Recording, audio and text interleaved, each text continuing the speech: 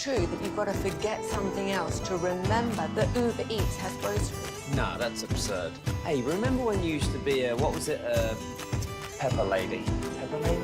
Was it? Cinnamon Sisters? Basil Babes. Saffron Squad? Nutmeg Maidens? Pre-curb? No, Nutmeg I Maidens? just said that. Was it Spice Girls? Doesn't sound right. Was it Saffron Squad?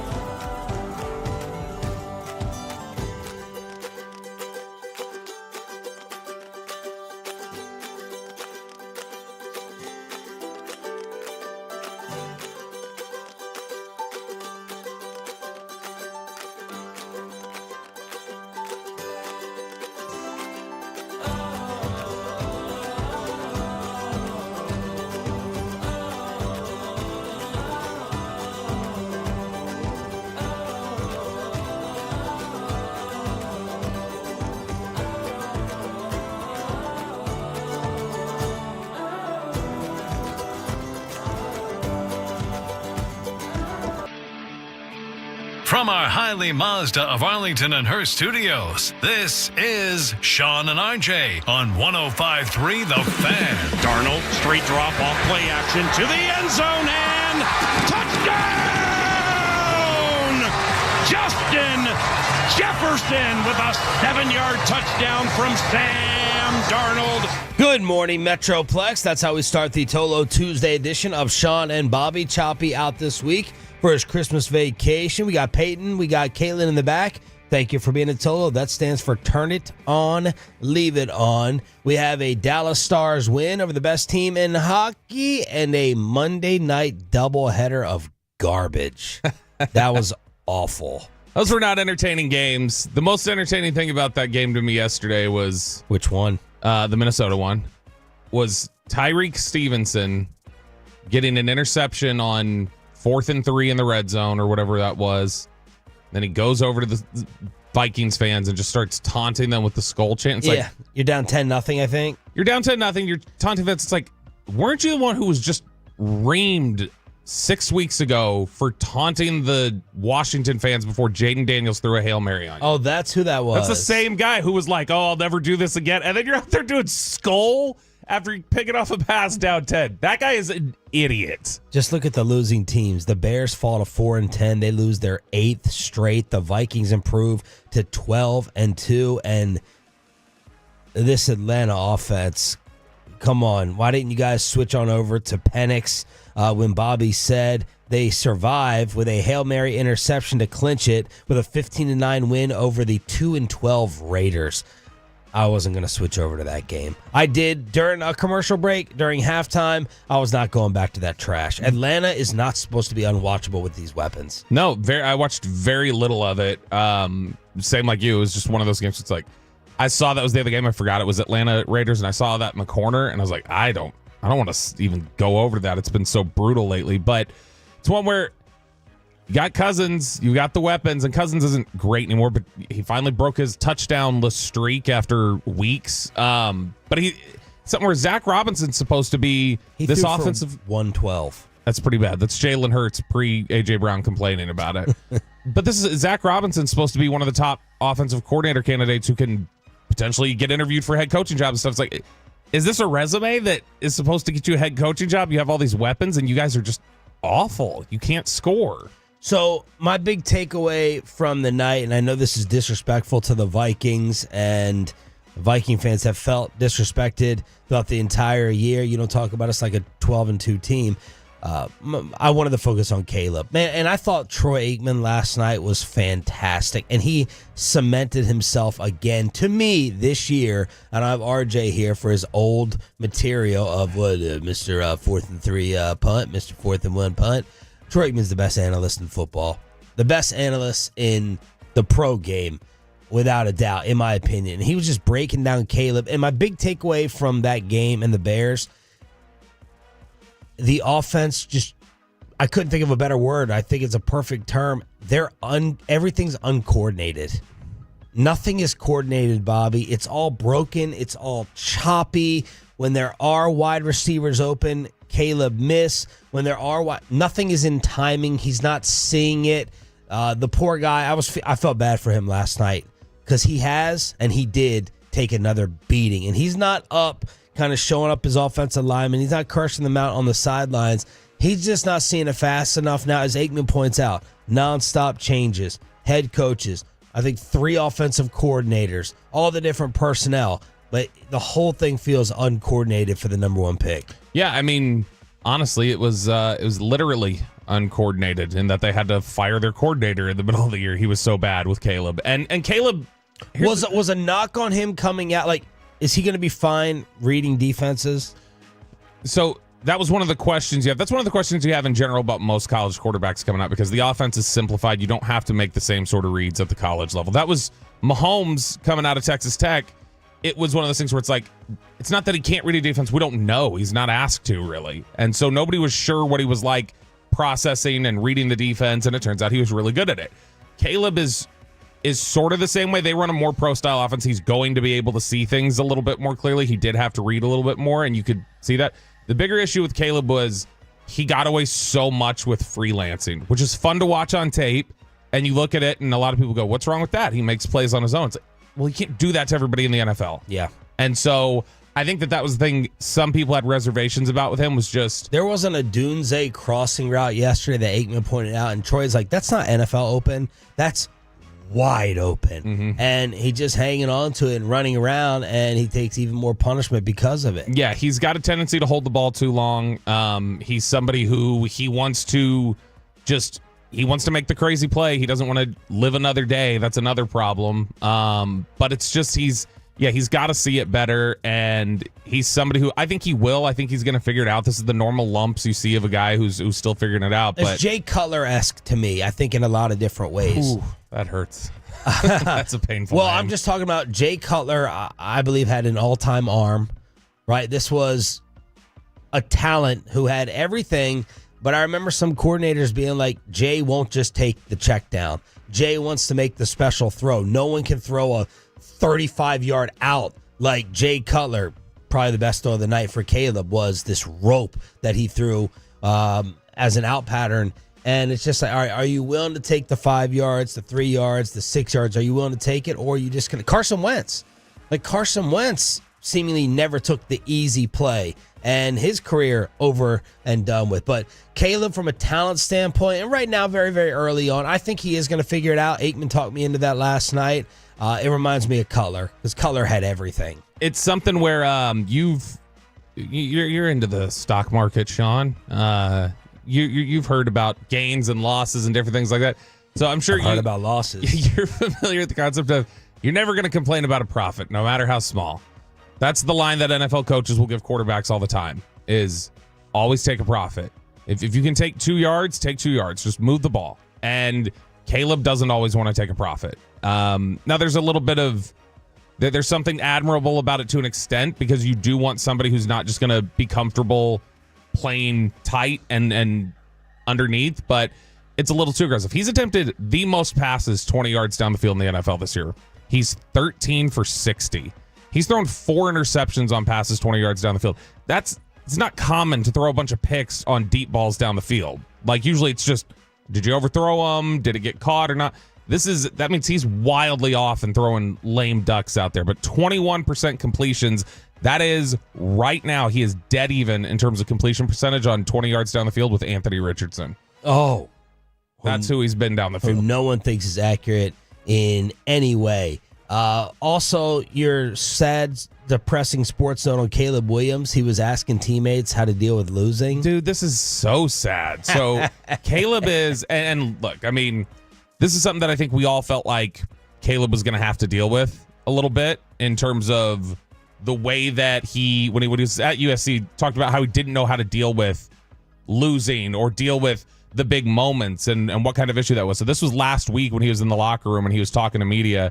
And he said, this is my first time being part of something like this, of losing and this streak going. So I ask questions to the guys that may have lost a bunch of games in a row like this, or had losing seasons. I ask them questions because the more knowledge that I have prepares me for the future if this ever comes close to something like this again. It's like, how sad are things in Chicago? Your franchise quarterback is going, hey, I have to lean on my teammates who have sucked for so long to tell me, how do I deal with sucking? Yeah, it's an unintentional, accidental pointing of the finger towards losers. That's just pathetic. Like if you're Will Chambers, you're cheekaling down the hall, big Bears fans. Losers. How do you feel when you see that quote from your quarterback?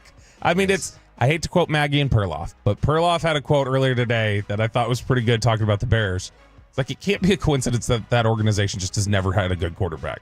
Like, they can't pick a good quarterback. They've never been able to do it. And Caleb is supposed to be the one that undoes it, but this is a franchise that has a deep history of just losing. Pretty cool moment last night as Chris Carter and Jake Reed, one of the all-time offenses, Brian Billick coordinating over there in Minnesota, they came out with the number 84 jersey. Justin Jefferson scored, said, "We love you, Randy." And, of course, this is all because of the great number 84, Randy Moss, with his cancer update the other day. Your boy is a cancer survivor. And I'll get into that a little bit more in a few minutes. But, I just want to give a shout-out to a lot of people that really helped me pull through this. Been in the hospital for 6 days. I just got out today. Thank God. So this is Randy saying he is a cancer survivor. They found a bile duct between his pancreas and his liver. It was a sad video to watch. He's sitting there with a cane when he was just on TV like a week ago. So everyone is trying to rally around the great Randy Moss dealing with cancer. That's scary too, because I was reading about this. Get checked, Bob. It hasn't been totally identified. Like, I mean, you mentioned they talk about general area, but they talk about how he had a Whipple procedure. And I know from from Whipple? from being a hypochondriac, I know that a Whipple procedure is generally used on pancreatic cancer, and that's a next to nothing kind of survival rate. That is one of the deadliest things out there. So that's terrifying, just to think Randy Moss, who talked about, hey, get checked out. He clearly looked rattled when he made the announcement that he was going to be gone. And you feel awful for him. Hopefully he's on the other side of this like he talked about. But, man, that's terrifying. Monster matchup last night at the AAC. Where they are now. Shot, score! Lee and Bishop let it go. May have been deflected. Dallas has the lead. Victory Plus with the call. They snapped the Washington Capitals' 10-game road winning streak and continue their own winning, now 13-2 at home. Rope Hentz had 2 goals. Jason Robertson added 2 assists, but it was also Heiskanen as someone who was helping with the Stars' defense. Ottinger continues his great season, has not given up more than 3 goals in a game since November 25th. It does not get any easier. Next up, the Eastern Division leading Toronto Maple Leafs make their one-time appearance at the AAC tomorrow night. Gavin Spittle, Spits and Suds Hockey Podcast, out for the Hockey Heads. Well, Sean, I actually have the numbers right here from Money Puck since Bobby can't speak right now. Please inform us. The deserve to win-o-meter. Hey, in your moment. This is why I don't like this stuff. The Capitals were going to win 58% of the time. Oh, yesterday. The Capitals so were Capitals should have won. So that's an deserve upset. to win-o-meter. Capitals should have won. That's an upset for the Stars on the deserve to win-o-meter. That was so bad it may get your mic turned back on. It's been rough on the deserve to win-o-meter. Money Puck has been off. I feel like their percentages lately have gone to the losing team. So I don't know if they know totally what they're talking about. Now, I never pretend or proclaim to be a hockey head. I have RJ Choppy here for that. But Ovechkin, he's still crushing, right? He's still balling out. Pepe, are you following close enough, or do we have to get Alec in here since he went to a Stars game the other night? Yeah, Chris Strong went to a losing Stars game. No, well, I think Alec did as well the other night. I don't know. Did he go with him? I know Ruben went to the Minnesota game. Ruben's in Minnesota right now. But yeah, Ovechkin's been hurt. He had been hurt a little bit. But yeah, he'd been balling out most of the season, even at age, whatever he is, close to 40. My analysis of Ovechkin, looking at his ESPN profile page, is, man, he's very gray for a 39-year-old. Yes. Which I don't want to talk too much. It's starting to come in a little bit and upset me. But, man, he does look about 50 years old. 877-881-1053 in order to hit us up on the Frank and the Franco Injury Attorney text line on DFW Sports Station. We have Jerry Jones live at 8:30 this morning. We have a Boys to Men ticket giveaway. We have Ask Reddit during the commercial-free expressway, but we have a lot of Inside the Star. Stephen Jones with KMC following. It's Stephen making all the headlines now. It's not Jerry. And Micah Parsons says, I'm not only going to be here, I'm going to be here to watch us spend this off season. Next on The Fan.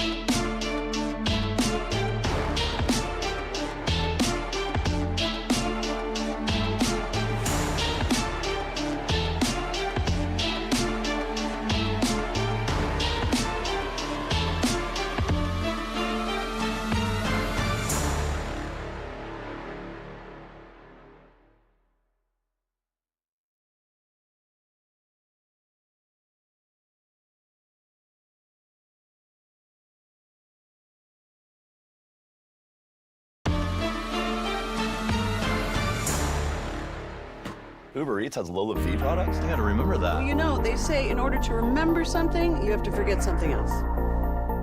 Okay, now that is a very cute haircut. That's like a little shag. I've never seen that before. Well, I mean, of course you have. It's the Rachel. Oh, is that your name? No, I mean, like, your name. No, I'm Jen. My name's Jen. Right, but I just mean, like, this is your haircut. But that's hair on your head. I'm not saying this is your hair. Okay, forget it.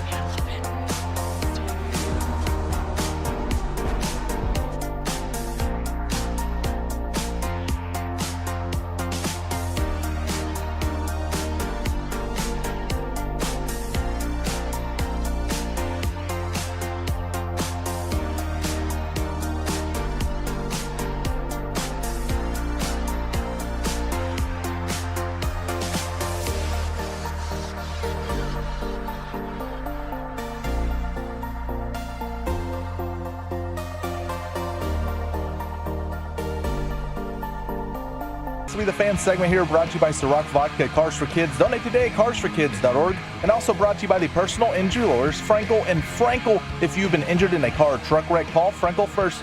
214-817-333-3333. With Frankel and Frankel, there is never an out-of-pocket cost. They only get paid when you win. Frankel and Frankel, the go-to car and truck attorneys in Dallas. From news and notes to the coaches and players for America's team, let us go inside the stars on 105.3 The Fan. When is the last time that Jerry has had to clean up for Steven?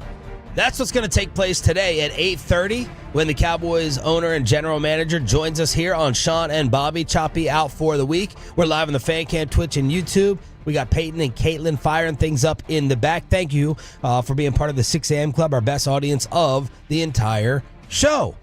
Stephen Jones yesterday hopped on KMC, and he was attempting to clarify some things. I do think that the Micah trade headline was inaccurate. I think that got spun. Bobby, we can debate on this, but I think what Stephen Jones was trying to say to Ian Rappaport at the owners' meetings here in Irving, look, we just have to have a conversation about whether it's smart to pay our top 3 players that much money and we erase depth and supporting pieces. You're not going to have that. And I think that got turned into Cowboys are open to trading Micah Parsons. Is that the exact connection that should have been made, or a little bit of an over-exaggeration? No, I think it's a little bit of an exaggeration. I don't disagree. I think that... Or should Steven have been more cognizant when saying that, or maybe it was intentional for a negotiating ploy. He should have been more cognizant in saying, when I say this, there's only one left unsigned. So if I suggest, maybe it's not smart to sign all 3 to that type of money, Micah Parsons left out in the cold. Yeah, I think maybe he needed to clarify. Maybe it was a case of he felt more informal and conversational sitting there and didn't realize the context for which the story was going to be written and didn't understand how these quotes were potentially going to be used. And so it could be the case that he did that. I think you're right. Nothing tells me that Steven wants to trade Micah Parsons. I haven't gotten that inclination. I don't think Steven wants to move on from Micah Parsons. I don't think that's a reality for him. I don't think it's a reality for Jerry Jones. Then why bring that up? Why bring up that aspect of the team building? Because I think what the conversation is they got so just torched with their depth this offseason, where they lost. We talked about it all offseason about the fact that, yeah, you've still got some of the best starters in the NFL when you're healthy, but the problem is as soon as you get hurt, you have some of the worst depth. Now, it's playing out fine right now, but you have some of the worst depth in the NFL, and so I think what he's saying is just, in general, moving forward, they've got to figure out their balance sheet better. Stephen Jones did attempt to clarify yesterday on KMC. We see Micah as a Cowboy for long term, and like I said, all you got to do is look at the football games and see what he does for us when he's healthy and out there making plays, and then have the vision of what it can be when we get when we get guys back, whether it's a Sam Williams, a Maris coming on now. You obviously Overshone. You get Diggs. He's had to play banged up now for 2 years, but you can certainly see a vision for what can be with Micah, and that's what we're focused on. And we've said all along that our goal here was to sign all 3 of those guys, and that's still our goal. Okay. Man, I just still hear them. They are all starting to lay it on thick, the injury thing. I can see it coming already this spring, and it's upsetting me. Like I get it. The injuries are bad. You were a bad team before all the injuries hit. We'll get to it at 7 when we update what the Lions are going through. And the Cowboy mob hit up Bobby yesterday. Bobby got jumped like that hockey player at Houston's in Arizona. 6-on-1 in the parking lot. And I did not jump in to help. I just watched it. I didn't see it. I was comfortable. It was all good. So 1-on-6. The Cowboy fans jump in. Roberto, we'll get to that at 7 o'clock this morning. So Micah Parsons seems unbothered and unfazed by this whole entire thing. It's almost as if he has these one-on-ones with Jerry, and he's like, I know I'm not going anywhere. I know he's paying me, and I may also know what we're doing this off-season. Like I said, y'all know I'm going to be a Cowboys for life. We're going to figure out a way for me to be a Cowboy for life. And I think, Jay and Steven see it that way too. So I'm going to be real excited, at the end of this year. I hope the fans are going to be excited because I think it's going to be a great offseason. I do think we're going to attack free agency. I think it's going to be a great year. Ooh-wee!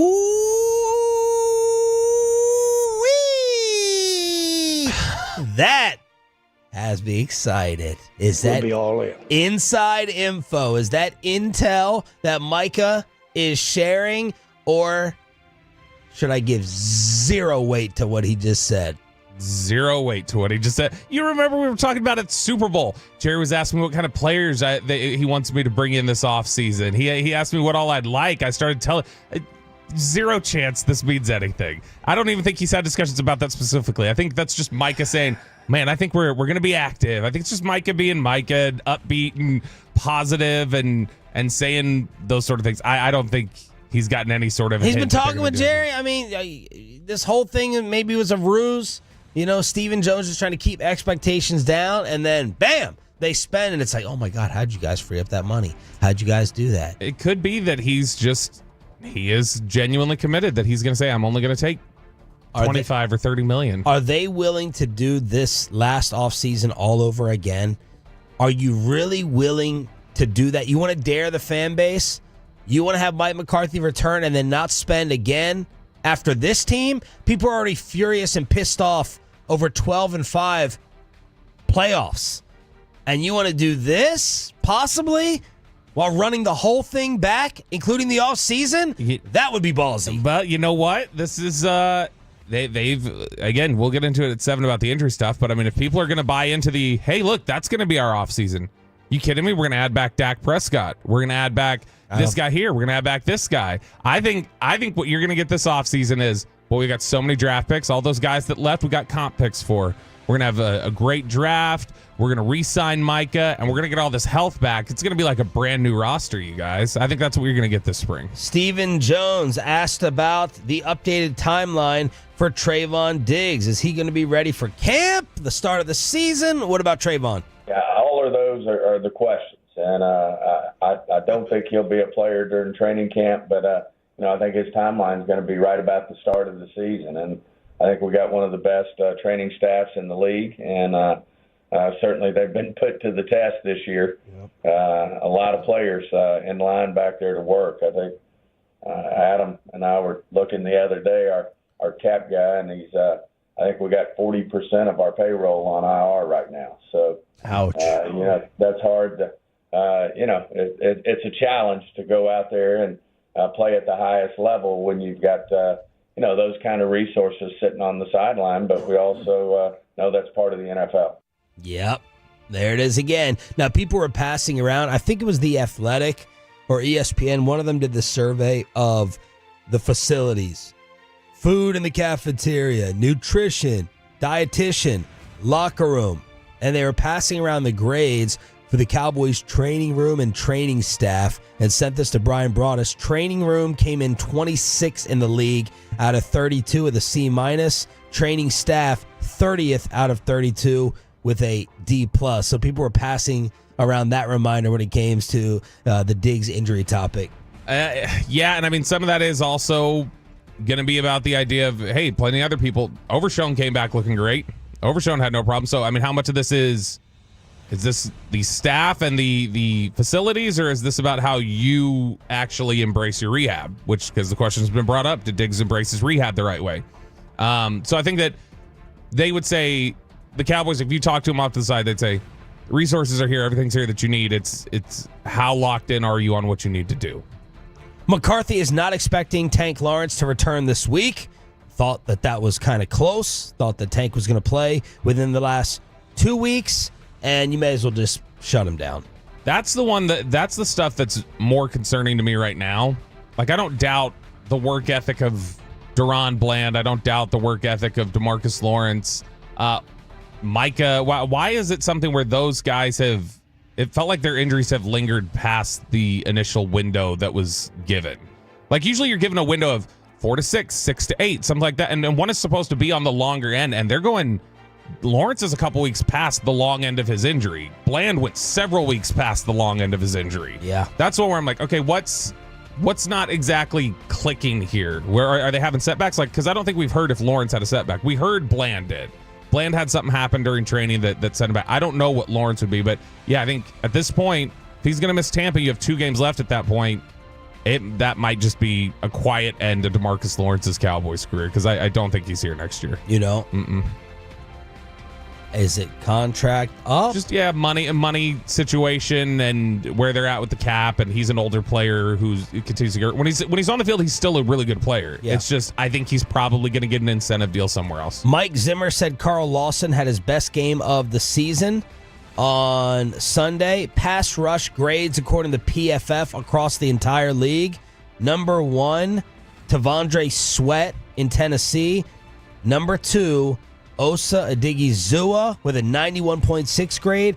Carl Lawson, 91.5. So, 2 of the top 3 pass rushers in the NFL in Week 15, right here. That was not a bad Carolina offensive line they were going against either. That's a good pass protection line, and they've had very few issues with their tackles this year in pass protection, and Dallas did a really good job on both of them. Cowboys had 7 undrafted players on the field when Cooper Rush threw his touchdown to Jalen Brooks. Mike McCarthy was asked about it, and he said, we drafted our ass off in the 8th round. So there you go for the free agents, the undrafted free agents. Brian Schottenheimer said Brock Hoffman lost his voice against Carolina because making all the calls.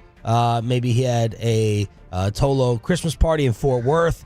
And he said, it was hard for him to make the calls, that or from talking S to other teams, according to Brian Schottenheimer. We got right up to his locker. It was Nick Eatman and I were the first ones to get over towards Brock. And when he started talking, that was the first thing he said in the locker. He's like, sorry about my voice. He's like, I was making all the calls. My voice is gone. But I mean, he was raspy. But it is also that he is the guy who he talks after every play. He is going to, sometimes... feels like the common line we get from athletes today is like, well, I'm not going to start the talk, but I'll finish it. I'm a talker, but only when people start with me. No, Brock Hoffman readily says, like, yeah, I start it. Like, I'm going to, like, poke somebody. I'm going to, bark at somebody. I can't wait to hear when Travis Hunter gets to the NFL, if Brock Hoffman's peeling around and blocking Travis Hunter, I cannot wait to hear what he has to say to Travis Hunter about various stories with his girl, like, hey, how's your girl been? So I think he'd go. We need to interview him over his trash talking game, like his content, his research. Yeah, we were gonna get him in training camp, and then he had something happen with like an injury or something. He had to do rehab, but he was supposed to be one of the guys that joined us in camp this past year, because that was one of the guys that PR was like, yeah, if you want to talk to somebody who's really fun, he's the guy. So he's like our KG. Oh, he talks a lot. Kevin Garnett. Yes. Shout out Kevin Gray. Hello, baby. 877-881-1053 in order to hit us up. We're live on the Fan Cam, Twitch, and YouTube. No one takes you more inside the star than our Cowboys reporter, Bobby Roberto Belt. The Heisman winner does need your relationship advice because his girlfriend came out. They're firing darts back your way, and Peyton Russell still has really, really, really bad gas. That's next here on 105.3 The Fan.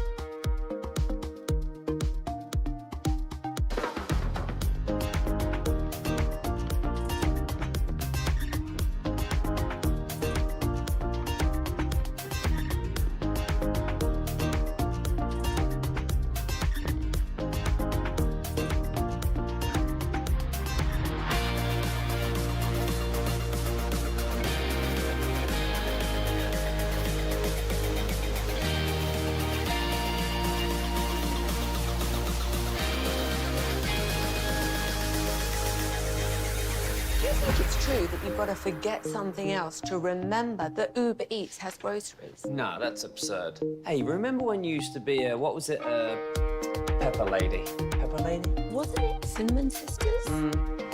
Basil Babes. Saffron Squad? Nutmeg Maidens? Paprika? No. Nutmeg Maidens? I just said that. Was it Spice Girls? Doesn't sound right. Was it Saffron Squad?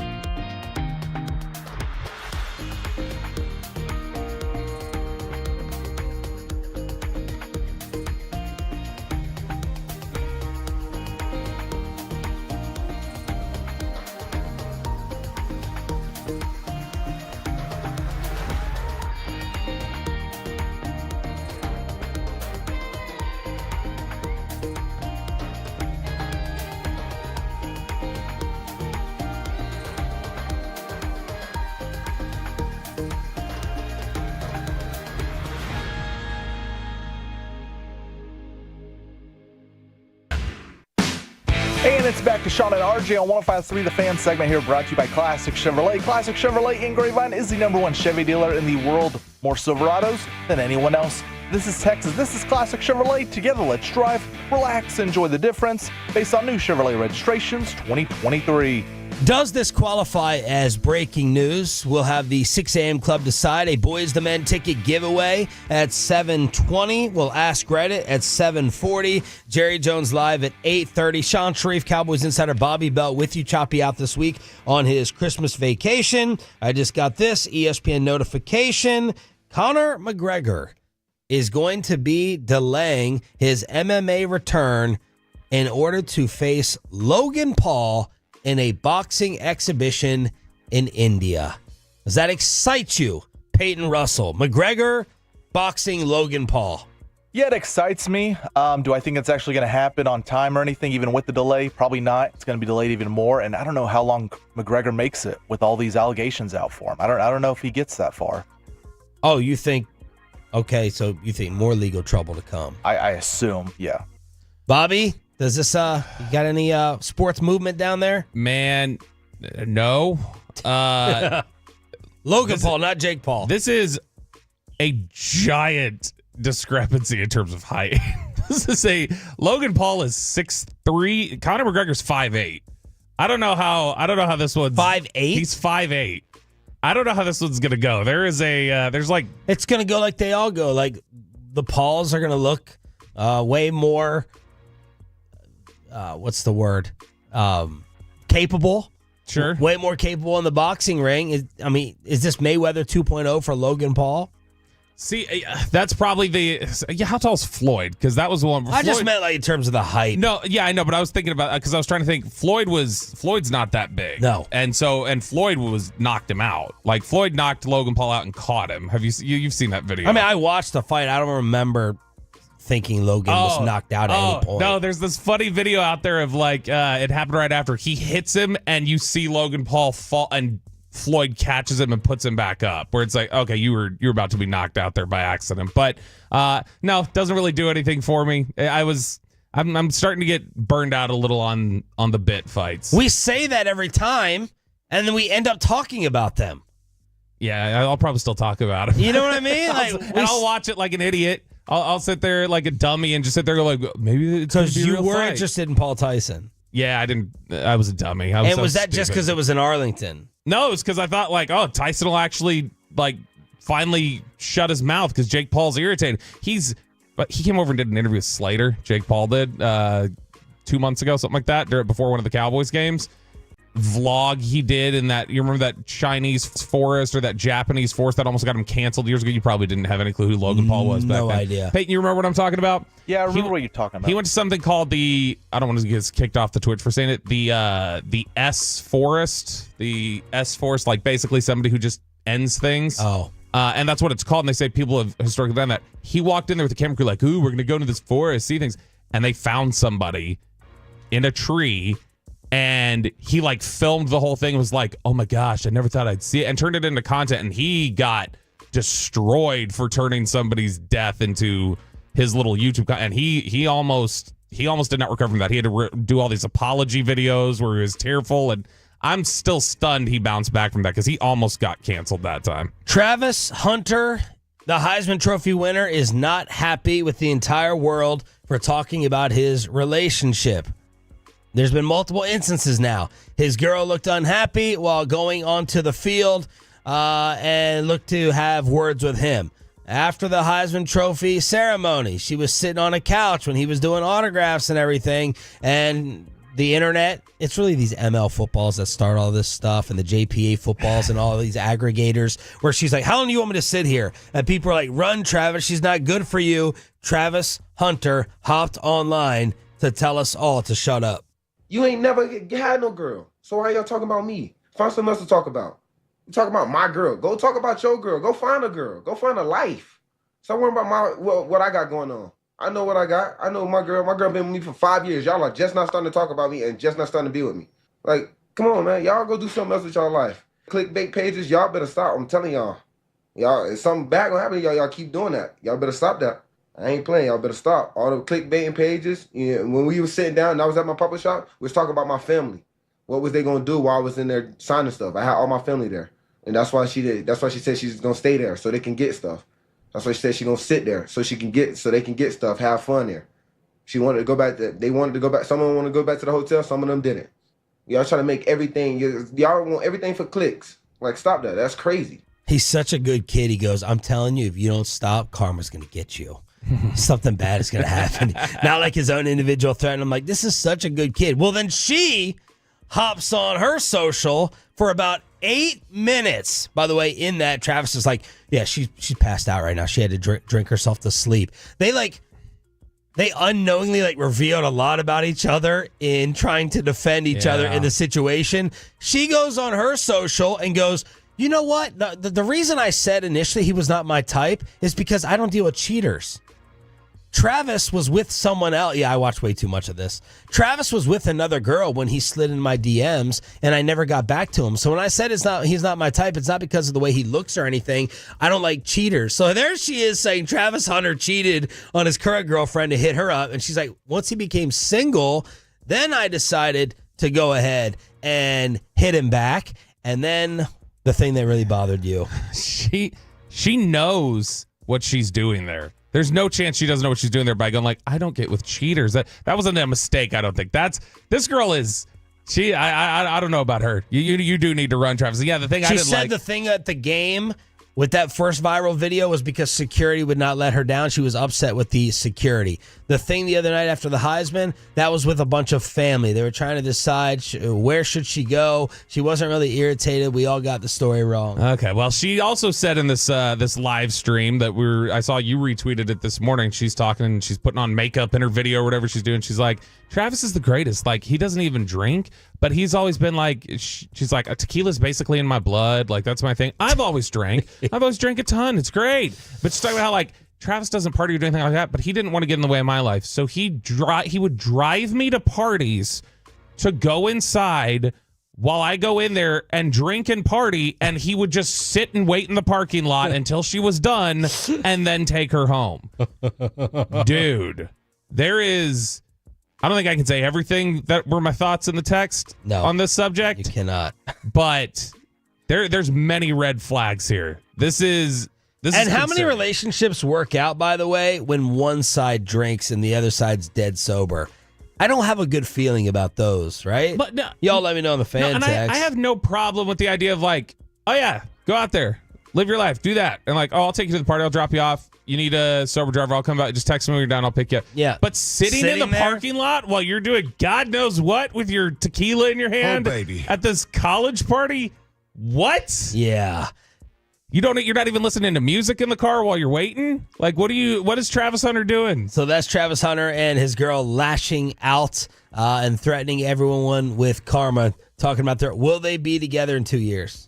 No chance. The trash talk he's going to hear on the field over stuff like this is going to be insane. They are going to just rip him. Poor Pepe still has gas, and I am worried for you moving forward. I'm worried too because someone's lying to me here. I got to get to the bottom of this. Look, plumber Jeremy, Tolo Jeremy, Sean, you hit me up with his information. I reached out to him. He tried to help me. I had some Tolos on Instagram and Twitter reach out to me to help me with this situation. This is a $400 gas bill you received? $400 big gas bill last week. It had never been over $120. I think that was once this year. Maybe it was in November or something that it was over $100. But yeah, $400 gas bill. I had Atmos come out there to check for a leak. They said there's nothing, and I asked them. I said, "Well, what's causing $400?" I've talked to hundreds of people. It seems like, and no one has a $400 gas bill. And he's like, "I don't know, man. Maybe it's your heater. I don't know. There's no leak or anything." I go, "Something's wrong here. Something's wrong. I don't know if I have to hire a plumber to get out there, but something's wrong, and I can't be paying $400 gas bills." And that is the most frightening thing when they come out and say everything is fine, everything is good, because that means you may be expecting more of the same moving forward. And I guess it's something with my heater because, okay, so I figured out on my thermostat, it says aux heat, like auxiliary heat. Is that just straight gas that go? I've never seen that before, so maybe that's it. But you gotta ask a real man, not us too. Yeah, I don't know if you that's the Choppy. issue, or maybe my heater runs differently than other people. But yeah, $400 gas bill, and I mean it's gonna get colder here in a few days. Thank goodness I've been able to turn the AC on the last few days. But yeah, I can't run the heater anymore. When did you start this show with Choppy? What year was it? 2010, 2011, 2012. If someone would have said, "Hey, 12 years from now, you're going to have a couple young kids working with you, and just about every morning they're going to walk in here and just ask Chop for the fatherly advice of, hey, so my gas bill, what could this be? How you talking about Peyton and Caitlin? Yeah, it's like Chop has become the fatherly advice figure. Would you have ever thought that when you were sitting there in 2012 that he would be the new mentor to here's how you deal with all your house issues, kids? No, it's wild. But he's got 14 personalities. It's whatever he's told to transition to, he does it. Well, not whatever. Although I think he probably even would. He'd throw Trump to the side for that. Yeah, depends on how good looking they are. 877-881-1053. Maybe that's something he would search. Something people would search out there. Okay, so the website, the hub, as it's referred to. Peyton, what's the little drop we love from the hub? Yep, there you go. You know what that means. All right, the hub did their own Wrapped and went ahead and looked at the top search terms in states. Now, here's the funny thing. Ever since a bunch of different states had the new rule in there that you got to, in order to counteract some of this underage videos that exist on these websites, a lot of different states have required you put in a driver's license to say this is how old you are. And so because of that, you cannot get the hub in several different states now, including Texas. But the states you can get it in, they released their search it, like they list their top relative searches for the year in those states. So not like, obviously everybody's gonna have stuff like girl or like sexy or something like that. These are the searches that are unique to this state and have more searches there than anywhere else in the country. And there's some really odd ones. The state of Washington, milking. Oregon, furry. So they're big into furries out there, man. Choppy would tell you that. I think. What's he say about Portland? Dang it, I can't remember what it. Granola. He always says granola for Portland. I've got there's so much here that's like, you get a state where they just are searching a city in their state is what they want.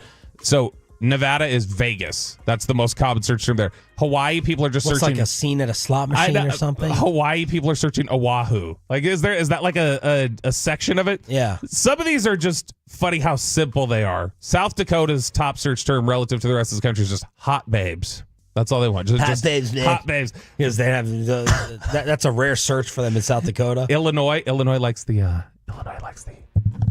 they like the ASMR role play is their top search. That's term a in thing? Illinois. That's apparently a thing. ASMR? A little concerned about Missouri. Grandma is their top search. Oh, gross. We've got these are the ones that I think are most interesting. Tennessee, old Rocky Top, Choppy. The most common search there, chubby MILF is there. Chubby MILF. I like that Pennsylvania is they are. We should ask McCarthy about this on Friday. Yeah. Pennsylvania, theirs is basic. Naked women. That's all they want. They just want to search naked women. Last one for you. West Virginia, their top search term relative to the rest of the country, fat woman. Just keep it simple. West Virginia, Singular. like, it's the old Sam Putney song from K104 back in the day. Give me a big fat woman. That's what they want. Nothing in Texas because we can't use it. No Texas. No, half the states basically aren't on here. Why did Dan Campbell get Bobby jumped by Cowboy fans last night? Around the rest of the NFL, that a Boys to Men ticket giveaway is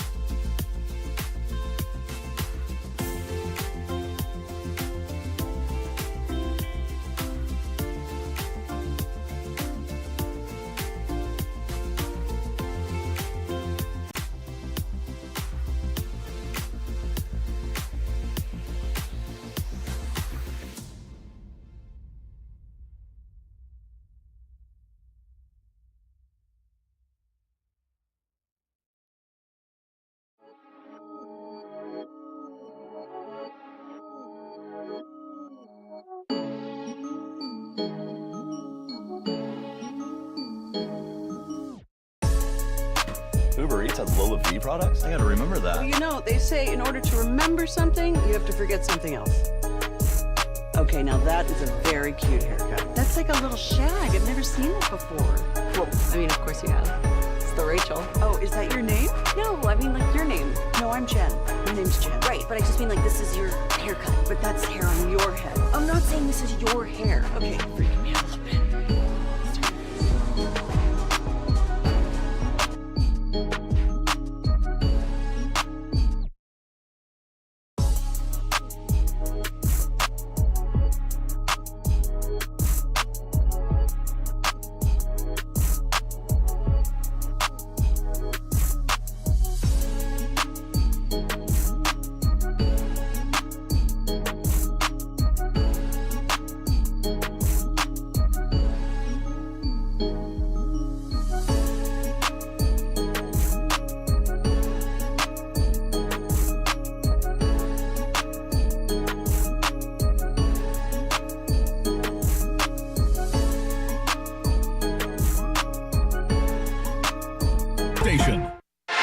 From our Highly Mazda of Arlington and Hearst studios, this is Sean and RJ on 105.3 The Fan. Ritter on straight drop now. Up in the pocket, going to hang it for the end zone, and it is intercepted by Atlanta to end the game. Holy smokes. Your heart's in your throat when Ritter throws it in the end zone. And Jesse Bates has come away with the interception to end the ball game. Good gosh. Desmond Ritter, Falcons radio, 15-9. 2 Monday Night Football games on last night. We were more interested in the Minnesota Vikings improving to 12-2 by taking out Caleb Williams and the Chicago Bears. Chicago loses their 8th straight, but here are the Atlanta Falcons in the hideous division that they play in the NFC South. It's 8-6 Tampa Bay in first place. Atlanta is there at 7-7. They get the win over the Raiders. Yeah, I felt like this whole time, I don't know about you, like Raiders are really bad right now, and I feel like everybody's been saying, well, they're going to get the number 1 pick, they're going to take Shador, whatever else. I was looking at odds yesterday from ESPN. And by the way, Desmond Ritter still threw for almost double the amount of yards as Kirk Cousins, Jacoby Myers, and Desmond Ritter. ESPN had their FPI, their football prediction index or whatever it is, and they were targeting who's got the best shot at getting the number 1 pick. And the rest of the way, they have the Raiders with the 3rd best chance of getting the number 1 pick, which I've been thinking everybody all along. They said that the Giants have a 41% chance to get it, and then the Patriots have a better chance at getting it than the Raiders. The Patriots have 3 wins. The Raiders have 2. I don't know where they think the Raiders are getting a win the rest of the year. They're looking at the schedule, right? Yeah, but the rest of the way, it's Jacksonville, New Orleans, and the Chargers. I don't think the Raiders are winning any of those. Yeah, but those first 2 teams are awful. Yeah, but the Raiders... Jacksonville and who? The Saints. The Saints. Yeah, but and look, I mean, the rest of the way, you've got New England has Buffalo twice, and then they've got the Chargers in there, so they're not winning any of the... But I don't think any of these teams are winning any of these games the rest of the way, which I would think would mean the Raiders... Yeah, but you can say with a lot more certainty that you're not going to beat Buffalo twice. Did you say twice? Yeah, they got Buffalo, Chargers, Buffalo, which is awful scheduling. Has that ever happened? Dallas got the Eagles, I think, 1 year late. Like, they had them at the first week of December and then at the very end of the year. Twice in the last 3 weeks? It's not common. Dallas once had Philly, I think, twice in the last 4, but that was it. Here's the draft order right now. Vegas 1, the Giants 2, New England 3, Jacksonville 4, Carolina 5, Tennessee 6, Cleveland 7, the Jets 8, Bears 9. Good grief. Chicago doing all this losing for the 9th pick.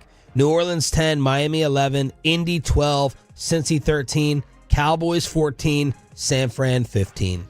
And that 14th pick, I've not gotten all the way in yet. I'm just starting, but I know that on the way in, Zach Wolchek and Nick Harris are further along than I am in watching guys, and both of them are like, I'm seeing these first-round players, and they look like a bunch of second-round players. This doesn't look like... It looks like the draft is going to be few first-rounders, and they're going to be near the top. So you might be sitting there at 14 and picking a second-round player type of draft. So, but your team building, your fighting. Culture. It's for the culture. Uh-huh. Devondre Campbell, of course, yesterday was suspended by the San Francisco 49ers for 3 weeks. They essentially want to put him on ice for the rest of the season so no one else can go out and pick him up for quitting. They also emptied his locker and removed his nameplate. So let's erase any memory of this dude. He has not spoken. Who's his agent? He and his agent have not come out. I thought we were going to get, being honest, I thought we were going to get a mental health thing. I thought we were going to get a depression justification, something to try to explain this. It's been crickets on their end. Nothing. Yeah, I got to see. That's a good question because you would think the agent at the very least would be out in front of it. Nick Bosa said that Campbell was complaining in the locker room before the game.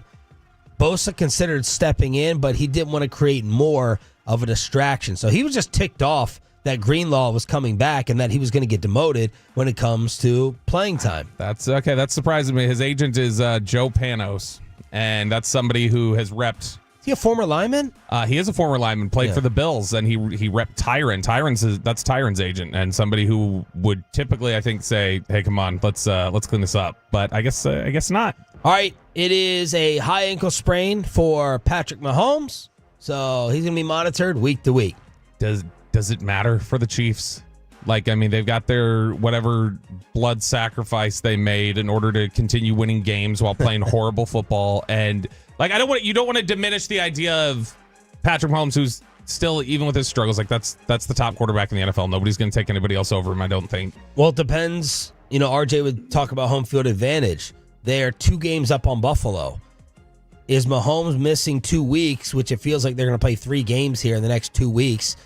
Is that going to cost them home field advantage? Buffalo also, didn't they beat them straight up? Yeah. So if they lose 2 games, Buffalo takes care of business, the Bills will get home field. They should, and they should have lost 8 games this year, Kansas City, but they don't. And it's not like Mahomes has been going all world. So you think Carson Wentz can be Mahomes-esque? I think they'll probably win the last 3 games, even if Carson Wentz has to start all of them, because that's the dumb luck they've had this year, and it will come back and karma will get him. Like Travis Hunter says, karma's going to get you folks. Karma's going to get him in the playoffs. It's a brutal finish. Texans at Pittsburgh at Denver.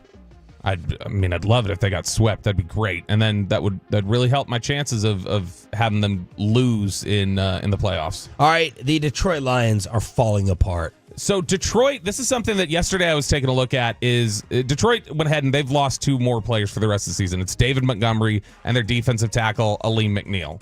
And when you hear those names, obviously you know who David Montgomery is, and Aleem McNeil is a defensive tackle that's been solid for them for the last couple years. But this is a just historically bad run of luck with injuries. With those 2 now going on IR, here's what Detroit has lost from their 2023 team.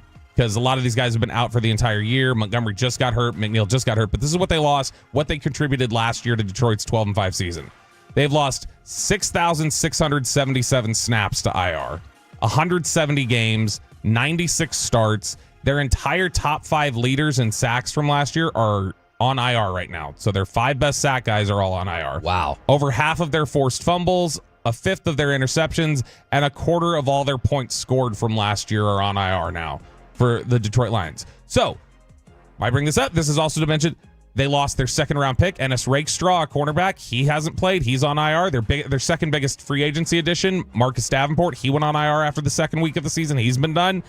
Detroit and Dallas both go 12-5 last year. They both have a ton of critical injuries. In fact, Detroit's been without a lot of their people for more of the year than Dallas has. And one's 12-2 and one is 6-8. And so when they start leaning in, Dallas is starting to try and lean into these injury issues, which injuries are absolutely part of it and a frustrating area of it. But when they start leaning into some of this and acting like this is why they were bad was because of the injuries, I'm not going to be able to handle that as a legitimate excuse when Detroit's going 12-2. Philly won their Super Bowl in 2017 without their starting quarterback and half their roster. And they went in there and beat New England, Tom Brady, Bill Belichick, and handled business. It's felt so much like Dallas's legacy over the last 30 years has shifted from this is the standard to this is the excuse. What's our excuse? Where can we find our excuse? There's not we got to be better. There's a little bit of me. I understand you don't want to be reckless, but there's a little bit of me, and I know he says he regrets it. I miss the guy who would fire the head coach after 2 years. Because it's like, yeah, I know you went to the playoffs twice. Doesn't matter. Like, this isn't the standard. This isn't what we brought you in for. I miss a little bit of that. And I understand it's different. He's trying to maintain continuity and see this one through to the finish line. But at some point, you got to shake things up. And it feels like it's working on people now. They're buying into this whole, it's the injuries thing. Cowboy fans? Oh, on Twitter, at least they are. I was fighting with folks about this yesterday. Some of the different replies I got, Montgomery was injured yesterday. Using him as an example doesn't really work. Said, okay, Overshown just missed his first game of the season, yet he's still one of the injuries the Cowboys fans point to when they go, woe is me. And they go, I think there are more injuries that folks can point to other than Overshown. Yeah, so can Detroit. That's the point. You had somebody else said, they literally had them both all season. You're trying too damn hard. Somebody else came in there and said, Dallas also lost their quarterback. It's like, Dallas went 3-5 with their quarterback, and that quarterback was last seen on the field saying, we effing suck. Those fans combined with the Cincinnati loss fans are the reason that Jerry is able to get away with whatever you blame him for. It's because of your devotion.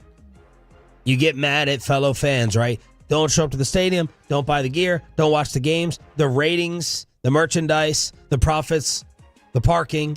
Those are the only ways that you're really going to get and send a message to the Joneses. But then you have that, like a little glimmer of hope. And some Cowboy fans just going ahead and taking a shot of it. Don't tell me what I'm saying. I don't know how. And look, it's been laid on thick. Like we talked about, Stephen Jones referenced it continuously yesterday. Jerry's mentioned, and yes, injuries are part of why they've had struggles. Injuries are not the main reason why they were having issues. And when you look at Jay Glazer putting the report out there about Trayvon Diggs' knee injury, he was the one to break it. Jay Glazer, of course, let's be honest, Mike McCarthy guy. So when Jay Glazer says the hits keep coming for the Dallas Cowboys, okay, you're setting a tone right there. At Dallas Cowboys, by the way, I don't know why he's tagging the Dallas Cowboys Twitter account like they're going to reply to him. In a year where they had been decimated by injuries, another star is done for the year. Pro Bowl cornerback Trayvon Diggs is not only out tomorrow, he's also now set to have season-ending knee surgery. Unreal, horrible luck for the Cowboys on the injury front. So let's just look at it. You open it up. Hits keep on coming. Like, poor Dallas Cowboys, decimated by injuries, unreal, horrible luck. Yeah, it sounds like you're already kind of laying the groundwork for, well, I'll do you a solid, Mike. Here's your cover for this. Man, they want Gerard Mayo out in New England already. Gerard Mayo needs some PR help. For as bad as Belichick people thought he was, he never let anything really slip up because he was a jackass. Gerard Mayo seemed to throw his offensive coordinator under the bus the other day. Remember how he handled the whole starting quarterback situation at the beginning of the year, flip-flopping back and forth? Then he was forced to apologize. For the dumbest, when he made the comparison to, well, we did it that way once in a Super Bowl. Yeah. Like, you didn't coach that Super Bowl. Apologize for referencing Belichick. Gerard Mayo was asked if there was consideration to running Drake May. There was a 3rd and 1 and a 4th and 1 in the red zone. And they're like, yo, Drake May can run. Did y'all consider running him to get the first down? Mayo responded, you said it. I didn't. That took things over to Alex Van Pelt, the offensive coordinator. Mayo then comes out and he's like, I didn't mean to, say anything about my offensive coordinator. His mishandling of the media and quotes is really, really surprising considering he played for such a long time himself and was under Belichick. Then there's the viral video of the Krafts. Did you see this? Mm-mm. This is Robert Kraft and his son. And the lip readers, again, that's my hidden talent. I wouldn't fly or be invisible. I wish I could just read lips with 100% precise accuracy. This is Robert Kraft and his son saying the play calling is terrible. Play calling is terrible. That seems to be what Robert Kraft is saying, and then his son is agreeing with him. You see it? Yeah, there's so many times, though, where... Like, you can come up with another phrase. You can come up with another phrase, or like, you remember everybody was so certain they knew what CD was saying, and then once somebody's like, he was saying jump balls for, I got you. And then when you saw it, it's like, oh yeah, that is what he's saying. I would have never guessed that's because it looks like something else. Wouldn't you just say it's the play calling? Why would you say it's the offensive play calling? Like that seems a little odd, I would think. What seems odd? Like to say play calling is terrible? No. To say like I think when people talk in shorthand like that, like I would figure Kraft would say it's the play calling's terrible, not it's the offensive play calling. People refer to play calling typically as that means the offense. So for somebody to say offensive play calling, I don't know, it just makes me think he must be saying something else. They're not saying he's saying offensive play calling. They're saying he's saying the play calling is terrible. No, I know. They're saying Robert Kraft said it's the offensive play calling, and then Jonathan Kraft said the play calling is terrible. And I'm saying I don't think that's what Kraft was saying. So, Okay. But that does look like what Jonathan was saying. All right, let's hook you up for turning it on, leaving it on. We have a Boys the Men ticket giveaway. And is Bobby going to apologize to Cooper Rush after the rewatch? That's next in Post Hot Clarity, the commercial-free Expressway on Sean and RJ is next.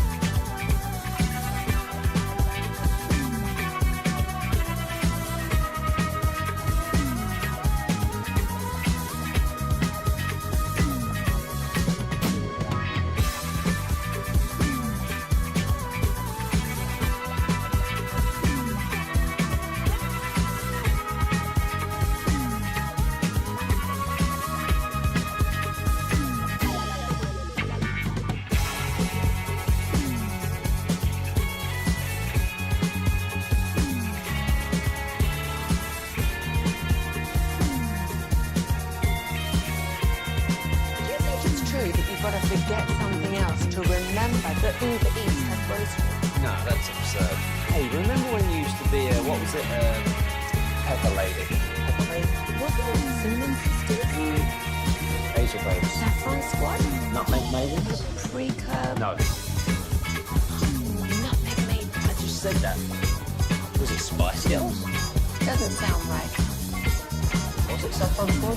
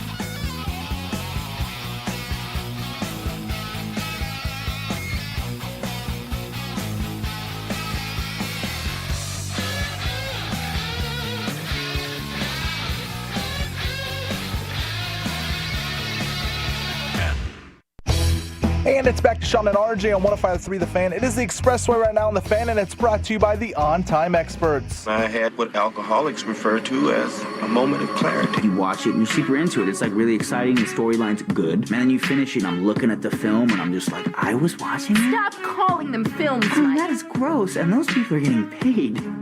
Oh, I'm going to need Sean Sharif to tell me if I'm being petty here with my final note in post-hut clarity. I don't think I am, but I've been told I've been a little biased on the subject of Mike McCarthy before. And I was kind of bothered by something, maybe a little insignificant, but I want to see if I'm doing things the wrong way. First, let's start off with Cooper Rush here in post-hut clarity, where we take a look back at the game and see what I feel a little differently about from the last time. And we teased it yesterday, the idea of, hey, was I going to apologize for giving Cooper Rush a star down? Star down, 3 touchdowns. What? So more Dak propaganda. Watching it back,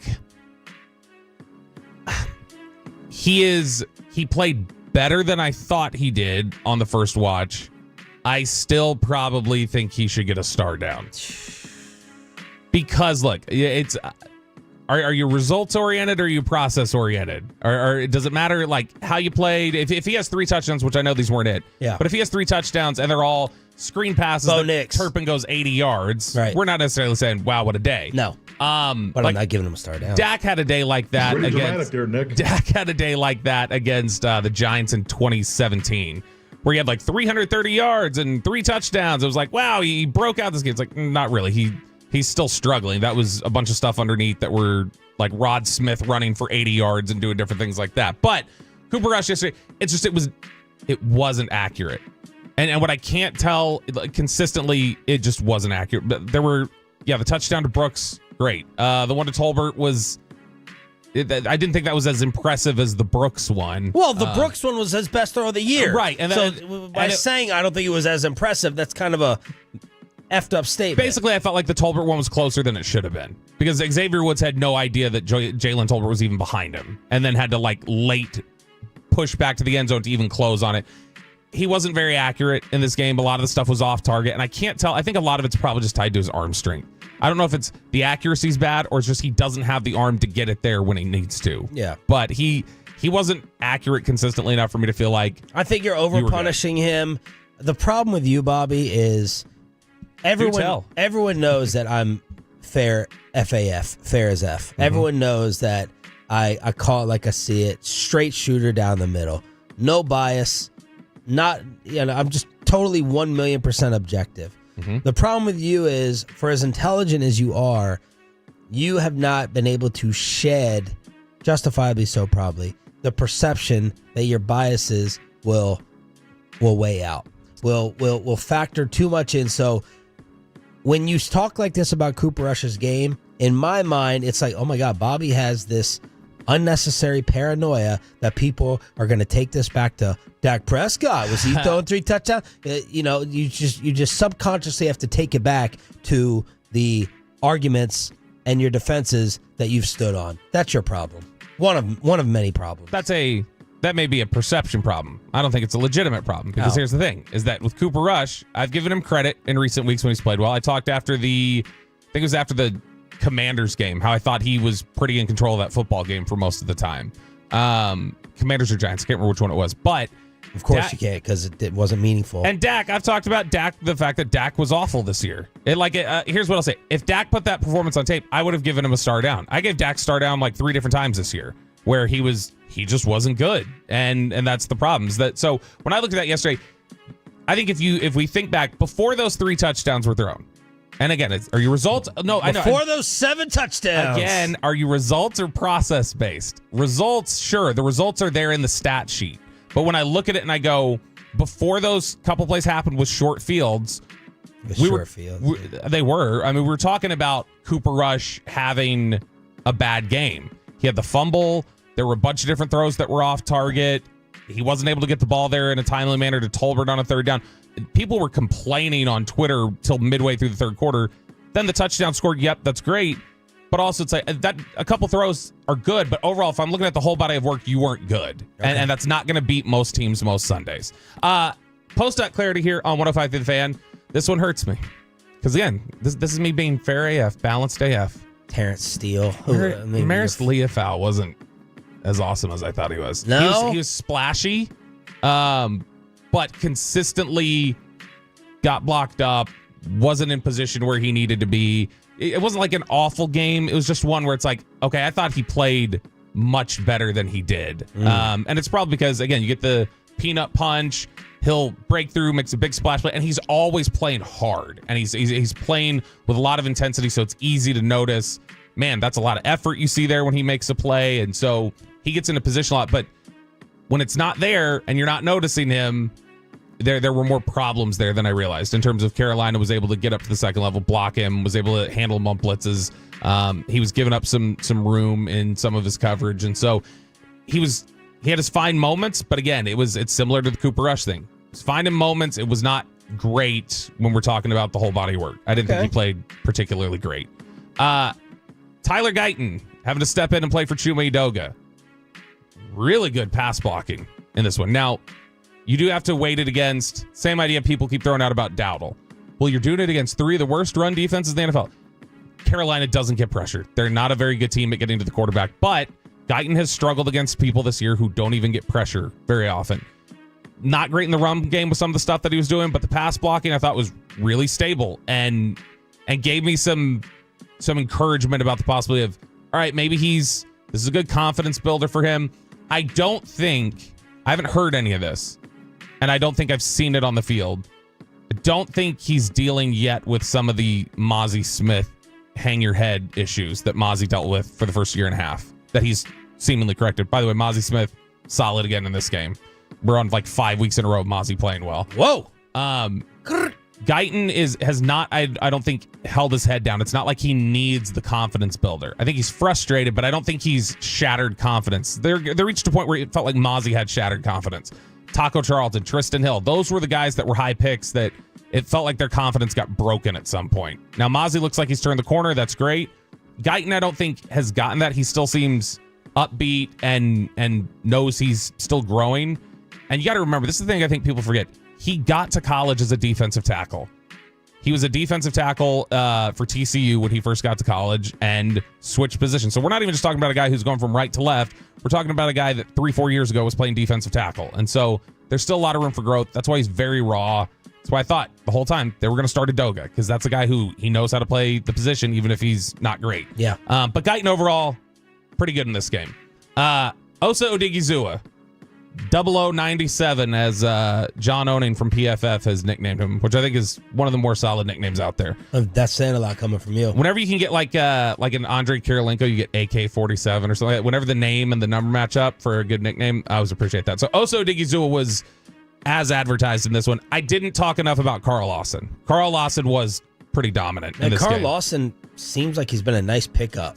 And Lawson was one of those guys who, gosh, was that 2017, 2018 when he got drafted? Lawson was one of those guys who Cowboys Twitter just dreamed of and like, please draft Carl Lawson. And Stephen Jones, I think, was even asked specifically about him in 2018 and said, yeah, look, we got certain measurements, certain rules, and because his arms are short, he's a short-arm guy.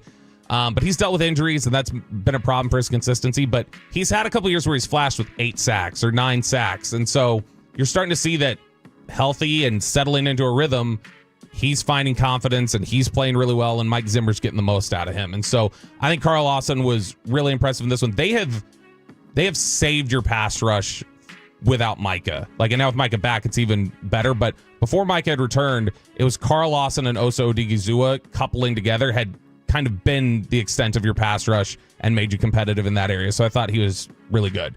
All right, so here's where I'm being petty. My last note for you here. I got to know if I'm picking on this. That's why I need you to be balanced AF for me. Is this about McCarthy? It is. I'm thinking it's a blowout. You're in control of this game basically in the middle of the third quarter. I think it's kind of weak that Jonathan Mingo got 3 routes to run in this game. Jonathan Mingo is a guy that you're trying to build up his confidence. You're trying to tell him, hey, you're valued here. We're going to salvage things for you. He gets to go back to Carolina, throw the ball to him a couple times in the fourth quarter. He gets to run 3 routes. He was not really in the progression on any of the 3. And it was just like, I saw that back. I was like, he's in here for 16 run block snaps. He gets 3 routes to run, and they're kind of decoy routes. He's not really the main focus on any of this. It's like, just draw up something for him to get a catch in Carolina. Well, my first... Okay. I'm not going to... Is that nitpicky? I'm not going to... It is nitpicky, but my immediate counter back is it more important for Jalen Brooks and Jalen Tolbert to be getting those reps? We have 2 disappointments in those guys at the wide receiver position. Are they getting those reps, and is it more important for them to get looks for experience? Jalen Tolbert was just getting destroyed earlier in the game by people in this building, justifiably so, before his touchdown. And then, Jalen Brooks has basically been a non-factor. Yeah, now, to be fair, Jalen Brooks was a 7th-round pick and a guy who was, when he was drafted, he was considered a special teamer and has fought to develop a reputation where people thought he could be something, and it just has not translated. It was nice to see it translate this week. It translated in Washington when he had the good catch late in the half. Tolbert, I feel like, and I was a big fan of Tolbert. It was an area where I was wrong, Sean. Mark it. Tolbert, I think, he's settled. We've settled he's not going to be the player they thought he was. So to me, it's like, well, Mingo's the guy who's kind of teetering right now. Build up his confidence. Show him, hey, we're with you. We know this is an area that was tough for you. Let's just draw you up 1 bootleg. It would have been nice. Throw to the... I don't think there's no reason to harshly criticize it. It would have been nice. Yeah, I'm not going back home getting someone a 3-point shot. I'm not killing. I just view it as a missed opportunity. Let him in the fourth quarter. Just get a play action boot, easy look, throw to the flat that he can catch and run and see if he does something. How many snaps did he get? He got, I think, 19, but 16 of them were run blocking snaps. He was in there on 3 pass plays, and he was not really in the progression. So he's here to block right now. Right now, that's what they're having him do, yeah. And so to me, it's like when you're up 30-14 or whatever, just throw the guy a hitch route or something. Let him get a shot. So there's been nothing about Mingo that has surprised you based upon the Carolina film. No, I mean, it's just as bad as we all thought right now. Trade. He's not been great in his routes, but also like he's not gotten a lot of great opportunity. When they've thrown the ball to him, it's not been good. But when he's been in their run blocking, he's been solid there. He's contributed in the run game. That's just how they're using him right now. Post Hut Clarity with Bobby Roberto Bell during the commercial-free Expressway. Every Tuesday at this time, Jerry Jones live at 8:30. Nick Harris throwing out a scenario where the Cowboys make the playoffs. I think they're 1% or less. Cowboys beat Tampa Bay, Philly, and Washington win out. Washington loses to Philly, Atlanta, and Dallas. Not impossible. Atlanta loses to the Giants, beats Washington, loses to Carolina. Now, the Falcons have stunk. So losing to like the Giants or Carolina, I could see, possibly losing to both. So that's improvement. And then 2 of the Rams, Seattle, and Arizona finish 9-8 or worse. So there's your Dallas Cowboys playoff scenario. Yeah, that sounds pretty thin. Though those margins don't sound great. But also, look, you got to remember Cliff and what they've been doing in Washington, that has cooled down significantly. They were in a position where RJ might end up looking right. They were playing tight against the Saints, and it's like you said, it's not impossible for the Falcons to go out there and just screw the pooch. And so I don't think it's the most ridiculous thing from those scenarios. I don't see Dallas winning the final 3 games. I don't. You're talking about 3 teams right now that are in the playoffs. That they've got 3 playoff teams in a row. If they do this, I'll give them credit for this. If they win out in these 3 games and things fall into place with Atlanta and those other teams, all have said you earned it at that point. They definitely would have earned it if they finished the stretch beating those 3 teams. You earned what? They would have earned whatever playoff berth they got if that happened. Yeah. I wouldn't say like, well, that was an accident. They fought and they earned it if that happens. Yeah, well, it's not going to happen. 877-881-1053 in order to hit us up on the Frankel and Frankel Injury Attorney text line. It is also the phone number to call in order for you to win this. All right, Tolos, right now, caller number 10 at 877-881-1053 wins a pair of tickets to see Boys to Men at WinStar on Saturday, April 19th. That's caller number 10 at 877-881-1053. Congratulations to the Tolo. Whoever wins that, we're going to have it tomorrow, Thursday, and Friday during the Expressway. It's now time for Brian Broaddus' favorite segment of the week. Do you have a question, Kelly? Yeah, I have a lot of questions. Number 1, how dare you? That's right. It is time for Ask Reddit. 877-881-1053. 877-881-1053. That is the Frankel and Frankel Injury Attorneys fan text. It's where you can weigh in on these salacious questions we ask. You can also weigh in on the fan cam on the Twitch or on the YouTube, and I'll read some of your answers here on the air when we get those through. This is Ask Reddit, where the 50 million member form, this thing continues to grow. I think it's because of the segment that we do. This is like 47 million a year ago. It's picked up 3 million more since we've done it. But we'll kick around these questions, some of the most viral ones from the last week. Didn't you start a fan category or something, or a fan room? There's a fan one on there. That's how I saw some of the Martin House Brewing posts. Somebody had posted their picture with the cheerleader up there. And Is it stuff. growing? Yeah. People are just, they're picking it up, finding it there. And so if you want to go check it out, 1053 The Fan on Reddit, you can find the page there and interact with Tolos there. All right. So we're going to kick off with the first question. Sean, you're going to have to go first. We have no choppy. Ugh. Peyton is screening calls. Should have done the giveaway at the end of the hour, Sean. Yep. You missed an opportunity. So Sean Sharif and fan text, men, why do you often say you're fine even when you're not? Oh, that's easy. And RJ would love to answer this. Yeah, have you noticed RJ's become Mr. like, nobody cares about our feelings? Yes. Like, when did that start with you? Yes. You've never been that guy. Yes, he's been saying that multiple times, and that's probably the answer. We view it as like soft to delve into those things. Fine. Look, it's like they say with a woman, and guys do it too. When you say you're fine, you want to let the other person know that you're mad with the way you say you're fine. No, I'm good. I'm fine. Y'all don't say happy birthday to me every single year. It's fine. It's cool. It's fine. I made you a song. Yeah, you did. Or I had AI. It just took me. It just took me steaming for 3 hours in here until 8:20. I always remember the time when you actually played it. You didn't say like, "Oh, happy birthday," and you walked in. But anyway, so it's that. You forgot my birthday for a week. I'd just like to point out. I bought you $300 bottle worth of liquor, so shut the hell up. So you want to express your attitude with the way you say, no, it's fine. And then the other thing is you don't want to delve into your feelings because men view that as soft. Over on the YouTube, Turn Signal says fine means it's not worth explaining. Fine can obviously mean a couple different things. Yeah. When I hear fine from a guy is it's a headache. We don't have to talk about it. It depends on that tone right there tells me, yeah, you don't think it's a big deal. I know when Kristen says fine, that's dig deeper. Come on, pull it out of me. You give it. You want all. I need you to show you care enough to get it out of me. Yeah, that's what fine means for her. Fine for me is just like I'm going to sit here and I'm just going to start talking in circles.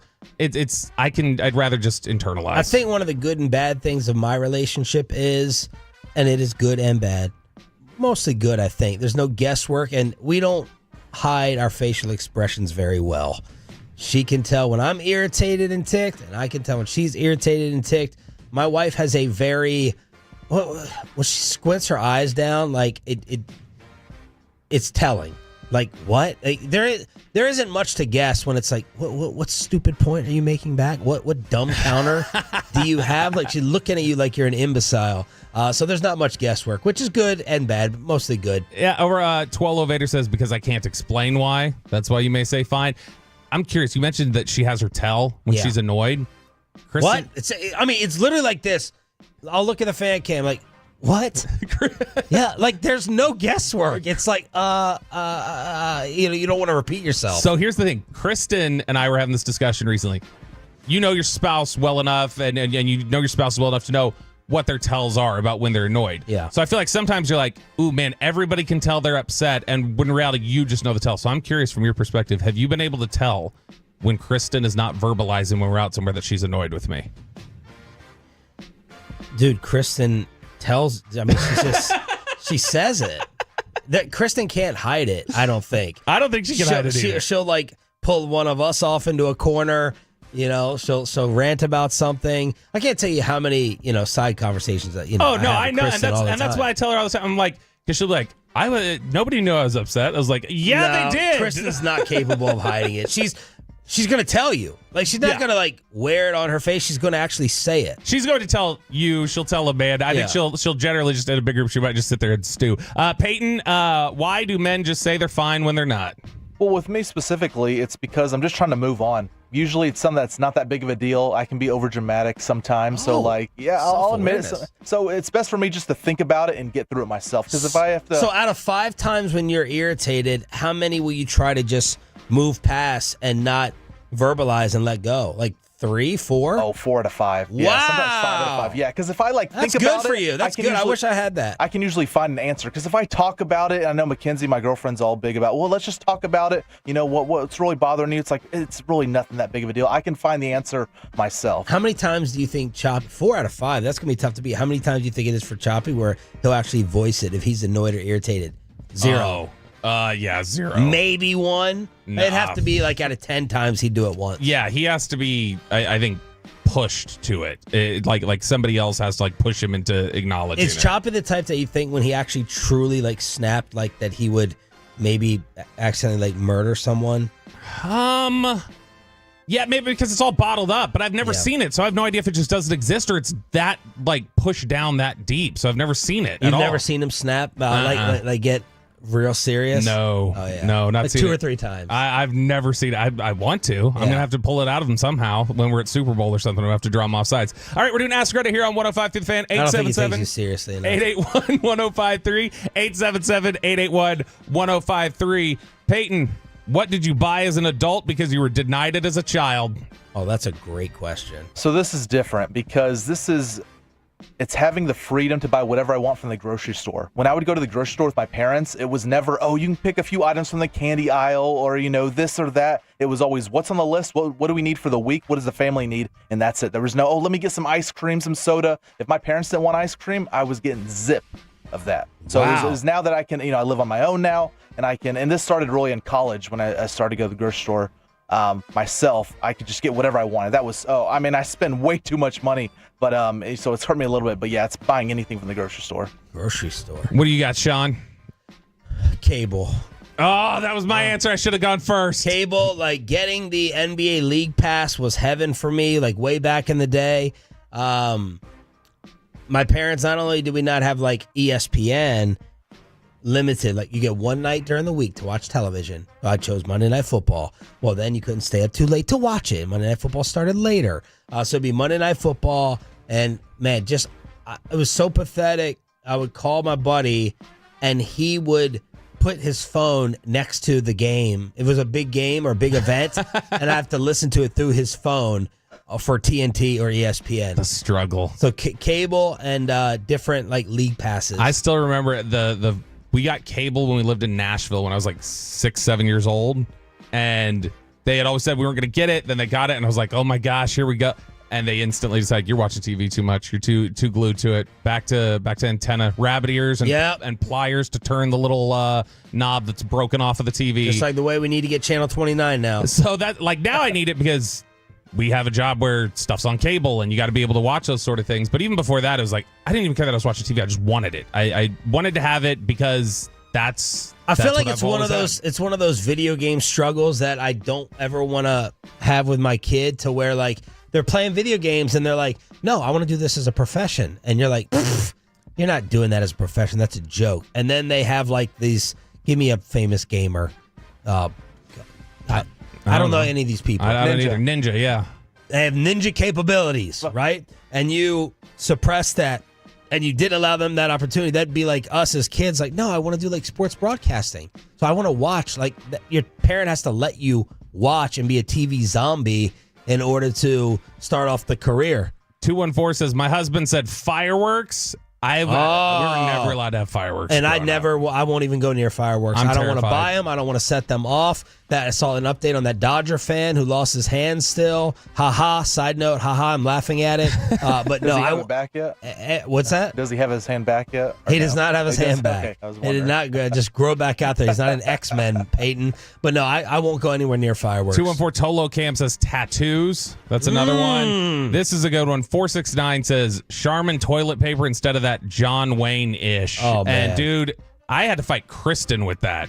Kristen's just so like, I'm buying the cheapest toilet paper. And I was like, no, I'm not putting sandpaper back there. That's not going to work out. It's awful. And then I'm so frugal with like throwing stuff out. If I make the mistake and get it from Costco or something, I'm like, we can't just throw out these 9 rolls. We got to use them until they're gone. It's like a jail sentence. It really is like a jail sentence. It's awful. 5239 on the Twitch says Grand Theft Auto 6. All right, we're doing Ask Reddit here on 105.3 The Fan.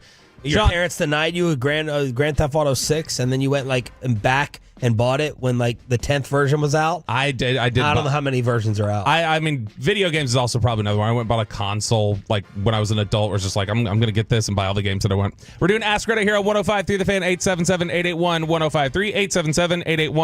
877-881-1053. Sean Sharif, what is your insurance horror story? With that being in the news a lot lately. Oh, man. So Reddit decided to ask that. My insurance horror story.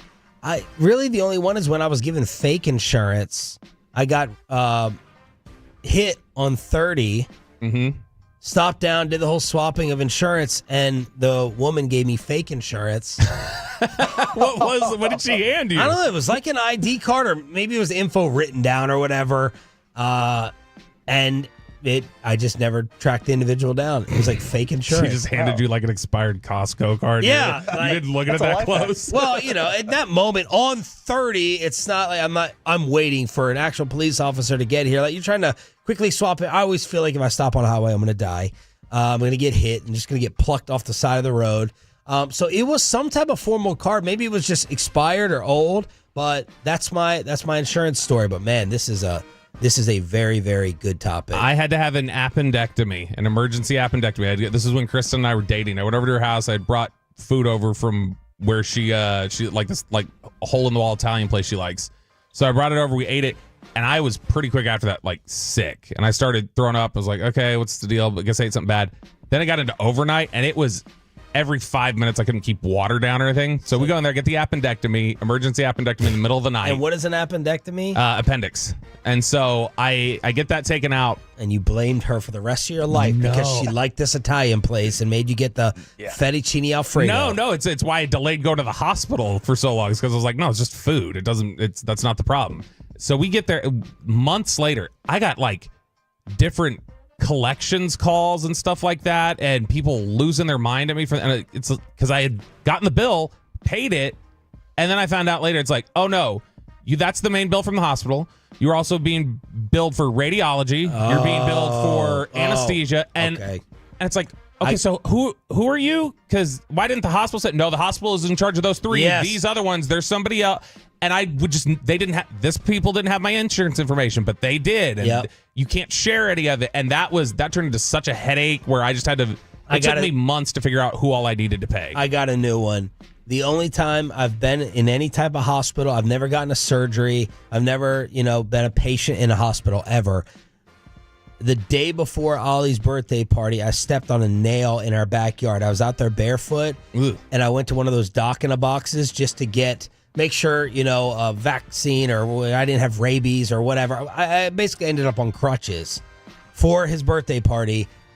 But that bill and dealing with that, the doc in the box, because I didn't want to wait in a hospital ER, that was a nightmare, and that was freaking costly. That's my insurance nightmare story. 469, mom having open heart surgery, didn't pay last payment the week she was in the hospital, and they dropped her. That's awful. That's some Luigi gross stuff. What do you got, Peyton? So this happened about 8 years ago. I was just driving through a parking lot in Dallas, and someone backed into me. So obviously it's their fault, you would think, right? That guy admitted it to me as well. But I get a call from my insurance saying, hey, because we swapped insurances, just like normal people do. And I got a call from my insurance the next day saying, hey, so you hit this guy. And I was like, whoa, I didn't hit him. He had told my insurance that I hit him instead of vice versa. And if it wasn't for the security cameras at this place, it would have been one of those where it's their word against mine. So I went back to this place, got the security footage, sent it to his insurance company, and they ended up writing me a check, and we got everything figured out. But how did you ask for the footage? And they just they email it to you? Like, how did that work? Like, hey, I want your.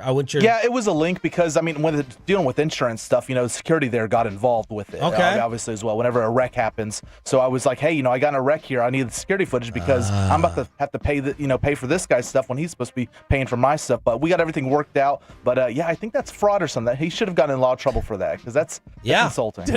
Real quick on the Twitch, there's two very important things from 12 Elevator. First off, his story: had a stroke, went to Ellis County Medical Center. They gave me a Tylenol, told me to come back Monday because they had nobody to read an MRI on a weekend. About 3 hours in there, it was $10,000. That's ridiculous. But then he adds in there, Peyton shaved? Does he have a job interview? Did you shave? I did. I don't have the mustache anymore. Oh my gosh, when did that happen? I totally missed the mustache. Yeah, I think it was Sunday night. I think it took place. Got to shave up. Big things happen in the holidays. What is he doing? He is looking for a job, isn't he? Moving along. I know why. Moving along. Next question here on Ask Reddit on 105 through the Fan. Peyton Russell. This is a great question, I think. I was glad this one came up. What event divided your life into before and after? This, I could be generic and be like, ex-girlfriend, we broke up or something. It was after her. But no, it's really college. I think I learned a lot about myself moving out of my parents' house, living on my own, and it was just me in the dorm. I didn't have a roommate there. I had a sweet mate, but we were. You went back to your parents' house. Yeah. Then I went back, so I didn't figure it out. I learned a lot, and then I learned I need to go back to mom and dad. Then I got scared, so I need to go back to mommy and daddy. I figured a lot about myself in college. Got to live on my own a little bit, experience that. So I think that's when really the event starts, the after part after college. This is easy. It's first child, easy. I told Tolo D, who I absolutely love, got to meet her, and her daughter was out there with her boyfriend at the event in Fort Worth at Martin Brewing House Saturday, and everyone I tell, I'm like, don't have children. Just wait. Just don't do it, because when the kid comes out, it is, okay, I now have to be aware of every single living, breathing moment as this child is now in my house. I don't want to say this thing. And it's over. It's done with. You're going to be tired for the rest of your life. You're never going to sleep the same way again. And that's the before and after. Easy. So the easy one for me would be, my mom died. But that one, see, I don't actually think of it in those terms because I was 16 when she died. And so the way I look at that was like, that's such a transitionary period in general of just, you're kind of getting near adulthood and everything else, that it's already kind of naturally divided, I felt like. But the answer for me is probably closer to before and after meeting Kristen. That was just, honestly, it was sweet. It's two wildly different people from when we first went out to who I am now. You were worse before? Yeah. No, there were a lot of issues. Papados. Papados story. There are a lot of that would have been the dividing moment, but I didn't get the chance at Papacitos there. Papacitos. Some of the answers on the fan text before we wrap up here. We've got 972, a motorcycle accident cost me a sports scholarship and had to choose a new career path. 682, my first arrest, and then we've got 817, before and after I got an air fryer. Oh, my Ninja air fryers changed our life. That is a great one. I don't know what I'd do without it. Jerry Jones, live at 8:30 this morning. Bill Belichick reached out to who before going to college? Mike Vick may be a head coach. And why is everyone worried about Dan Campbell's teeth? Around the rest of the NFL, next on The Fan.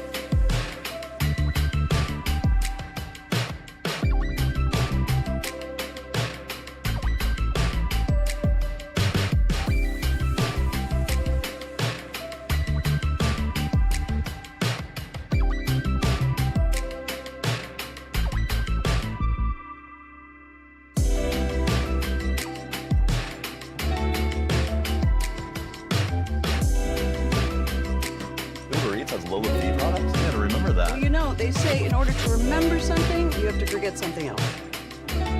Okay, now that is a very cute haircut. That's like a little shag. I've never seen it before. Well, I mean, of course you have. It's the Rachel. Oh, is that your name? No, I mean, like, your name. No, I'm Jen. My name's Jen. Right, but I just mean, like, this is your haircut. But that's hair on your head. I'm not saying this is your hair. Okay, you're freaking me out a little bit.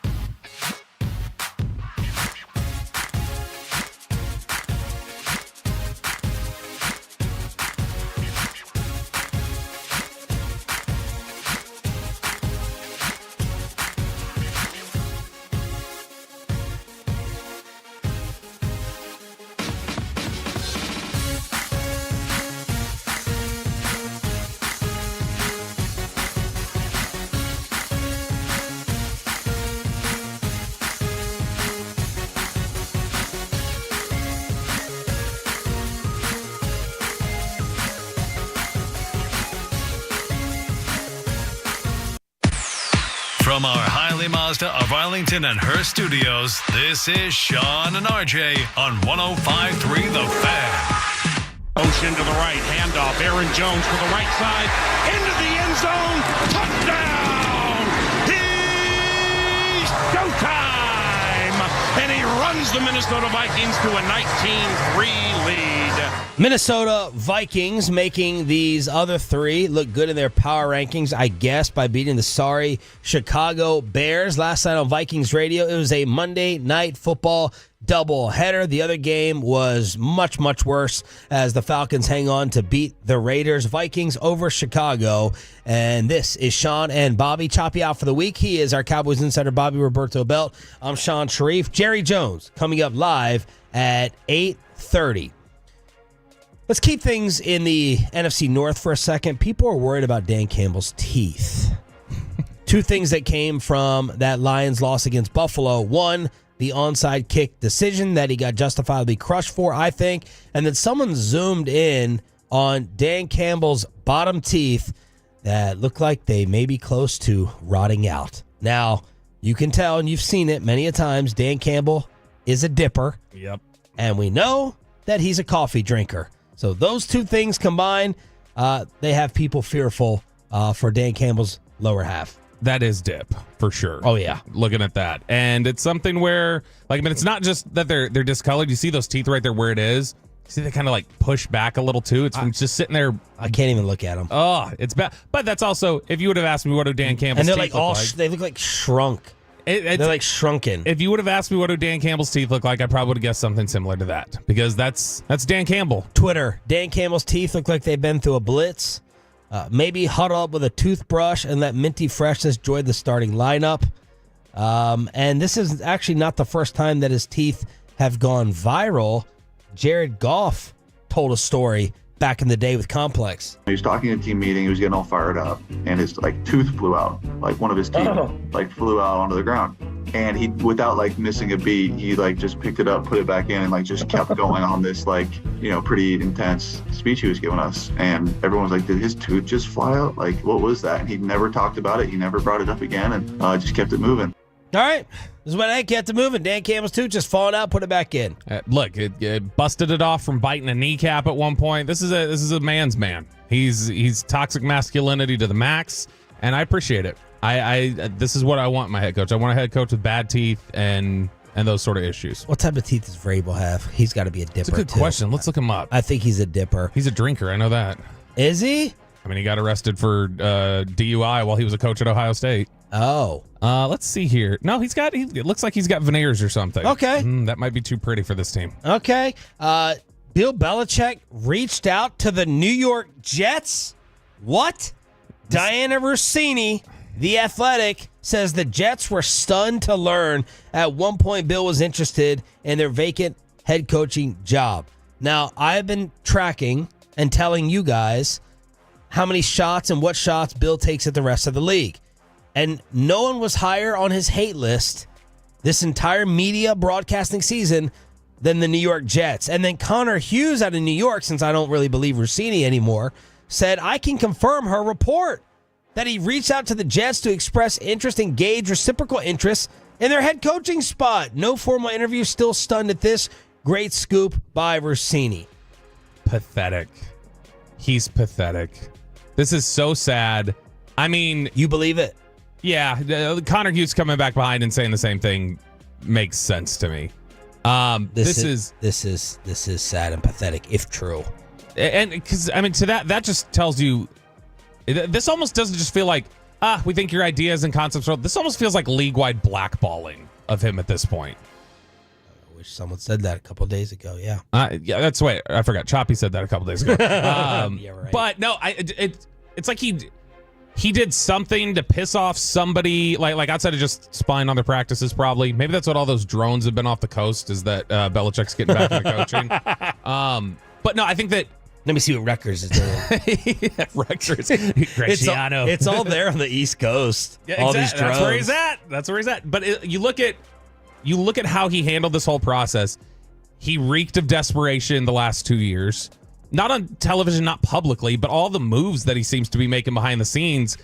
And I wonder, too, when he goes back into his little huddle hole with Dungeon, Matt Patricia and Josh McDaniels and stuff like that, I wonder if also that was another thing where it's like he's not willing to cut off that group that the league doesn't like. And I think that is a great point that I had not thought about. Someone tweeted, "Oh, you're telling me that everyone didn't want to welcome in Patricia, McDaniels, Lombardi, and Belichick?" Like Michael Lombardi, I don't know whether Belichick would have insisted that Lombardi was part of the crew in the NFL, but I mean, part of the reason I love Lombardi's podcast so much, I'm not going to have anything to go to sleep to for my naps. He destroyed the whole league.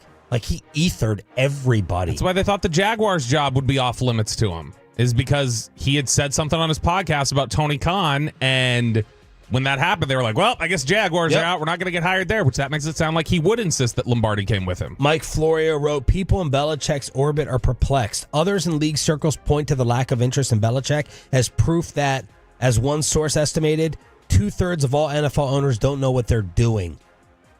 I side with that.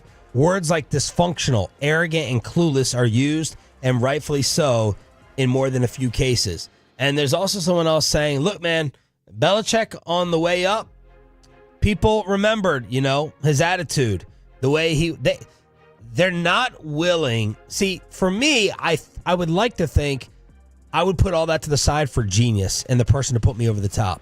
Not these owners. They're not willing to deal with your BS and your attitude, no matter how great. The genius does not outweigh the arrogance, and now he's getting laughed at on the way back down. Do you think he's still universally viewed as a genius, though, or do you think there is a perception on the league of you were Tom? Like Tom is what made you? I don't know. And I think that good question. There was also, and I've mentioned this before. Here's what I do believe, though. Mm-hmm. If you went and got 10 people and I went and got 10 people and we played out here in the backyard and I had Belichick coaching us and you all just decided to coach yourselves, like, my team is always going to win. Like, if this group of Dallas Cowboys for the last 3 years, Bill Belichick just coached them, they'd be so much fundamentally better and sound on the field. They'd be smarter. They'd be sharper. They'd have a step ahead and advantage on their opponents. That's, to me, what it's all about. But when you factor in Who's going to run personnel? Is Jerry Jones going to have as much fun? Who's going to be the face? When you factor in all that other stuff, that's why he's not in the league. I'm going to have a tactical advantage. I do believe that. Whether it's Tom Brady or not, I'm going to have a tactical advantage on you. Do you believe that? Yeah, I agree that I'm going to have a... Belichick is the lawyer who's going to find the obscure law that like gets you off. Where it's like, I found out that there was this in an 1872 court decision that applies today. And it's like, well, technicality, I guess we're letting him... He gives you that sort of thing. But in terms of just... I feel like in this day and age, straight like litigating, arguing the case, everything else, Belichick's not going to be at the top necessarily. Really? Because I feel like we're talking about X's and O's and some of the different things. People felt like it was kind of Stone Age near the end. Like, not just offensively, they talked about defensively. There was a little bit of a kind of stubborn, stuck in yours. There was a time where Tampa 2... they were number one in defense or near the top. They were number one run defenses last year. Yeah. No, and like, I mean, there's still aspects of it that execution's good and different things like that. But when you talk about like, for instance, there was a time where Tampa 2 and what Lovie Smith and Rod Marinelli and those guys were doing was innovative and difficult for... But everybody kind of catches on and figures out, like, all right, these are the concepts. Rod Marinelli, love him to death, and he's great. He's been on the show, and he's awesome. Rod, though, like, a lot of people felt like at times, like, was Rod digging in too much on the concepts that he believed in were tried and true, and did he need to evolve it a little bit? I think Belichick has dug in on, this has worked, and I'm doing this, and this is what we're going to do. Are women actually more tired and fatigued than men, or are they just admitting defeat? The Dallas Stars won't admit defeat against the Caps, and Jerry Jones next on Sean and Bobby, 105.3 The Fan.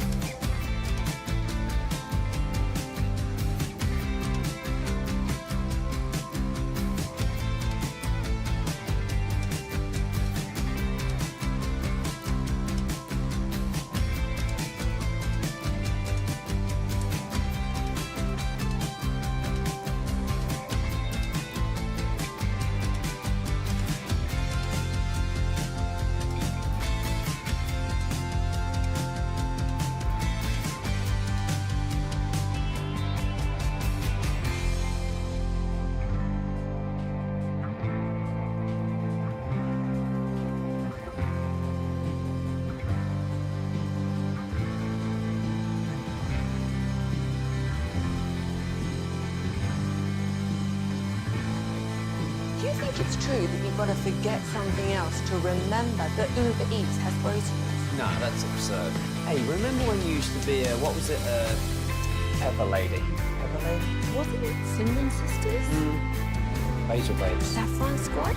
Nutmeg Maidens? Paprika? No. Nutmeg Maidens. I just said that. Was it Spice Girls? Doesn't sound right. Was it Saffron Squad?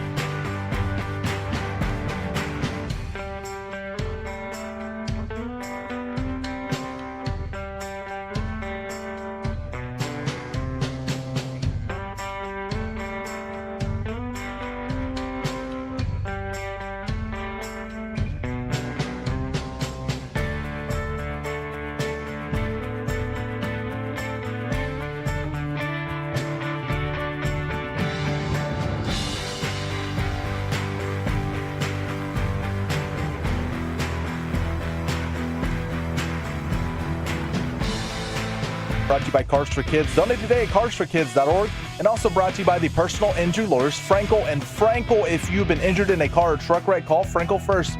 214-817-333-3333. With Frankel and Frankel, there is never an out-of-pocket cost. They only get paid when you win. Frankel and Frankel, the go-to car and truck attorneys in Dallas. Where they are now, shot, score!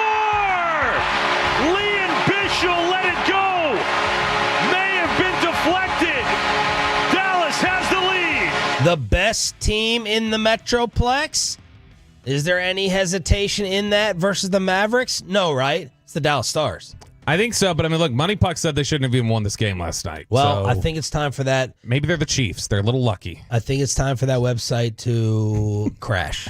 And it's going to crash from all the traffic we throw that way. Yeah, stop referencing it because they've been nothing but wrong. A monster matchup and another home win at the AAC. The Capitals came in having won 10 road games. A 10-game road winning streak without Ovechkin. And the Stars are now 13-2 at the AAC. Rope Hentz, the offensive star, 2 goals. Jason Robertson added 2 assists. So Ottinger, again, continuing the great year, has not given up more than 3 goals in a game since November 25th. His save percentage is a 913. That's 2.32 goals against per Gavin Spittle. And then another huge game tomorrow against Toronto. AAC. Spits and suds. Expected goals yesterday, Sean, 2.49 for the Stars, 2.42 for the Capitals. So I don't know what went into the deserve to win-o-meter. If you've got the expected goals, the Stars are supposed to score more. Peyton, please do your job. Jerry Jones is coming up live at 8:30 this morning here on DFW Sports Station. Did you have a story about Rob Manfred, your favorite commissioner? I did. Oh, no, your favorite commissioner is Adam Silver. No, I do not like Adam Silver. I don't mind Rob Manfred as much. I don't think he's necessarily a baseball guy, but I don't mind him as much. So Rob Manfred spoke on Monday. He was given an interview to The Athletic, and he had talked about a couple of different problems that exist right now that people have talked about. One of the issues that Choppy's brought up before is the idea of, okay, could they go to an innings minimum with starters that say, well, you got to go at least 6 innings, or there's this sort of punishment or this sort of thing that you can do. Rob Manfred says, nope, that's not going to work. He said, just too blunt of an instrument to fix this problem. He says, I don't think it can be prescriptive. You have to go 6 innings. I think it has to be a series of rules that create an incentive for the clubs to develop pitchers of a certain type. And I don't actually disagree with that idea. I think that that's fine. The bigger issue is what he said about the thing that everybody's been complaining about this offseason, which is the Dodgers. And the way that the Dodgers are doing salary deferrals and the way that they're kind of gaming the system a little bit. So he got asked about that, and that's been one of the biggest issues that we've seen put forward, is just because of the way that they've gamed it and figured it out and figured out a way to adjust it. So he weighed in on the deferrals. He said deferrals have been at some point can be problematic. He said historically we did have one franchise, Arizona, that got itself into financial difficulties as a result of excessive deferrals. We've strengthened our rules in terms of the funding of deferred compensation in order to avoid that kind of problem. But look, obviously the bigger the numbers get, the bigger the concern. So what they talk about here is, the further he went on the interview, the way that The Athletic positioned it is, they say that he's saying that he's acknowledging it's kind of a problem, but he's also saying that he wants people to focus on best practices and financial responsibility and those sort of things, rather than, can you put this in check? Because as they mentioned in The Athletic, the Dodgers are in a strong position financially compared to everybody else, to where they're able to do things within their best practices that would not be anywhere close to best practices for the rest of the league. Now, is that just they have that advantage and they get to take advantage of it because of the ownership they have and everything else? Or do you say, no, somebody's got to walk in and balance this a little bit for the league, just for the health of the league? And that's where the debate comes down. All right, I need a little Tolo help here and advice. As my wife and I, a couple of days ago, I thought, made the decision to not really get each other Christmas gifts this year for the first time. I keep asking her, where's your list? Where's your list? Where's your list? I'm one of those guys that I would rather take any guesswork out of it. Like, we're going to do a big thing this Saturday, Alba limo, dinner, club afterwards, and I consider a lot of that part of the birthday gift. Christmas gift, we're going to go to Mexico in February. That may tie into the birthday gift. But I still feel like on the actual day, I feel like she does want to open something or a couple things. And yes, it takes the fun out of it when I'm like, all right, go order that purse, wrap it up, and then you can open it. But I don't want to go and get her a purse because I know she won't love it. Right. You don't want to guess. I don't want to guess. And I know at the end of the day, she wants to be able to pick it out and not have me guess. But I think a small percentage of her also wants me to get something random that is a surprise. So I'm stuck. I'm stuck in that predicament. She wants you to. It's like the whole thing of yesterday. She goes, "Are you ever just gonna get me something that you think of?" And I was like, no. So yeah, I don't know what to do. It's like you don't. I know you won't like and won't want what I pick out. So I told her today, and this is why this could be bad news for Bobby's credit card today. I said, you go shopping with Kristen, and I want you to get all the Christmas and birthday gifts that you want." So I feel like she's going to force Kristen into over shopping to the degree that Kristen wants to shop. And I was like, Bobby, Kristen may feel like peer pressure spending here, so I don't want you to get mad. It would be my wife's fault. And I said, if you don't come home with the gifts that you're happy with, then I'm going to go and do the shopping for your birthday and Christmas. Is it like when somebody's taking drinks at the bar and one person's going to slow and they're like, well, I got to keep up a little bit. Like, I need to take part. And then before you know it, you're just kind of, I'm throwing back shots because they are, and now we're in this together. Yeah. That'll be what the shopping does today. It's a fundamental just difference, I feel like, between the way men and women think. Because to me, I'm with you. My thought is, just tell me what you want me to get you, and I'll get you it. Or give me a list of things you want. I know, but it's no surprise, no thought. There's no thought in that. Exactly. But my thought is in organizing Saturday. But I feel like that isn't what I've decided in my mind is time stamping a gift doesn't work. Like on the day of the birthday, on Christmas morning, they still want a gift. It doesn't, when you tell your kids, like, all right, this counts for the next 2 events. We're going to Disney. This is your Christmas. This is your birthday. I feel like that just disappears into thin air. It's like, oh, it's on my day. Like, I don't have anything to open. So I've had the reverse of this. She has, in recent years, been like, we don't have to get each other anything. She's like, we'll do the stockings. We'll put little stuff in the stockings for each other. I've been like, okay. But then that has freed me up. I don't have the pressure of finding her something because I do buy her something still, even though she says not to. But then I hate that. I'm like, let's follow the rule. Let's follow the agreement that we set, because then you're going to make me feel bad if you get me something. But I know. It's like, well, Chuck, tell me if you want me to bring ice to your house, because I'm really not going to bring anything to your house. But I know she's going to break the rule. So but then there's no pressure on it for anything else. This year's different. She texted me while I was in Carolina something to the effect of like, hey, by the way, I put some stuff on an Amazon list this year. That way you can reference it for Christmas stuff. And I'm like, that's new. And she made some reference like, man, I'd really like... Because she knew she was going shopping. I need one of these today. like full-length mirrors. I don't like the one that we have in here. I need one of she's starting to drop hints with stuff. I'm like, oh man, this is... You've never done this before. So, see, the perfect balance in the past, Amanda would like list 12 things on an Amazon list, and I get like 7 of them. So like there was still a little bit of surprise in which ones am I going to get? Am I going to get all of them? Which ones? No list. Nothing. She talked about a purse that up until yesterday she canceled because she's like, it's going to be too much money. I might just get the purse. So I'm like, go shopping today and get everything that you want. And then I guess she has to wrap it because I can't wrap it. I can't compete because one year Kristen got me something at Christmas that made me cry. And so like after that, it's like I have to be that thoughtful. And I never am. What was it? She went to my dad's house and found 2 VHS tapes of me in the hospital with my mom when I was born. It's like, what am I supposed to do? Then I'm supposed to give you a gift card? That's not fair. Jerry Jones joins us live next on Sean and Bobby 105.3 The Fan.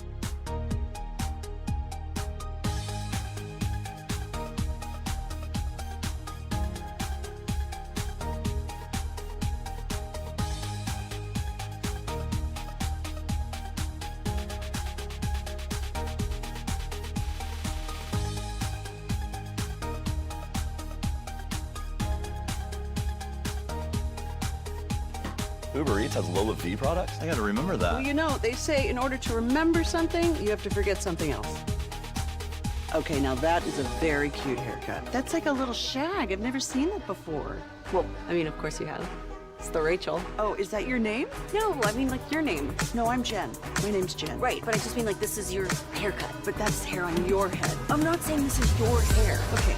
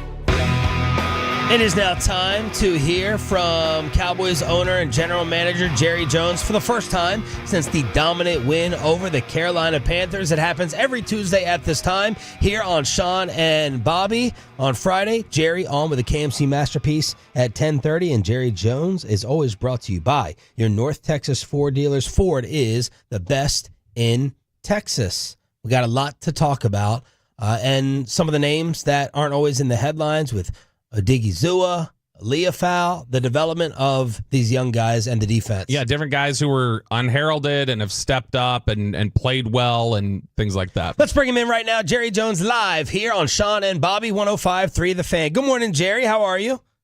Good morning, Sean, Bobby, and great to be on this morning. Merry Christmas. Merry Christmas, sir. Congratulations on a very impressive, dominant win in Carolina. Just give us your thoughts on that performance. Well, I'll start with the defense. Good place to start. Yeah. And Mike Zimmer, really proud of what he's done and they've done, executing and putting in kind of use of our guys that Mike has had in mind. And candidly, I can go through many players, but I like what we're trying to do on defense and like the enthusiasm that we're playing. And, of course, Cooper Rush was a guy that I know we all thought against Cincinnati we could have gotten a little more out of Cooper. But, boy, is he making a huge difference in terms of really the running game. His before snap calls, his lining up, what he's doing actually has opened that running game up for us. Jerry, you've had a lot of different unheralded guys, undrafted free agents, young players step up in the last couple weeks. Why do you think things have gelled better over the last month compared to when you had more of your big-time investments available to you earlier in the year? Well, I think you've got to look at level of competition the days that we played it. Yeah. Baltimore was really playing well the day we played them. So was New Orleans. Baltimore still playing well. Of course, New Orleans has stepped back a little, but not a little, but a great deal compared to the day we played them. But we hit some teams riding pretty high there early, and we were out of whack, I think, on both sides of the ball during those games. Jerry, this is turning into a great fan debate, and I'm curious how you weigh them. Having more of your pieces so far early in the year against better competition and losing those games the way you did versus the resolve and the depth stepping up here and not quitting against some lesser competition. How do you weigh and balance all that together? Well, first of all, I'm going to be very practical and say I don't like that we've ended up with the record we've got. I don't care what the ebbs and flows of when you're playing your best or when you have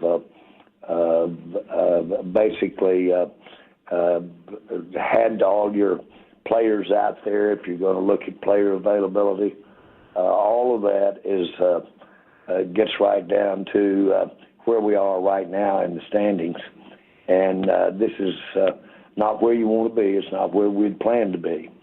And so I think that's got to be looked at and weighed carefully. How did you get here?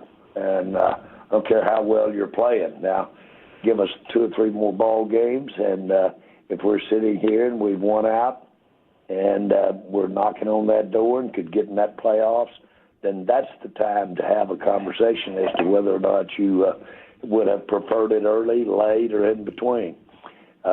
That's the great thing about a 17-game season. That's a great thing about pro football. It's pretty, the competition is really very level. And everybody's got good players. Everybody gets them hurt. Everybody's got a chance to compete with the number of teams we put in the playoff. All of it has made it the best I've ever seen it as far as the competition.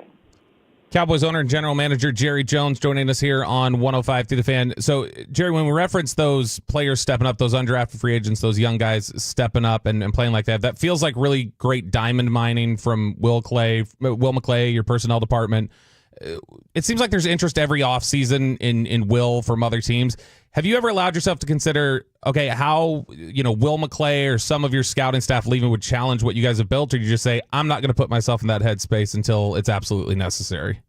No, you don't do that. You lose people. When you're successful, no matter what, that creates quite a demand for your people, and that's the NFL. And you see, you have a system in place that you want to reward anybody doing well, but we've got, you can have a lot of people involved on who gets on the field, and then you've got a lot of people involved that when they get on the field, how they play. That's your coaching staff. So you can't look at it as though any one person is got the responsibility for really this year. Very candidly, I don't know that you want the responsibility of a lot of, at least I haven't read from you guys, the media, that anybody's doing any favors out there as far as putting players on the field. Well, Jerry, I'm going to possibly do you a favor right here and ask if you'd like to spike the football over the running back argument that we've all talked about all year long. Has Rico Dowdle's play allowed you to spike the football with the Derrick Henry stuff and all the Zeke criticism throughout the year? This was a question that came up in our personnel coaches meeting that we have usually after every ball game, and it came up yesterday. And Rico and his success relative to how we're blocking them. We're blocking them different. We're blocking it up different. Our quarterback is really, as I said earlier, our quarterback is really helping our running game by helping identify what we need to do when we get to the line of scrimmage. But we've made, again, like I say, some adjustments. But we've also seen the very best of what Rico does the best. He can hit those soft spots, and he hits it violently. But it's a combination of things. And then you got to be able to Rush really reads quickly. He makes real quick reads out there. And he makes quick reads after the ball is snapped, of course, as well. And those are giving us some plays. I know a lot of people say, well, but I think his accuracy could use some improvement. And, of course, there's always room for improvement in anybody. But a combination of things, not only blocking it up, but of, let's say, giving them the ball. All of those things are making that running game go, not to take anything away from Rico. Rico's issue has been his availability. He's been outstanding. He's got about as much explosiveness when he picks a spot. He's got as much explosiveness as anybody we've seen, and we saw that last year, and we've seen it the year before. We just didn't avail ourselves of it because of some of his availability. Jerry, our teammate here at the station, Brian Broaddus, a guy who worked for you for a number of years, he was talking recently, and he had said, man, I hate the idea of developing players like Oso Odigizua or Rico Dowdle, and then you have them leave in free agency, and you see some other team reap the rewards of the work that you put in. When you see those guys playing as well as they are, knowing that they're impending free agents, does that thought cross your mind, too, of I would hate to think that this work we've put in to help these guys grow might end up somewhere else? Well, that's zeroing in and good. It's a good thing to do. That's zeroing in on the player itself. What goes with leaving is how it fits in your cap and where you are, and that happens. Look at Pollard. Pollard's there with Tennessee, of course. And my point is, welcome to the NFL. You're basically, I was noticing Bill Belichick the other day, and the article was talking about his going to college and going to the collegiate game. And basically it's one of just really rotating players and to a big degree. And he's excited to see how that really fits his idea of how to put a team together. And so I think you're seeing where you're evolving, that you're going to have a lot of movement in players. Jerry, we've talked a lot about the future of Mike McCarthy this year, and obviously we know Mike Zimmer's also got an expiring deal. As you evaluate their performance down the stretch, do you view McCarthy and Zimmer as kind of tied together? Well, in a way I do, and especially after the last ball games. And but I think you're seeing the best of Mike Zimmer. And maybe, I shouldn't say that. You're beginning to see some of the best, but maybe the best is still ahead of us. But he's been real impressive now, putting that defense together with the attrition that we've had with availability with our players. So I give him that. Mike, I don't know how you can not say that his team has shown that they'll handle adversity, and he can get you there with the injury situation impacting the availability of those players. I hate to keep repeating that, but it's so obvious. And yet have that team playing at the level it's playing. So, yeah, I give them both high grades this year. Jerry Jones, brought to you by your North Texas Ford dealers. Ford is the best in Texas. I don't know how many times in our 15 years we've had you react to Stephen Jones headlines. So it's Stephen in the news over the past week. We'd love to get your comment on, number one, Stephen suggesting that this upcoming offseason, Jerry, could be a little bit tight with the budget as last offseason was. Could you just address and comment on that?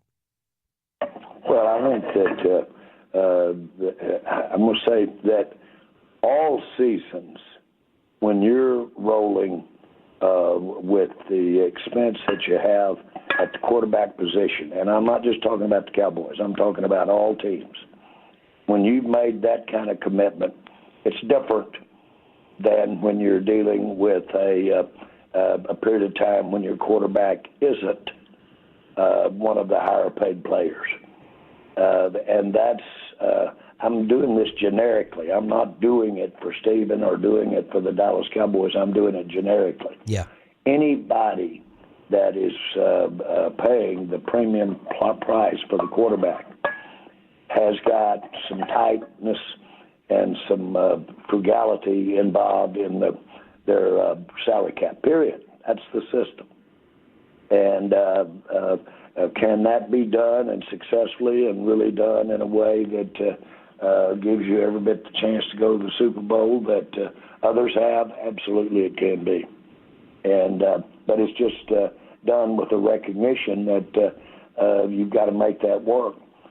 We've really laid it in to at least two of our players this year, and I wouldn't redo that if I could redo it 1,000 times, because between Lamb and Prescott, we've got two cornerstones of how we're going to be playing ball over the next 4 or 5 years. That's a good thing, and I'm excited about it. But it's going to cause us to have to be real good managers as we go forward. So, Jerry, I'm fully admitting this is way above my head. I can't do the math. I don't pretend to understand the math. But different capologists on social media and out there that follow football say, well, the Cowboys can just flip the switches. You flip Dak, you flip Lamb, you got $100 million to spend. All you got to do is flip the switches. What do you say to those mathematicians? Nothing. I agree. Flip the switches, and you've got what you got, but you can't. You've got a limit as to the availability of the under the cap when you flip those switches. Yeah. And I know I'm taking liberty with your flip the switch comment, which I'm not opposed to that type of definition, but still, you make your choices. I think they're saying the same thing. You make choices, and you see how you're going to manage your cap when you've. It's a different management when you've got the higher-priced player at quarterback. Jerry Jones here on the Fans. Steven also said, look, we with NFL Network, Ian Rappaport, we got to have a conversation about how much you pay some of these top, 5 to 10 players. Some took that as a slight towards Micah, since he's theoretically the next one up. Can you comment on what Steven had to say about that top-heavy spending, and particularly Micah Parsons, who said he wants to stay here no matter what? He did not in any way say that Micah Parsons was at issue looking ahead at the future at all. He did not say that. And by the way, I didn't hear what he said, or I have not read what he said, but I know he didn't say that, because that's never been uttered in this organization, that we don't have a future with Micah Parsons. Jerry, Micah talks about his great relationship with you, and he goes about my contract, 40, 30, I don't see a big difference. My agent may not want to hear that. Is that music to your ears for negotiating purposes? 30 is no different from 40? Listen, the music to my ears is, first of all, when I've heard Micah criticized for anything he might have said or how he expressed himself, and when I ask about it, I've never been critical of it. Anybody that's the war daddy he is, and anybody that puts it out like he puts it out every time, that's trite to take anything or comment negatively about anything he's saying. Obviously, he is highly visible and says a lot. And when you say a lot, take it from somebody who says a lot. Okay, then that gives a lot of fodder. Nothing wrong with that at all. It's real interesting that he can be the player that he is and have the views that he has.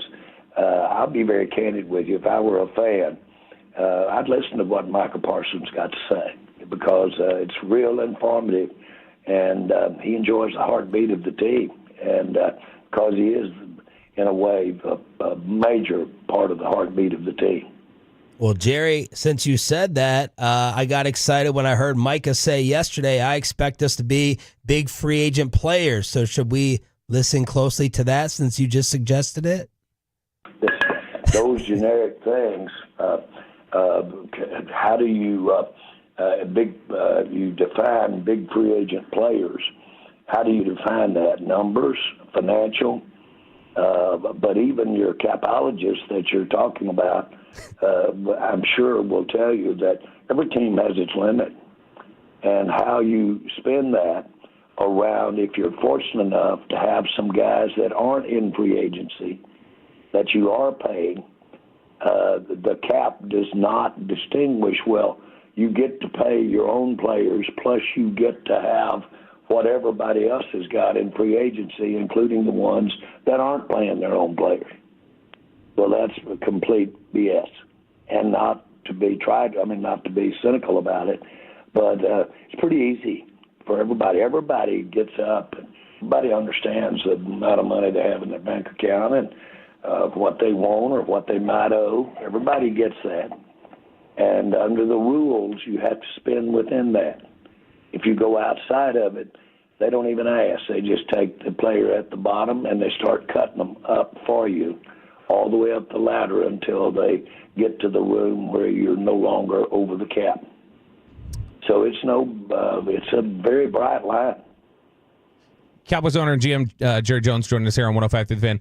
Jerry, Trayvon Diggs was shut down for the year. He's going to undergo knee surgery. Clarence Hill reported over the weekend that the team was unhappy with the way Diggs attacked his ACL rehab last year and into his offseason. What are your thoughts on that report? Again, you wouldn't have anybody in our organization ever, not the ones that know anything about his rehab, and not everybody knows that. But you wouldn't have anybody make that kind of comment. I can assure you that nobody from within the Cowboys said that. Jerry, how are you feeling about Trayvon's timeline? Is it just way too early? Or are you thinking training camp or start a season for a return? Well, again, I could not in any way. That rehab and the time connected with the rehab can be really dramatically different for each player, and with the same injury. And so you're pretty. You obviously can see, and I can, that he's out for the season. But when he returned next year, would be the same circumstances in trying to predict when Overshown would be back. These injuries in late season, when you've got this season that, for all practical purposes, begins really in camp the following year. A lot of these injuries are, by definition, year-long rehabbed recovery length. And so you can do the math. That pushes it into the year. All right, Jerry, last one. I want to finish up with a final taste of that Carolina victory. Xavier Legette, their receiver, says that he eats raccoon, and that set the food world ablaze. We talk about hunting and game with you. Have you ever had raccoon or anything similar which would shock a lot of other non-hunters or game eaters? I've eaten a lot of raccoon. Yes. The answer is yes. And I've eaten it hunting. I've actually had it served by my mom at the table away from hunting. And I have eaten raccoon. And yes, it's not uncommon at all. I'll tell you something that is one of my favorites is squirrel.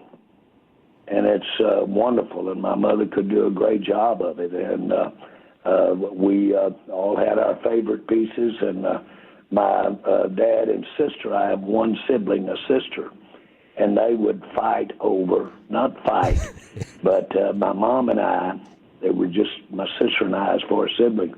My mom and I wouldn't even ask for the brain in a squirrel. Oh, man. And delicious, seriously. My dad loves cow my brain. My sister always got it, or my dad.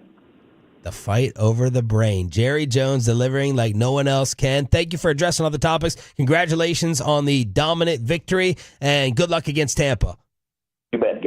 good day. There he is. Jerry Jones, brought to you by North Texas Ford dealers. Ford is the best in Texas. Normally it's fighting over the big piece of chicken, the turkey leg. But my dad, that'll be my dad's favorite Jerry Jones moment. My dad with brain, like scrambled eggs. Bobby, you look nauseous. Are you okay? I mean, there was a lot there. In the last answer and throughout. Oh, you were nauseous over the stuff before? No, there's a lot of I was not expecting him to just dovetail into like, well, here, let me tell you about squirrel brain. Raccoons, It's squirrel. so good. My dad, he says brain like scrambled eggs. It's delicacy. Let's react to everything Jerry just had to say over Stephen Jones's headlines. Final hour. Sean and Bobby next.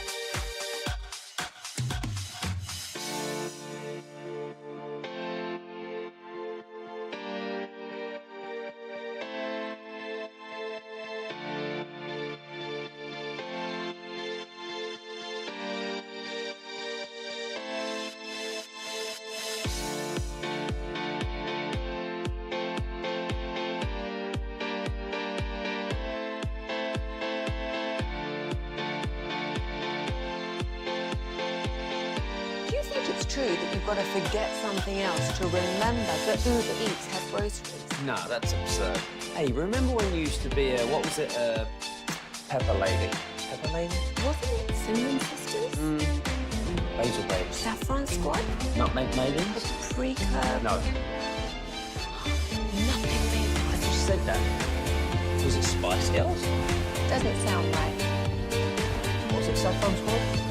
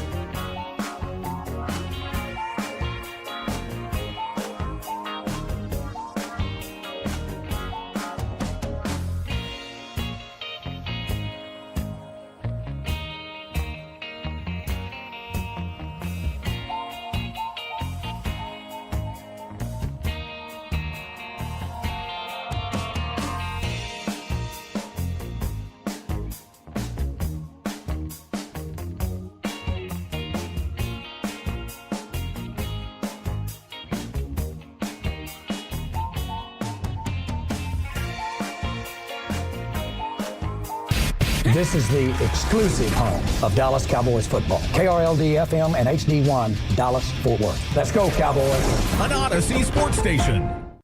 From our Hiley Mazda of Arlington and Hearst studios, this is Sean and RJ on 105.3 The Fan. Final hour, fist pump time on the Fan Cam, Twitch and YouTube. Oh, Caitlin's too cool. No, that's half-hearted. That's a half-hearted one. If it was the home of the Seahawks, she'd be doing it. Sean Sharif, Bobby Bell, no RJ Choppy out for Christmas vacay this week. Thank you for turning it on, leaving it on. That is what Tolo stands for. And Jerry Jones just joined us for a good 30 minutes. Bobby, immediate takeaways. He came out really fast wanting to highlight Zimmer, where it was something, just, hey, thoughts from the game. And it quickly turned into what a job Mike Zimmer's done to get this defense where they need to be. And then... And you followed up with, are the two mics tied together? Yeah, because we were talking about this yesterday, the idea of could you bring back Zimmer and not McCarthy potentially? And I honestly was expecting him to say, not necessarily. Or like, oh, nope, everybody's going to be... Don't get ahead of yourself. And he said essentially, yeah, they very much are. So... I didn't take it as absolutely. Not very much are, but the exact quote, let me pull it up here because I want to get the exact wording correct. And while you do that, yesterday Bobby put out the poll question for the Tolos at BobbyBeltTX. Should Mike Zimmer return next year as DC regardless of the head coach? 1,500 Tolos voted, and 27% said yes, so new head coach can focus on the offense. 22% voted no matter what. No to Zimmer, period. And then 20% said yes, no matter what.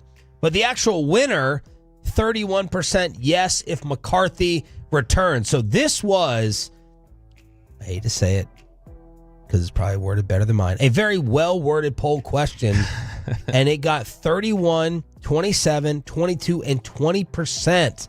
I've never seen a poll with 4 different options with that close of voting. Pretty evenly spread out there. And Jerry's exact quote, per Nick Harris's transcription of it, he says, when it was asked if they're tied together, he said, do you view them as tied together? He said, in a way, I do. Yeah. I think you're beginning to see some of the best of Zimmer, but maybe the best is still ahead. He did say at the end, he gave them both high grades. So that praise for Zimmer and potentially tying them together, that sounds optimistic for McCarthy as well. So those are two big things. And then I think the other thing that... Now you went from 1% to 2% the other day. So now what is your McCarthy return percent? I'm at still 2%. I'm not going whole milk yet. So that with Jerry right there, I'm gonna go 2% still. I can't move off of it. You see, this is your weakness. I moved to 2%. This is an Achilles heel. I doubled my percentage this is an Achilles last week. heel. It's just wanting to be right versus what you actually think. No, this show is supposed to be about what you actually feel and think. Hand to God, Sean Sharif. I still do not think that at the end of the day, Jerry Jones is going to look at this and say he can comfortably bring back Mike McCarthy. I don't believe that's going to happen. That is different from thinking that there's a 10 or 15 or 20 or 30% chance. And that's the thing. I don't think it's that high. Okay. I don't think he can look at that and say. So why didn't he just say in the interview? No, I wouldn't necessarily say they're tied together. That's probably taking it too far. I wouldn't go there. They keep wanting to drop these breadcrumbs. It's really, if Mike's not coming back, I know you have to say certain things publicly. Sure. But to a certain point, is this unfair to Mike? Like building up hope? That's what the last 3 weeks has been. I don't think there's anything unfair about it. It's been 5 years and there's a certain expectation and you haven't succeeded the way you need to. So how they choose to handle it is how they choose to handle it. But to me, there's still a decorum in player releases and transactions and separating from someone. Yeah, and to be fair though, he has talked about the fact that you haven't seen anything in my body language that tips it one way or the other. I would think it would be worse for Mike if he was talking negatively about him and distracting him as he's long shot, but potentially trying to finish out the season and sneak in on this wild card. But I mean, remember we talked about this a couple weeks ago. It was 35 days before Jerry Jones was sitting up there introducing Mike McCarthy at a press conference that he told you guys on the morning show, Jason Garrett is the man for the job. And that was after a really bad loss. And so to me, it's like, I understand Jerry will talk to us. And I think Jerry likes to speak from the heart and can speak somewhat emotionally at times and go with the ebbs and flows. But I think at the end of the day, when he gets down in that boardroom and he's making a decision on what are we doing here, I think what will likely win out is Mike's done. All right. What else? The fact that, and I had tweeted this, I didn't see anybody else zeroing in on this one yet, but I thought that was significant when he talked about Dak and CD's contracts. And he said, I wouldn't redo that if I could redo it 1,000 times. That's a pretty strong statement, especially because so much of what's been said the last few days about their financials from Steven and then even from Jerry there in the interview focuses around, without saying it like this, they're saying Dak is kind of tying us down a little bit money-wise. Yeah. Now, as any quarterback does, Yeah, Jerry wanted to make sure he made that clear. It's going to happen if they pay Purdy. Very generalized. He kept circling back to that term, like in a very general sense. Yeah. And he's right. Even the best quarterback in the NFL, you know, a Josh Allen contract can still hamstring them financially, even if they're glad to be in it. Of course. So I get what he's trying to say there, but that's the reality right now. Now, what do you say? I asked that cap spending question for all the capologists out there. What did you make of what Jerry had to say about Steven saying, no, probably going to be pretty tight again this offseason, despite all the switches that can be flipped? Yeah, I mean, he is. I oftentimes feel like when he starts weighing in on the financial stuff and he's talking about what they can and can't do. You remember we talked earlier during Ask Reddit, the question of, men, why when you're not okay, do you just say fine? I feel like there are times where Jerry and Steven and others with the organization are basically asking like, hey, how's the cap? And they're going, fine. Like, it's just kind of like, to get into the minutia of everything we've done that has set up to where we feel like we're in a tight position is really, really difficult. Isn't the most common applicable answer to this cap question, Bobby, always, and pay attention closely here, I know you're reading and follow up on social media, but I'm listening to you. Isn't the answer just, guys, yeah, we could do it. We're just not gonna put ourselves in that position. Isn't that basically the end all be all statement that you can always give? Yeah, we could flip them, but guys, we're eventually going to pay a price. We're choosing to pay a price and have to tighter spend right now. I think that's really, maybe they don't care about the public perception side of it, but if they do, I think that they would probably say it's really difficult to even acknowledge, yeah, we can do that. That alone, you're not going to hear anything else that was said. They to this day will tell you that nobody heard the rest of the all-in quote that Jerry initially gave, which, to Jerry's credit, when you read the full quote, it doesn't sound nearly as much like they're going to go out there and spend $1 billion in free agency. It sounds more like, relative to guys we are looking to pay, I'd say we'd be all in. It's something to that effect. So I could see them feeling like, no, because what will get sent into the universe, blasted around everywhere after that is, yes, we can do that, but we're not. Yes. And I think that that's a tough thing for them. Instead, it's just like, I can't get into the economics of how the cap works and why that's not smart from our perspective. Because some people have spun it as the Cowboys are lying to you about their cap situation. They're lying. Yeah, I don't. So this to me comes down to, it really is like almost like a public policy debate when it comes down to economists arguing what taxation will do to the economy or what this will do to the economy or different things, and how you can have 4 different perspectives from people just telling you boldly and so self-assured that this is what it is. And then the reality is none of them, 3 of them are probably wrong out of the 4. None of the 3 are necessarily lying. They're just wrong, or they view it differently. And it's somewhat theory. Jerry cleared up the confusion. I thought the spinning of the headline that Cowboys and Stephen Jones are open to trading Micah Parsons. When Stephen, look, I trust myself when I'm like checking out the news cycle. I don't feel like the Stephen Jones story was initially reported like this. I initially saw it, we got to think about how we spend, our top 3 players. Is it worth spending that much money? And then this morning, I read you a different headline, and I said, did you see that? Did you see the headline where it's like, our top 5 to 10 players? It makes me a little suspicious of NFL.com and NFL media. Sorry, Bobby, one of your 14 employers, kind of doing some headline porn here. But the bottom line is Jerry Jones came out and said anything about trading Micah Parsons is BS. We haven't had that discussion. We're not having that discussion. That's what the story turned into. Yeah, and I think it's a nice... It's a nice, strong denial, or not even denial, just a nice, strong hammer down of just like, that's not what was said, that's not the context, and we're not talking like that. That's a strong statement to make. And I 100% believe Jerry doesn't want to trade Micah Parsons. I 100% believe Steven doesn't want to trade Micah Parsons. I think it's not reasonable to expect that everyone in that organization has not even quietly wondered to themselves, hey, if we're really tight on financials, can we afford to pay this, or should we go try and get cheap talent? Not even as any sort of just indictment of Micah Parsons, just a evaluation of where are things right now. Micah Parsons responded to what Steven had to say on The Edge. Like I said, y'all know I'm going to be a Cowboys for life. We're going to figure out a way for me to be a Cowboy for life.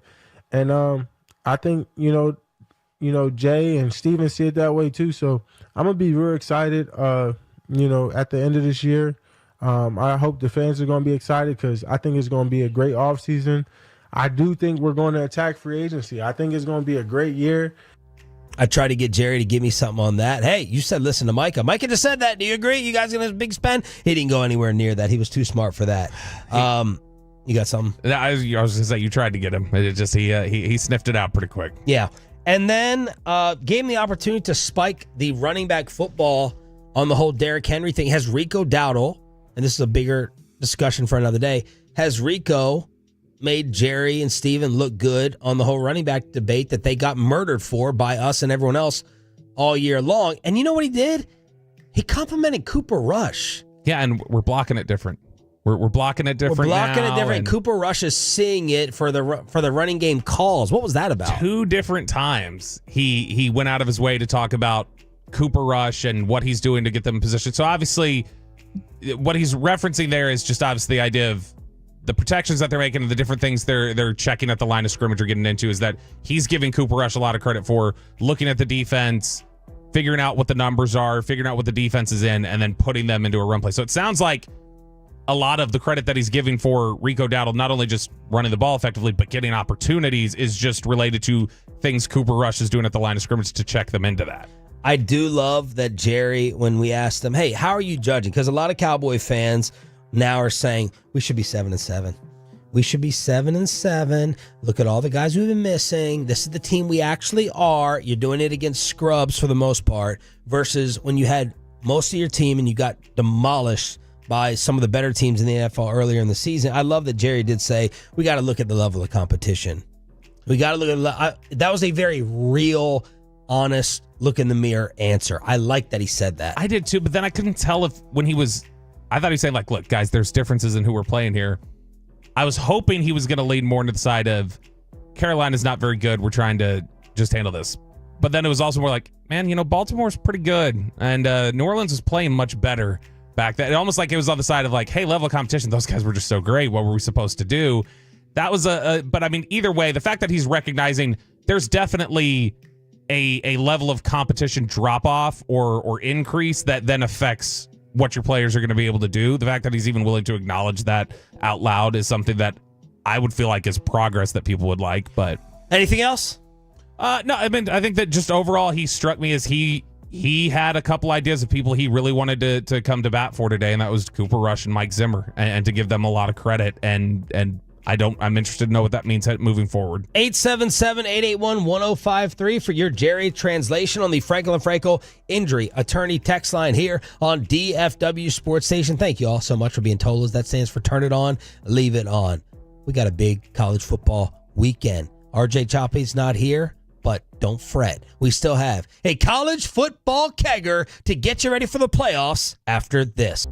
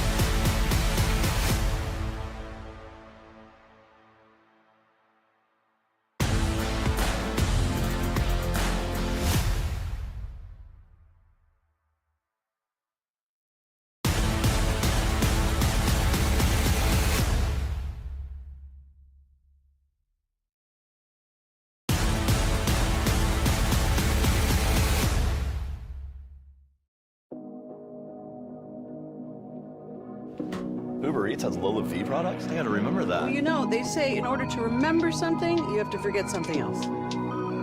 Okay, now that is a very cute haircut. That's like a little shag. I've never seen it before. Well, I mean, of course you have. It's the Rachel. Oh, is that your name? No, I mean, like, your name. No, I'm Jen. My name's Jen. Right, but I just mean, like, this is your haircut. But that's hair on your head. I'm not saying this is your hair. Okay, forgive me.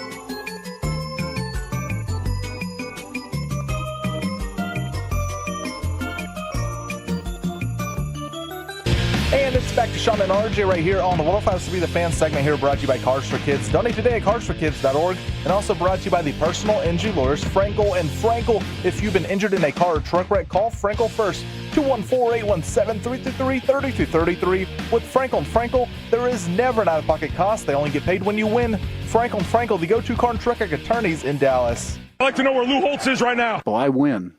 Google me. We're not hosting an intergalactic kegger down here. We got the CFP coming up.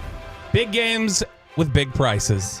Although it's settled down a little bit on the ticket market for the Indiana-Notre Dame game. Remember we talked last week and we had said that Indiana-Notre Dame, like the get-in-the-door price on StubHub, the cheapest tickets you could find were like $1,000. It's like, how the hell is that game like 10 times more expensive than a lot of the others?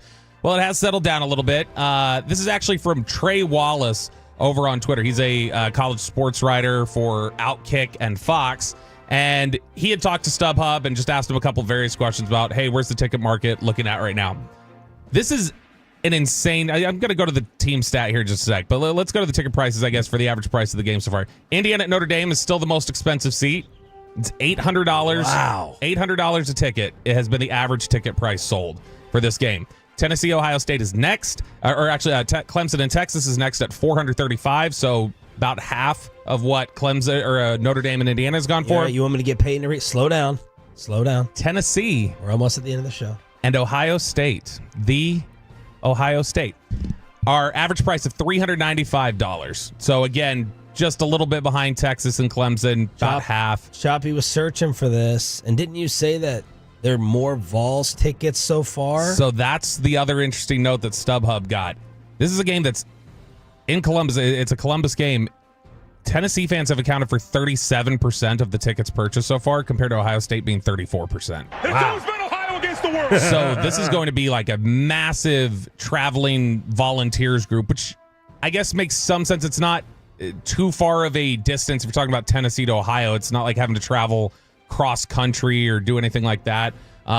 So Tennessee fans are actually going to travel and might be more outnumbering Ohio State in that game, which is wild to think about. But then the cheapest tickets by far, almost a quarter of what Indiana and Notre Dame is going for, is SMU at Penn State for $230 a ticket. Come on, Stangs. Come on, alumni. I saw some SMU reporters like terrified looking at the Penn State weather images. Since we have 75 degrees here in DFW, traveling over to Penn State for a 10 a.m. Eastern game. 10 a.m. over there, 11 o'clock here. But you know what? You don't have to worry, SMU or SMU fans or anything else. In fact, I would drive up those ticket prices. If it's $230, go ahead, buy them. Go ahead and do it. Do whatever you got to do to get into that game, because you're going to see SMU win a CFP game. Whoa! Hot take, hot take. That's what's going to happen, and it's going to happen because specifically Penn State's favored by? Penn State is favored by, aren't they? It's gone up to 9 now? It's 8.5. Okay, yeah. So it opened at 7, I think, 7 flat. Calling for the upset. So I am going to call for the upset, and it's because of one man, and it's a man who was in the news yesterday for a couple different reasons, and that's Drew Aller. So we'll go to why SMU's in a good position here in a sec. Drew Aller, the Penn State quarterback, announced yesterday that he is going back to school for his senior season in 2025. Now, he is all the traits you could ever want, all the tools you could want in a quarterback. He's 6'5", 230, big arm, really impressive physically. I think his first year and a half at Penn State, he had some ridiculous number. It was like 40 touchdowns to 1 interception. He didn't turn the ball over. The problem was that he didn't start as a freshman, so he would come in blowouts or spot play, put up good numbers there. Sophomore season, he went in. They had kind of a light schedule the first bit of the season, so people were just like, oh, Aller's playing ridiculous. Then Aller got into the big games, and boy, he had trouble, and he continues to have trouble in big games. So if you look at over Drew Aller's career, when he plays teams outside the top 15 at Penn State, he is 21-0. He completes 68% of his passes, averages 8 yards per attempt, 44 touchdowns to 6 interceptions. Dominant. That's just outside the top 15. You take his games against the top 15 teams that he plays at the time. Top 15? Top 15. When he plays top 15 teams, he's 21-0 against all others. When he plays top 15 teams, Drew Aller is 0-5. His completion percentage drops from 68% to 48%. Whoa. His yards per attempt go from 8.2 to 5.5. His touchdowns 44 to 6. Interceptions 6 to 3. And his passer rating goes from 113.3 against non-top 15 teams to 69.7 against top 15 teams. Drew Aller has had a massive history of just struggles against big-time top 15 competition. And so for me is that until I see that Drew Aller can play well in big games and big moments against big teams, I'm not going to believe he's going to do it. And so with the CFP game coming up with SMU, that's a big-time focus game. I anticipate Aller's going to struggle. I think it's great that he's going back to school, actually. because he needs it, and he's got the traits to be really good. It's just right now he's not there. Saturday morning, 29 degrees, couple of snow showers possible, breezy, bundled up for the football game. Northwest winds 15 miles per hour. Are we gonna be like a Miami Dolphin traveling to Buffalo situation where we get called soft here in DFW because we can't deal with these Pennsylvania weather conditions? I would hope not, but I'm trying to think. I believe this was a discussion point earlier this season when they opened the year. So when SMU opened the season this year, they were playing against, I'm trying to remember who it was, Nevada. So they were playing Nevada in the opening game, and people talked about how the conditions may have been not as good as SMU was typically used to. I think it was kind of wet. It was really cold. And people had talked about it as a thing where it's like they were a 27.5-point favorite. They barely won that game. And at the time, people were leaning into it might have been because there were elements and things that they weren't used to. College football kegger here with Sean and Bobby. Choppy out on Christmas vacation this week here on The Fan. And to the other point we talk about Drew Aller having his struggles against top 15 opponents. I think it's interesting. We were watching the Heisman ceremony. One thing stood out to me, and that's how Dillon Gabriel is the complete opposite. Dillon Gabriel at Oregon, being the quarterback of the number one team, has consistently stepped up against top 15 opponents. He's won his last 3 games against them, 6 touchdowns to no interceptions, and 3 of his 4 highest yardage games of his career have been in those performances. So Dillon Gabriel is a gamer, and somebody who I'm surprised that the Heisman Trophy race didn't recognize a little bit more. Because we've got Drew Aller going back to Penn State got some bad news yesterday. And that is their former top quarterback recruit, who's the backup and waiting for an opportunity to play once Drew Aller left, Bo Pribula. He has announced that he's going to transfer. This did not sit well with James Franklin and not had anything to do with Sorry, James. So sorry, James. Yeah, I know. It's not like James Franklin needs all the breaks he can get. Just have your PR guy answer it like last time. So James Franklin was not critical of Bo Pribula at all. And we've seen this recently from head coaches. It's an interesting tactic. They'll complain about the portal rules and just trash it to where it's like, man, this sounds like they could be really mad at the player, but they go out of their way to go, this kid is the nicest kid. Don't want to, because you got to protect the appearance of, well, we can't look like we're attacking players in this portal era. Yeah. But we got to attack the system and make sure people know we don't like it. So he said yesterday, I can give you my word, Bo Pribula did not want to leave our program until the end of the season. But the way the portal is and the timing of it and the way our team is playing, and when you play the position of quarterback and there's only one spot and those spots are filling up, he felt like he was put in a no-win situation, and I agree with him. And James Franklin said the overlapping CFB playoff and transfer portal timeline is something that has just damaged their ability to field the team the way they want. Florida State ran into some of that when people wanted to bail on when they didn't make the CFP and some of the other things that they ran into. But this is what college football gets when the NCAA refused to do anything about NIL for forever. When the courts had to come in and say, what you're doing isn't legal, what you're doing isn't right, this isn't, we're going to allow this, we're going to open this up. College football was screwed because the NCAA then just stood there in a realm of like, okay, well, anything goes now, and now we have no leverage power, no negotiating power. If they would have just seen this coming and not had the ego to dig in and say, we're not gonna allow this. No, we're the boss here. You are subservient to us. We're not gonna give you anything. Your NIL is our NIL. Your name, image, and likeness is ours. If they wouldn't have been so dug in against that concept and seen where things were heading, they could have built this up themselves. They could have structured all the rules they wanted. They could have built it in the way that they wanted in their name, image, and likeness. And then the players would have been more receptive to it because it's, oh, you're giving me something. You don't have to do this. You're just doing it out of your own good heart.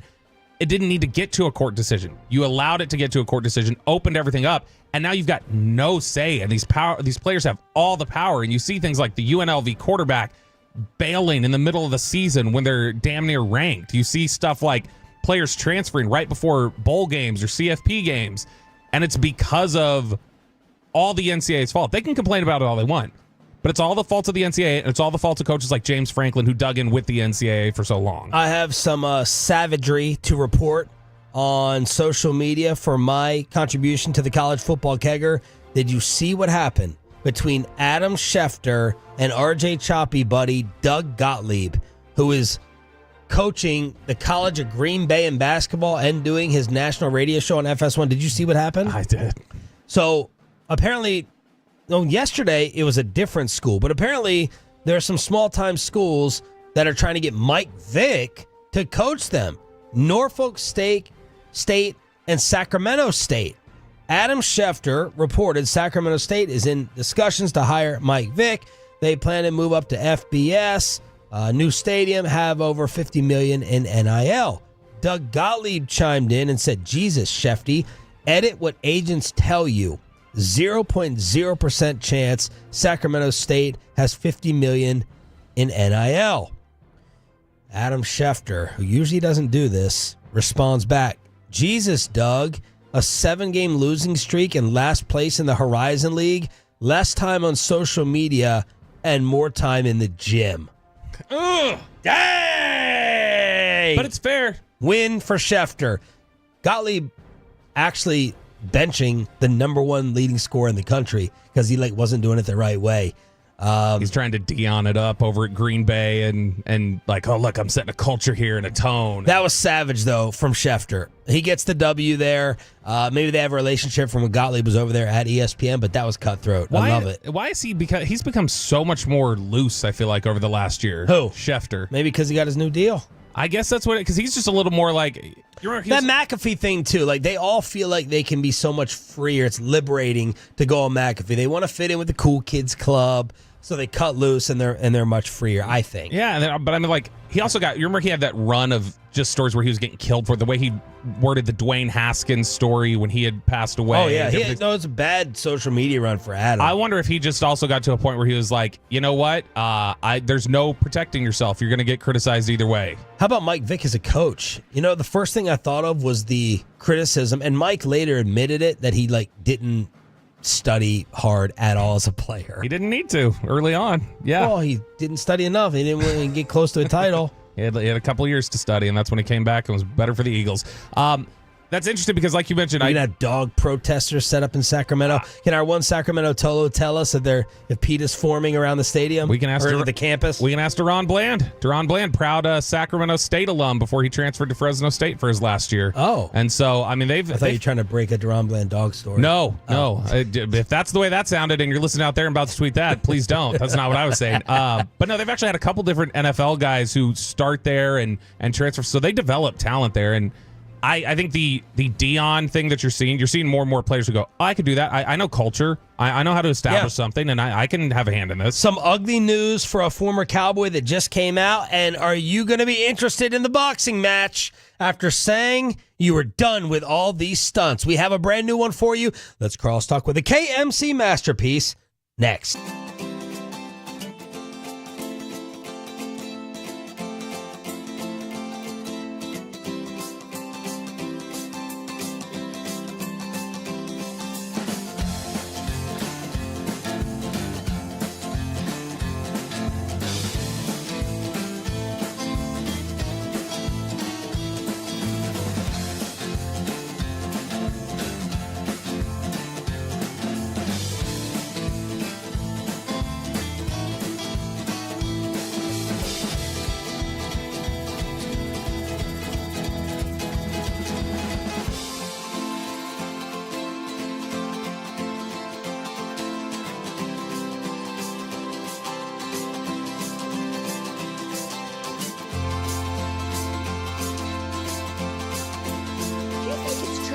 Forget something else to remember that Uber Eats has roasted. No, that's absurd. Hey, remember when you used to be what was it, Pepper Lady? What are they? Cinnamon sisters? Hazel Babes. Saffron Squad? Nutmeg Maiden? Pre-curve? No. Nutmeg Maiden. I just said that. Was it Spice Girls? Doesn't sound right. Was it Saffron Squad?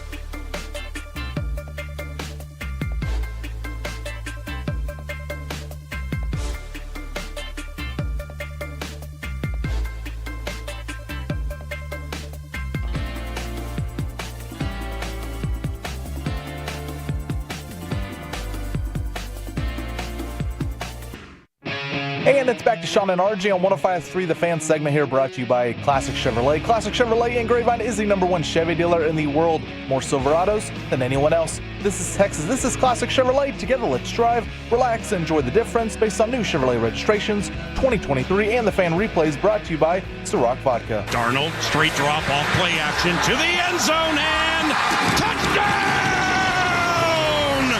Justin Jefferson with a 7-yard touchdown from Sam Darnold.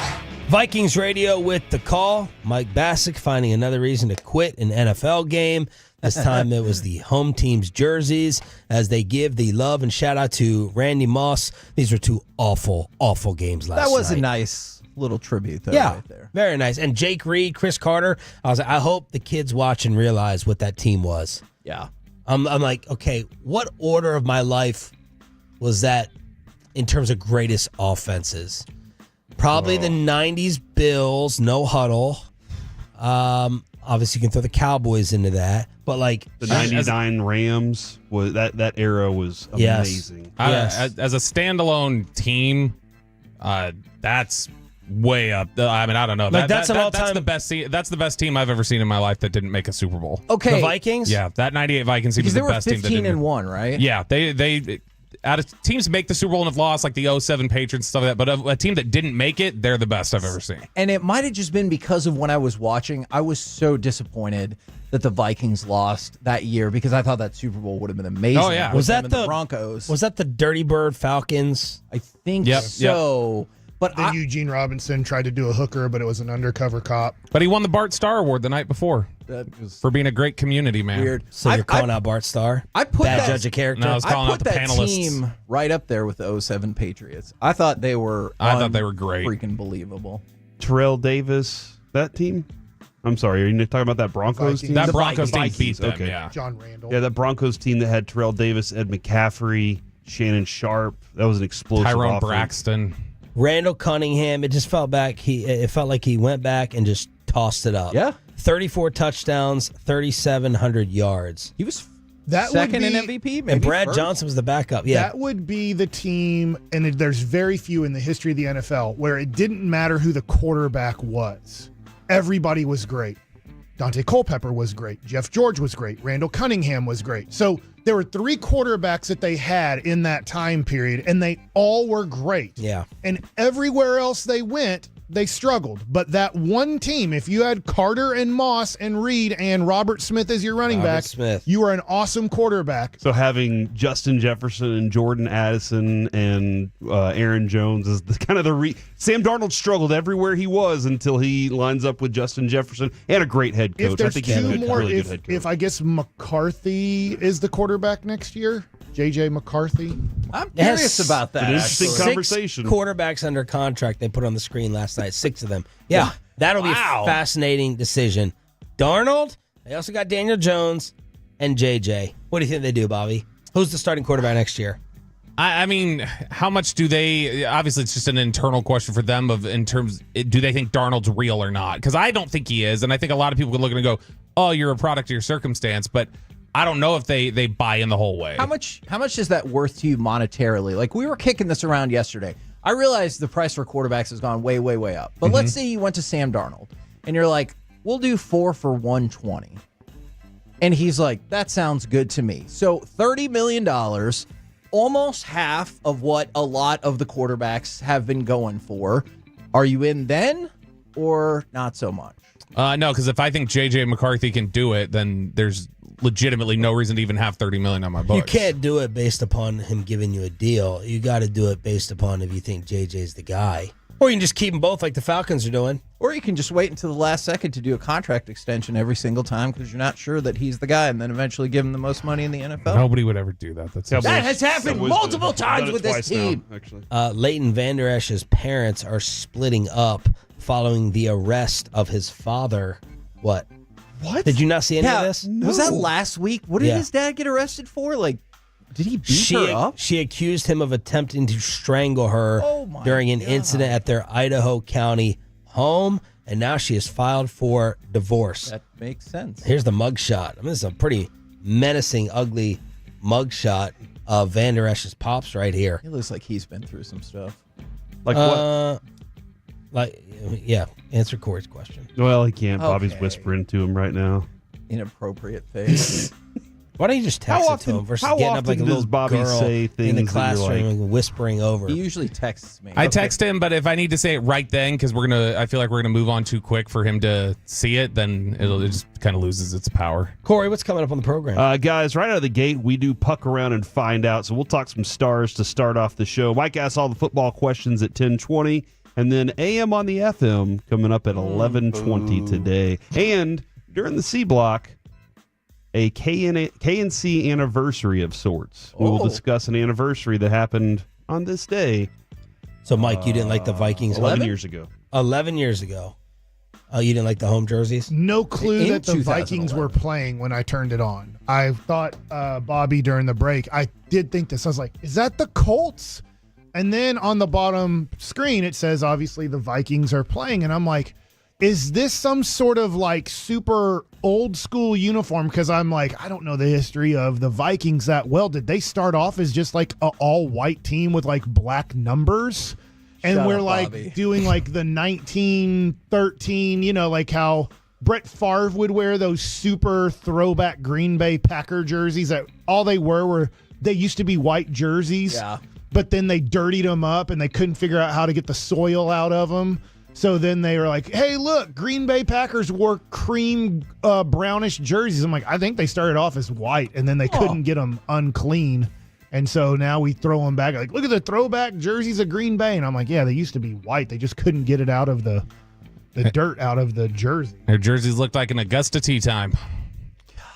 I knew there was something. Logan Paul. You have to wear all white? I thought that was Wimbledon. I think he means more like a racial component. Logan Paul against Conor McGregor boxing match. I mean, it makes a lot of sense because Conor McGregor gets his ass whooped every time he gets into the octagon now, and he hasn't been good at that in 6 years? Yeah. So he needs to make money. Like all his lawsuits don't pay for themselves. That's right. Any interest, Corey? I mean, I'll watch it. Yeah, that's friends will watch it, but you got to pay for it. I don't take. What will you pay a $50 pay per view? No, I'll go to a friend's house and give him $5. Oh. That's how that works. It's tough to be in a fight with Logan Paul when you're the more unlikable person. Yeah, and the thing that is, is though, difficult to accomplish. There's no way I take it seriously. I'm watching it for the entertainment. I'm watching it for Mike Tyson's butt more than anything else. Is he for sure the more unlikable person? I think he is the more unlikable. All right, rank them: Floyd, Logan, McGregor, because Logan's first fight was Floyd. Oh, in terms of unlikability? And Jake, likability, the 4. Oh man, who's the most unlikable? God, what a terrible group. Or do you have a favorite? There's got to be 1 or 4 that jumps out. McGregor is the worst. Yeah. Then Floyd, then Floyd? Paul. Which Paul? Logan? Which Then one's Jake? not the wrestler? Jake. All right, that one. Logan's the worst. Is Logan the one who Logan's was the in the worst. forest? And Well, yep. That's Okay, I told yeah. Sean had never heard about that until this The morning. suicide thing. Logan's got a. I think Jake Paul is the least dislikable. Probably because I watched his Untold and I was like, okay, I get it. There's some. So Jake Paul's the most likable. Yeah. Well, see, I wouldn't hear put it what like you're saying. that. Least dislikable. I don't know if I would say that. Oh, okay. I'm going to stick with least dislikable. Out of the group, yeah. That's a good way to put it. That is a good question. Are you going to watch it? I mean, I'll watch it. I only answer these things like the Thursday before. Is it Okay. going to cost me money? Am I doing anything else? How late is it? I'm too old for these boxing cards, man. Staying up till 10:30. I'm too old for that. Or you need to live on the West Coast. Well, maybe I will be soon. Oh no! Oh, What? What is Yeah. that insinuation? That I would leave here and get a job on the West Coast. Oh my God! All right. That's not what I meant. They're For going to clear sure. out the morning roast over there. What is going on with this Christmas list? This Christmas movie list, and when is this getting unveiled? So, I'm going around the office and getting everybody's top 5 Christmas movies, which, man, Mike, not a big fan of many Christmas movies, but He loves Christmas, though. that's fine. You can love He loves Christmas and Christmas not baking. love Christmas movies, but I want to get everybody's input, and I want to put together a 16 movie bracket because We saw the one that was circulating around on social media, and if you have 2 Vince Vaughn movies in there, it's too many, and we need to tighten up your bracket. That is true. And so we're going to come up with our own 16 movie bracket, and then we're going to probably do it on Thursday. I feel like You don't like Vince Vaughn? it's not that I don't like Vince Vaughn, but Vince Vaughn has 2 of your top 16 movies of anything. Come on. Like what are Swingers can be there. Swingers, Great It's Maid. Did you like every other movie you've ever seen him in? Wedding Crashers. Wedding Crashers was good. Wedding Crashers was good. You might be able to come I up like with Vince a list. Vaughn. You might be able to come up with a list of, I don't know what you would call the topic, but you might be able to come up with a list where Wedding Crashers and Swingers would be in the top 16. I could see that. That like him and The Rock just play themselves. Oh, The Rock. Julia Roberts. Sports movies, The only Rudy actor and is Dodgeball. Colin Rudy Farrell. sucks, and it's a bunch of nonsense. Oh, Whoa! They put in the part where he went to jail for stealing a whole bunch of people's money. Because they didn't, Where's that in they the didn't movie? have that in the script. The It was already kid? too long. At the time? Yeah, that kid who didn't actually do any of that stuff. Gosh, Rudy went to jail. You know what? You're number 3 or 4 on my list. What is that? You think I'm the Grinch? Yeah, there you go. Okay, but even when Sean put the Grinch, I go the Jim Carrey one, and he goes, "That's a good question." Because just the other day, just Sunday before the NFL games, we put on I think the latest cartoon one, and I was like, one's good. It is good. So I couldn't make up my mind. Is that Benedict Cumberbatch? No, look. Rudy has always been a sticking point with me. I remember at the Super Bowl, I asked Ben and Skin, they said they were going to interview Rudy. I go, hey, you going to ask him about stealing all those people's money and going to jail? And they go, no. I was like, oh, okay. Because it had just happened, like, not that long before that. Oh, wait, so it wasn't while he was at Notre Dame. No. Yeah, so very unfair criticism. Yeah, I met Rudy back with Garth Brooks' foundation. He seemed cool to me. Oh. Met John Elway, How's all that those aging? guys. I don't know. Fine, Okay. I guess. Did he run off with the Garth Brooks charity money? Where are the bodies? No. Where are the bodies, Garth? Exactly. What's wrong with you, Mike? I don't know. You look. You don't have 3 no. Rangers guests in a row It was today? one of those depression Man, days. Bobby. Something looks Is that off. leftover from last week? Yeah, I did. I forgot to bring that up yesterday. I was trying to tick Sean off. I know you were. I was trying to tick Sean. I was trying to tick you off that Bobby doesn't get you current Cowboys on your show to interview. Oh, I mean, I'm just used to it. It's like the Cowboys winning. I'm disappointed by it, but I'm just used to it. I've just, Did the Cowboys allow you to interview people after the game was over, or did CJ Godwin stop everybody and go, no, you can't interview us, we won? Yeah, you know, or did Bobby he say, everybody in, we won, everybody in here, everybody talk to us, we're so happy we won, hot boys, interview the hot boys. You know who Bobby chose to interview the guy who lost his voice? That was Bobby's big decision. That was the one bit of audio I grabbed. Who lost his voice? I didn't hear any on our show. Coming off, just rolling straight through. I mean, Peyton couldn't even pull the 80-yard touchdown against the Panthers. I don't expect that he's necessarily loading all the cuts that I sent over. Hold on, is RJ the glue that keeps the show together, and when he's gone, things fall apart? No. RJ's the glue that he sniffs. Nielsen wouldn't say so. Wouldn't say what? What? Keep going. You know what? I'm checked out. Which is perfect timing because it's time for the KMC Masterpiece. Next on this radio station.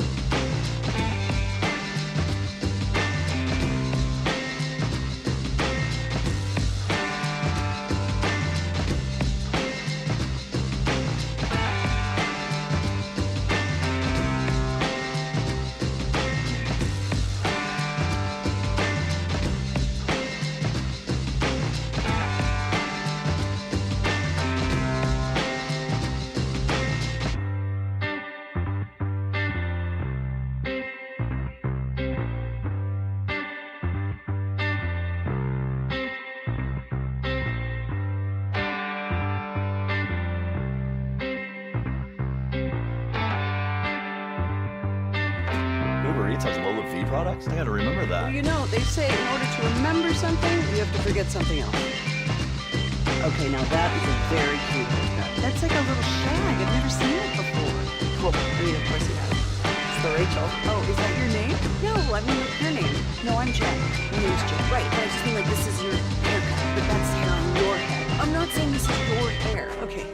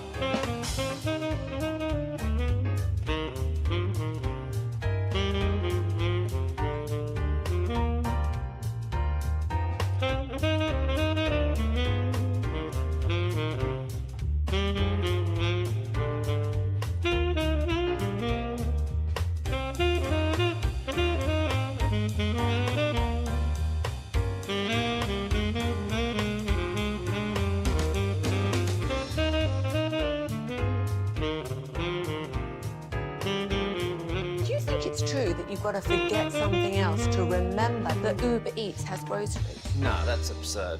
Hey, remember when you used to be It's an expressway Yes. kind of thing then, right? Exactly. Did you already say that? I did. That's okay.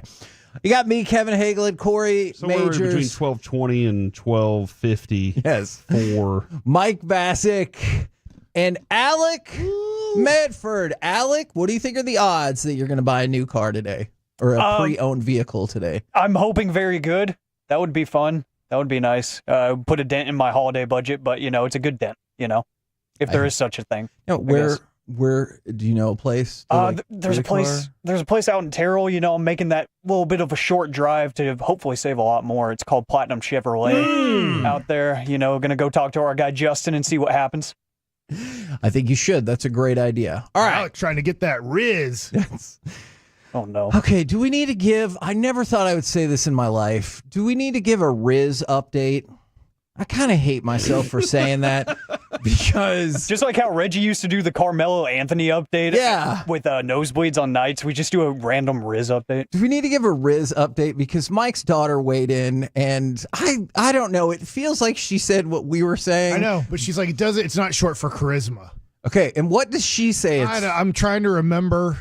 But I was like, it sounds like you're saying charisma. Yeah, like you're the S. She's like, yeah, you're the best. You're the S. All this stuff, and I'm like, yeah, like charisma. Like I want to get a shirt that says Kev's got the Riz. Please don't. On 105.3 The Fan. Oxford's 2023 word of the year was Riz. So that was actually an old word. The Gen Z slang term derived from charisma went viral last year after Tom Holland claimed to have none. So there you go. Okay. Dude, he joined us for the whole Peace-a-thon. Let's not. Oh, it's Derek. That's Derek Holland.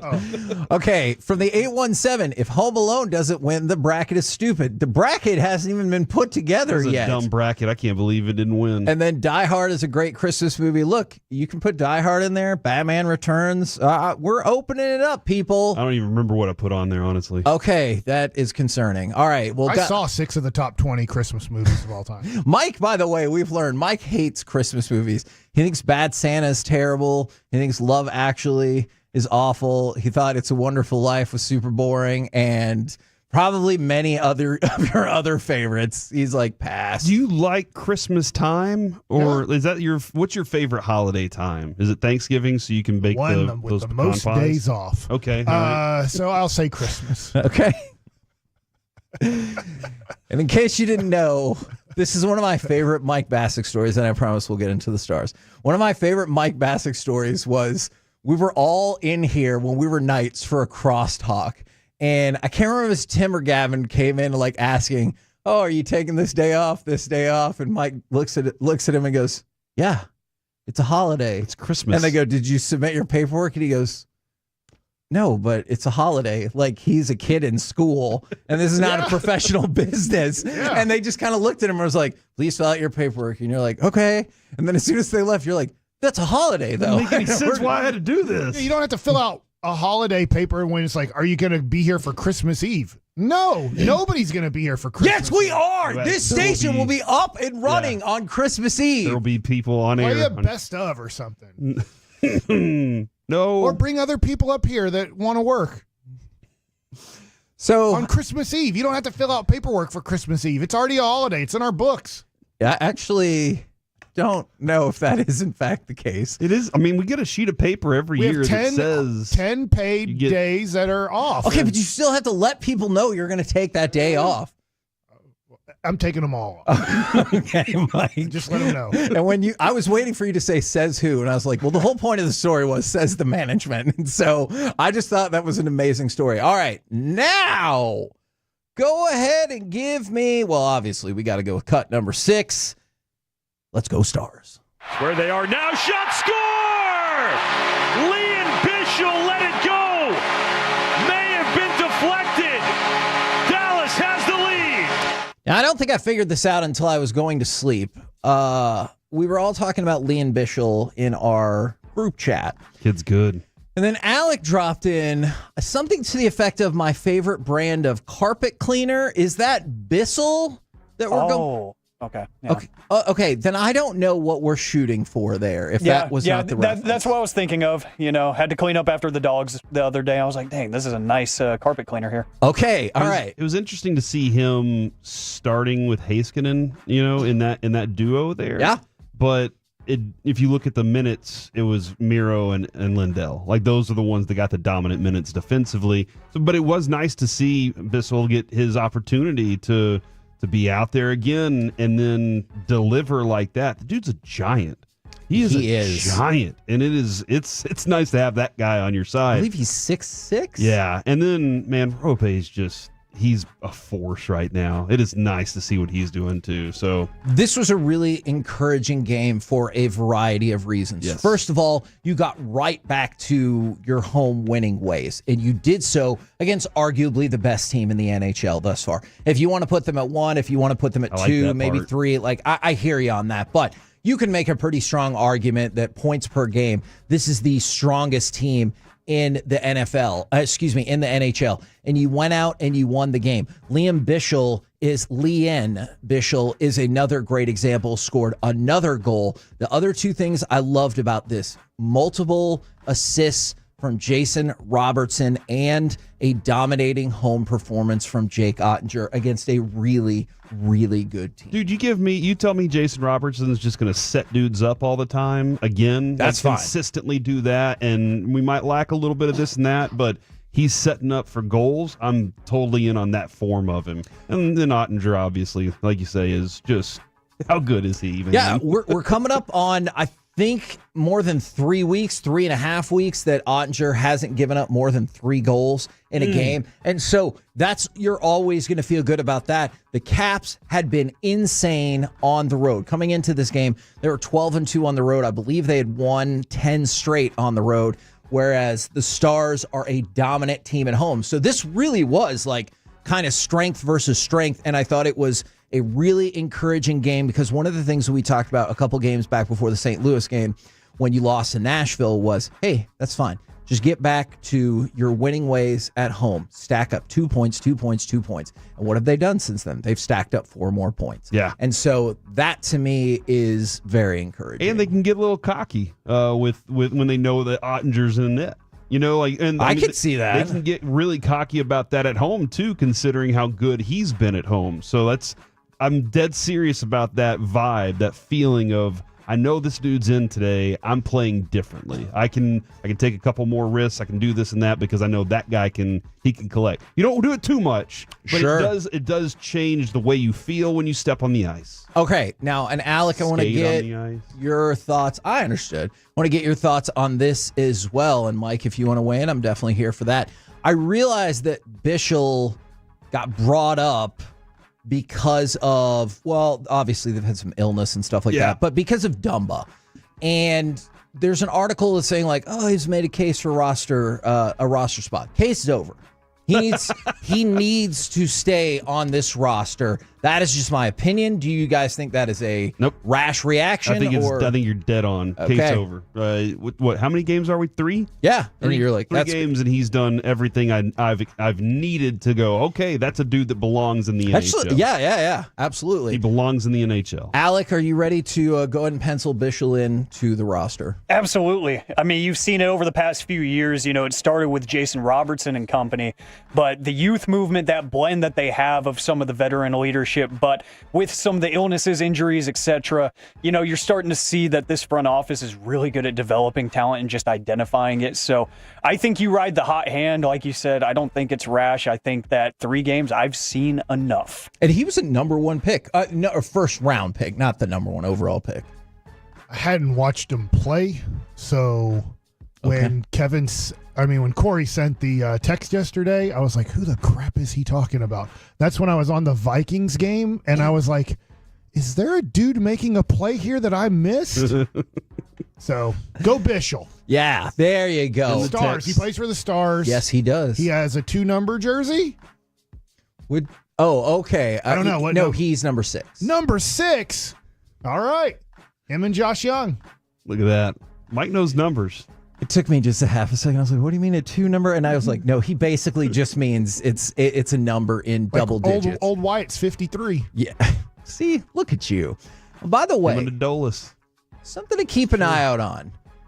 Ever since Winnipeg started the season just absolutely on fire, they have been pretty mediocre, if not a little bit subpar since then. So that seemingly insurmountable lead that Winnipeg had amassed in terms of that division, they're up on the Stars by 7 points, but they've also played 2 more games than the Stars. Right now, it's the Minnesota Wild that has been playing better as of late, but Winnipeg, since they started out, just unbelievable. They've been fine. So if you're looking for a chance to move, if you continue this trajectory, I think it's there. Dude, their goal differential, it was insane. 117 to 81. And because they started out so good. The Stars kind of have a similar stretch of number, but it's just they haven't scored as much. But yeah, that's why the Stars are steady for me. Steady defensively, steady offensively. I think they can get both things accomplished. Saturday night, we had a Christmas dinner party at our house. Yeah, how did that go? It went great. The pot roast was amazing. So the YouTube video I watched, it turned out great. I also found out why you guys now make fun of me when I say I pegged a guy.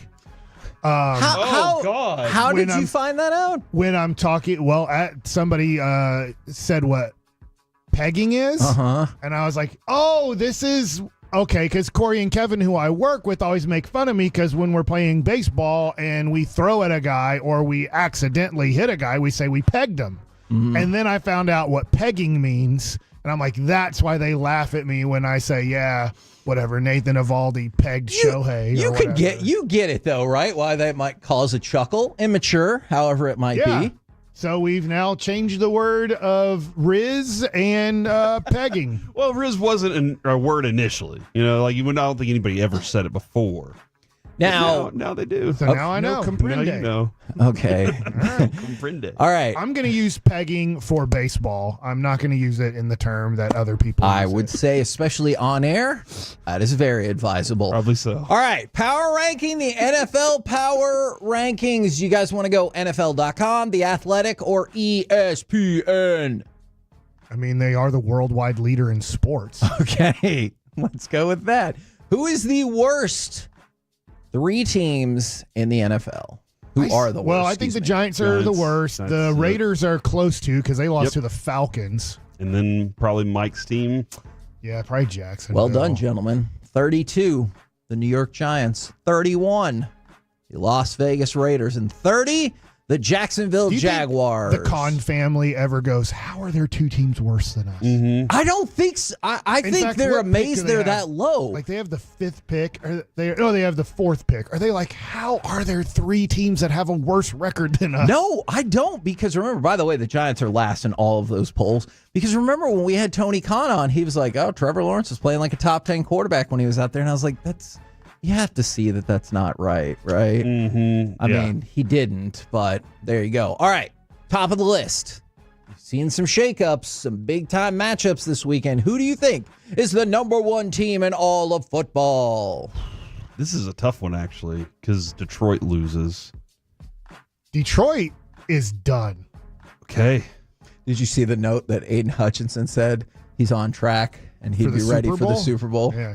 All right, good. I mean, maybe we'll see him there. Maybe we can interview him on Radio Row because his team ain't going to be playing in the game. Do you believe the Chiefs are one? I will say on power rankings, I bet they put Philadelphia higher than the Chiefs. I was just seeing behind you, Philadelphia. Is that your choice for number 1? Yeah, I think Buffalo number 2 and Kansas City 3. That'll be my top 3 power rankings. Philadelphia, number 1 on the board, followed by, you're not going to like this, followed by the Kansas City Chiefs, followed by the Detroit Lions, then I get it. Followed by the Buffalo Bills. I'm not sure I do get that 3 and 4. I understand that Detroit has a better record, but Buffalo just went and beat Detroit, and Detroit, unfortunately, has got injury problem on top of injury problem on top of injury problem. But yeah, Buffalo went on the road and beat Detroit. They're the better team right now. Buffalo's done. Their season's over. They get to have 3 scrimmages, 2 against the Patriots and 1 against the Jets. So they are 14-3. I can't believe that's their last 3 games. So their season's done. They get to have some scrimmages that they hope they don't get anybody hurt in. And so they are going to end up 14-3. Okay. good thought there. How many games does Josh Allen play of that? Well, I think he's going to play in all three because I think the Chiefs are going to lose one of their next two games, and so it puts them in play for the 1 seed. And I think you do want to have that bye. If there's a possibility of the bye, I think you play for it. And then the MVP part, you think is that important to the coach, to McDermott, that he's like, we got to make sure we get that? I mean, Josh Allen, I don't think so. Josh Allen has been pretty adamant that he cares about a Super Bowl, not winning an MVP, and I'm sure Lamar Jackson's like, I get you. But I don't know. And I was going to say, all of the places have the same top 4 teams, just in different order, with the exception of the Athletic. They have the Chiefs at 6, behind the Vikings, Packers, Lions, Bills, and Eagles. That's a real take, man. That definitely is, because that team, you feel like they're going to win a game late, no matter what. But until, this week, you didn't see them destroy a team. And that was the first time you've seen that all season long. We're the KNC Masterpiece right here on 105.3 The Fan. Coming up next, Mike is going to ask us all the football questions. Like, what if the Cowboys were completely healthy this year? Ooh.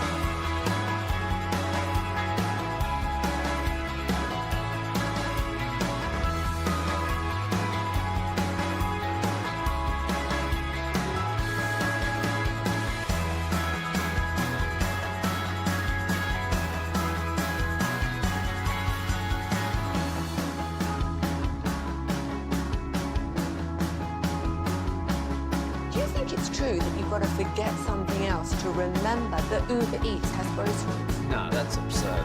Hey, remember when you used to be a, what was it, Pepper Lady? Pepper Lady? Wasn't it Cinnamon Sisters? Basil Babes. Saffron Squad? Nutmeg Maidens? Pre-club? No. Nutmeg Maidens? You just said that. Was it Spice Girls? Doesn't sound right. Was it Saffron Squad?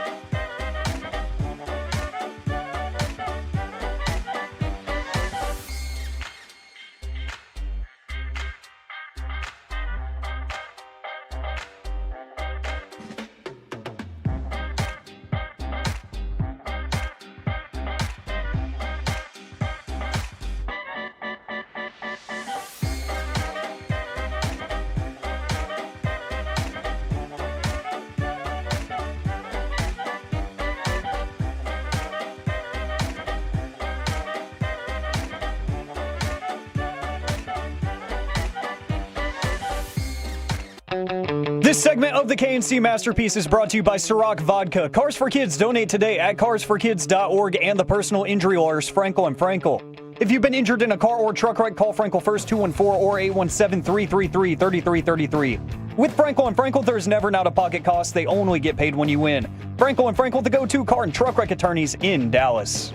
KNC Masterpiece right here on 105.3 The Fan, where we're going to do an on-air bit of clarification, Alec, because I know you're a youngster.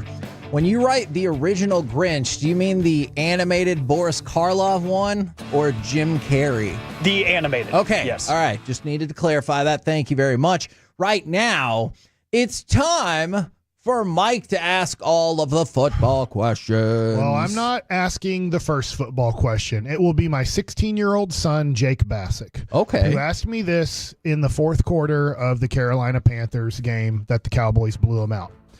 And I said, well, this is impossible, but let's do the impossible that's never happened in the history of sports, let alone football. He said, if the Cowboys didn't have any injuries this year, nobody missed a snap that the Cowboys had on their team. DeMarcus Lawrence plays every possible play that he can. Micah did. Everybody. Bland. He said, what do you think the Cowboys' record would be if nobody got hurt this year? So the games, there's 4 games that I immediately thought about that I think are in play. Baltimore, San Francisco, Atlanta, and Cincinnati. Those are the 4 I think about. Like, you got your ass kicked by New Orleans, Detroit, Philly, Houston. Like, so none of those are on the board for me. So I think there's 4 up for consideration. Now, to say they win all 4, that feels probably unreasonable. But I think I've landed at either 8-6 or 9-5, which is probably problematic for a lot of people who are like, hey, we need to get rid of Mike McCarthy. We need to do this. We need to do that. And I wonder how much the Cowboys will be like, we could be 9-5. I think 9-5 is a very accurate number. Okay. To put the Cowboys at right here. Because, like, the blowout for the Saints, that happened mostly healthy there. Yeah, you're getting smoked. The blowout for the Lions was going to happen. But there are some very close games that the Cowboys could have been more a part of. That Ravens game still, though, like, they didn't turn that on until late, though, Kevin. That's true. And it's the same thing with the San Francisco game. I do think they win the Cincinnati game, and I think you win the Atlanta game.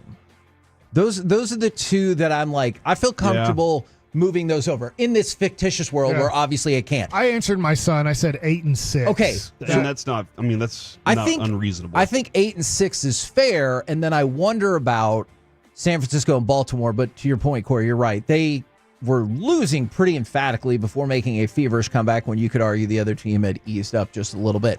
So I don't know if you pick up another one of those. Is that different if, let's say, Micah's healthy or if DeMarcus Lawrence is healthy for sure? Or, I mean, or look, Nealon, for God's sake. You still got the ball back in those games with an opportunity to win. So I do kind of wonder about that. So I think 8-6 or 9-5. And so I guess, can I ask you a follow-up question to this? Because I think this is a great question. What are you supposed to do then in the offseason? Because I understand right now at 6-8, you're not going to make the playoffs. Like, hey, tear it all down with the coaching staff and everything like that. But if you're like, hey, if not for crippling injuries, would we be 8-6? Would we be 9-5? Like, how do you proceed accordingly with that knowledge or that theory? If I'm running the Cowboys? Yeah, let's say if you are. And I have all the contracts that I have? Yes. I'm effed. I unfortunately have to play out this team under Dak Prescott. Now, I don't think Mike McCarthy's a bad coach. I think he's a solid coach. I think he's an average to slightly above average coach, and I think that there would be a lot of heat on me for that. So, what heat?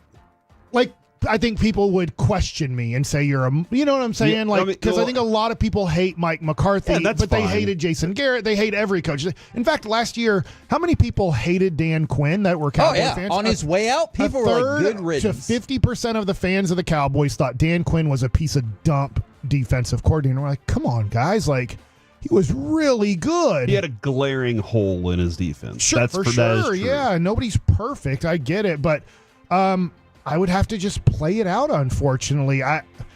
maybe I would try to go all in because I'm screwed for 3 to 4. In my opinion, I'm screwed for 3 to 4 years with Dak Prescott now. I'm with probably you on going to miss 2 to 10 games every year because his lower half is dying on him the way Des Bryant's did. And I just wanted to throw this out there from the 2-4. You guys are super homers. The Cowboys at best would be 500. Well, let me turn that back on you. I think you're a super hater.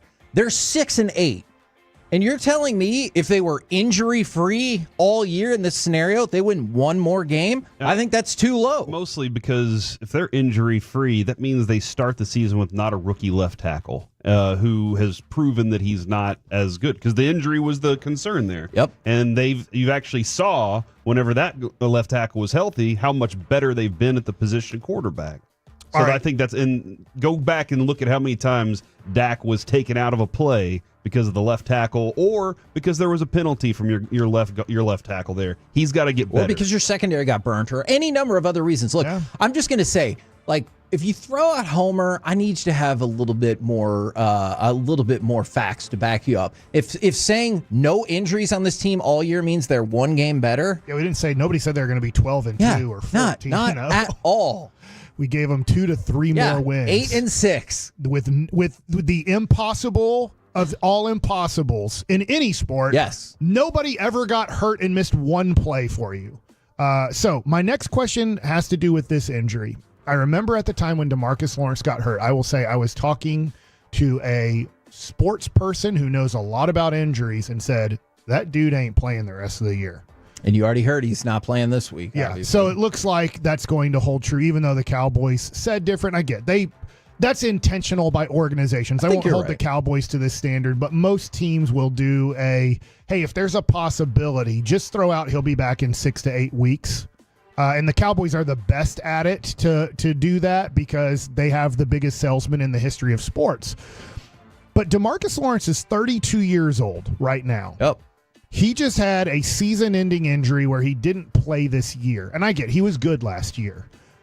What's your thoughts on the future of DeMarcus Lawrence that he had a major injury at 32 years old that made him miss the whole season?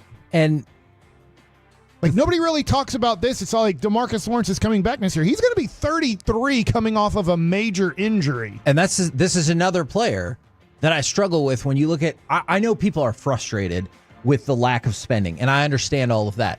They're paying the price for the way that they've done these contracts for years and years and years. Because remember, I'm pretty sure DeMarcus Lawrence, when he's not under contract next year, carries like a $7.5-8.5 million price tag.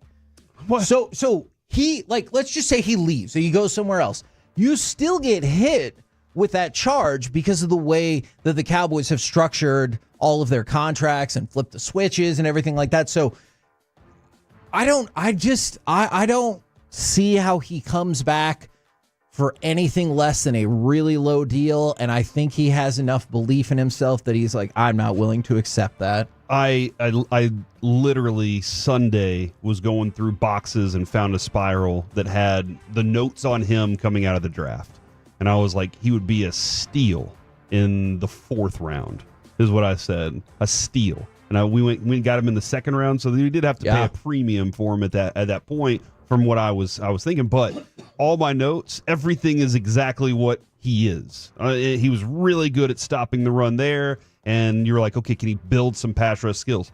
It's been nice to have him, Mike. But at this point, you have to face what the reality of this sport is. Those injuries aren't going to go away anytime soon. Those injuries are going to be on his body. I love the player. I love what he's brought to the franchise. But they're going to have to find somebody else that can replace that kind of production. Okay, so my next question, and this might be more of an NBA question, but I'm going to relate it back to last night where the Vikings did a jersey that made no sense to me.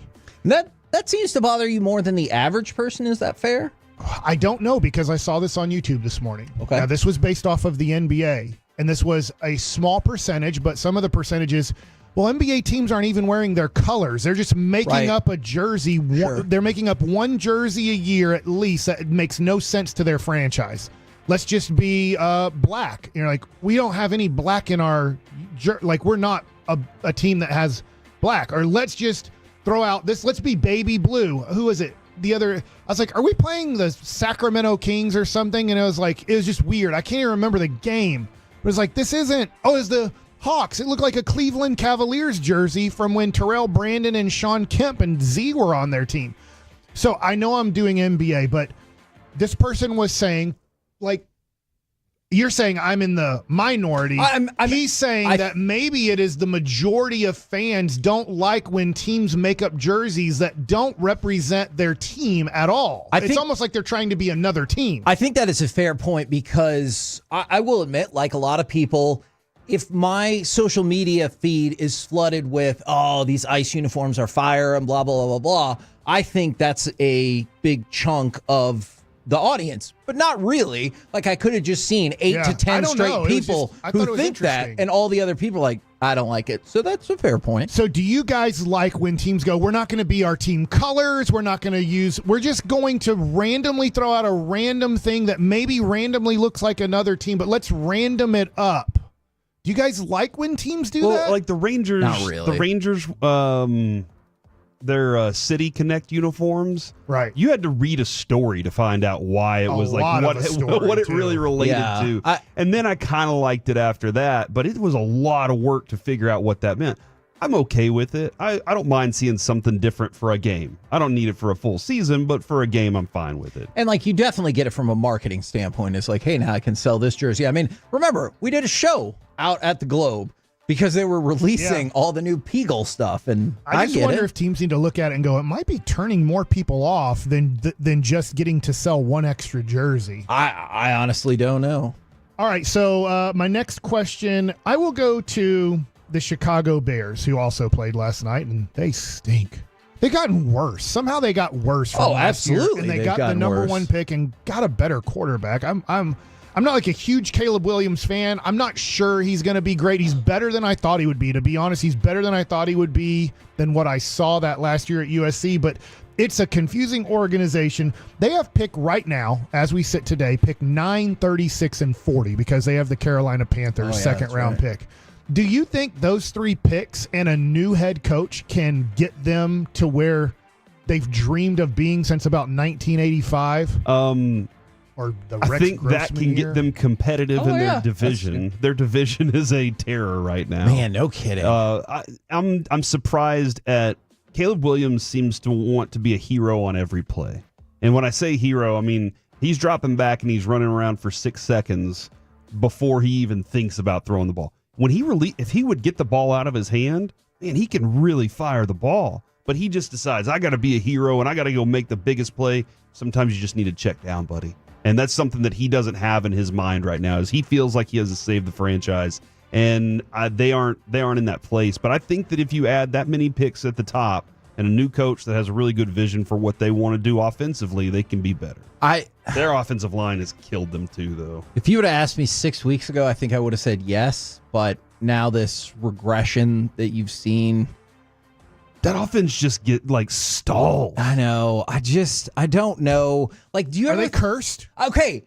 Man, I'm glad that you said that. Time, yeah. I was going to ask you, and I don't know if you call it a curse, poorly run, whatever, but at some point when you're like, hey, have you really had a good quarterback in like 100 years? With all due respect to Jim McMahon, don't you kind of wonder, like, I don't know why, but it just doesn't seem to work out here. They've tried different ways, right? Yes. Rex Grossman, Cade McNown. Like, they've tried first-round quarterback picks. They've tried running backs that you thought, Curtis Enos or something, and since Walter Payton and I guess Neil Anderson for a little bit. Yeah. Like, they can't figure it out. It's weird. I guess they had Matt Forte, who was pretty decent. Dude, he was a blast. He was a really good fantasy player. Those are my football questions for now because I kind of ran out of time. I was going to talk about, which we can talk about later in the week, Pittsburgh and Baltimore schedule and the Rams and Seahawks schedule, because those are two, I think those are the divisions up for grabs. Yeah. I guess now that Detroit lost, we can look at those two. But I think that is in play. I've kind of for written sure. down Pitt, Baltimore, and Rams, Seattle as interesting 3-game stretches to see who wins those divisions. We're the Can't See masterpiece right here on 105.3 The Fan. Coming up next, we'll switch gears and do some baseball nuggets with Mike Bassick. It's really hot take time.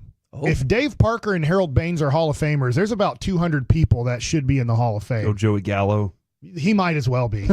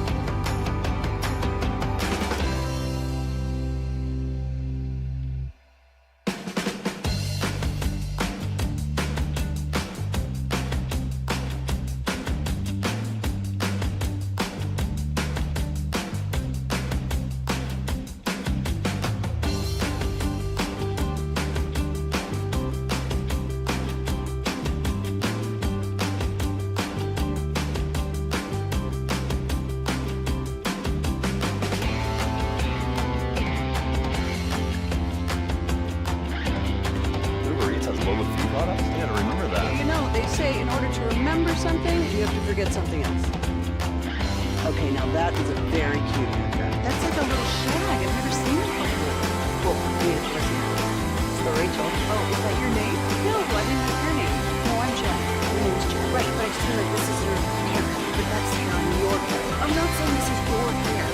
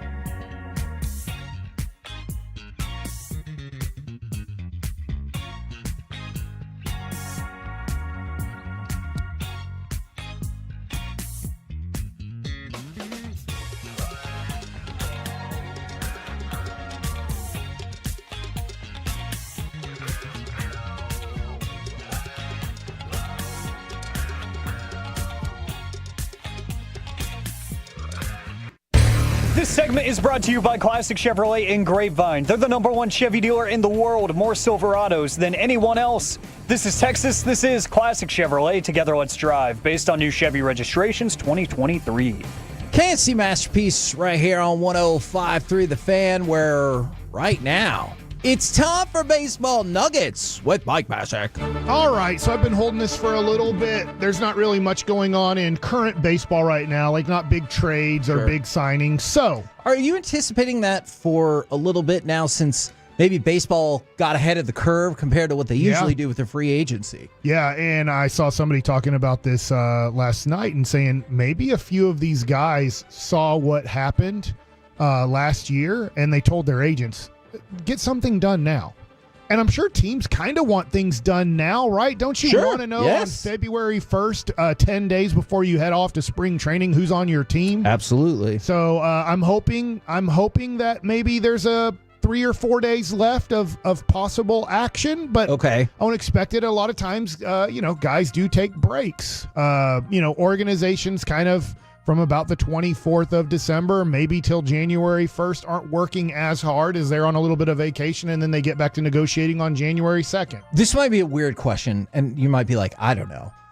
I'm curious, though, if for some reason you were like, this is where I'm going to go in hard. Like, everybody is taking kind of the week off. Would that maybe give you an edge? Maybe. I don't know. I mean, maybe I'll ask Chris Young. Remember when they won the World Series, his wife wasn't happy that he was working so hard on Christmas Eve and got Nathan Eovaldi signed the first time. Mm-hmm. And then she's like, I forgive you. You won the World Series because Nathan Eovaldi's on the team. So maybe there is a time where agents are like, gosh, a couple of guys are just like, I'm really going to spend this 48 hours with the family and not take phone calls and don't text me or anything. I'm literally going to shut it down. And maybe in that shutdown time, you trump an offer and you say, I've trumped the offer. We need to know. And maybe you get a deal done, which would be really cool for Kirby Yates and the Rangers. Okay, so let's, unfortunately, these are really good players. So I just want to make this clear. Dave Parker and Harold Baines were really good players. And it doesn't matter what I think. Forever and ever, they will be a Hall of Famer. Yep. Now, Harold Baines has been a Hall of Famer, unfortunately, for a while now. And now Dave Parker just got in. And I look at Dave Parker, and I'm going to give you a couple things here, and I'm going to give you the negative first. Okay. His WAR, which I know was not a thing when he played, is 40.1, which is so low. Just to give you an idea, I need to pull it up, but Scott Rowlands, I believe, was 60, and he was like borderline, and they say a borderline WAR is 60. If you get to 60 WAR, you're usually a Hall of Famer. It doesn't mean you automatically are, but if you're going off of that stat, you usually need to get close to 60 to be considered a Hall of Famer. Anything below, you've kind of been held out. Unless you're Dave Parker and Harold Baines, and then you can hang around 40 and be a Hall of Famer. Do you think that's just a product of the Veterans Committee, or do you think this will now reshape the Hall of Fame voting? I don't know, but if Dave Parker is a Hall of Famer, then we're going to have to start bringing up a lot of names that are Hall of Famers. And Dave Parker was a very good player. Let me give you some of his accounting numbers, which this is where it works out for him because he played till he was 40 years old. He had a 290 batting average with an 810 OPS. He had, and this is where his accounting numbers aren't that great here. He had, for a career, yes, but for a Hall of Famer, no. I need to make that clear. 1,272 runs scored, 1,493 RBIs. He did have 2,712 hits. Okay. So that he got close to 3,000 playing from the age of 22 to 40. So he had a very long career. So if you kind of remember those numbers, that's good. Now, here's stuff that is good for him. He's a 7-time All-Star. He's a 1-time MVP. He's a 3-time Gold Glove winner. He's a 2-time batting title holder. He is a 3-time Silver Slugger. Those are really nice. Yeah. So he had a great career. I'm not knocking his career. I just don't think it's a Hall of Fame career. I don't think he should have been considered a Hall of Famer. But if he's a Hall of Famer, then what are we doing with Juan Gonzalez? All right. I'm really glad that you brought up. Is it just the person. steroid era? Because if it's not, if it's just being held against him that it was the steroid era, he had 434 home runs in a very short career. Now, partly due to he just didn't really care to play baseball in his 30s. Well, and he won the MVP twice, but also he finished top 5 for MVP 2 other times. Not very famous. And so he was in Texas. I mean, I get it, but to me, he was super famous. I agree. This is sometimes where the All-Star system throws me off. He's only a 3-time All-Star, which is weird considering he's top 5 for the MVP 4 times. Yeah. So 4 times. He won an MVP. Yeah. In 96, he won the MVP and the Silver Slugger and didn't make the All-Star. Kenny Lofton Whoops. and Albert Bell. Like there were some really good outfielders that just in Texas just didn't get the shine. I just assume the implications or people's thoughts. Yeah, and if are that's what the keep him case, out. then he's going to be held out. But if you look at his OPS plus is better. His OPS was 904. He had 434 home runs in 6,556 at-bats. Now, home runs seem to be a very big deal in the history of baseball. 6,556 at-bats. Dave Parker had 9,358 at-bats and had 339 home runs. It's not even close. Yeah. RBIs in almost, I'll say, a little over 9,000 at-bats. 1,493 RBIs. In 6,500 at-bats, 1,404 RBIs for Juan Gonzalez. Like, now Juan isn't maybe the number one case, but he's a 2-time MVP and a 6-time Silver Slugger. Juan Gonzalez now should be considered a possible Hall of Famer if Dave Parker is, in my opinion. And Harold Baines, I don't even want to go through his stats. I don't know how he made it, to be honest. Can I ask you about one other player that I don't know if you think kind of fits in this general category? What about Dale Murphy? I have him pulled up. Okay, because Dale Murphy is another multi-time MVP that I'm like, why isn't he in consideration? Dale Murphy, without a doubt, should be a Hall of Famer now. Like, he should get 100% of the vote if Dave Parker is in. His WAR is higher in less years. He's a 2-time MVP, a 7-time All-Star, a 5-time Gold Glover, a 4-time Silver Slugger. Like, it's not close. Dale Murphy is now... And he was top 12 in MVP voting 6 times. Yes. There is now a no doubt Dale Murphy is a Hall of Famer. I don't know when he comes up on the Veterans Committee, but nobody should not vote for him. Yeah. If you voted for Dave Parker, there is no doubt Dale Murphy's a Hall of Famer, and it's not even close. He's in. Now, he doesn't have to worry about the steroid era. So True. Dale Murphy, He's a 46 WAR too. yeah, and that's higher than Parker and played in less years and he has more accomplishments. Yeah, I mean, because did you say that Juan's is a 38 WAR or something Right. like that? His Wow, is that WAR- right? His That's WAR is surprising. 38.7, which is now. Can I give you another person that's a for sure Hall of Famer? I do, but I want you to think about this as you go along. Would you like these cases to be reconsidered more, or would you like, for some reason, Dave Parker and company to just be outliers when they're just like, hey, we might have screwed that up. This is still the bar for the Hall of Fame. Somebody really fought for that guy. Yeah. It's a good question. The Hall of Fame is just the top 1% of baseball players. Yep. It's I don't know if it's the top 1% of all. It's pretty much the top 1% of professional players. The top 1% of NFL players. The top 1% of MLB players. I don't know. Basketball's weird. Like, I love Christian Laettner for his college Sure. career, but he's in the Hall of Fame. Yeah. It's like No, those I get get weird. you. I do. Okay. Now, this is a no-brainer, no doubter when he comes up. Don Mattingly. Don Mattingly had a 42.4 WAR, and he blew out his back at 29 years old. And in his short career, from about the age of 23 to 29, finished 5th in MVP. He finished 1st in MVP, then 2nd in MVP, then 7th in MVP. In his short career, he was a 6-time All-Star, a 9-time Gold Glove Award winner, a 3-time Silver Slugger, a batting title, Major League Player of the Year, and his numbers in that short in 7,000 at bats, he hit 307. He had an 830 OPS. He had a 127 OPS plus.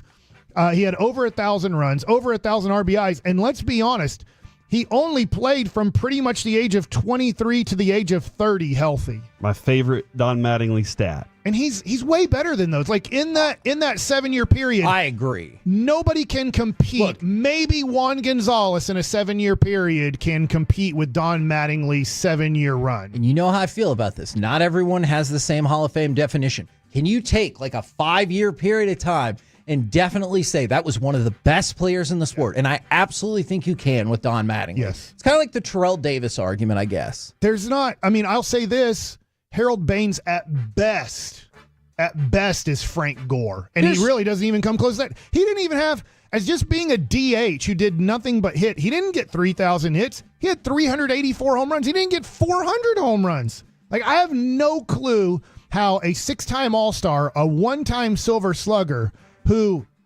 at his best year, he finished 10th in MVP. That's the best. Or sorry, he did finish 9th in 1985, and 10th and 13th and 20th. Those are the only times he ever even finished on an MVP ballot. So I'm just like, I remember looking at this. I've been holding this, but when Dave Parker got in, and I remember Dave Parker as a really old player. That's how old I am. He's obviously 73. I'm 47. So I did not see him play in his prime. But in his prime, it was really good. Was it better than Don Mattingly? Not even close. Was it better than Juan Gonzalez? Not even close. Was it better than Dale Murphy? Not even close. And I just was always like, I did look up Michael Young. Like, I don't think even if I hold him to the Dave Parker status, I don't think Michael Young gets in. Like, there's a guy I played against, Chase Utley, who I was like, really good. Should he be a Hall of Famer? His WAR is 65. It's a no-brainer. Yeah. I'll tell you what. Torrey Hunter, no-brainer. Andrew Jones, no-brainer. If Dave Parker's a Hall of Famer, there's guys on the ballot now that I'm like, well, this is a no-brainer if Dave Parker's a Hall of Famer. So that's where I'm at with it. Dave Parker was a very good player. I don't think he deserved to be in the Hall of Fame. He's in the Hall of Fame. And hell, if Harold Baines and Dave Parker are in the Hall of Fame, we need to look at about 100 guys now. And if that's the case, I think you asked a great question. Should we just go, we screwed up on a few guys and they get to stay in? Or should you go, if Dave Parker and Harold Baines are the lowest of the low Hall of Famers, which they pretty much are, which is great. It doesn't matter. They're Hall of Famers. They had great careers, but they shouldn't be in. But if they're in, then everybody who had a better career than Dave Parker and Harold Baines should be in the Hall of Fame. With a KNC masterpiece right here on 105.3 The Fan. Coming up next, let's talk with our Dallas Cowboys insider, Mickey Spagnola. Plus, nobody cares about your fantasy football team or playoffs, but today we do. So give us those triumphs and heartbreaks. All of that next right here on The Fan.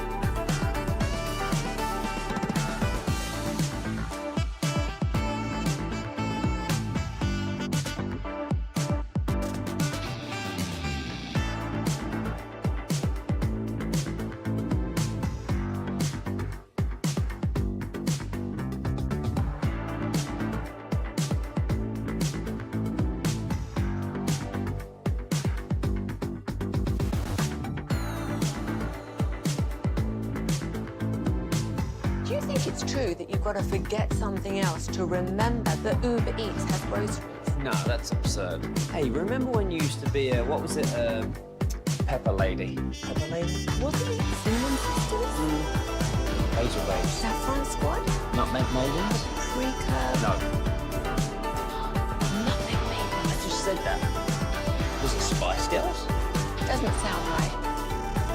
Was it Saffron Squad?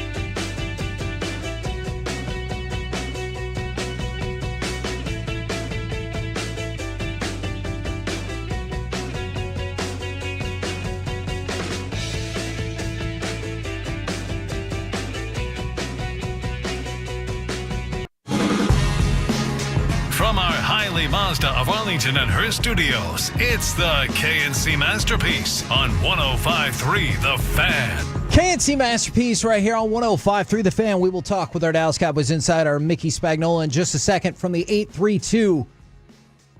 Corey, if there's I think so. Okay. Good morning, guys. Will y'all give a shout out to brand new Tolo Hayden, born at 5:04 this morning. Good for them for still being awake. Like, I don't know if that labor happened all through the night, and I mean, that's 6 hours ago. I'm proud of that person for still being awake and still doing stuff. Yeah, because you got a nap. Oh, for sure. Maybe they C-sectioned it. That is still a traumatic procedure, though. How would that affect their awakeness? I don't know. I mean, that is. I would be asleep if somebody cut open my stomach.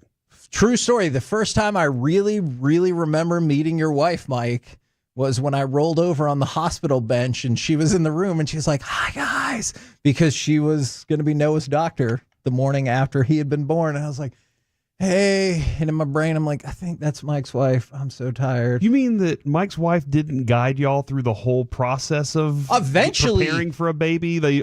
She was just the after effect? No, yeah, because we had a different doctor before. But you hated her? Doctor. He was born and You everything hated that like doctor, that. No. He's the best. He is. Oh, wow. Sorry. Well, he's all okay. Sue doesn't do C-sections. Exactly. At what he does, he's also the person who told me not to go to training camp because remember we were in a position where it looked like Noah could be born imminently, and I go, "Hey, can I still go on a trip to California?" And he goes, "Yeah, I know what you do. How long is that trip? 1 day?" And I go, "No, it's a week and a half." And he goes, "Don't go." So Thanks you go. for listening, Doc. All right. Right now, we missed your Riz that year in let's Oxnard. chat with our Dallas Cowboys insider, Mickey Spagnola. Good morning, sir. Good morning. How's it going? This is going to be a weird question to start off. I'm doing well. I hope you are doing well, too. Just a little rushed because I was a little late because we were taping a segment, and we started, and it was only 2 minutes long, and we got in 15 seconds, and I said, "Oh, I don't have a mic." That feels important. We always have Mike Bassick. That's true. Have you heard any of the players use the word Riz? And are you familiar with what that means? Neither. Okay. All right. Just in case it comes up, educate me. It's short for charisma. So it's you're instead of saying charisma, you're saying Riz. I got some Riz. Yeah, so you have some charisma about All right, yourself. I learned something today. Okay, Mickey. So one thing I want you to consider, perhaps for today, perhaps for tomorrow, who do you think has the most Riz on the team? Just something for you to think about. In the meantime. Yes. Okay. In the meantime, I know we're all excited. The Cowboys scored the most points they have under Cooper Rush, and I appreciate that. But what can be done about the fumbling issues? Because it didn't cost them, but it did feel like at the end of the first half that it was going to cost them. Well, for that particular play, right, just run a simple play, right? Don't get fancy. Just hand the ball off to Rico Dowdle. Don't be pulling the ball back and act like you're going to do a quarterback run or what I think they were trying to do, because if you watch the play, Ferguson was in motion from the left to the right, and I think he was going to roll right and throw a little toss pass to Ferguson because they figured that they were going to be crashing the line of scrimmage with all the defense, and the Panthers wouldn't cover the tight end going out, and all they needed to do was pick up 1 yard, right? Yeah. So to me, that'll solve the fumbling issue. The other part, Cooper Rush does not need to get in a hurry, catch the shotgun snap for sure, or when you're running, you're not out there to gain 15, 20 yards. Just get down and protect the ball. But that last one, I just thought they got too fancy on a 3rd and 1. Hold on to the ball. When we were in training camp, we were all kind of like, okay, what are we doing at the defensive? How are we getting to the quarterback? We kept asking that, and then in that time, Carl Lawson showed up, and then he disappeared and shows back up. What's been your take on his production this season? I think it's gotten better this last part of the season. I thought he looked like a guy that didn't go through the offseason with any team, didn't go through training camp with any team, and then showed up and kind of needed to do some, get ready type prep to be able to play in a game, right? and now these last couple games, I think he's starting to show up. Now, again, I'm going to consider the competition, right? You won three of the last four? Absolutely. And I think Washington was the only team with a winning record. Yeah. Now you got to play three teams with winning records. Now, how well are you going to play? Better. I have concerns about that. Got to play better for sure. Well, no, I mean, think about what Tampa Bay's doing, right? And we don't have to worry about the other games because if they lose one, they're out, right? Yes. Tampa Bay is kind of hot. They're scoring a lot of points. So you mentioned that, they scored 30 with Cooper Rush at quarterback.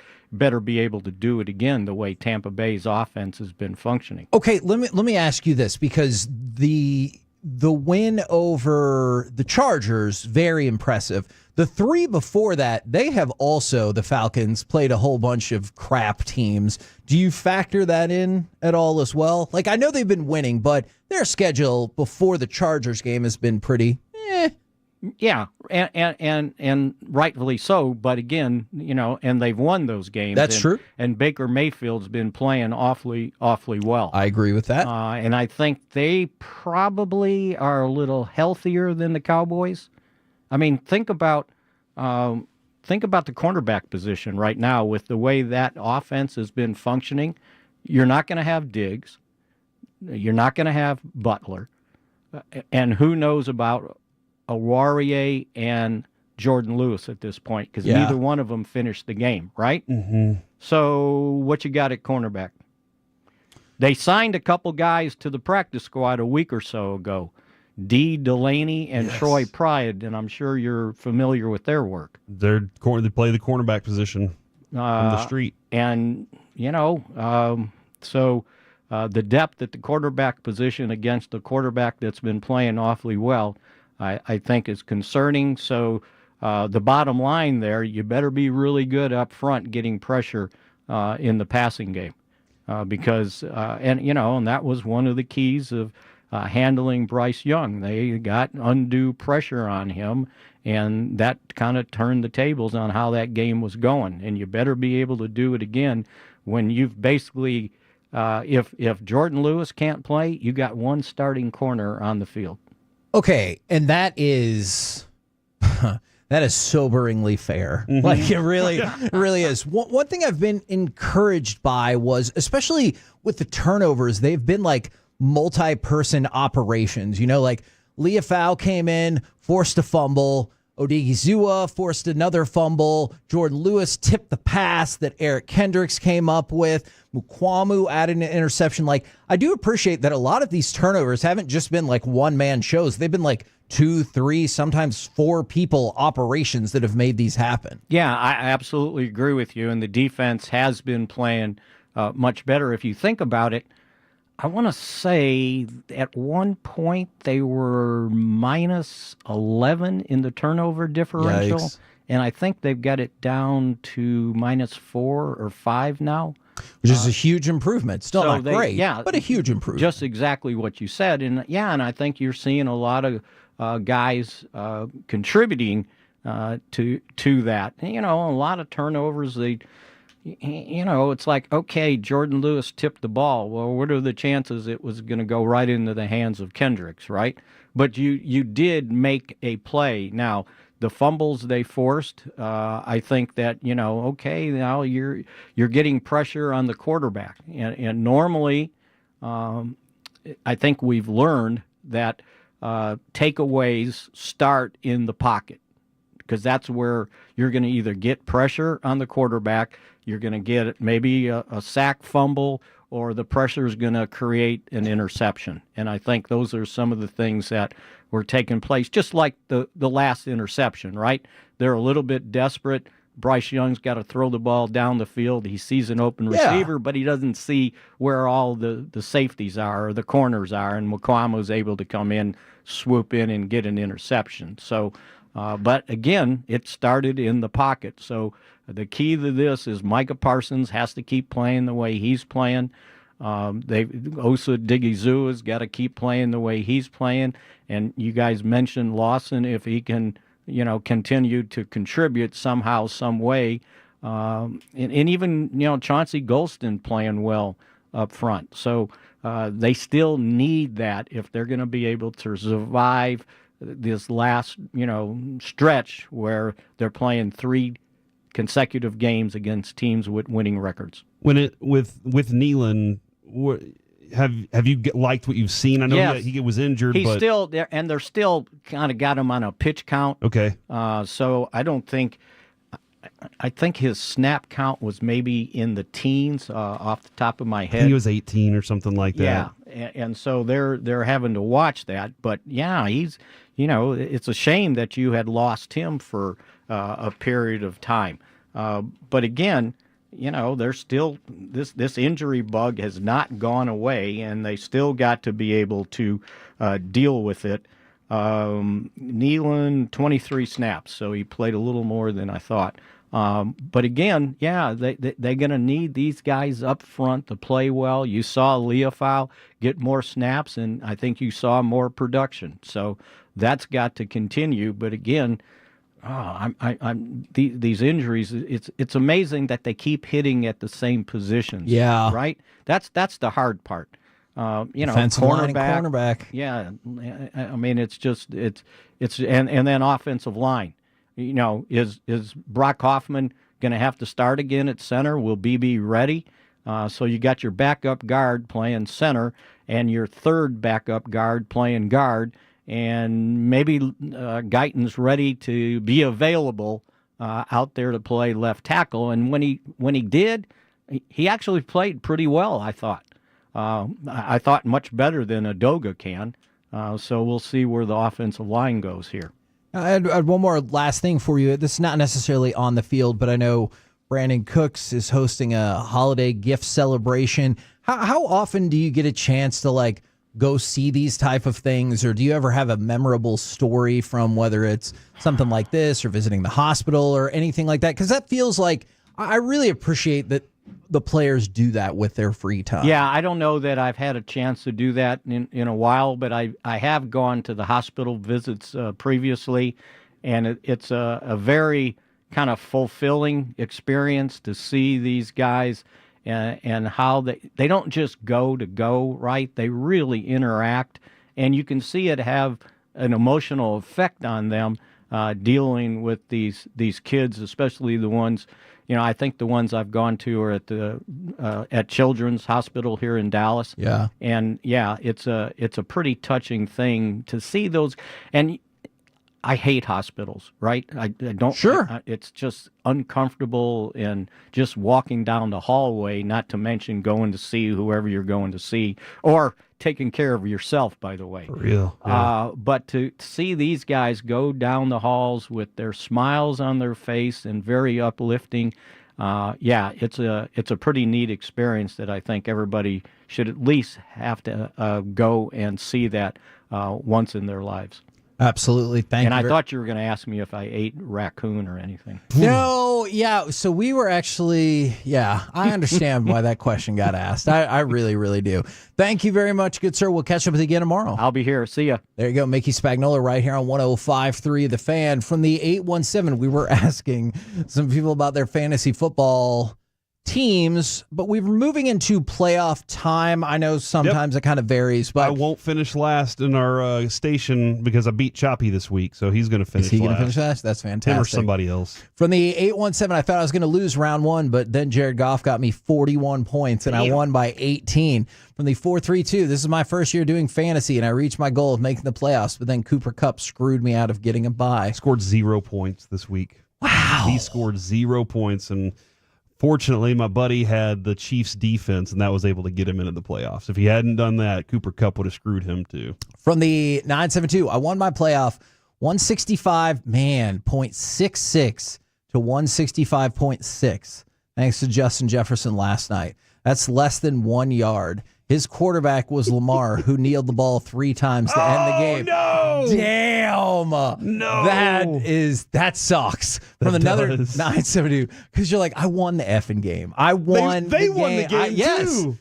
But he kneeled it down and lost yards. I'm out of the playoffs in the first round. Brandon Aubrey was my best scorer at 16 points, but it's pretty hard to win when your kicker is your highest scorer. The story of the Cowboys season. Mm-hmm. I feel like that very much is encapsulated there. Injuries are tough, man.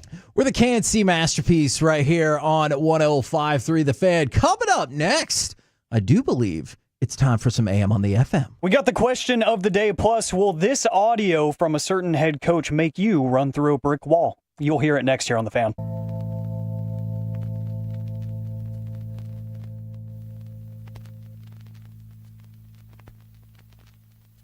Roger that, Sally.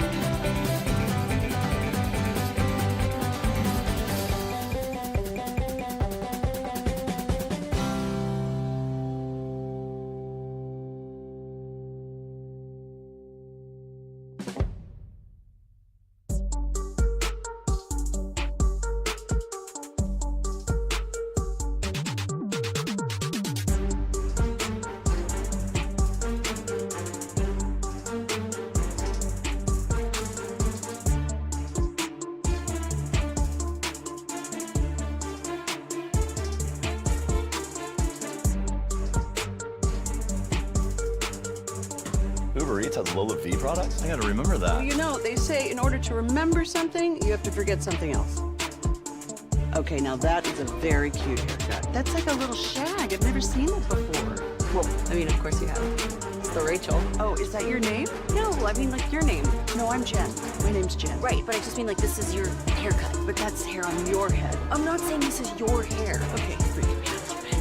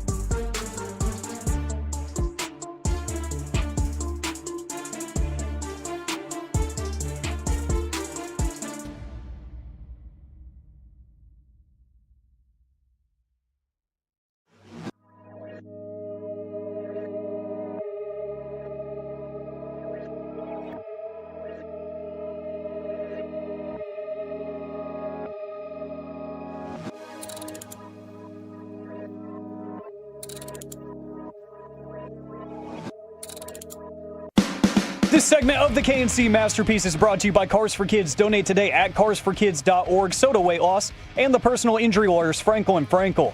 If you've been injured in a car or truck wreck, call Frankel first, 214 or 817-333-3333. With Frankel & Frankel, there's never an out-of-pocket cost. They only get paid when you win. Frankel & Frankel, the go-to car and truck wreck attorneys in Dallas. KNC Masterpiece right here on 105.3 The Fan. Remember, on Friday, Buffalo Wild Wings over by the Texas Motor Speedway. We're putting together a movie bracket for Christmas, and man, I am kind of surprised by some of the movies that I think will not make it that I just assumed would be part of the bracket. I saw the boss come in here and bring you a sheet of paper. Kevin, are we in trouble? That is his. That's his vote. Oh, his vote. His vote is that we're in trouble? No, well, probably. Yeah. But he's coming in hot with his number one selection of Just Friends. Man. Which, that is an excellent movie. I forgot about that one. That is good. Now, we're having a lot of fun today, and I feel like it's about to get even more funner because right now, that's right, I said it, it's time for this. What does this button do? Please, please, do not push the button. You have no idea what it... Alec, you be quiet. Alec, that was awful. 1 for Alec, 0 for Peyton. Don't you dare touch that dial. Don't you dare do it. It is time for AM on the FM. It is myself. I called myself the pride of Mansfield, Texas, and I still stand by that. My name's Alec Medford, at Alec on the radio on socials. If you want to show some love there, we got the question of the day, 877-881-1053, the Frankel & Frankel injury attorney text line, Twitch and YouTube to answer that here in just a second. Plus, Dan Campbell gave some radio gold to our friends at 97.1 The Ticket out in Detroit. Can you play this? Okay, I haven't heard it yet, but I heard he was firing. I listened to it 3 or 4 times to make sure I got the F-bombs that he dropped. So great. We're going to hear that here in just a little bit, and I want to know if it makes you want to just run straight through a brick wall, because when I heard it at about 8:30 this morning, I definitely wanted to run straight through a brick wall. But we'll get to that here in just a second. You know my favorite deal around here. It's National Maple Syrup Day, according to today's National Day calendar. I was just in Vermont. Look at that. See, I want to go out to Canada and get some of that real stuff. I like fake syrup better. So the thing I did try was the maple candy, and it was just too strong for me. But I like that they had, like, we went to a maple farm, and they had like a syrup bar there for us, and they're like, here, this is all the different. Tastes all the different shots of syrup. Yeah, it was kind of cool. Huh. I kind of want to go now. Never thought I'd say I want to go to Vermont in my life, but there we go. So the question of the day today is, what is your favorite condiment? 877-881-1053, because I don't use this in any other way than to put on waffles or pancakes. One that works 99.9% of the time. That is a Barbecue different sauce. thing, and I think that might be too high. Really? But it says it on the thing. I don't think it's 99.9%. It's barbecue sauce for sure for me. I am still upset that barbecue sauce lost the Great Chicken Nugget Challenge in the finals to Ranch like 5 years ago. So, yeah, barbecue sauce is by far my favorite condiment. Did you say barbecue sauce too, Well, my Mike? sports opinion. Okay. Well, It's different. I don't think it By has the to way, be that. for the person who says Bad Santa should make it, not sure Bad Santa's going to make this 16-movie bracket. I'm not a fan. Yeah, I didn't have watched it on for my list. 25 minutes, hit pause, watch 5 more, and quit. Die Hard is firmly in, though. Oh, man. I hate this. Yeah, barbecue sauce is great. I love most condiments. So What are it's- condiments you don't like, then? I don't know. If you name one, I think I'm going to say yeah. Sriracha. I'm not a Relish. huge sriracha fan. I'm not a huge sriracha fan. I barely use it, but in the right situation, it's not bad. You know, you put it on one of those kind of like, I call them like some sort of Asian rice bowl type of deal. Yeah, you know, good to go.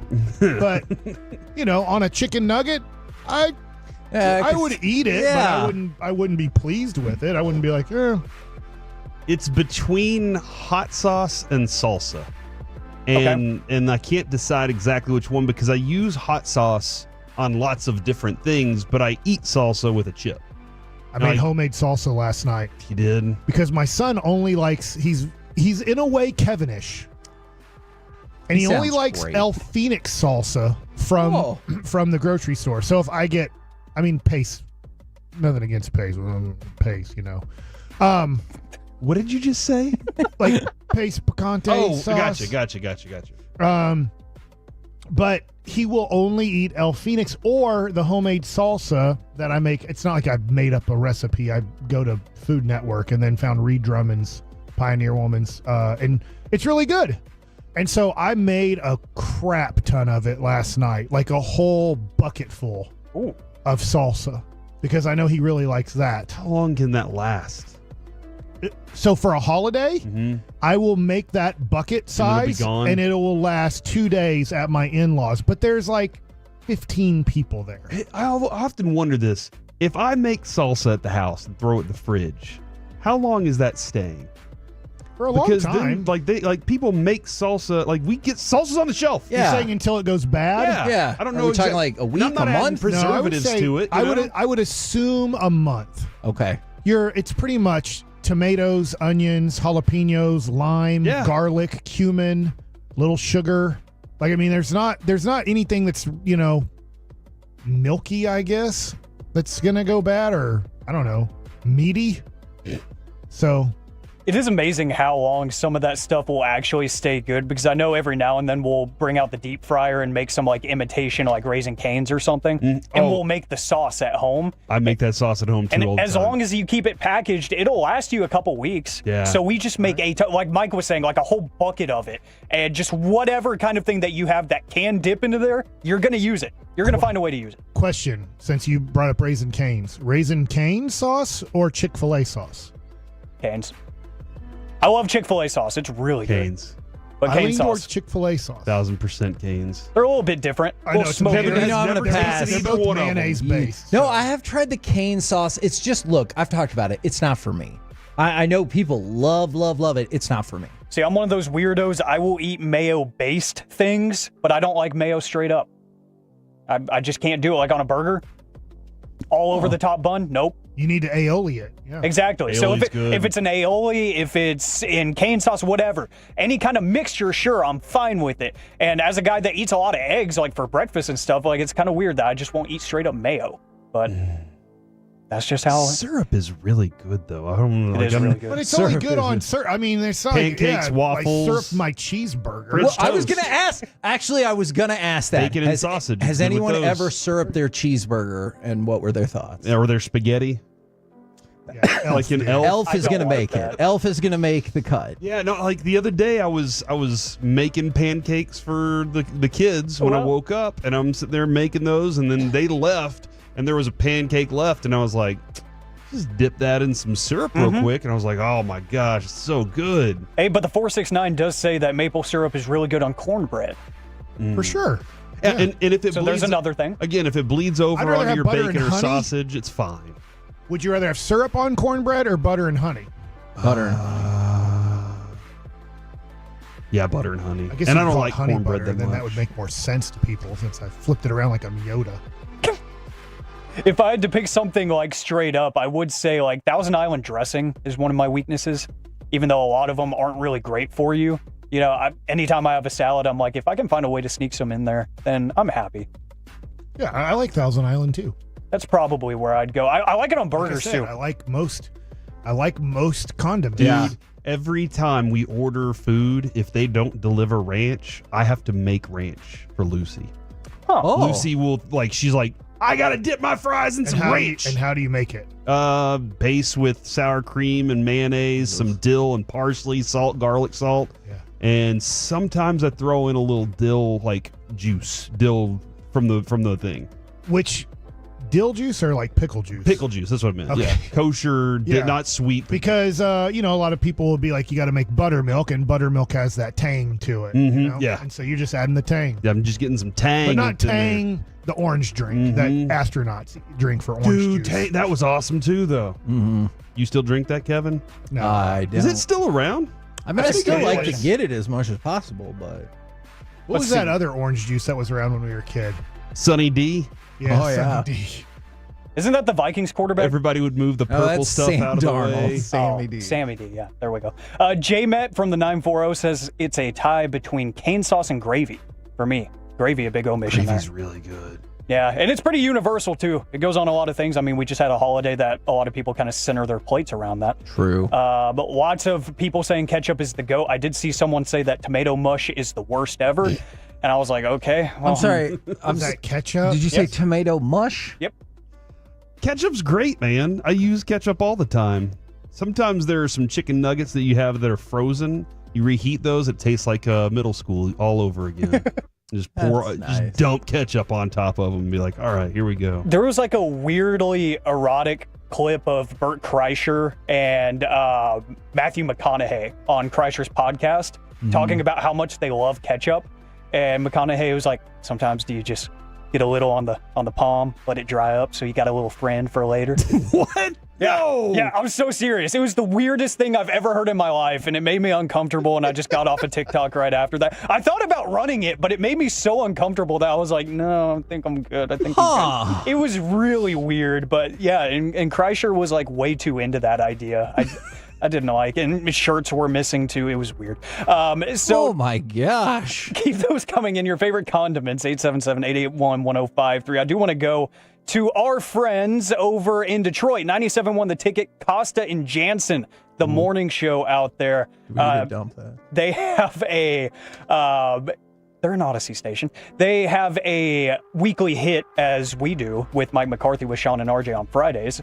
They have one with their head coach, Dan Campbell. And obviously coming off of a tough loss, you could imagine a guy like Dan Campbell who likes to bite kneecaps for a living. He's probably not happy, so they kind of asked him about his response to that. And I cleaned this up because you'll hear why, but just tell me after this plays, it's about a minute and a half, if this just makes you want to run through a brick wall, because I need that validation that I'm not crazy. You know what happens is, you win 11 in a row, and you lose, and then the sky falls. And I hate to say it, but we're not going to be able to win 11 in a row again for the rest of this season.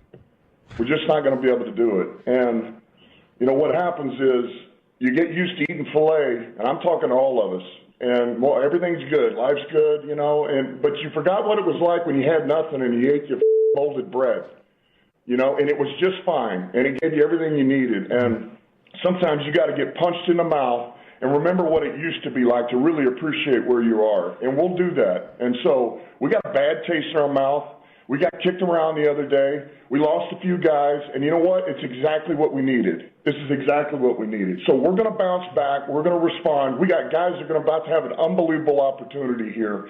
And we will play the game any way needed to win. We still got a good offense. We got plenty of defensive players. I can go rattle them off right now. We're going to put the best 11 on the field. We're going to freaking cut it loose. We're going to play with our special teams.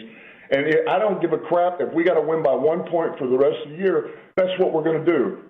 And I'm going to be happy about it.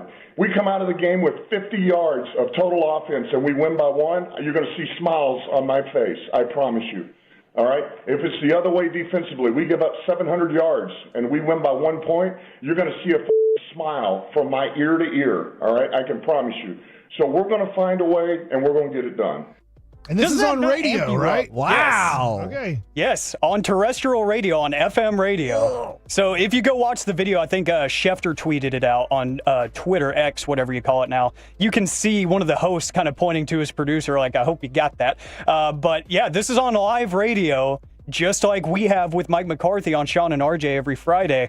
And the faces on the two hosts as they're listening to this, they're like, just let it breathe. You could see them kind of back away from the mics like, this is great. Which you do get, right, Alex? Yes, like, this is so good. It makes me want to run through a wall. Like, I love Dan Campbell and everything he stands for. I hate his decision-making in game. But it's stuff like this that makes it all a little bit less questionable for me, because I know that he's doing these things in the best interest of his guys to try to win for himself, for his guys, and for his city. Like, he is such an incredible leader of men, and that's got me fired up. I'm not even a Lions fan. I've never been to Detroit. I've never been to Michigan. I don't think I ever will be. You don't need to go. Yeah, there's a no reason place for in me Michigan to go. called Holland, Michigan, that's just like going to Holland. Well, it's, I mean, that's awesome. They have people like making wooden shoes and everything. What do I need wooden shoes for? I have these awesome Nikes on right now. I want to be a nutcracker. Like, Yeah, I like fire-resistant shoes. All right, well then don't go to Yeah, man, Holland, Michigan. How am I going to walk through a fire with some wooden shoes on? Can't do that. I feel like that would hurt. I mean, but you guys are making it sound like your regular shoes would never possibly burn They in would a melt fire. a little bit, but they wouldn't catch on fire. There's only a few things I'd ever go, you know what? These wooden shoes are better than my feet. What would those things be? I can't even think of any. Maybe I to would walk say, across if you're- Legos? I Yeah, if don't you're know. walking across nails or something. But your feet are going to hurt. You're going to be uncomfortable. A cobbled sidewalk. Like, you know? oh, man. Like, there's no way wooden shoes have good, traction. Like, Probably not, Mike. Probably not. I'm just telling you. If you wanted to see them make How am I getting or upfield purchase in a wooden wooden shoes? shoe, Yeah, at what point did somebody go, you know what we need? Some wood on our feet. Like, that doesn't make any sense. They didn't have any cloth. They had They Yeah. didn't have anything else other than. I a don't know. tree They didn't stump to talk make about some that. shoes out of. Why they were making it. What are we gonna do with this tree stump? Can you imagine when somebody from Holland traveled like thousands of years ago and they're like, guys, you won't believe this, but they have like these thong-looking things on their feet, and they seem to be way better than the wood we're using. I think that those are called flip-flops or thongs. Yeah, I think Holland, Michigan was the first place I ever saw boxed water too, and I was like, man, this is That's the fanciest place I've ever been. We're the KNC Masterpiece right here on 105.3 The Fan. Coming up next, it's time for Gridiron Gravy, where we got a double dose. Maybe not a good dose, but a double dose of Monday Night Football next on The Fan. Coming up in the next G-Bag Nation, we'll talk with our NFL insider, Mark Schlereth, at 4:40. Nation 2 to 7 of The Fan. If you're like Alec Medford and you want to buy a brand new car, you want to buy a used car, maybe...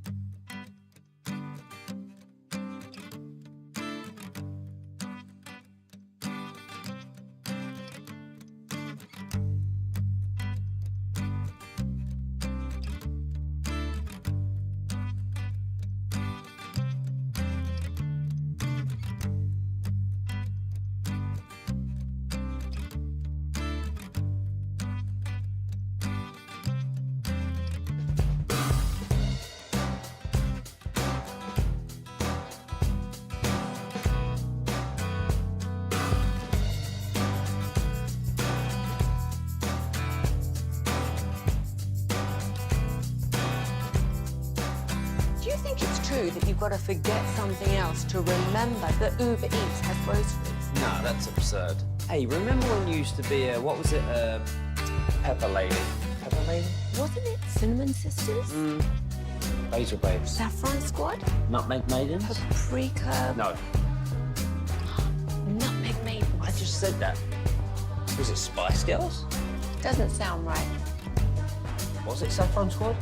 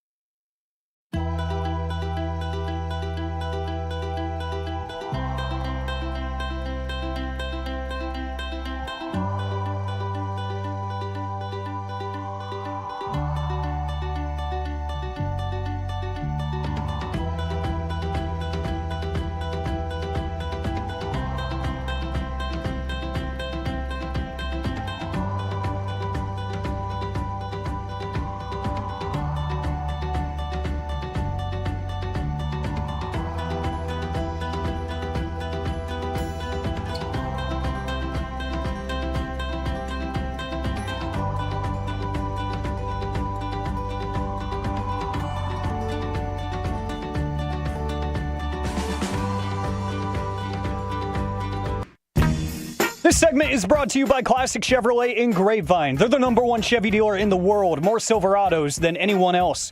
This is Texas. This is Classic Chevrolet. Together, let's drive. Based on new Chevy registrations 2023. Holy smokes.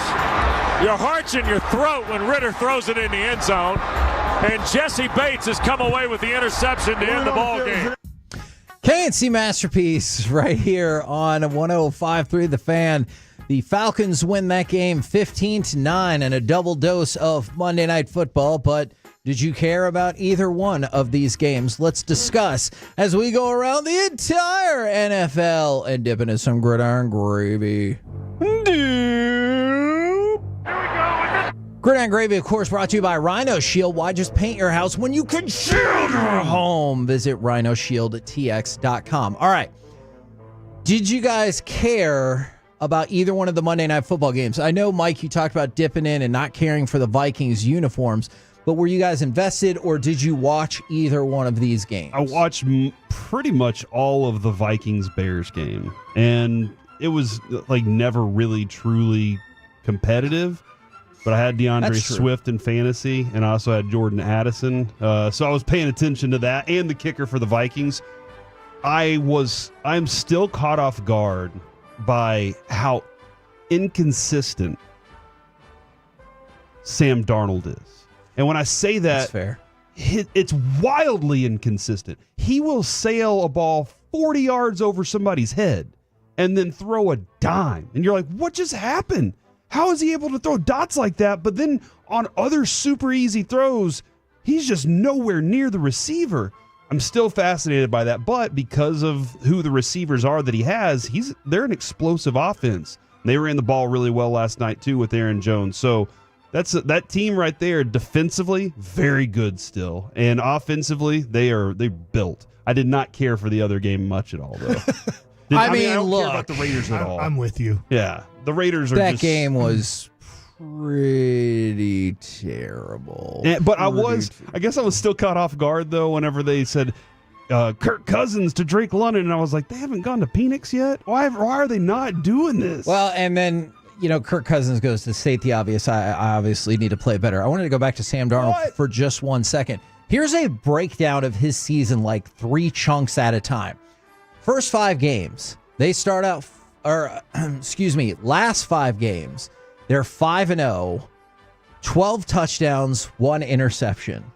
The chunk before that, 6 touchdowns, 7 interceptions. That's more interceptions than touchdowns. And then to start the season, 11 touchdowns and 3 interceptions. So he hit this funk in kind of the October area, which, look, you can make an argument. That's where they played some better teams because they had Detroit, they had the Rams, and since then, when he's kind of been on a roll, they played Jacksonville, Tennessee, Chicago, Arizona, Atlanta, and Chicago.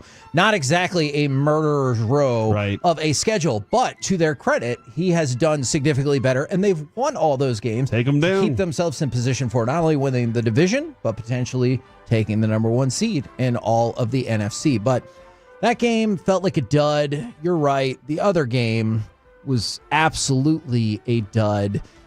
I don't know if there's a way. I know USA Today has an article up about it today that the NFL needs to do right by Monday Night Football and stop serving fans slop from Monday Night Football is the phrase they use. But I guess my follow-up question to that is, how long has it been since Monday night was the marquee game? Because it feels like it has long been surpassed by Sunday Night Football. At least 20 years. Yeah. So is this just kind of the slot that Monday Night Football gets? Sunday night's the best. Is that the reason why? Well, I think part of their... Well, go ahead. The games, the teams they're slating are just bad. Now, that being said, last night's the Bears-Vikings game at the start of the season should have, like you would have said, that's going to be a good game. Well, you thought it would be like 2 rookie quarterbacks facing each other. Yeah, you thought you were going to get something late in the season that had a storyline. And the next one's Saints-Packers. So I think that, I don't know the exact time, but when they went to, we're going to have a Thursday night game every week. That's been for at least 10 years. Yeah. And I know it's longer than that, but and then you have the Sunday night, and now you have, as college football ends, your last 3 weeks of the season, you have Saturday games.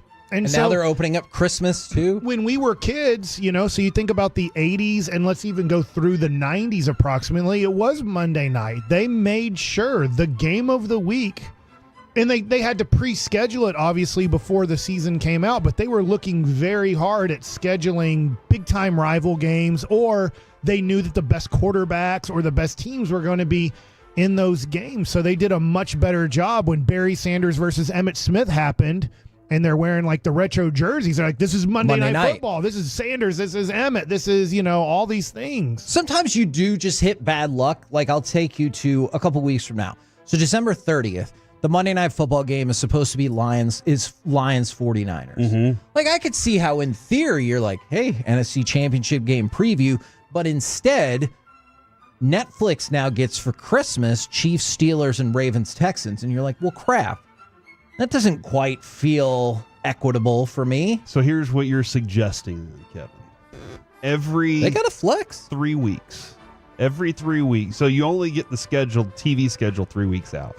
Oh, man. And then every 3 weeks, you sit down and say, all right, we'll get the next 3 weeks. Look, if I'm an ESPN executive, I might be arguing for that. But and you do it 6 times, and that's 18 games. There you go. So, I think that's the way that you accomplish this, man. I think you do every 3 weeks. You just reschedule all the TVs. You don't have to reschedule the places. Yeah, but you get 3 weeks. You can get TV crews there. I mean, that's the whole idea of the flex. But how often do you feel like you flexed in a badass Monday Night Football game where you're like, let's go, or you didn't flex out the Cowboys? Yeah.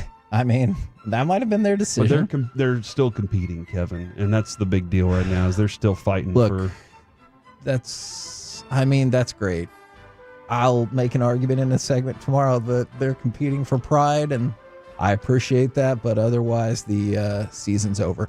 All right, we talked about how Aiden Hutchinson could be back. Sorry, if the Lions make the Super Bowl. Brandon Graham now says that he could be back if the Eagles make the Super Bowl. I know, Mike, earlier you said not really feeling the Lions in the Super Bowl, but you can see a path right now where the Eagles make the Super Bowl, right? Yes.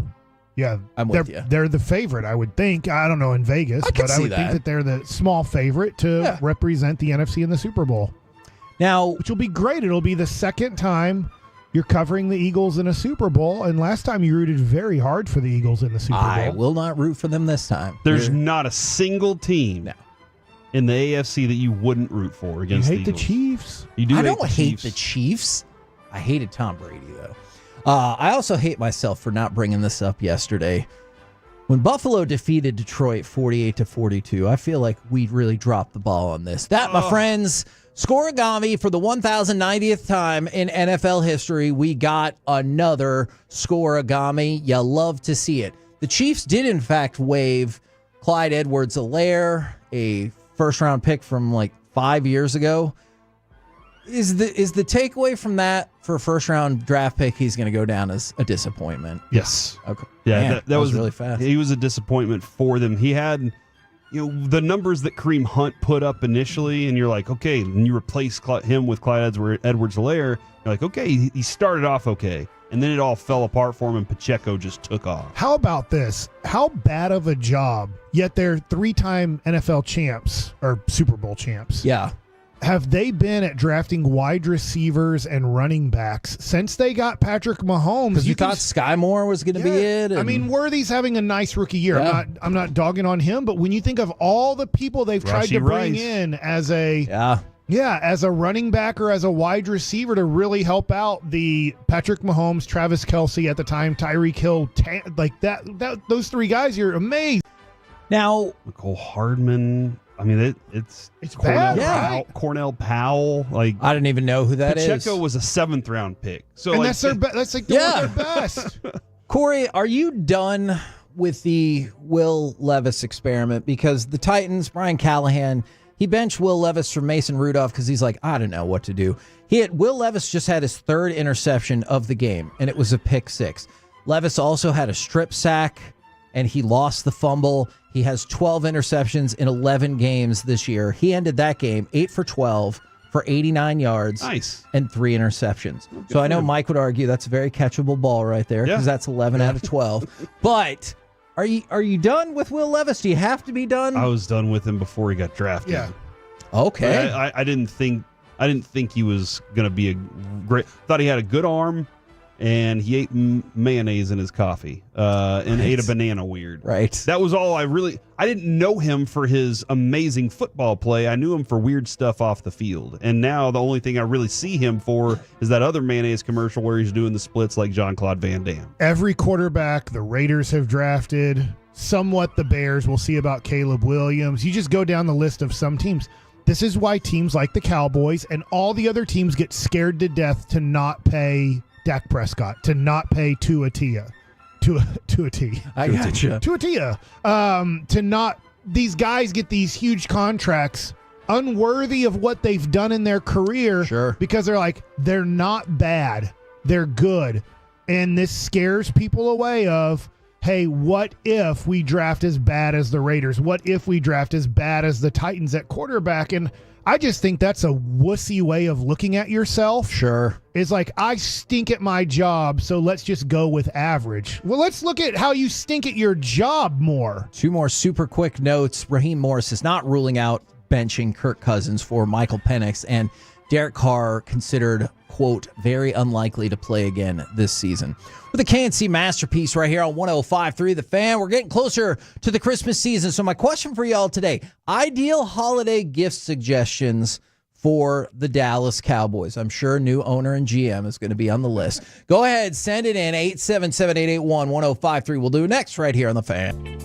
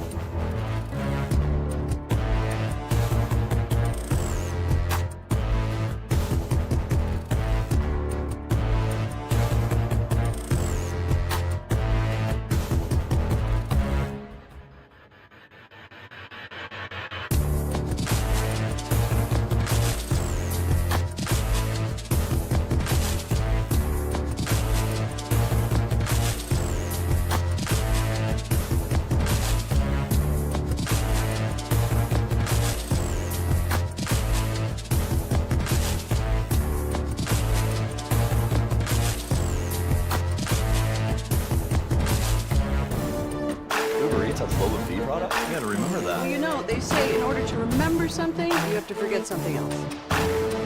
Okay, now that is a very cute haircut. That's like a little shag. I've never seen it before.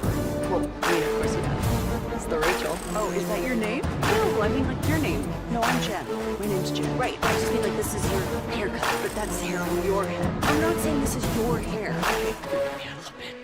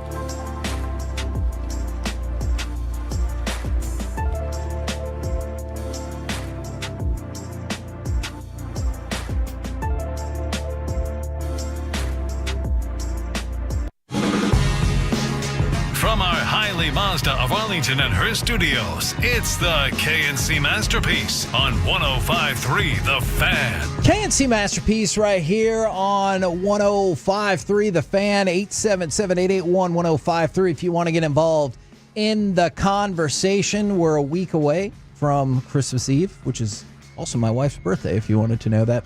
So ideal holiday gift suggestions for the Dallas Cowboys, 877-881-1053. So to start this off, for example, Mike, I took to heart your hypothetical from earlier, and I said injury-free football.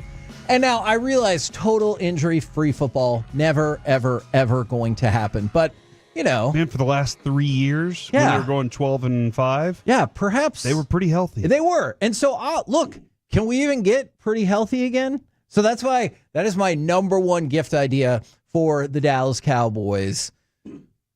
Pretty healthy. Okay, pretty healthy. Pretty healthy. Look, mostly healthy. I think any team that says they're pretty healthy is probably about as good as you get in the NFL. And I bet Jerry Jones is like, hey, I would like the healthy people to be the ones that I paid the most amount of money, that have the most amount of our pie. I gotcha. Because most of those guys that have all the pie right now are sitting on the bench or in the training room. Now, Corey, I understand some of these will be more fantastical than others.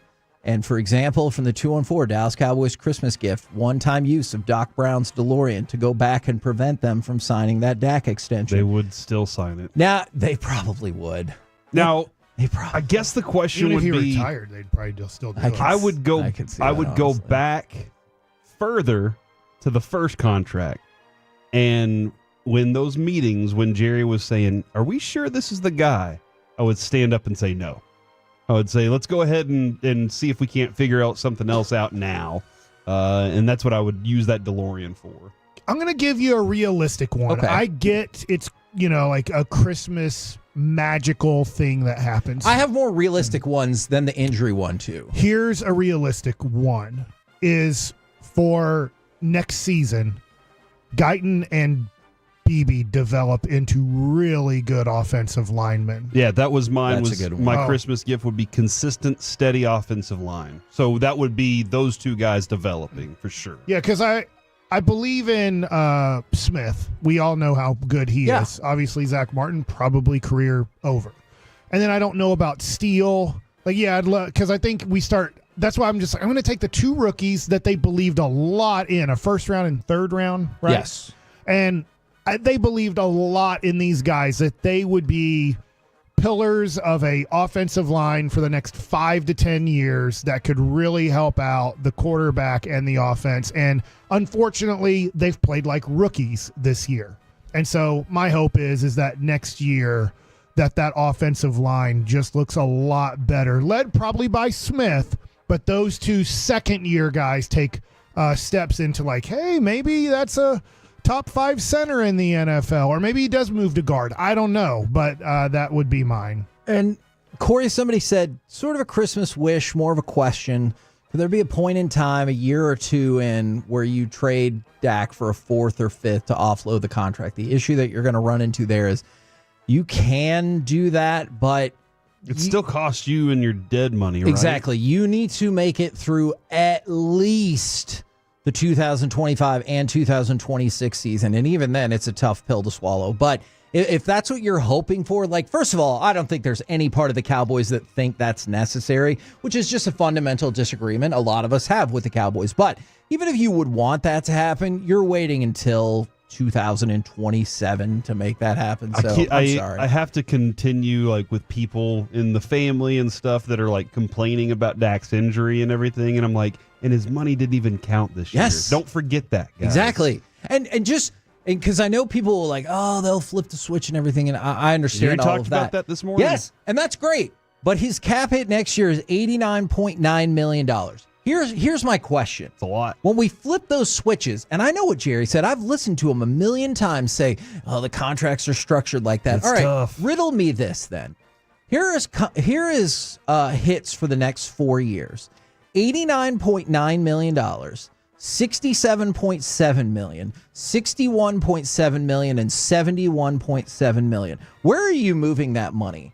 So, like, when he talks about flipping the switches, that money doesn't just disappear. You essentially reslot it in another area of one of these contracts. So when he says flip the switch, that's great. Are you looking at 2027, where maybe you only have to give him $72 million against the cap? Or are you looking at the fact that you're going to be throwing all of that money into the void years, which means once he retires or leaves or whatever, you're still going to get hit with that bill? You're lucky, though.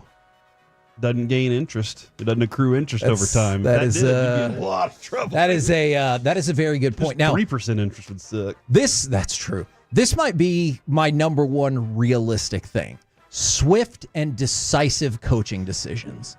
All right, so that can all depend on what happens in the last 3 weeks. Although I know, and we'll probably dive into this more in the C block, that it sounds like the organization really wants to keep Mike Zimmer. That's fine. Just have your decision ready. Like when we hit, they're not going to the playoffs. It's not going to happen. So when we hit that Monday or that Tuesday, have your decision ready to go. Whether that means you're going to give Mike McCarthy a contract extension, whether you're going to fire him, but the new coach has to keep Mike Zimmer, whatever it is, make a swift and decisive coaching set of moves. And there is a discussion to have there, because this morning Jerry did say, yeah, those two are tied together, McCarthy and Zimmer. He said those two are tied together. He said that seems reasonable. There you go. And he said he just went on about McCarthy, and then was like, and I don't know how many more times we have to say these good things about McCarthy to go with it. But the people keep arguing you can't look at the last 3 weeks and say that the Cowboys coaches have earned their job back. Okay. And I agree. And you can't say the first whatever weeks were exactly what it was either. I will argue, though, that McCarthy was brought here to take them over the hump, not just to stay where you already were. And he failed. And that's what he got 5 years to go from being a really good contender to being a Super Bowl contender, like a Super Bowl champion in the Super Bowl. And you have not gotten to that place. So that's where I'm going. That's what I'm judging it off of from there is do I believe he can still get me there? Or do I think, nope, this is as far as we've gone with this one, and it's time to get somebody else that can? And so, Mike, I just wanted to throw out, I hope that level of ruthless decision-making is happening, and what they tell you on what they tell us every week, what they tell the rest of the media is just like, hey, we don't really want to have our coach quit 3 games before the season's over. But it's already decided. He'll be fired by Monday afternoon. I hope that they've made he just won't a decision. do it on Monday afternoon. You're probably right. That puts the Cowboys they'll run the headlines, but they'll be with 4 Everybody other coaches. Else. I hear so ya. he will not fire him on Monday. He'll fire him on the Friday, maybe going into the Super Bowl. So it becomes a story like when we're at Radio Row. Like he knows what he's doing to make sure that the headlines are on the Cowboys and not just around the NFL. I agree. On a scale of 1 to 10, we hear on Friday, so not this Friday, but after the season's over, Monday's Black Monday or whatever they call it for the coaches. Nothing happens. We don't hear anything. And then on Friday, Jerry Jones says we are re-signing Mike McCarthy up for a 2-year deal. Mike Zimmer is getting a 2-year deal. We're bringing this staff back for 2 years. And I don't hate 2 years either. Your scale of 1 to 10, how furious you would be if Mike McCarthy is the coach for the next 2 years? 3. See, I think that's a great answer. My answer might be 2 or 3. And look, I know. I feel like you're different than the fan base, right? I think so. But here's because everybody else is looking for somebody to blame, and that's the easiest one to go for. And that's a great point, because this is where I am. And I know it'll get picked up as certain people as hate and blah, blah, blah, blah, blah. You really screwed the team over in terms of my opinion, future growth and development as a contender when you gave Dak Prescott that extension. Because he said, hey, I don't absolutely have to get paid the most in the NFL. I'm sure his agent felt something different. But you, right before a prove-it season, right before, you were like, not only are we going to give you the most money, we're going to give you the most money by far. We're going to give you $5 million more per season than any player has ever gotten. Time for you to be comfortable. Was the problem. That and the way they did Dak's last contract. If you wonder why they gave him the deal, remember, his cap hit next year was going to be like $56 million if he wasn't on the team because of the way they backloaded those deals. So re-signing Dak in the poor way this front office, and you can, if you think that's a slight against Dak, that's fine. I feel like I've been adamant about this. The way the front office does business and structures contracts, I think, is fundamentally unsound. And I think you've seen that come to play last offseason, this offseason, probably the next offseason. So once you sign that deal, that's what you could have changed. Yeah, and the reality on that deal specifically is I don't think Dak's as bad as people say he is. Not at all. I also don't think he's as good as his contract sets up to be. That's fair. Look, and that's why I wouldn't be as mad, to your point, because that's fine. I'm just throwing it out as a question because I think most people would be at a 7 to a 9. I agree. And I think you're probably right. But in my mind, you'd have to tear it down. And I know the Cowboys wouldn't do that because I know the follow-up is, well, who are you going to get to quarterback the team? I hear you on that. But I'm willing to take a step back for 2 seasons knowing that my current way of doing things, it doesn't work. Like, it doesn't work. You can tell me. And this is one thing, and we've pushed back about this a couple times, that really bothers me. Only one team is happy with the way their season ends, and sometimes it's luck. Fine. You're telling me that the Dallas Cowboys went 12-5 3 consecutive seasons, and this last year had the best playoff setup they've had in since 2007, and they went nowhere every single one of those seasons. It's all because of luck. It's all because of only one team is happy. Bull crap.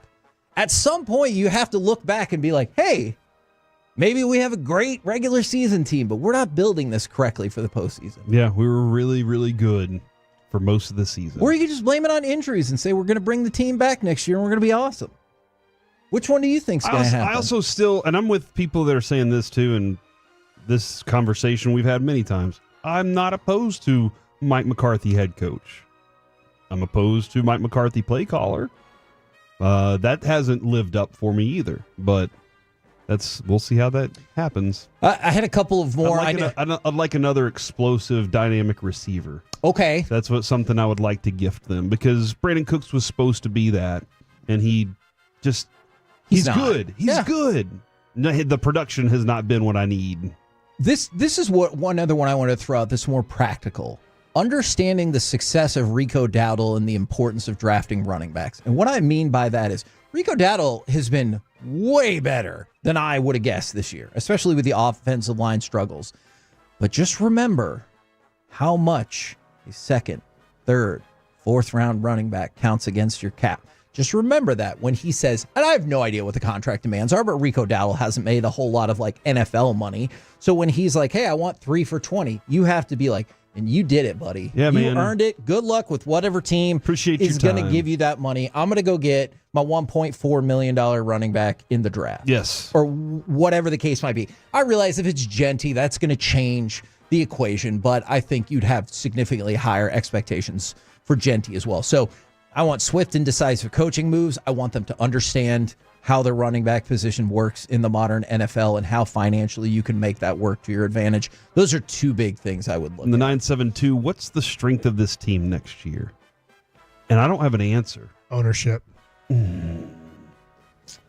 Because they're going to make billions of dollars. I want to say linebacker because I still feel like Micah is, capable of being in different areas. Overshone is a really talented player. He's not and play Leah next Fowle's really talented, but he might be the only linebacker we have. Yeah. And Damone Clark, Mike Zimmer is like, no, I don't even want that dude around here. So I wanted to say that, but I can't. I don't really have a place where I think they're going to be really strong because it could be a long time before we really see if Diggs is ready to go. So I have no clue other than CeeDee Lamb. That's it. And it does seem to... CeeDee Lamb can play with anybody. Oh, and that does seem to be the selling point of the team, right? We have some of the best individual players in this team sport. We got to figure out how to get them all to play at that high level whenever it's just the guys that are filling in. Like even this morning, sorry if we're going to get into this at 1. Even this morning, when Jerry Jones is like, when nobody in the building has ever talked about trading Micah Parsons. That's irresponsible. What? That is irresponsible. Steven did say yesterday, though, he said that, yes. We'll look at it. He said we've all had these conversations. And he said that's been going on for years and years and years. I just think that's fundamentally irresponsible to be like, hey, we're terrible this year. This player's really good. Could he help with a rebuild? And instead you're like, nah. And that's what Steven, he did say. That would be irresponsible of us not to consider those conversations. And Jerry's like, nobody's ever said it. And I'm like, well... all right. Nobody's ever said it to you. Steven just said. We're the KNC Masterpiece right here on 105.3 The Fan. Coming up next, we go around the NFC East where the Eagles set a franchise record. But hey, so did the Giants. Next on The Fan.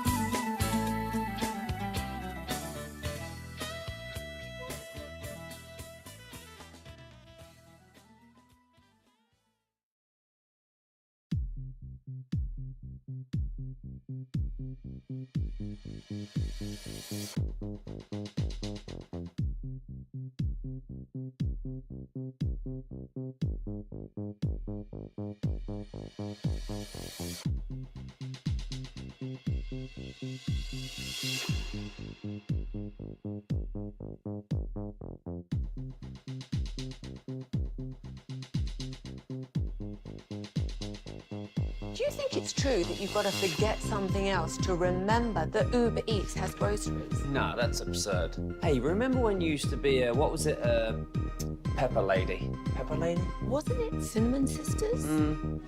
Basil Babes. Saffron Squad? Nutmeg Maidens? Paprika? No. Nutmeg Maidens? I just said that. Was it Spice Girls? Doesn't sound right. Was it Saffron Squad?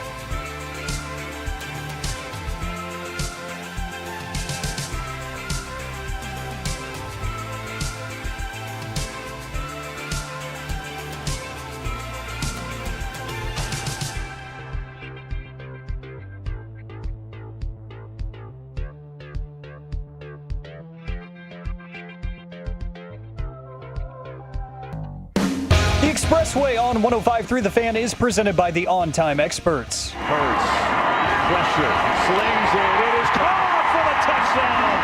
Devontae Smith. KNC Masterpiece back here on 105.3 The Fan. Right now, we're going to go across the NFC East. Always choose your own adventure across the NFC East. Where would you find gentlemen like to start today? The champs. They already won the division. That is true. Yeah, that is true, So, isn't like it? for 48 years in a row now. I think it's 21 or 22, yeah. The Eagles. All right. So both A.J. Brown and Devontae Smith stepped it up. Both of them had 10-plus targets in the same game for the first time since last season. A lot of, potential controversy was wandering around about, is everybody getting along? Is there a problem behind the scenes? Blah, blah, blah, blah, blah. Well, it looks better in this game. Devontae Smith made a statement that he's fully back from injury. He caught 11 passes for 109 yards and a touchdown. I guess my first question is, do you believe when stories come out about, there's drama behind the scenes and stuff, or do you think sometimes that gets blown out of proportion? I know sometimes it gets underreported because we've heard in the past, that team hated each other. I would say more times it gets underreported. Okay. I could see that. Now, in Philadelphia, New York, Boston, I think it's tough to underreport it. They're looking always to overreport things. Here, it's going to be underreported. Whether it's the Mavericks, Cowboys, they're going to underreport the problems happening. Yeah. We do not have the media, and this is good. I'm not saying this is bad. We don't press at all. I we agree. don't. I said this on Saturday when we were out in Fort Worth. If CJ Goodwin, I always say Goodwin, but Goodwin, because I always get then Godwin mixed up because of Tampa. With Chris. Which, I asked this, I shouldn't ask that question this week to Jerry. And we'll get that random answer. I remember for the that playoffs. from last year. I do. That was was it last year or was that the playoffs? Oh, yeah, maybe 2 years? Okay. But That's a I good can't question. remember which one it was. Either way. The New York media would have walked right through CJ when he's like, you're not talking to my special teams guy. Like Mickey Spagnola in New York, not saying like Mickey's going to do what the players ask him to do. And so is everybody else in there. Clarence Hill. I'm not making fun of those guys. It's just the way it's done here. Yep. If the PR guy or a player says you're not talking to him or that's not happening, they just do it. They might complain behind the scenes and go, hey, I wish I could have talked to this guy. I just don't think that's right. The New York media, playing with the Mets, they're walking right through Mike Piazza. You can't touch me or I'll sue you, and I'm going to talk to that guy. And here it's very nice, very cordial. But I would say for Philadelphia, I would say it might be overreported because of how the media works there versus here. And I know, because I know last week Brandon Graham said something about it. Then he was like, no, that's not what I meant, which I'm sure somebody told him, hey, shut the hell up. Some other big time, go ahead. I'm going to ask you this. I know we're going around the NFC East, but is it frustrating that there's a pretty good chance Philadelphia is going to make another Super Bowl? Sure. Another one. Sure. They don't have a great quarterback. Now, this is my opinion. It's all opinionated on who's a great quarterback and not. Jalen Hurts is in the category of Dak Prescott. So you don't think he's discernibly better than? I don't think he's going to go to the Hall of Fame. I don't think he's a special quarterback. I think he's unique. I think he's very strong. Obviously they have the tush push. He's a very good runner with the football. He's a below average passer who has two unbelievably great wide receivers and a really solid tight end in Goddard. And now they have arguably the best running back in the game today. I would argue that. Is it frustrating, Cowboy fans, that they keep figuring out how to not have a great quarterback? Nick Foles won an effing Super Bowl. Yeah. And you just how can it not be? Carson Wentz was a total strikeout for the most part as the number 2 overall pick. Like, you just look at what the Eagles front office has been able to do from about, let's say, 2016 on, because that's when you drafted Carson Wentz, till today, and they keep figuring out. I know they're not winning the division every year. We just, said this is but they figure out when things go wrong, like they did last year for them, and they made the playoffs. They're like, if we do this, this, and this, we have a chance. And right now we're talking with 3 weeks to go. They're the favorites to go to the Super Bowl in the NFC. And I was going to throw this out there because it is hard to break out of these narratives. Jalen Hurts is a turnover machine. Not so fast, my friend. He has been a turnover machine, and I realize he will still have some fumbles on you. You know, in the last 11 games, he has 1 interception. 1. And so he started off the beginning of the season rough on the turnover front. I know last year and the year before has been tough as well, but he has done better at protecting the ball, which I think is a big part of the reason that they have done better. Now, unfortunately, I have to tell you other positive signs for the Eagles. Nakobe Dean had 10 more tackles on Sunday. That's his 4th game in the last 5 games where he's had 10 or more tackles. 10 sacks would be awesome in a game, though. I feel like credit. We probably should have led with that if that was the case. Chaz Green's out of the NFL. Yes. And then the Eagles held the Steelers offense to just 163 yards. That's their lowest since week 2 in 2010. And then there's this. The Eagles have now won 10 straight games since their Week 5 bye, which is the longest active streak in the NFL and the longest win streak in franchise history. Wow. That's impressive for them, man. Unfortunately, that is exactly correct. However, I want to go ahead and, if I can, take you to the last place team because they've made history of their own. Don't let it be said that the Giants have made their own history. The Giants have lost a franchise record tying 9 straight overall games and are 0-8 at home. To put that in perspective, the New York Rangers hockey team has won more games at that stadium this year than the New York Giants football team. That's terrible. That is terrible. And that, I will say, now it is time for the Giants fans to continue flying that airplane that says fire everybody. Yes. Because as much as I liked Dave's, as much as I liked him, what they've built is bad. They have one good player and they have some good defensive pieces, but what the rest of what they've built is just bad, and everybody deserves the blame for it, especially their GM and coach. Mike asked all the football questions right here. Is Dawn, who we love, big-time Rangers fan. Yes. She grew up in New York, I believe, in that area, so she's a New York Giants fan, and she was having fun with me at Jared Sandler's event because she, I mentioned her the other day on being a Giants football fan, and she's like, we got 2 Super Bowls recently. Hey, not super recently, but 07 and 11. I get it. Would you rather from 2000 to 2024 be the Giants and be horrible a lot of years, but have 2 Super Bowl championships in your 2 appearances, or be the Cowboys where 40% of the time, I'm going to assume that number, I don't know, make the playoffs but do nothing in the playoffs? I would, and here's why. I think about last year's Rangers season. We sat through the most futile 6 years in the history of the Rangers franchise. Now I realize on the other side they had some success too, but then you won the World Series. And if you're telling me you have to deal with this past season, maybe a couple more, and then you're going to win the World Series again, sold. Is it the same? I think so. Because that World Series was the first one. How many people... And that definitely felt like the first Over the time. next 25 years, you make the playoffs 5 times, and only 5, but you win 2 Super Bowls. And the other years, you're just I approve horrible. of that, and I will tell you why. How many people listening right now, this would be their first Cowboys Super Bowl? Like, I know... I'd say 50%. I know it'll be like, the 6-1. I get that. But, like, how many people listening right now are like, Never seen them do this. Exactly. Never seen them be in the game. Particularly close. Yeah. Or the game to get in the game. Yeah. We're giving away Boys to Men tickets, I think, in the morning, on the morning show. Okay.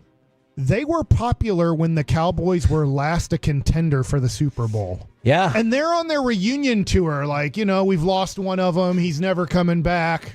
No, he's alive. He just won't do the Boys to Men stuff anymore. But when you just start thinking about stuff like that, you're like, people are going on reunion tours. They're like, hey, before we die, let's do one more tour. That's when the Cowboys were good. A couple notes for the Giants. They were the largest home underdog in 4 years in the NFL. And the biggest home underdog. And they lived up to it. Yeah, they did. The biggest home underdog they've been in 58 years. And as Corey said, still didn't cover the spread. Mike said yesterday with Carolina that he would drive immediately or fly immediately to Vegas if he got a +3. Oh my God! If you're playing Carolina, I feel like if the Carolina Panthers are ever favored again. What if in it's a against game, the Giants?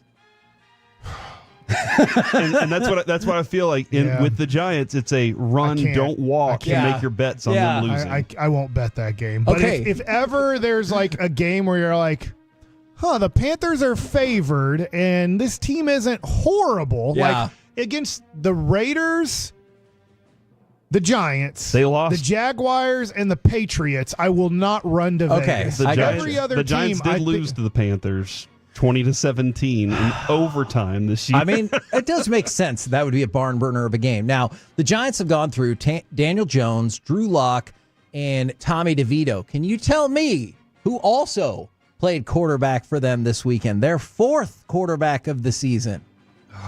Does he love onions? It's not Phil Simms.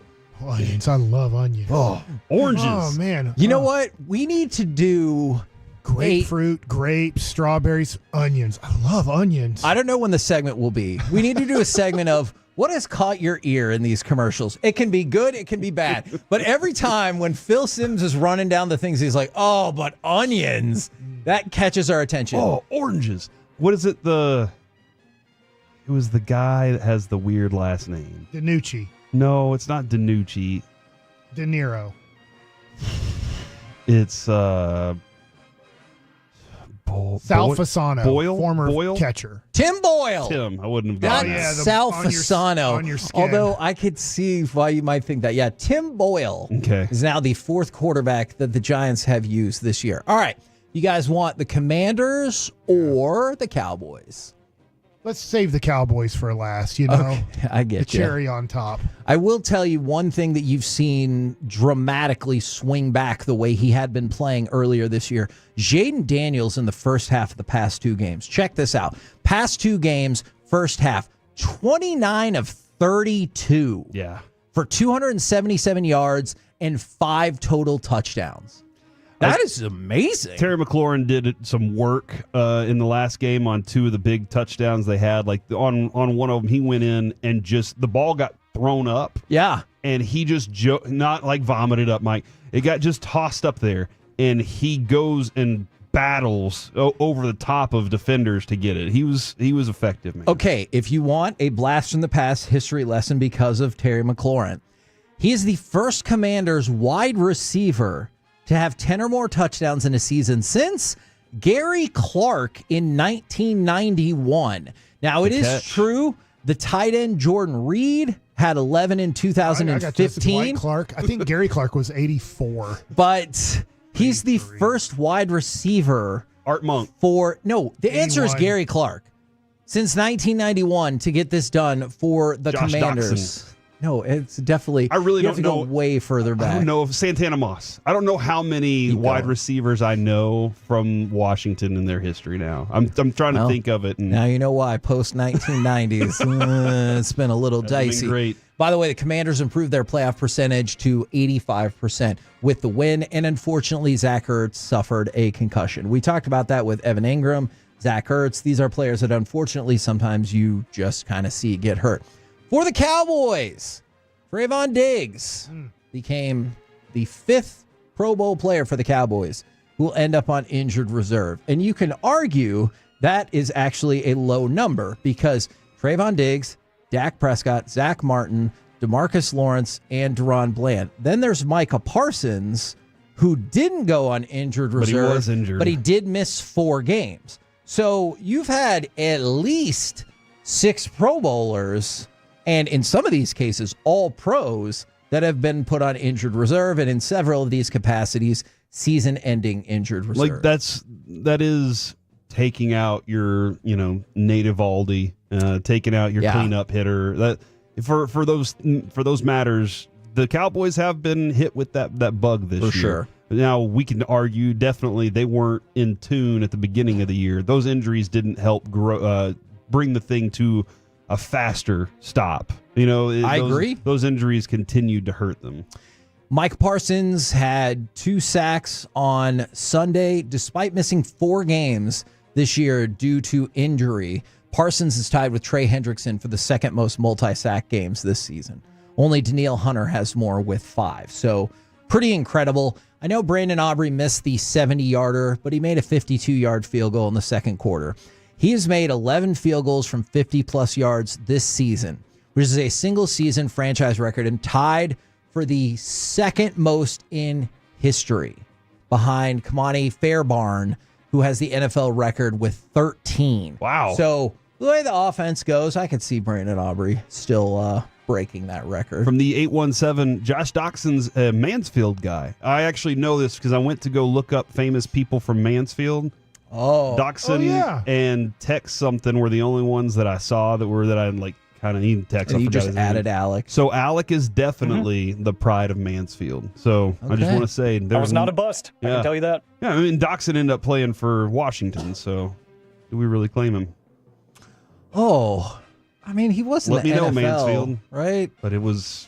I hear for the wrong team. I hear you. Well, hopefully you're caught up on the NFC East, and right now, oh my gosh, it's time for Mike Likes It. I can't believe we haven't talked about it tonight. The NBA Cup. The Super Cup. It's it. Out of all the supers, this is the one. Are you going to watch this? Not 1 second of it. I thought maybe not. My daughter's back from my college, and so Let's say she wasn't, though. It's if the the Mavs only, were in it, you would. Yes. Yeah.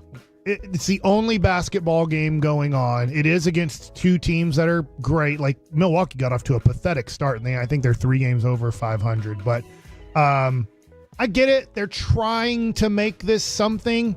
If you have, I kind of talked about this with the jersey thing earlier, and I included the Minnesota Vikings, but the NBA, they're just not recovering ratings-wise from early on in the season where Cup we games talked are about down it. year over Look, year. Yeah. The World Series has been dead and gone. The election, and I know for a week or so, people really still concentrate on news channels because of the election process and especially presidential election, but that's dead and gone, and the NBA can't recover. These cup games are not drawing as much interest ratings-wise.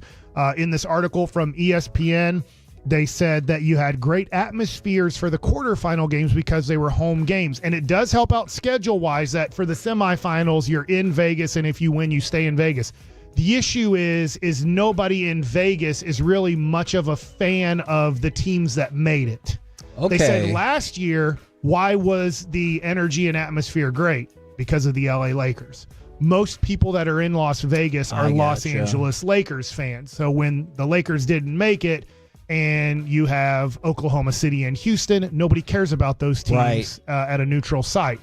Milwaukee. Not to say they're not good, but they're just not an enormous fan base. So you just didn't have Golden State make it. Maybe Golden State draws a bigger interest on the West Coast, but Oklahoma City and Houston and Milwaukee are not drawing any interest. So anyways, I was thinking about this. Here's the thing that stunk for the Mavs, but it ended up working out okay because they won. The Mavs now this year will have 40 home games and 42 road games because they made this cup thing. So I was excited when they beat Memphis and they made it. I didn't know the repercussions of any of it, to be honest. I had no clue. I just knew you were going to play in a cup game on the road. That's all I knew. So you have to add a game. Well, we're adding you going to Oklahoma City because you made it. So you get to play the best team in the Western Conference again. Sweet McGee. All right, so we lose that game. They're like, hey, now you get to go to Golden State as your makeup game. And I don't think that's fair. So I do think that they need to work on this. Maybe this is too extreme, but I think if you make the semifinals, you have one less game in the season. You get an automatic win. So if you had to go on the road, if you when I guess you could lose at home too but I think if you made the quarterfinals, maybe instead of getting a free win, I talked to you about this during the commercial break, you get to play the worst team in your conference.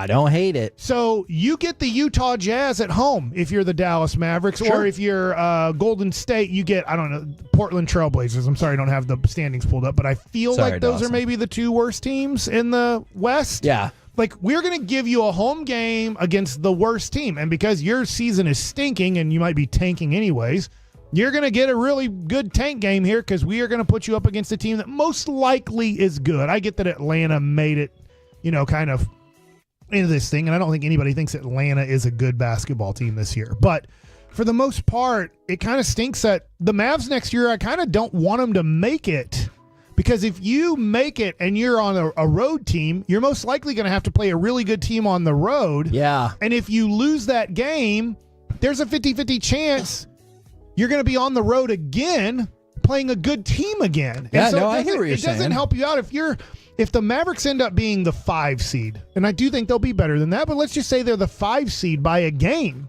You'll look back at this. And you're going to go, well, crap, why did it, playing Oklahoma City did not help. And I get they're moving that around, but I'm not sure, how beneficial it is to make this cup thing.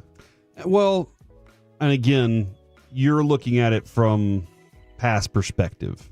And 6 years from now, nobody's going to go, if it was like this, because that's the way it is. As long as they continue to keep it. You're saying make adjustments? Yeah, is what you're saying? They'll make adjustments? They'll look, if like right now you're looking back going, oh, man, we would miss it by this one game. We'd be this far down because of it. You won't think of it that way, but you are right in that it does kill some opportunities, and if the ratings aren't getting any better for anything, then what is the point of keeping the thing? And I wonder how long they're willing to keep it. Maybe it is eternity that they decide to keep it like this. And so that's an interesting wrinkle in this. First year, the NBA Cup did well in the ratings. Now it has slid this year, but it's slid about proportionately to the rest of the games, which means it's still theoretically higher than a regular season NBA game. Not a lot higher, but still higher. Do you think Amazon regrets it all? Because yes. That was so the first year they're like, hey, that kind of works. So Amazon brought in $1 billion or however many billions of dollars of offer to be like, hey, we want to be part of the NBA and we're going to do it by paying for the quarterfinals, semifinals, and championship, which are going to now be exclusively on Amazon. And they just saw TNT and ESPN, which I do think is easier to watch on those channels, my opinion. Now it's going to be harder to watch on Amazon, which means ratings are going to go down even more, but Amazon paid more money to get these games. Short term, I think it's terrible. I do wonder this. And I know we're probably moving away from your broader point. No, it's okay. We can go any direction. In 8 years, there's not going to be this many streaming services that are this big. I think there'll be a ton of streaming services. I think there'll be more niche and everything like that. I personally think there'll be 4 that prevail either way. And one of the keys to that is going to be live sports content. And I wonder if Amazon's like, hey, let's take it in the shorts right now, because in 8 years, this could be our in to make sure we're one of the 4. I'm with you. I hear you on that. But short term, it's terrible. Yeah, and so now I'm looking at the NBA and where they're at. And look, let's face it, they just signed a $76 billion, I think 11-year TV contract, for all of their national stuff. That doesn't even include, I don't know what the Mavs deal is with Channel 29 or whatever. Right. But if you get what I'm saying. Yes. Is $76 billion, I believe, over the next 11 years is their national product with all of the streaming and ABC. And that's amazing. It is amazing. Now, I'm wondering this. Ratings are still, if you look at it, good overall. If you're comparing it to, I don't know, Nickelodeon, SpongeBob SquarePants. I don't even know. But, it's pretty good for that. But it is going down. And we just saw Bally's forfeit a lot of deals. Yep. Mm-hmm. I'm just wondering this, and I'm not saying next year, but you get 4 years down the road from this and players aren't playing and the NBA attendance is going down and the ratings are going down. And I'm not saying it's dead, but we have to remember this. In the 1970s, at least when me and Kevin were born, you were born in 81. The NBA was irrelevant. Yes. It was not a sport that was on television. Nobody thought it was worth watching. It was college basketball was big time. Yes. And they got lucky, and Bird and Magic came along and played in an NCAA championship and got drafted by the 2 teams that anybody cared about a little bit, the Lakers. Yep. Everything had to come together perfectly for the NBA to even be cared about. Luka has no clue about that. Nobody on the Mavericks have any clue about that. Even Kyrie has no clue on how worthless the NBA product was. And Larry Bird and Magic Johnson made the NBA product relevant. And then Michael Jordan came along with then some other guys, right? Not the superstar of Michael Jordan and not the Magic and Bird, but Isaiah Thomas's and stuff like that. But it was kind of like those guys knew they were playing in a product that nobody cared about, and they made people care about it by how hard they played and how entertaining they were and the style of play that they had. And so none of the players in the league now know that or understand that. Yeah. They're getting paid so much money. They're like, we don't have to try. We don't have to show up. Not on a game-to-game basis. And it's killing the sport again. So we have to remember, not long ago, professional basketball was considered such down the, like, I won't compare it to this, but it was kind of where we're at with the WNBA. And I know the WNBA is coming up in the world, but it was like, nobody cares about this. You know, we cared about football and baseball. We cared about them when they played in college. We don't care about them in the pros. Yeah.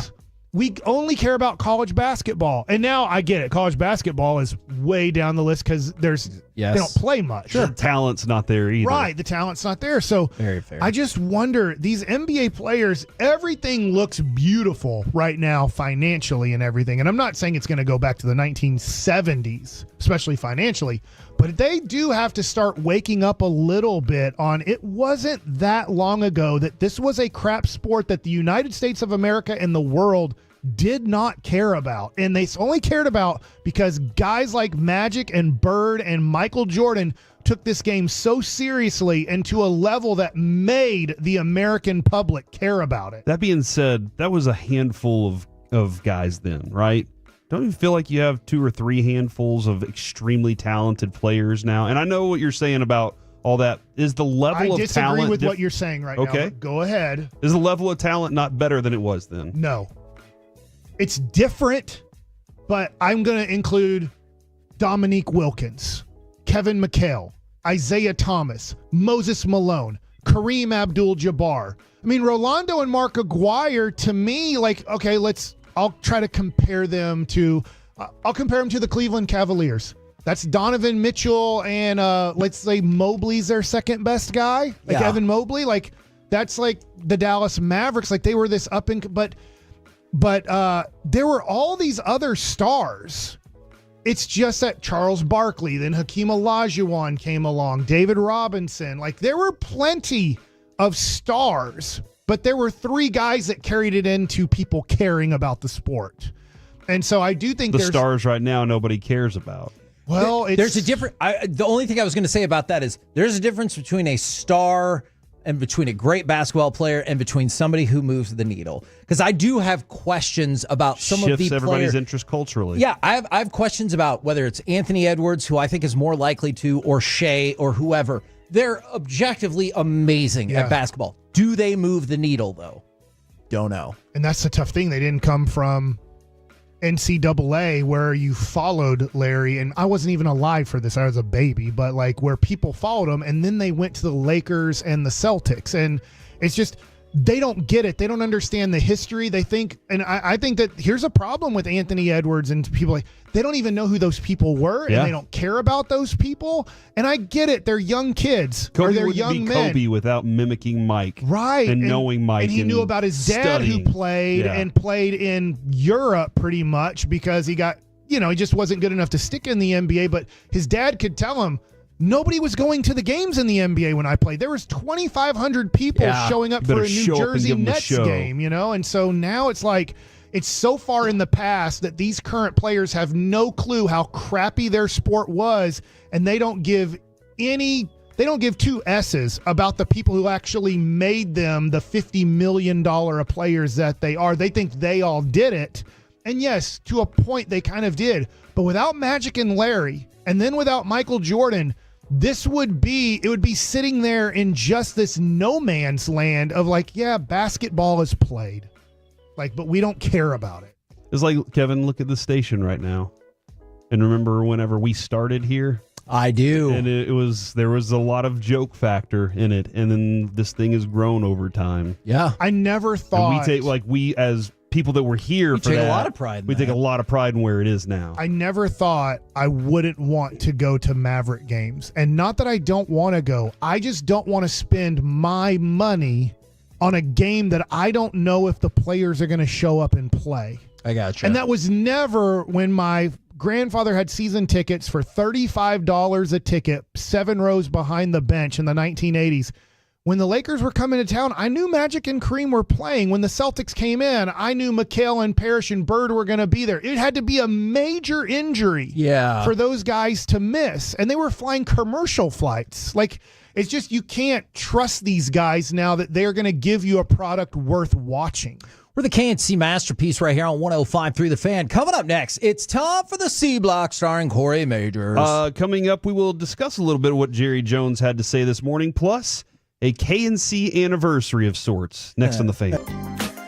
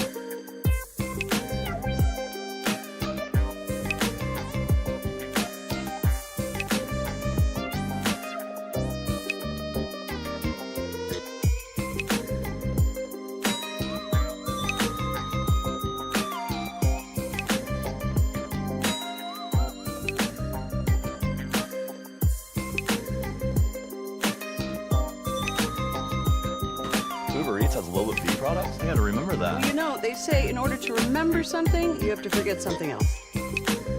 Okay, now that is a very cute haircut. That's like a little shag. I've never seen it before. Well, I mean, of course you have. It's the Rachel. Oh, is that your name? No, I mean like your name. No, I'm Jen.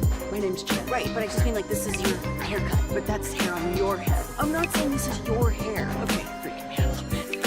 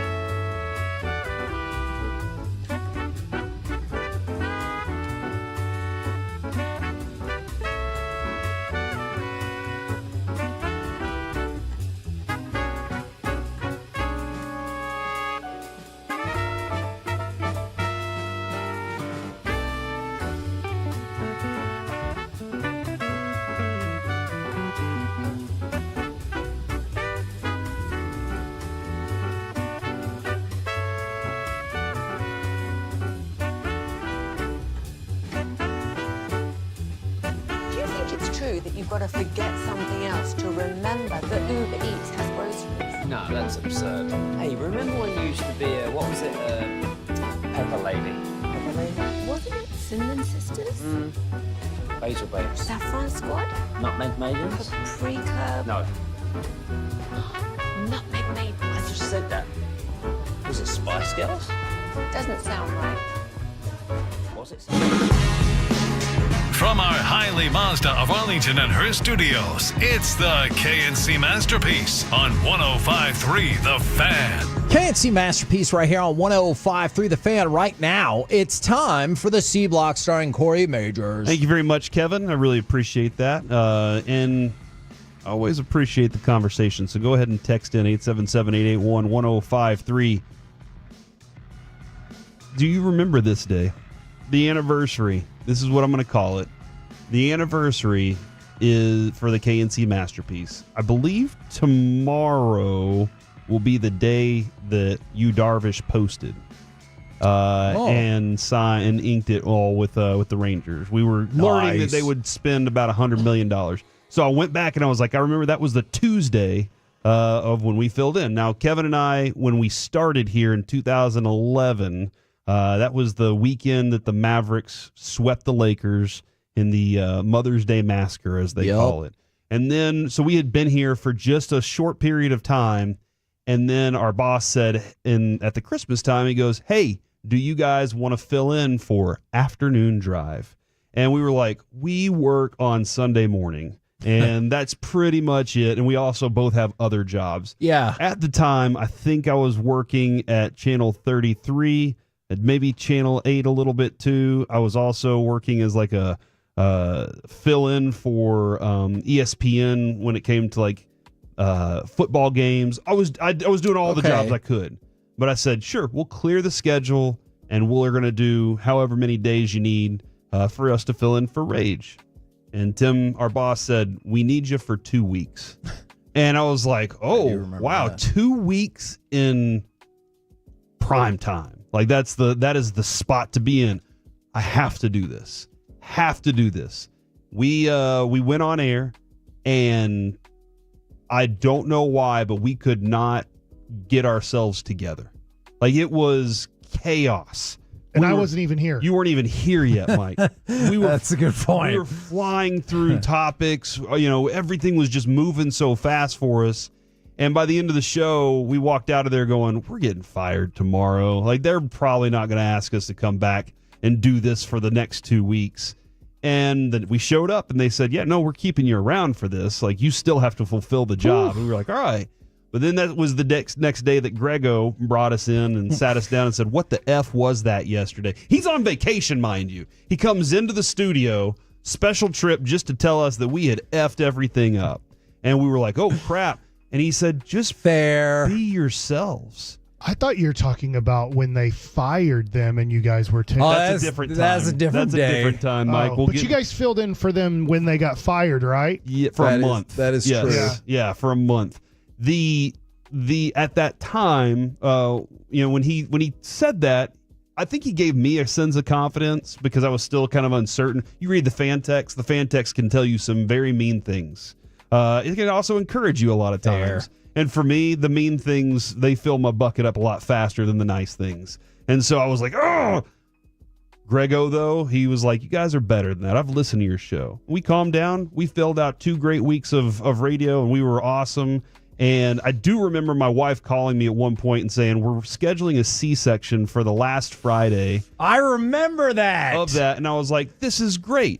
I will deliver the baby early in the morning. And then, because we could schedule the time, go into work, do the show, come back, hang out with the baby. And Adrian was like, that's a great idea. And I was like, thanks. And then I told the bosses, and the bosses said, no, she's going to divorce you. It's a trick. And I was like, okay. So I decided, Adrian, I'm going to take that day off. She said, I'm glad you came to your senses. That being said, that was that first day where we really got our opportunity, the first time we really got our opportunity to tell the entire 105.3 The Fan listening audience who we were.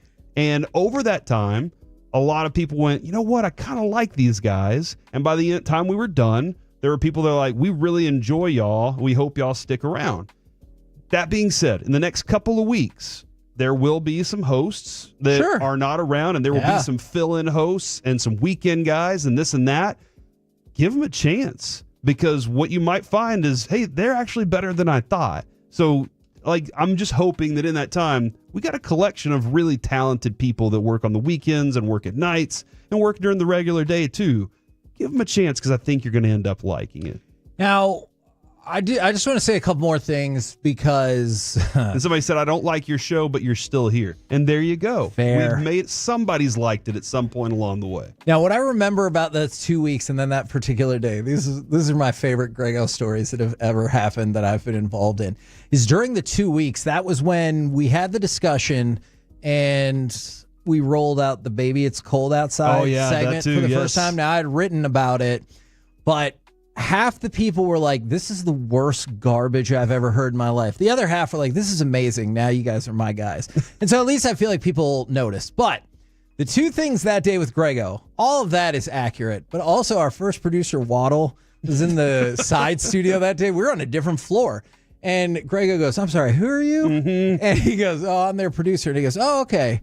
Hey, could you leave, please? Yeah. And so Waddle was so mad about that. But then the other one was, I saw Grego's watch. I go, oh, that's a sweet watch. And he goes, you like that? That's a Rolex. And I was like, that's nice. And he goes, I have 8 of these. And in my brain, I was like, just don't say it. But the overriding part of my brain's like, well, you have to. And I said, I'm sorry, I'm not trying to be difficult. Why does somebody need 8 Rolexes? And he goes, because I like to piss my money away. Yeah. That's an actual thing that he said, which I thought he said was, you don't. Nobody does. Yeah, it was an amazing answer, and I loved it so much. So again, over the next couple weeks during the holidays, keep it tuned in right here, because there are going to be some really talented people that you're going to really enjoy listening to, because that's where we got our start. And like I said, Kevin, this station at that time, it wasn't as strong as it is right now. Sure. And what we built since that time, it was 2011. One of the nicknames was, and I didn't think it was fair at the time, but the nickname was The Fail. Yeah, and that has drastically changed since then. In our morning show, our midday show, our afternoon show, and our night shows and our weekends are very strong, great sports content radio. So thank you very much for being with us that long. If you remember that from the 214, I remember when I first heard you guys, I couldn't stand you guys.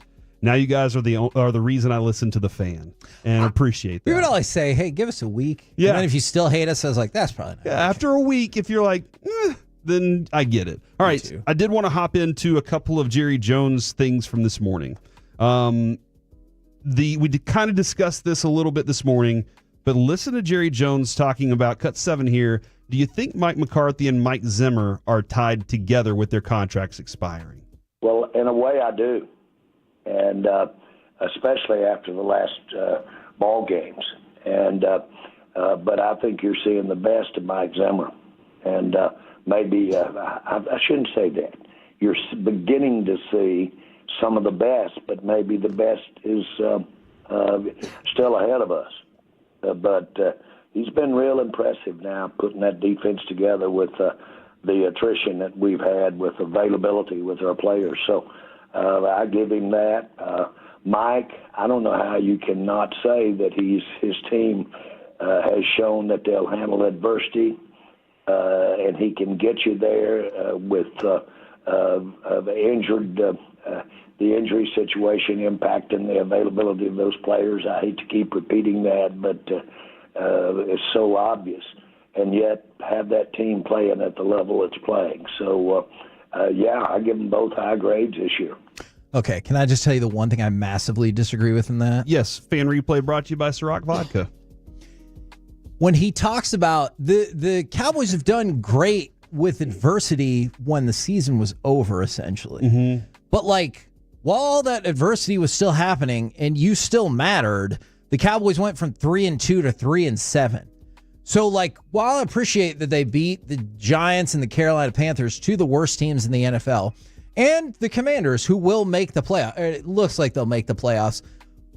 When you had to face the adversity when everything was still on the line, you failed. and you failed spectacularly. So I'm not saying you don't consider both, but it kind of feels like we're leaving out the other part about how they got to this point. And I think the reason for, and from the 972, no, Diddy and Ciroc are no longer together. So I just wanted to let you know that. When it comes to what Mike Zimmer's done and what Mike McCarthy have done, I think that conversation and the reason that question was presented is if you're going to bring in a new staff, are you telling your new head coach that he has to keep a defensive coordinator? That feels like a tough sell for like a real the cream of the crop. Unless the head coach loves Mike Zimmer. Like if he's like, no, I that's my favorite guy. But if then you're like, the best okay. of the best, aren't you going to be like, well, then no thanks? Yeah, and because I got a guy, I know a guy that I really think can handle this thing. The other part though is they started building the personnel of this defense for Mike Zimmer. And so when the question's asked if those two are tied together, if those two are together on this, it was, hey, will you fire both of them at the end of this season if you're moving on from that? And based on what I heard there, that was a definite no about Mike Zimmer. Yeah. On the front of Mike McCarthy, I think that sounded like a consideration of, I would rather have a different offensive coordinator, but I like the way that this guy gets these guys to play. Can I tell you what I think part of the spin on that's going to be too? Mike Zimmer, he just needed time to help get his guys ready for his scheme. Do you want to do all that all over again? We'll have that same struggle next year. And you're like, well, I guess we have to. Probably so, but if we're looking at a 5-year plan, then that's what I'm all about. The next few games can really tell you if Zimmer is what they're saying is right now. Because if everybody wants to say the record of the teams that they played, that's totally fair. And you know what? If you're the Joneses, you definitely need to sit back and assess those things before moving on to the 9. Now, this question has come to mind from the 573. What if Zimmer is the guy? What if Zimmer is the next head coach? And they just wanted to see if he still had that. He was a decent head coach in Minnesota. And can he? I don't know how he can get this defense to turn around enough to prove that. But the Joneses, when they like something, they like something. I think Mike Zimmer is a tough as hell human being. And Tougher than I could ever imagine being. But I mean, just rip my eyeball out, he said. It was the same thing that you saw with Mike McCarthy being phased out of Green Bay, is Mike Zimmer was phased out of Minnesota, and they have an objectively better coach in Minnesota right now. I do, Kevin. Yes, they do. I do have a question about younger coordinators, because not all of they'll pop onto the scene. Mike McDaniels, I like him because I think the press conferences are funny. Okay. His offense is insanely good, and then it's kind of gotten figured out lately, especially their injuries too. There are other coordinators that you can point to and be like, well, they were good for a minute, and then it all fell apart for them. Right now, Ben Johnson doing what he's doing, he's the singular one that I can, but I still think, will he coach that way whenever he's a head coach? Whenever he decides to put on the head coach helmet or whatever, will he still be as aggressive as Dan Campbell's group is, or is he more conservative? And then you're like, hold on, this isn't the coach I thought we were getting, because he has the freedom with what they have in Detroit right now. I think he will, because his play calls, even on first, second, third, like in the non-Dan Campbell downs, they are still pretty dynamic. And look, that's the word right there. And I go back to 2022. His first, second, third down stuff is quality. And when he first took over as offensive coordinator, the team was 0-8 when he became the offensive coordinator. And over the next 8 games, he averaged 30 points a game. So it's not like they were like, man, this team is awesome already. Good for you. They're like, we suck at offense. And then he came in and was like, hey, we're going to run the ball better. Yes. And they did. And then what does that do? It helps them pass the ball better. Look, I'll go on record, and if he fails, I'll own this decision for sure. Ben Johnson is the guy that I want. Now, I've heard all the rumblings about how much money he wants versus how much money the Cowboys are actually willing to pay, but Ben Johnson is the guy I want, because I feel like he is on the cutting edge of football. I don't feel that way about Mike McCarthy whatsoever. All right, that's the C block, ladies and gentlemen. We're the KNC Masterpiece right here on 105.3 The Fan. Coming up next, it's time for the Tuesday tailgate. Did the right person win the Heisman, and are any other teams going to need to quit their bowl game. Let's do that next right here on The Fan.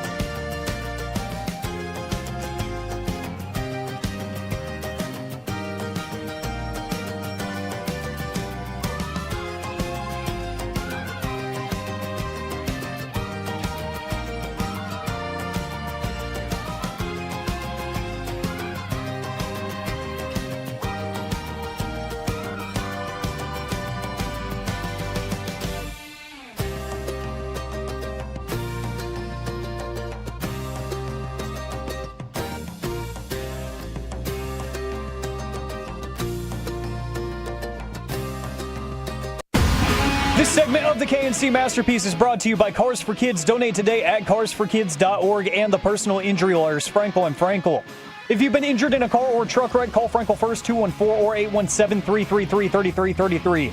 With Frankel and Frankel, there's never an out-of-pocket cost. They only get paid when you win.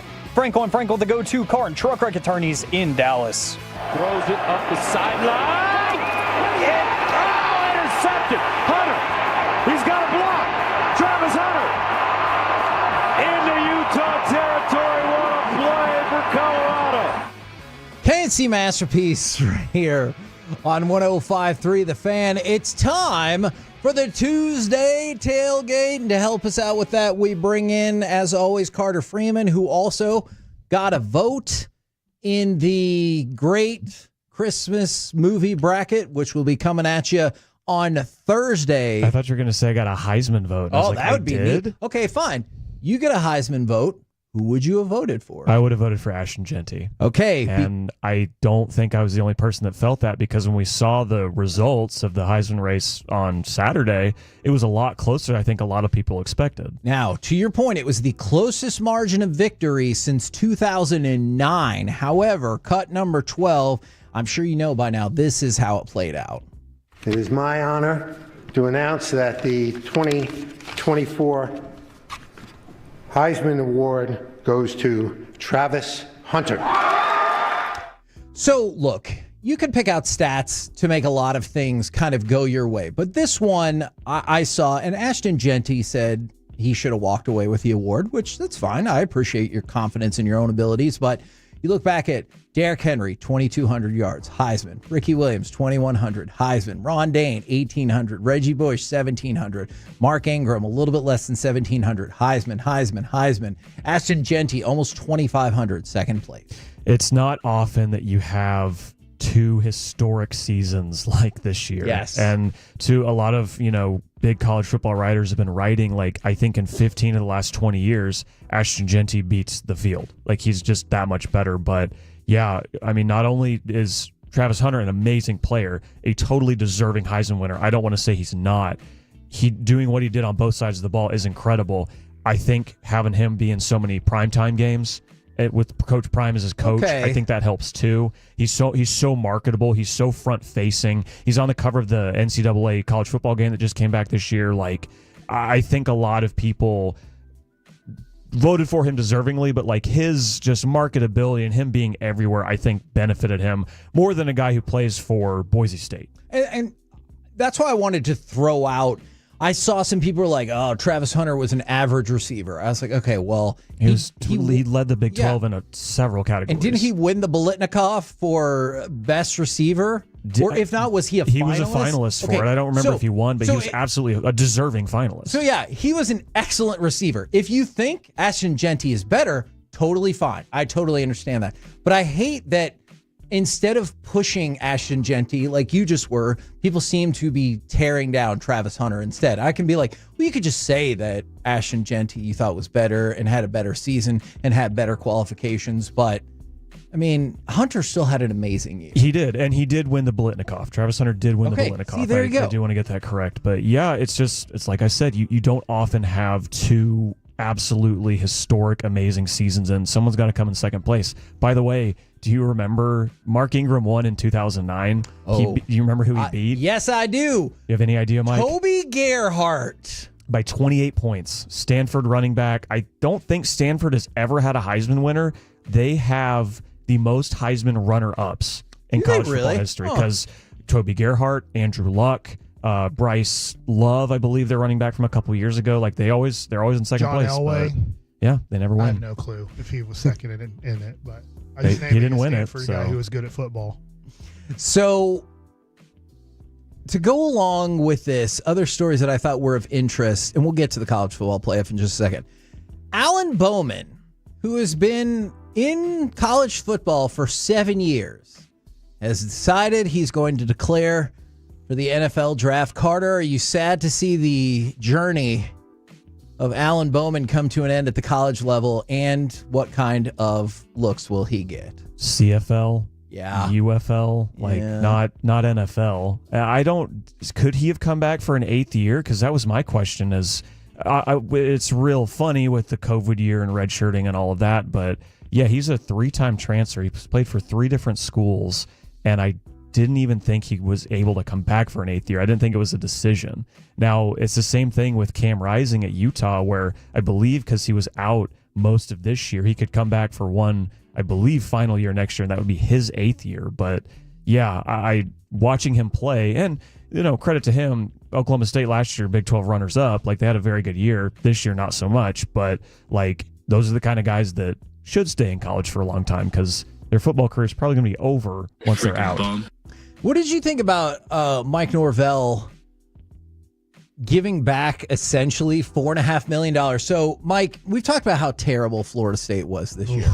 So their head coach agreed to a 1-year restructured contract in which he is delightfully, from the bottom of his heart, going to give $4.5 million to a new university initiative aimed at raising money for revenue sharing in facilities. Now, the reason why I say it like that is because all the facilities at Florida State. Yes. So the natatorium. I guess so. The softball field. Well, if revenue sharing is included, I think so. But do you think that Florida State was like, here's the deal?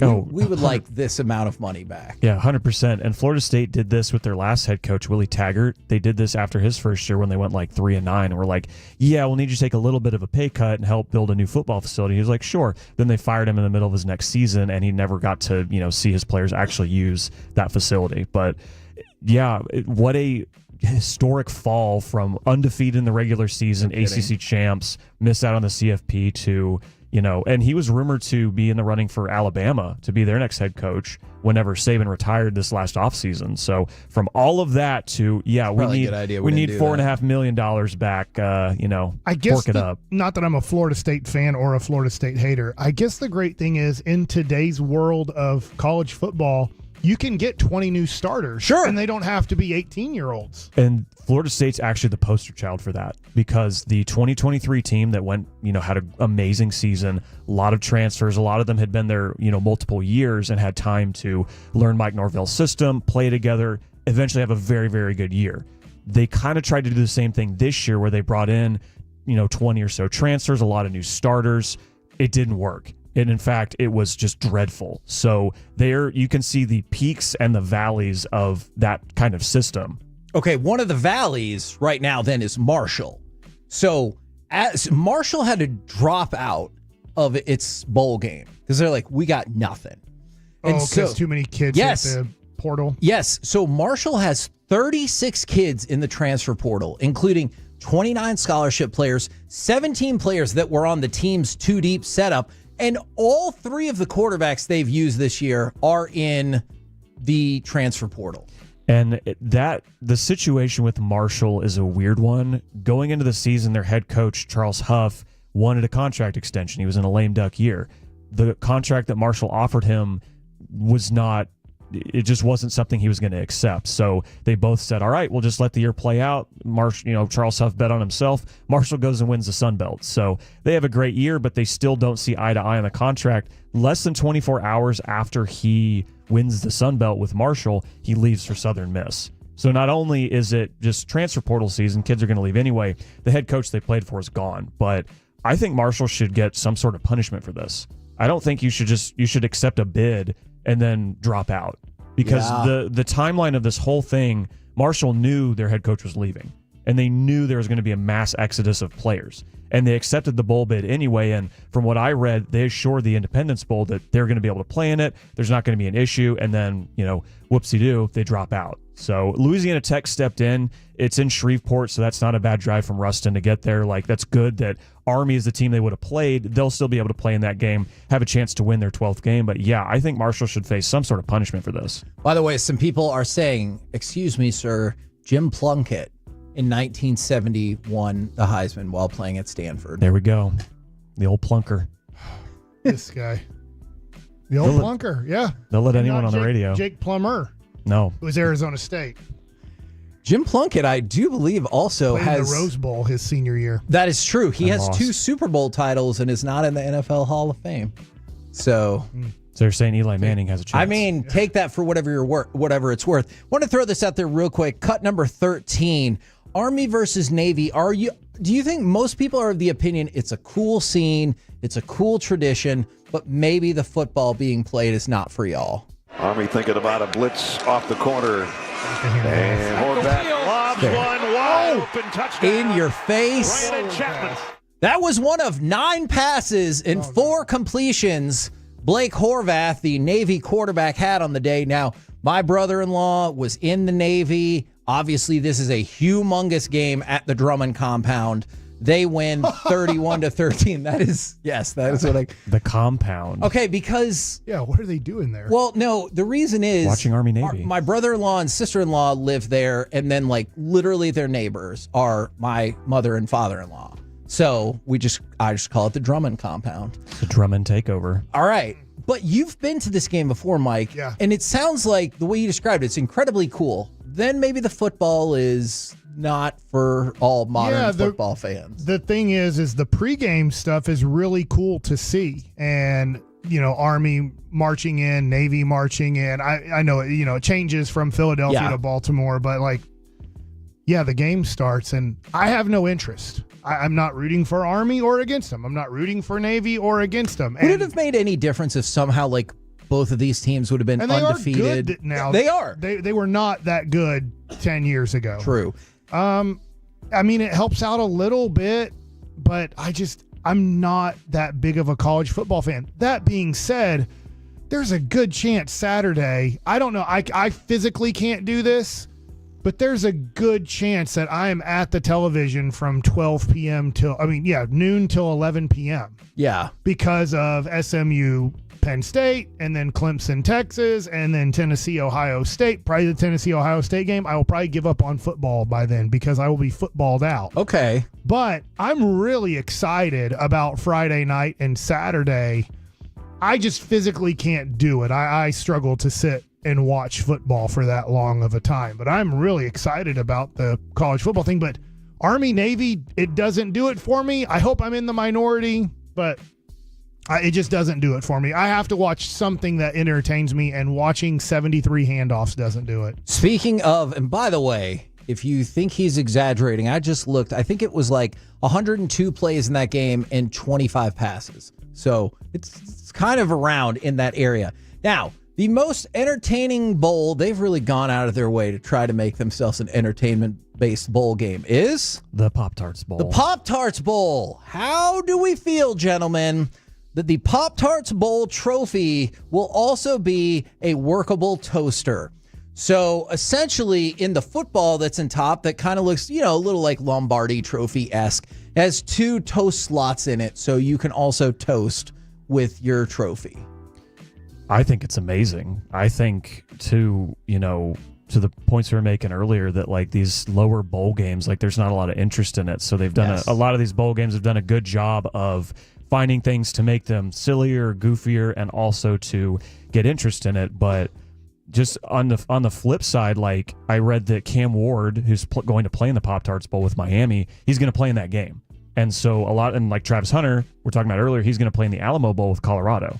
So just because they're not in the playoff, a lot of these guys aren't going to end up opting out. I think there's a lot more interest in these games, and that's hopefully, this is just hopeful thinking, but some of these better players that would just opt out, go to their draft process, they'll end up playing in these games, where you can also watch them eat a live Pop-Tart once the game's over. Right now, who would you take number 1 if you're taking a quarterback, Sanders or Ward? Sanders. And I think the Raiders will have the number 1 pick, and I think that just seems to line up that he wants to go there, and they're bad enough that they'll have the pick, and that'll just work out. You think he's better? I do. I like Cam Ward a lot. I got to see him a couple times. But cousin might be listening right now. Yes, Cam Ward's cousin brought us cupcakes. Oh, wow. At Buffalo Wild Wings on Friday. True story. Okay. Then Cam Ward, number 1. No, I'm just kidding. I think that they're both good quarterbacks. I lean towards Cam Ward, but I don't think one is established right now over the other. But to your point, maybe the flash of being a Raider maybe is the thing that pushes Sanders over the top. I know Jay Glazer said he talked to a whole bunch of NFL head coaches and GMs, and the, I guess, maybe presumptive number 3 pick, Travis Hunter, it seemed like the majority of them went cornerback as opposed to wide receiver. Is that how you view his likelihood? Or do you think, I mean, I'm sure he's going to try both at some time. I was going to say, I want to see him play both. Like, he's good at it now. Like, I give him a chance and just see which one he's better at, and then maybe, you know, put him down that way. But he did just win the Biletnikoff Best Receiver Award, and I just feel like, you know, in the long run, he himself would get more value out of being a receiver than a defensive back. But, gosh, yeah, I would say receiver is where I would put him, but I would have to put him maybe on third downs, you know, every other drive or something like that. Like, you know, get him in there at defensive back. Like, have him play not 100+ snaps like he's playing now, but like still while he's young, let him play as much as he possibly can. And I promise, Mike, we'll dive more into the college football playoff on Thursday because I really want to pick everybody's brain about that because... I mean, and tonight, don't forget, you can go to Frisco and watch West Virginia play Memphis. The Scooters Coffee Frisco Bowl. In Frisco. I went to that game last year. Starts UTSA at 8 p.m., so it should be over by midnight. There you go. With a KNC masterpiece right here on 105.3 The Fan. Coming up next, let's chit-chat with those fellas from the G-Bag Nation right here on 105.3 The Fan. All right, before we do...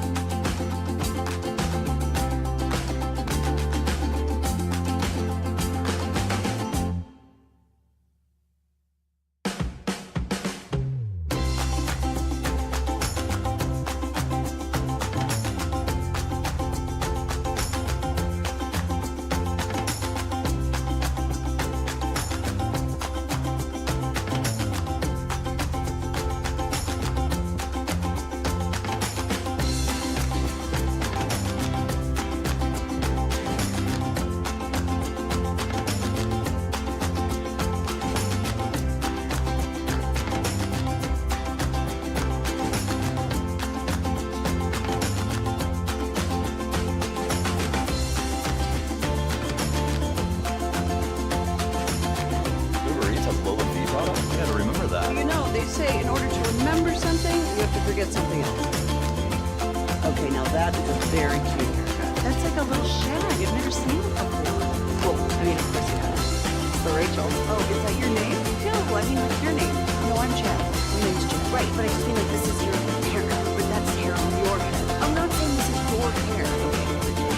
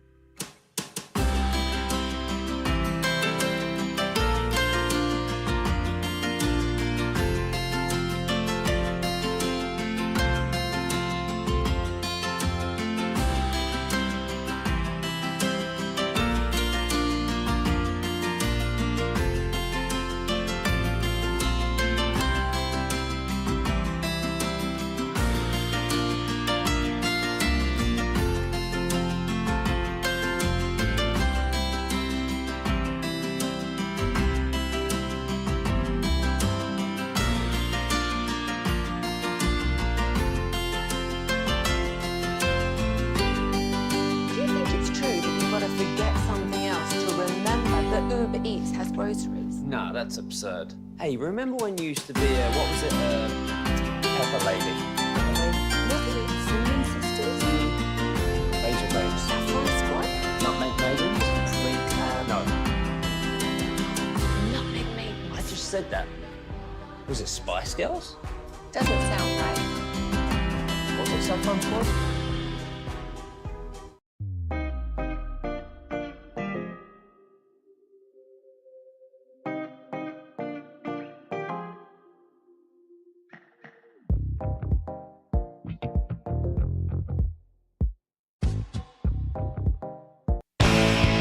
This segment is brought to you by Classic Chevrolet in Grapevine. They're the #1 Chevy dealer in the world, more Silverados than anyone else. This is Texas. This is Classic Chevrolet. Together, let's drive. Based on new Chevy registrations 2023. Johnston, shot block back to him. Ben touched in front, scored! Rope Hintz. Ben, the setup man again after drawing the call. Can't see masterpiece right here on 105.3 The Fan, where the Dallas Stars are triumphant over arguably the best team in the NHL, 3-1 last night as they continue their domination in the barn. Right now, courtesy of D&M Leasing, it's time for our chit-chat with those fellas from the G-Bag Nation. Gentlemen, how is you today? Doing terrific, Hagee. How are you guys? I'm doing very well. Thank you for asking. Now, it's just me and the G-Bag Nation right now because of a variety of circumstances. They've quit on you. No, I don't. They rage quit, didn't they? I mean, actually, you would be the one rage quit. That is exactly right. Mike McCarthy would like a word with you. They haven't quit on him. That's why I walk around in the hallway. Rage has been a word that's been said a lot today. You go catch your breath. Yeah, if you ever see me walk in the hallway, it's probably because I'm getting too mad and I know I'm going to do something irresponsible. I want to talk about the Stars in a second, but Broadus, I know you're not a big movie connoisseur. What did my text say to you when you asked for me my list? What are movies? And more of a film guy. I thought that Broadus could help maybe get some of the, like, It's a Wonderful Life. That would be my favorite one. Okay. Yeah, then that's really kind of where I'm at. Because right now, it's not going to make the bracket unless you post your vote for It's a Wonderful Life. It should make it? Absolutely not. That is one of the most overrated Christmas movies of all time. But he's going to throw a Billy Bob Thornton movie in there. I don't know movie? if Bad Santa's going to make Santa. it. He's going to tell you not a bad movie. He's going to tell you how great Bad Christmas Santa is not in the film until like the last 5 minutes. There's is true. Nothing about Christmas, and then it ends. Final scene. Ooh, it's Christmas, and now it's a Christmas movie. It's a Wonderful Life. That's what it is, man. Come on. But when Santa's in the name, it becomes a Christmas movie. Is Santa in the name of It's a Wonderful Life? Oh, I'm sorry. I thought you were. No, I did. You knew. I knew. Santa. I'm sorry, Eric. I could have helped you out. I knew 100%. You did not know what movie we were talking about in that exact moment. Thank you. And I did nothing to help. It's all right. It's all right. I'm sorry. I couldn't do anything with that. He's used to it. cross-streamed I'm on sorry. those movies. All right, Broadus, would you like me to cast your official first place vote for It's a Wonderful Life? Will that get it into the top I think 5? It's got a shot. It's going to be a 16-team bracket. Right now, if I can have one vote, I'll take It's a Wonderful Life, please. Right now, It's a Wonderful Life's not going to make it. on 34th Street. Without That would be number 2. that vote. Okay. That's deserving. That's a Christmas movie. That is a fantastic movie. I like these older Christmas movies. I haven't seen them, the ones you guys are talking about, so I felt it was unfair to vote about something I Yeah, didn't see. I get you. We can put you down for I've seen It's a Wonderful Life a bunch. Oh, I bet. Mm-hmm. Casablanca, too. Man, It's a hell of a film. so salty this morning. Also not a Christmas But movie. this afternoon. All right, so we're probably going to roll that out. So what I'm doing is I'm taking top 5 votes from every person up here at the station. I'm using kind of Heisman-style voting where it's a point system. We'll determine the top 16 bracket-style Thursday at 12:20. I know that's when you guys are talking and show prepping and everything, but you're welcome to join the, theoretically, to join the voting panel. You got us confused that morning show. I get it. I do. That is fair. But in terms of the Stars, because, if you look at, for whatever it's worth, power rankings, people started to slide the Stars down in kind of like 8, 9, 10, 11. It's the road stuff. It's the problem. I think they're 13-2 at home, and they're like 6-8 on the road. That is 6-9. I think technically it's 13-3, but that counts the Finland game. So I hear you. Yeah. But this felt like an important. Let's continue to stack. We got a home run. Sure. Yeah. Let's continue to stack 2 points, 2 points, 2 Yeah. points. Yeah. No, I mean, it caused me last night to kind of look at the standings because I wasn't really totally sure where Washington was. Yeah, they're and then awesome. all of a sudden I was like going, "Oh, they're on the other side of the table and they're playing pretty well." So I that made me feel a lot better about the situation. Man, you're still behind. Like, where did Minnesota come from? Okay, so I would make an argument Washington and Minnesota are the best two teams in the NHL right now. Something to watch. Winnipeg not getting it done? See, I don't think so because Winnipeg started out insane. Like 15-0? Yeah, look at their schedule since then. They're like 7-9-1. Okay. That team is primed. They're Golden State of hockey. They're primed to fall. Yeah. And so I think Minnesota is better than them. I think Washington is better than them. So I realize you still are quite a few points behind, but yeah, it took a fluky goal last night off the pad or the hand. Yeah. I mean, Well, they've done it again though. They've got another rookie star. It's unbelievable. Bishop. Yeah. It's unreal how every year it's like, okay, here's Wyatt Johnston, here's Logan Stankoven, and now here's Liam Bishop. I'm going to slide you into the top line with Miro Heiskanen. Is Logan Stankoven still on the team? Well, we do have. It'll be okay, Hagee. Okay. At the end He of had the a season, breakaway. this is all going to level out. Right now, Okay. the year-over-year goals are down. Fair Maybe question. they're missing Joe Pavelski a little bit. I Maybe can we see kind of that. undersold what Joe Pavelski meant a little bit at times, but they're going to be okay. Big picture, don't you worry. And their defense can be on. I know it is not reflected maybe in the differential, but we've seen examples in games like last night where this defense can go to another level if they haven't been able to, since they're running the bubble. And it's been more than 3 weeks since Ottinger gave up more than 3 goals in a game. Yeah. So, Amazing. like, that's probably what you're Are going we going to ever get mad at them for getting to the Cup final and not winning? Well, they've done Is it 3 like years the in a opposite year. of what the Cowboys do?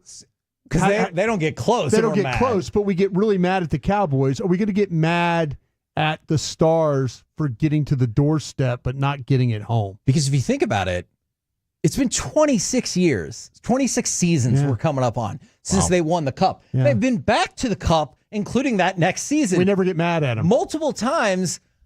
Does that just kind of tell you, like, I know hockey fans are as passionate as it gets. Tells us we don't know the game. Does that give you a reflection on, like, the makeup of the sports audience? Because, like, there's just not as many. Yeah, it's here. a cowboy town, and I think we only have so much sports frustration. But you go inside that AAC, and the folks that put They know Stars hockey. first, they know Yeah. hockey. They know and hockey. They're keeping this team accountable. They are. But one thing I would like from a general hockey fan, this isn't pointed at anybody. I wish the general hockey fan sometimes was more welcoming. They're not. To the newcomer who wants to learn, but they don't know. No, they don't. But that's okay. But they have a reason to be mad at us.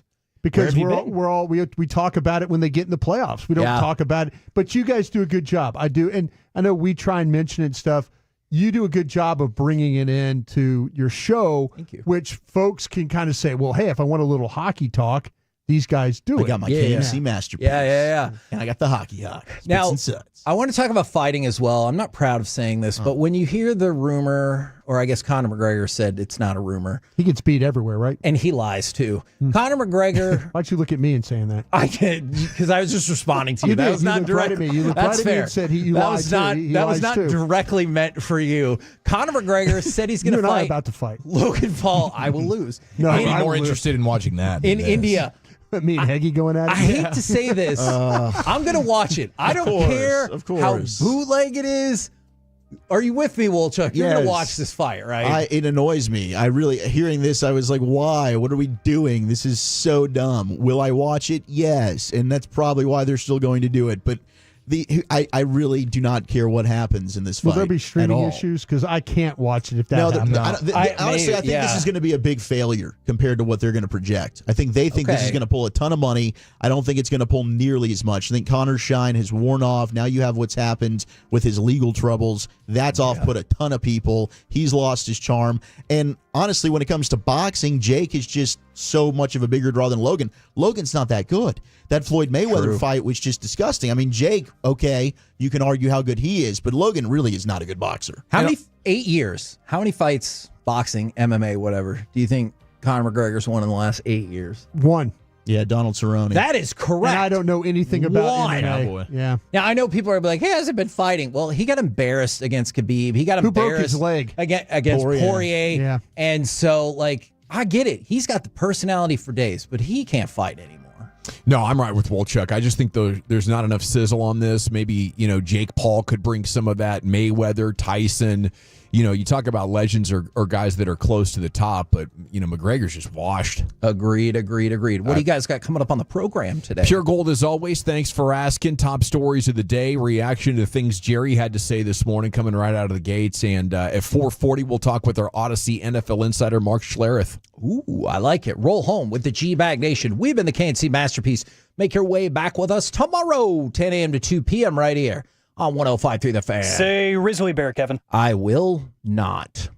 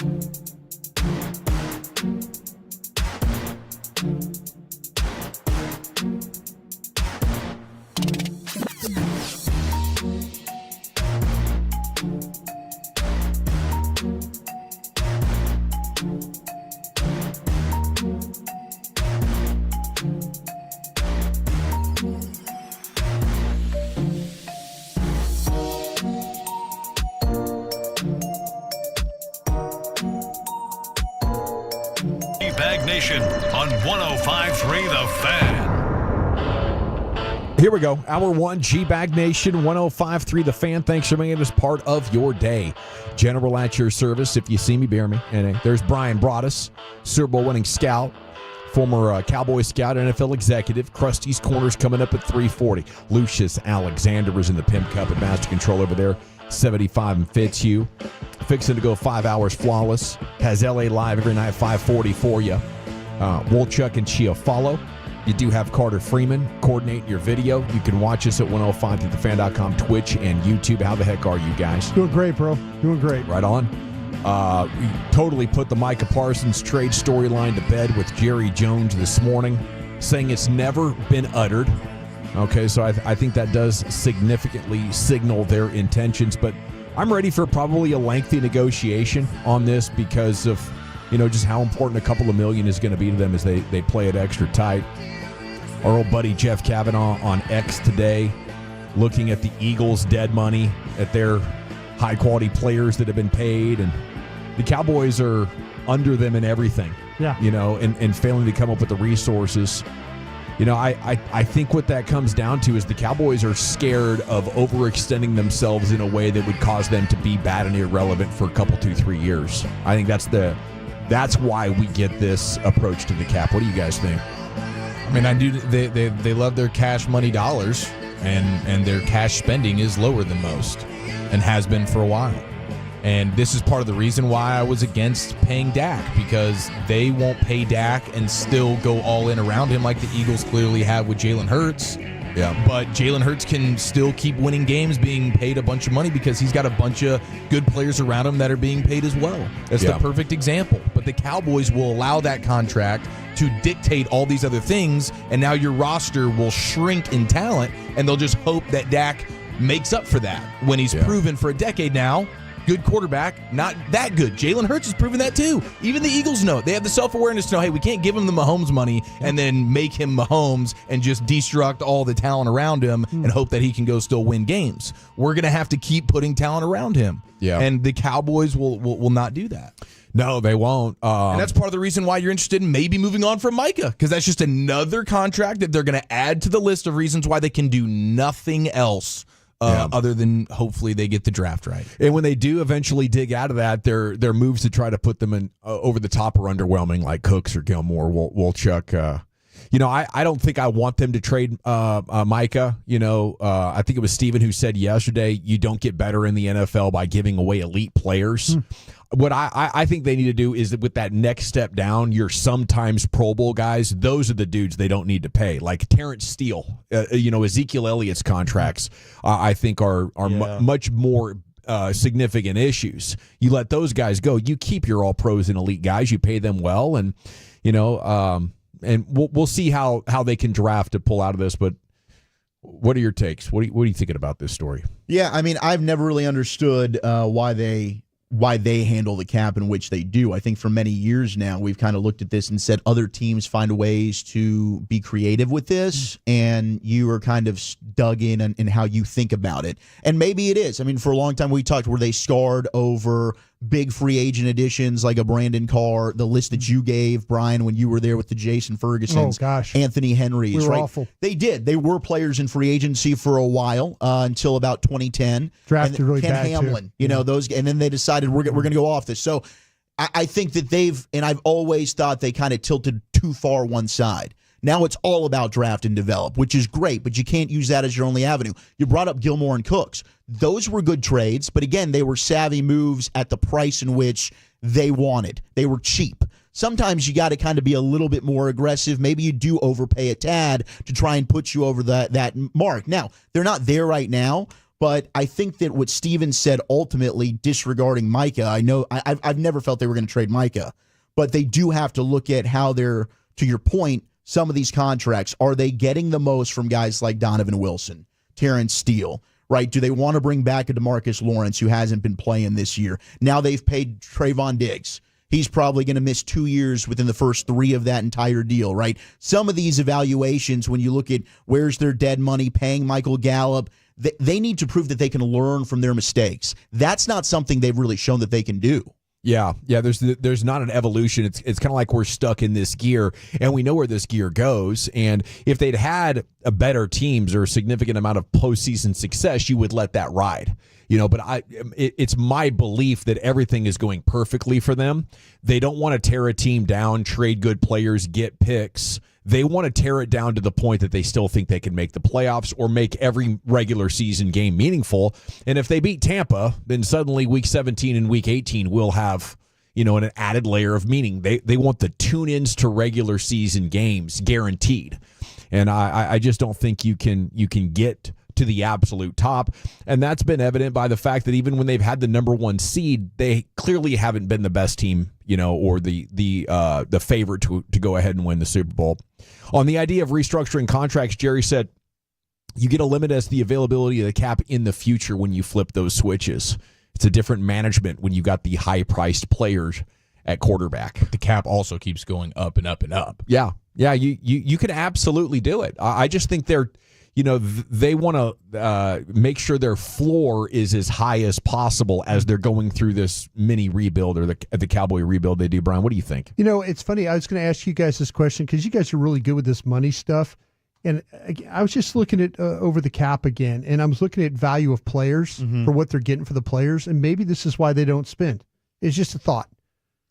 $17.4 million out of Brock Hoffman, him playing right now, his value. Wow. To them. To Lawson, 14.3 as an edge. These are $1.1 million players that they're playing right now. Dowdle, $12.8 million value for the player. Adoga, $12.7 million for what they're getting. 1.1 player right there. Do you think they're looking at these guys and they're looking at free agency and they're saying, listen, we're getting value just by going out and maybe bottom fishing a little bit here? That we're hitting on some guys like Hoffman. Don't you think a little bit is sample size with the quality of opponent creating metrics that maybe aren't sustainable? I'm just looking at just overall value of the player. But they also, like, Brock Hoffman was a backup, wasn't playing. They didn't plan on playing him. But Rico Dowdle, they waited till the Washington game to play him. They weren't playing him. Like, Lawson is a nice find. And those things they have been good at occasionally at finding. Yeah. But that's the issue. You can't be too reliant on that. If you hit on one of those guys, like Carl Lawson, they've hit on that's 4. Good. They've hit on 4 of these guys. Some of those guys are now playing because of necessity, and they didn't show but that's what that I'm wasn't saying. a plan, though, for them. They're looking at this if this guy has to play. I mean, they're looking at it as like, this guy's on our 53. He might have to play. So would you give Brock Hoffman $12 million a year right now? See, that's the problem. That's the problem right now. Brock Hoffman was battling for the starting center role. He could have been your starting center, but they drafted a guy, which we all agreed on. We all agreed that BB we thought was a better player. Yeah. But I mean, absolutely. to me, if they're probably looking at this right now. I'm just saying what they're looking at right now. Their team today, sure. If you want to contend, you got to find those values and spend premium dollars for all pro players. But that's what they're probably looking at. A starting tackle is over $20 million. They get $33 million from Micah Parsons as a player, right? Yeah. They get Steele is playing better. They get $18 million. He's that's only $2 million more than what he makes. They do some things great, Brian. They just don't play their entire hand. I'm just saying. I'm trying to maybe give a reason why they're doing. Eric Kendricks is a $3 million player for them a year, and that's a good free agent signing. $15 million of value there. So they look at this probably. I'm not trying to defend him. I'm just saying maybe they're looking at this as like, you know what? We're going to be very top heavy at a lot of positions. We're going to have the highest paid quarterback. We're going to have the highest paid receiver. We're going to potentially have the highest paid end. And now they're hitting value on Hoffman, Kendricks, Lewis. Lewis is a $14 million player to them. A value that's he gets paid $2.8 million. See, I think that's what they're looking at. They're like thinking, listen, we've got a bunch of high-end players. We'll trust that we could bottom fish this thing. Well, after 15 years of bottom fishing, they've gotten good at that. Yeah. No, they've proven that can keep them afloat and I'm not competitive. defending him. I'm just saying maybe that's what they're thinking. That's what they're thinking. That's totally reasonable. We can do enough of these. But then you got to adjust. Yeah. But you got to adjust, right? You got to tweak it. Once it hasn't worked to get you over the hump, Okay, we've got that down. Don't necessarily stop doing that. But what am I going to do now to get to the next level? You got to change something here. I feel as much as we talk bad about the front office, it's got to be some of the best scouts in the NFL, considering over the last 15 years how well they've drafted and how many guys like that they found. And you can go back to a lot of those years and find examples of those kinds of players. They're the unsung heroes of the organization. Yeah, I'm just trying to figure out why they don't do what they do when it comes to going out and spending money on other teams' free agents. That's the only thing I'm trying to look, gather. it's not to say day one of free agency where everybody's going to get overpaid. You got to make a big move. But maybe you don't wait till week 3. It used to be actually the more you spend, it didn't increase your chances much at all, but now the trend has shifted towards you get close and then you throw in a couple of, usually it's trades for all pro level players because it's so rare the greats get to real free agency.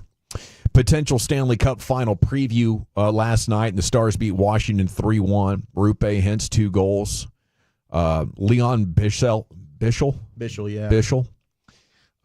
Second goal of his career after debuting just last week. So that's freaking awesome. Stars don't have the best record, but they've won 3 of 4, and they needed that. They were on a tough skid there for a couple of weeks. Defense is better. I think Ottinger's on fire right now. Another 25 saves last night. We need that otter in the postseason. I think this team's ready to win a Stanley Cup. Well, adding a player like Leon Bichel, and hopefully, he continues to progress in how he has in his first couple NHL starts. But the physicality at 6'7", he's already got 11 hits. That's something they've lacked in the postseason. But then also being able to have a shot the game-winning goal yesterday, they've missed that. So he's a guy that can definitely help where they've been weak in the postseason as a defender that can also run point. That dude could be your difference maker. Do you think he likes the Big Bish nickname? I think it's badass. Although Ben Bishop did have it too. Yeah, the former goalie.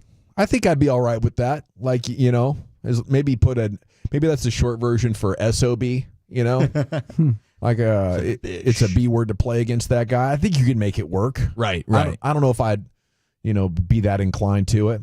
SMU's getting ready to take on Penn State in the Saturday. Snow. Coach Rhett Lashley suggesting the December portal window should be eliminated. Yeah. Decrying players have to make decisions about whether to transfer to play in the college football playoff. How do we handle this, Brian? What's the most wise decision? Yeah, I tell you what, not that we're not, okay, I shouldn't say we, not a big James Franklin fan here. Oh, no, I'm not either. But he actually made a good point. They lost a backup quarterback yesterday that really didn't want to leave.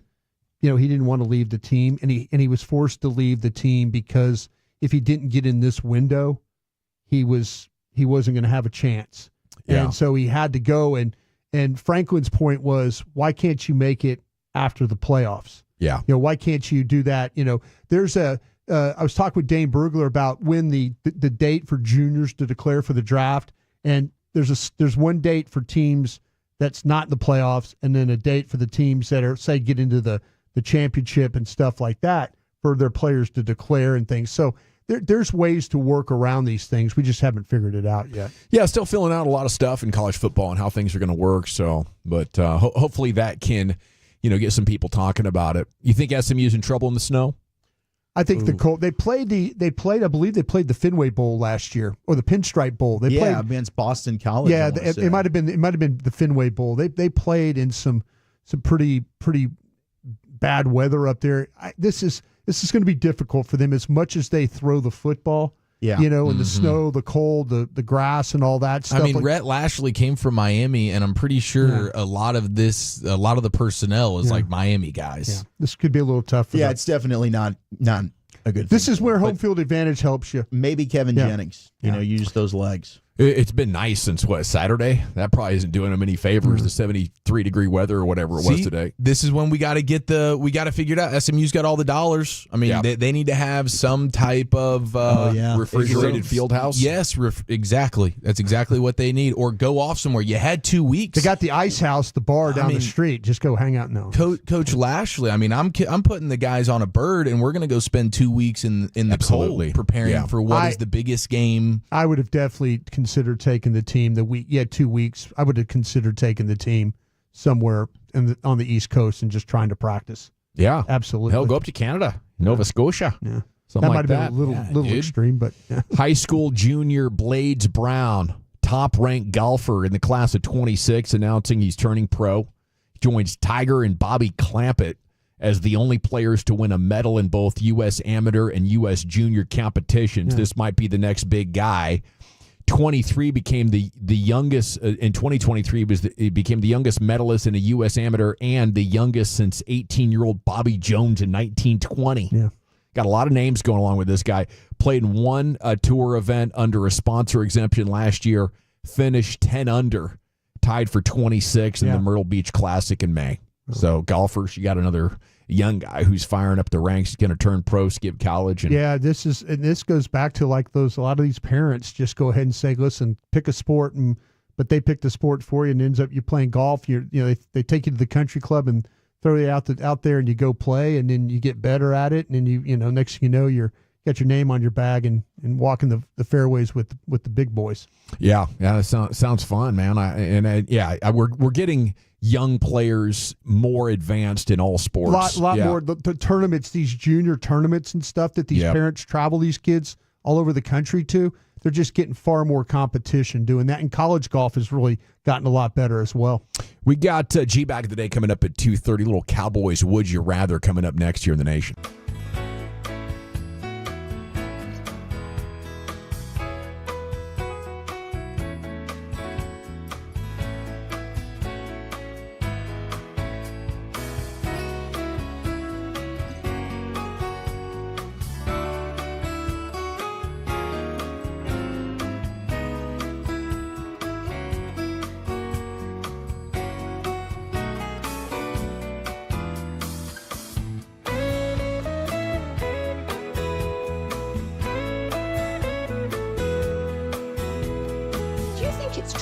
Got to forget something else to remember that Uber Eats has groceries. No, that's absurd. Hey, remember when you used to be a, what was it, Pepper Lady? Pepper Lady? Wasn't it Cinnamon Sisters? Basil Babes. Saffron Squad? Nutmeg Maidens? Paprika? No. Nutmeg Maidens. I just said that. Was it Spice Girls? Doesn't sound right. Was it Saffron Squad?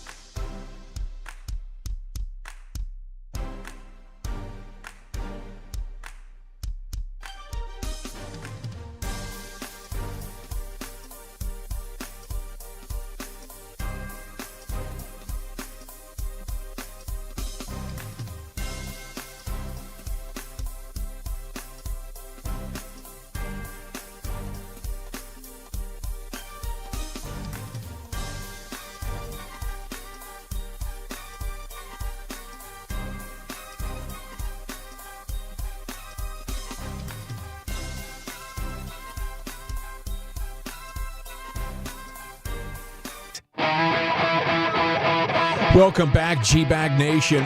Segment of the Nation is brought to you by the Frankels. Life's unpredictable. Accidents happen. If you or a loved one is injured in a car or truck wreck due to somebody's negligence, call the Frankels and get a free consultation, 214 or 817-333-3333. Jump online, frankelfirm.com. It's also brought to you by Cars for Kids. Donate today, carsforkids.org. Time now for some Cowboys Would You Rather. Zachary. All right, so one of a legendary Tolo, Churd, actually hit us up on the social medias and had a question. And this is like, all right, let's get in our draft time machines. Go back in time over the last 10 years. A couple of draft decisions the Cowboys made. Which one would you rather have back? We start in 2017. You could go T.J. Watt instead of Taco Charlton. That's probably the most debated, most discussed that we've had over the last 10 years. Yeah.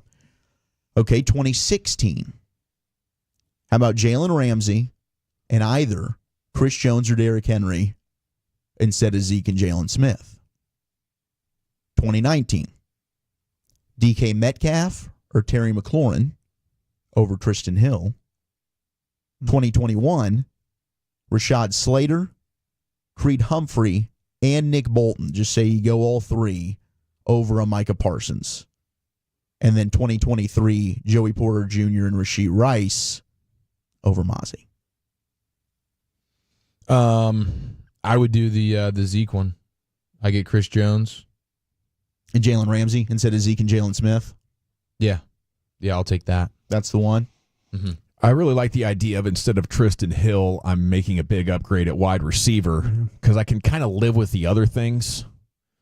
Yeah, like it's hard to go like 2021. Like I get it. Maybe their draft strategy changes. Obviously, they needed a linebacker. They probably would have taken Bolton. I know, Brian, you were all in on that one. Give me the who was with Bolton? It was Slater and who else? He also put Creed Humphrey, the center. That feels a little unfair. Micah. I think that's a little unfair. I think we would have to just go Slater and Bolton. Yeah, that's over Micah. That's kind of where I was dancing when the draft and when we were talking about this. That's how I was going to go 1-2. Right. Yeah. And then Joey Porter Jr. or Mozzie. And I loved Porter Jr. We all did. Man. We all did. I think I had him as like the 8th best player on my board that year, but they went Mozzie. But these are all very intriguing to me. I mean, obviously TJ Watt over Taco, like the best player of the bunch that we're talking about here, probably TJ. Give me, okay, you said Taco, and what was the other players that were picked, please? It's TJ Watt or Taco. I mean, just give me the Dallas player. You've got Zeke and Jalen Smith. All right, so Smith and Zeke. Okay. That's the one, dude, because you get Ramsey and Chris Jones. Those guys benefit you in 2016 when you were on a run, and they're still playing at Chris Jones a super high level and Jalen Ramsey at a pretty impressive level. Like you had that's almost a decade's worth of dominance from two cornerstone pieces on a defense. Right? I was trying to see which one of the players you drafted was the absolute worst for you. I'm not focusing on the other guys. I think probably who was the player of when you made that pick? Just write down all the names and tell me who you think the worst player was. Because you could say what you want about Zeke. I mean, he had a career that was, it's like it's not a total bust career. No, those 2 years were awesome. I'm trying to see which one was the absolute worst pick out of that. Hill or Taco? Yeah, you got Taco, Zeke and Jalen Smith, Tristan Hill, Micah and Mozzie. Maybe it is Taco. It's Taco or Tristan Hill. I mean, yeah, there it is. And that Taco one was at a Taco was a first round pick. Yeah. Or TJ Watt, who's maybe the best defensive player in football. See, that's a big one. I'm just thinking to me that the worst player that they drafted in that crew was either Taco or Tristan Hill. Mm-hmm. That's what I'm trying. That makes it even worse for me. And by far, TJ Watt's the best player out of this group, right? Or maybe not by far, but the biggest difference, the biggest gap, opportunity. I mean, Tristan Hill to DK is pretty big, but either one of those two, if you could have undone it, I think Chief makes a good point, but I think you've spoken at length at how difficult it is to find a quality running back. So what you've done there. Yeah, that's true. That's true. But especially with that Cowboys offensive line, there's many running backs that you could have had in 2016. Now you're adding Chris Jones and Jalen Ramsey. I just had like Joseph Randall and Darren McFadden trauma right there. Yeah, in that offseason after 15. That's fair. Oh, I understand. That was a bad place to be. Because Slater, I absolutely loved him. Yeah, having Slater and Bolton. I mean, if you were to have Rashawn Slater on your line right now, and then Nick Bolton is but you don't have Micah. But yeah, that might be helping your team on both sides of the football. 100%, I get that. When you start to talk about like off-ball linebackers, I thought he's fantastic. Bolton was one of the best ones I'd seen. But they looked at Slater as a guard, right? Not a tackle. Yeah, pretty much. 972 asks, how do these guys get so misevaluated where they end up as busts? Yeah, it's crazy. This is where the Cowboys, I think, have a little bit of a not a little bit, a lot of a disadvantage. They overanalyze this thing. And what happens is you got a lot of voices talking. You got a lot, instead of maybe like, here, present the information, maybe you have one or two decision makers. Yeah.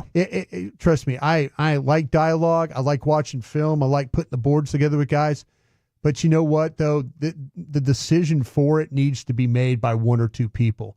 And what happens is you get coaches involved, you get scouts involved, you get Jerry Jones involved, who's talking to maybe other people. Maybe he's talking to Bill Belichick or Barry Switzer or any of the other people that he talks to.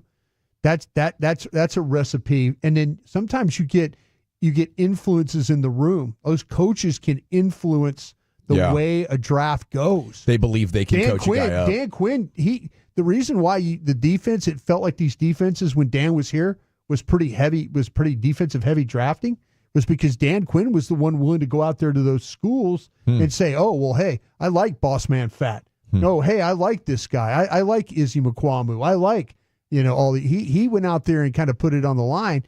And I think Rod liked to reach for pass rushers. And Rod had his way of doing things like, he's like, well, I've never drafted a one technique. I'm thinking, man, Booger McFarland was pretty darn good for you guys, during the run with Simeon Rice and all those guys. So yeah, I think what happens is you have too many opinions, and then all of a sudden trying to come to a consensus it really kind of mucks it up a little bit. The other consensus that's interesting, though, is why was Chris Jones slept on? What was wrong with him?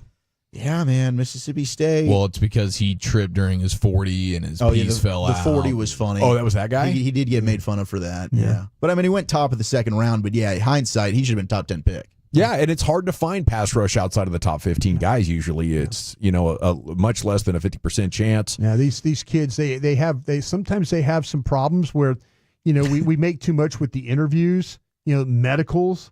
There's a lot of things that go into this. I just think with the Cowboys, from my own personal experience there, it's talked about way too much about that, and I think that gets you in trouble.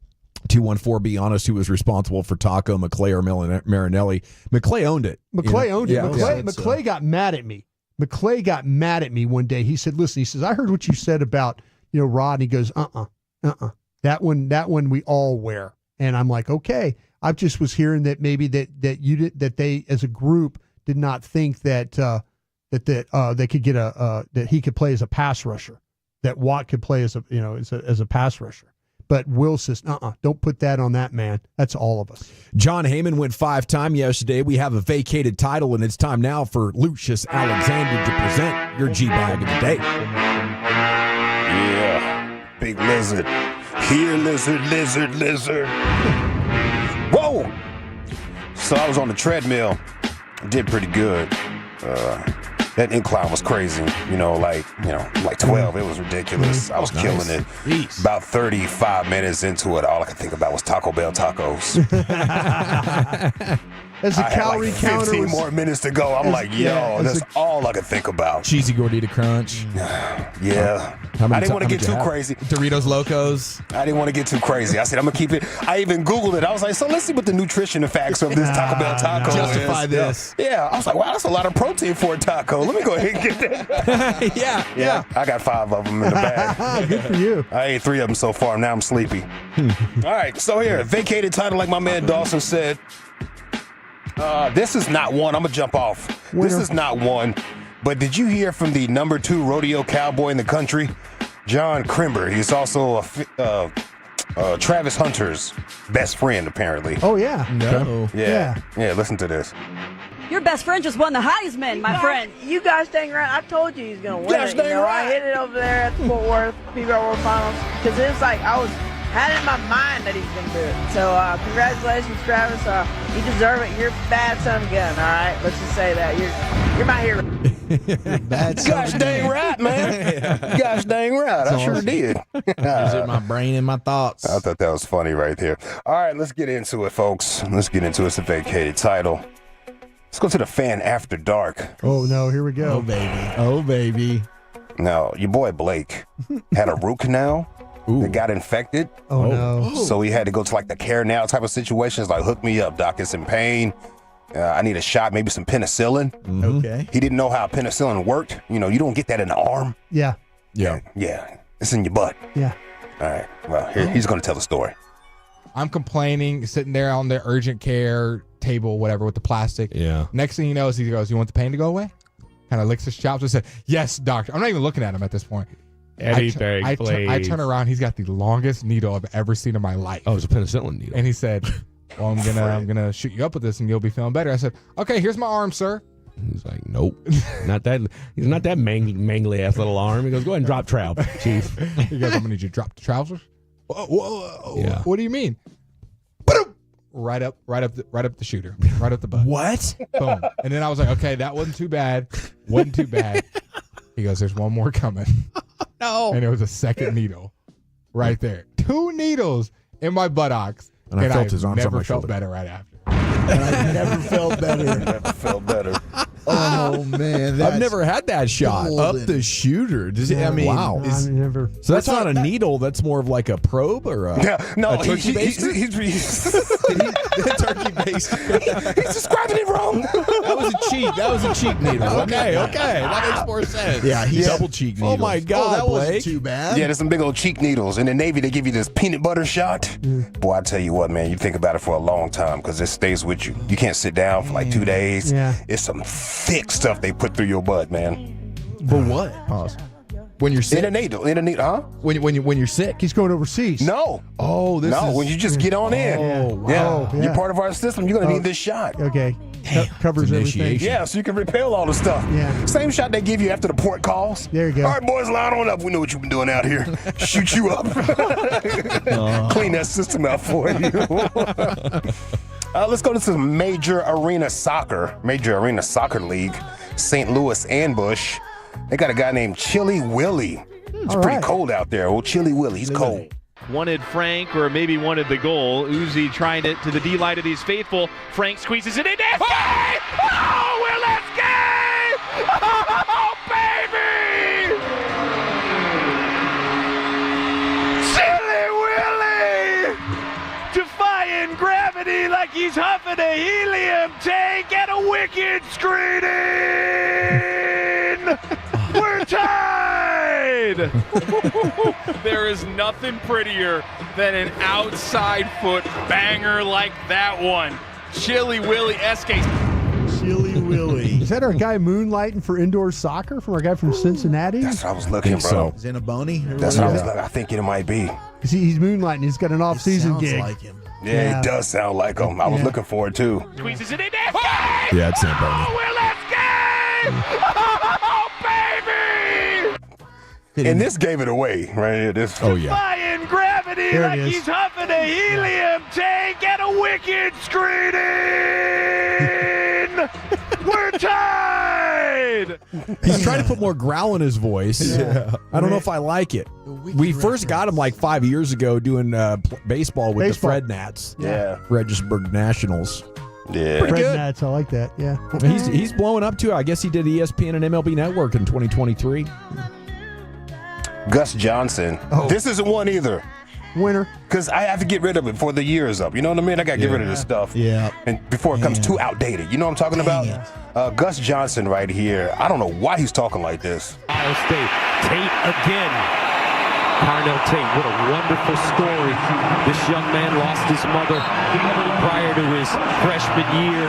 She was murdered in a drive-by shooting in Chicago, but he continues to thrive. Howard. What a wonderful story. Just an amazing story. Howard. Come on, the kind of story you hear once and you just want to hear it again. I think Gus was trying to get all his notes in that he took during the day. What an incredible story. Yeah. Good Lord, man. Now let's go to LA Live. The drive-by details definitely weren't needed. And then last one right here is this kid. Buddy's in trouble. His parents are looking for him. He probably told him, I'm going to be over here, and he's actually over there. Yeah, that type of thing we used to do when we were teenagers. Yeah. Parents can see all the way through it. They really can. They're so good at it. But this guy, his dad called. I think his dad is Bruce Wayne. I'm not sure.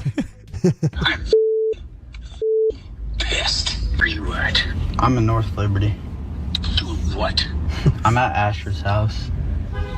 Your mom's on her way to get you. Okay. I'm pissed.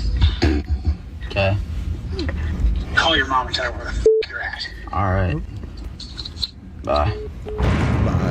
Bruce Wayne is the dad. Where the heck's going? Bruce Wayne, bro. Yes. Ouchie. Where is she? Where is she? Everybody gets This sounds about like a 2-week grounding, maybe 2 months. You know, I stayed grounded as a kid from about 12 to 17. Okay, we got Fan After Dark, Blake Elliott's root canal story. Said he wasn't too bad. Joey Zamboni there with the St. Louis ambush Chili Willie call. Gus Johnson's story about a kid whose mom passed away when he was a freshman. Dad calls kid asking for where he is. I'm in North Liberty. I know, of course. Doing what? Doing what? I'll go with Fan After Dark, Chief. I will go with that kid right there. Lucius? Joey Zamboni. We're still tied at 1. Wolchuk. Man, I think Blake and Joey here are both. They should both get votes. They really should. I don't know if I can go with the double vote. You can go with a half vote. Be unprecedented. I'm going halves. I'm halvesies. We're Both tied of at them. 1.5, Brian. Fan After Dark. By a score of 2.5 to 1.5 to 1, and your new G-Bag of the Day champion, it's Blake Elliott once again with a somewhat accurate depiction of his shot there for the penicillin. Where you That at? was good. Man. That's good. Chuck Wagon coming up next. Zach, where are you taking us? All right, Rob Manfred's got an idea for starting pitching. Bill hits his first big portal again, and don't mess with Adam Schefter. That's next.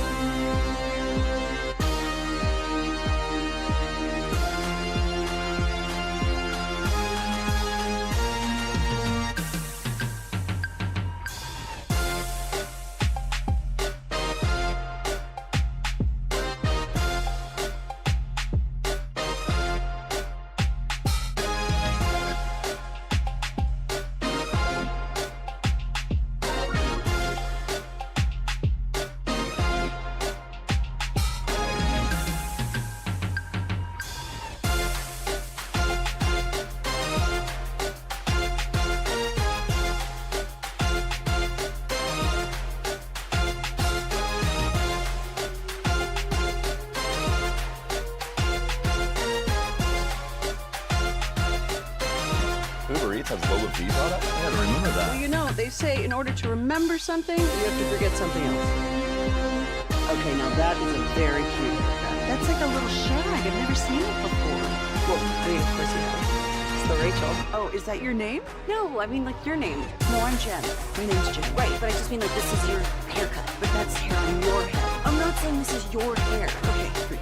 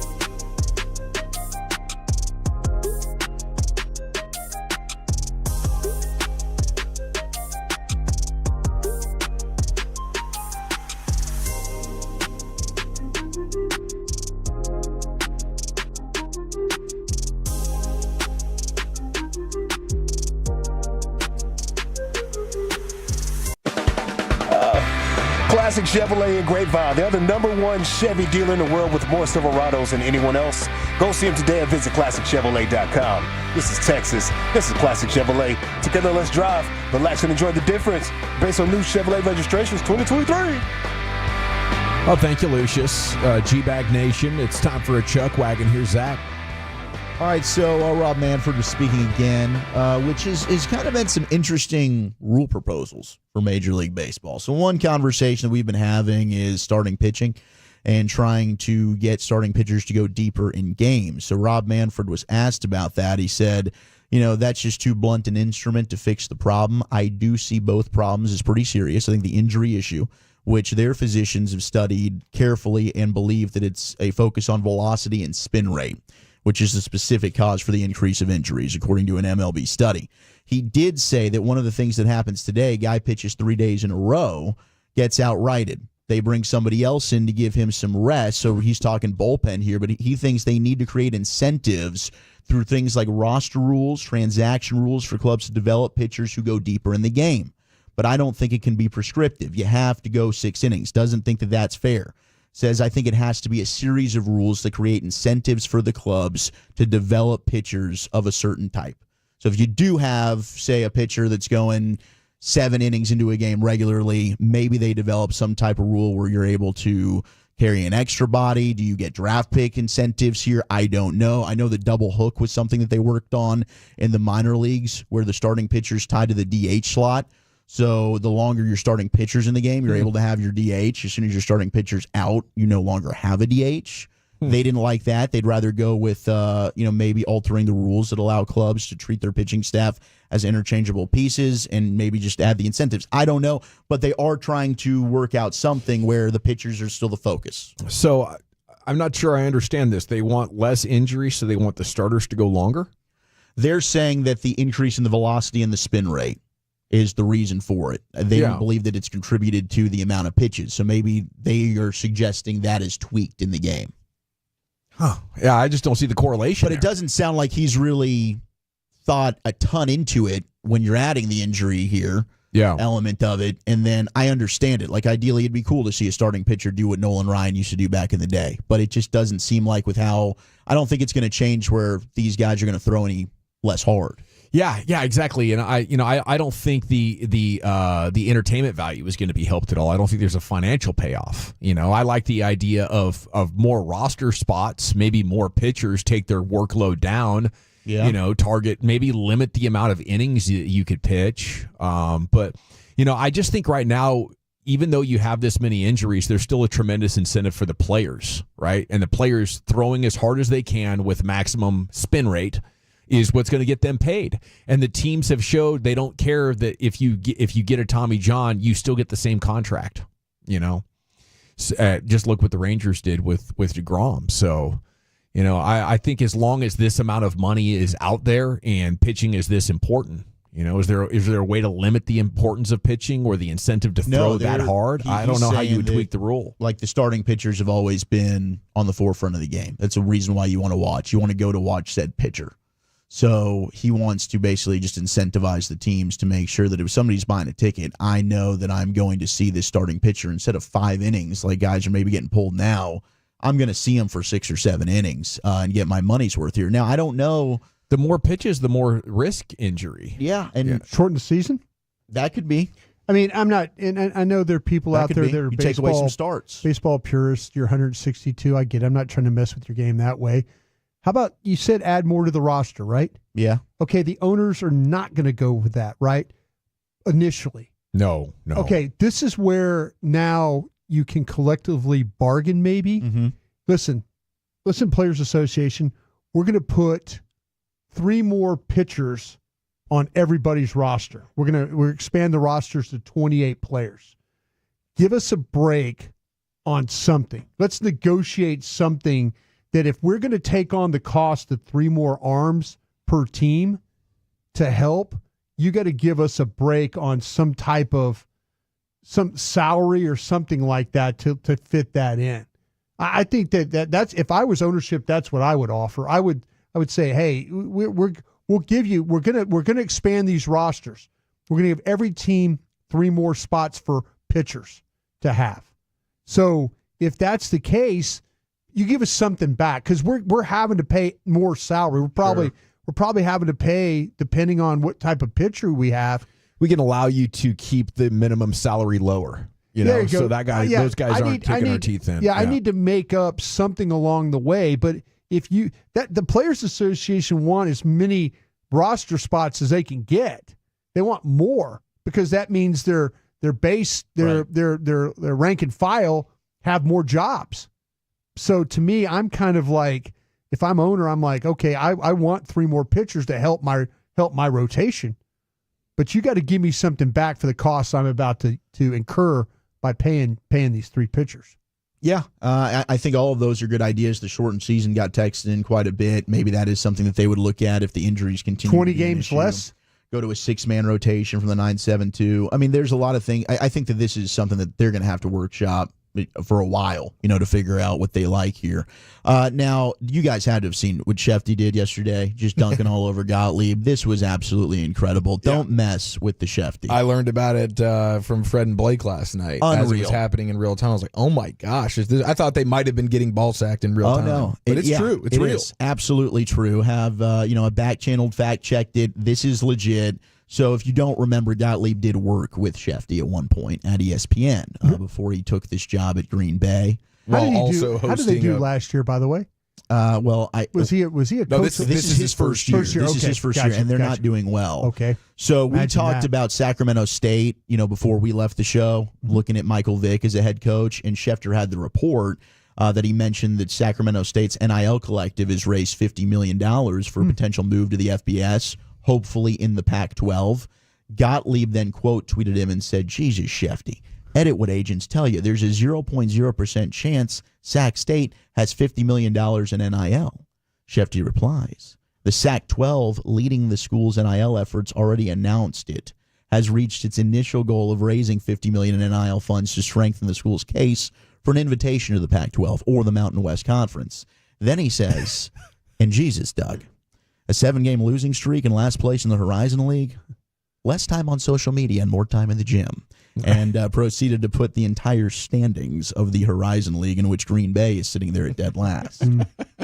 The Horizon League standings, not something I ever imagined would be addressed on this particular program, but that was quite the clap back there. I get the initial, because we know what Schefter probably did copy and paste whatever the heck that tweet was from an email that he got or a text that he got, and that's the way it goes. And $50 million, when we're talking about the top programs in football having like $20 million, it's a lot. All of a sudden, Sac is bringing out $50 million. That does seem a little bit like, what's up? But I guess if Schefter's doubling down on it, then maybe it is real. So I get the initial inquiry there from Gottlieb, but it's also fair to say, like, dude, you're doing a lot right now. You're watchdogging my tweets while you're hosting a radio show and coaching the Green Bay basketball team to a very poor record, and you look like you're in the sauna every time we look at you on the sidelines because you're stressed out and you're sweating like Sean Miller and Bruce Pearl had a baby together. Yeah, come on, dude. Priorities. You got enough over there to keep you busy. Why don't you worry about yourself, what's going on in your own house there. Bill Belichick, it has started there at Chapel Bill. Yesterday, they secured their first transfer portal, and Holy Cross is making a big, big statement in the G-Bag Nation this week. I think we've mentioned Holy Cross more on this show over the last 2 days than we have in the last 3 to 4 years Eric and I have been with you guys. Coker, the wide receiver. They're getting former Holy Cross offensive lineman Christo Kelly. He is committed to the Heels. So there is the first portal win for Chapel Bill. Congratulations. And then UNT has landed an interesting named quarterback, Reese Poffenbarger. He's a transfer from Miami. You know anything about this kid? I don't know much. I don't know much about Poffenbarger. I can't really speak on his abilities. Elite name, Poffenbarger. Yeah, it is. Shout out to Deion Sanders in Colorado. He has gotten one of the top defensive tackles in the portal. Alabama, right? Yeah, Jaheim Oates. I think he's number one. He's absolutely fantastic, and I guess all of the momentum is Deion staying there at Colorado right now. That's what he's been telling Pac-Man Jones, and it seems as though maybe he isn't going anywhere. Well, that's what you have to do in a situation right like now. this. 100. You're right. 100%. He can do nothing else, even though Antonio Pierce being pushed aside with the Vegas Raiders seems more and more likely by the second. It really does. If I'm in Deion's shoes, I'm happy at Colorado, but if the kid gets drafted by a team willing to hire me, we're moving on. Yeah. You know? If the opportunity just lines up. Do you think that this is where though that Tom Brady maybe steps in? I know Mark Davis is great friends with Jerry Jones. Does he call Jerry and ask him about Deion Sanders and all that stuff like that? Good. The type of person and all, and maybe this is where maybe they're keeping this thing so low key that Mark Davis, it might not be Brady the one making the coaching decision. It might be Mark Davis saying, "Listen, I have a chance to get both Sanders here in Vegas. Be the talk of the town. I don't care, Tom. You're the minority owner. I don't care if you're telling me about 6 or 7 other dudes. This is the guy we're going to go get." If you're that NFL team, you're thinking, if we're going to stay with our head coach, could Deion be an assistant or position coach or coordinator? I think he goes only as the head coach. Yeah. I think he now has. He's just so big of a personality. I couldn't imagine him as an assistant. You could, I don't think that works. The thing about him is always going to be about the staff, and he's got Pat Shurmur, who was a former pro coach, offensive coordinator, head coach in the league. Pat did a really good job with that offense this year. He won with Case Keenum in Minnesota. Deion just seems to have a good relationship with Antonio Pierce as well. But if they move on, does he feel like he's doing Antonio Pierce a disservice? But he's trying to figure out, how can I get with my son? Yeah. My son gives me my best chance to win. So I think hey, this is a business. Pierce has got to know that, and whatever decisions, if it's his best friend getting this gig, you got to just say, hey, good luck, man. There's a lot of things that probably aren't good about this job, and you'll probably figure them all out. But, yeah, good luck to you, Thank you, old Chuck. Thank you. All right, C-Note's coming up at 3:20. Why Jerry Jones has taken home an award that nobody wants, but Wolchuk's going back-to-back here for us early in the show with NFL News Today. Zach, anything to tease? We got a Super Bowl promise, Man Campbell's radio speech, and Mike is talking about his future.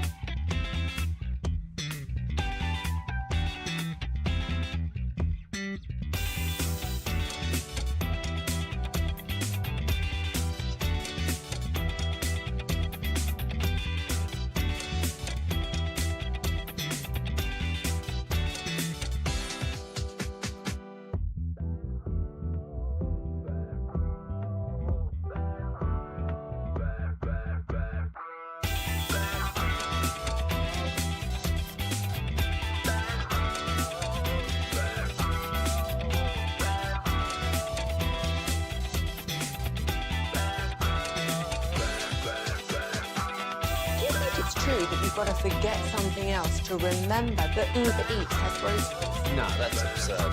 Hey, remember when you used to be Pepper Lady? Pepper Lady? Wasn't it Cinnamon Sisters? Basil babes. Saffron Squad? Nutmeg maidens? Paprika? No. Nutmeg. You just said that. Was it Spice Girls? Doesn't sound right. Was it Saffron Squad?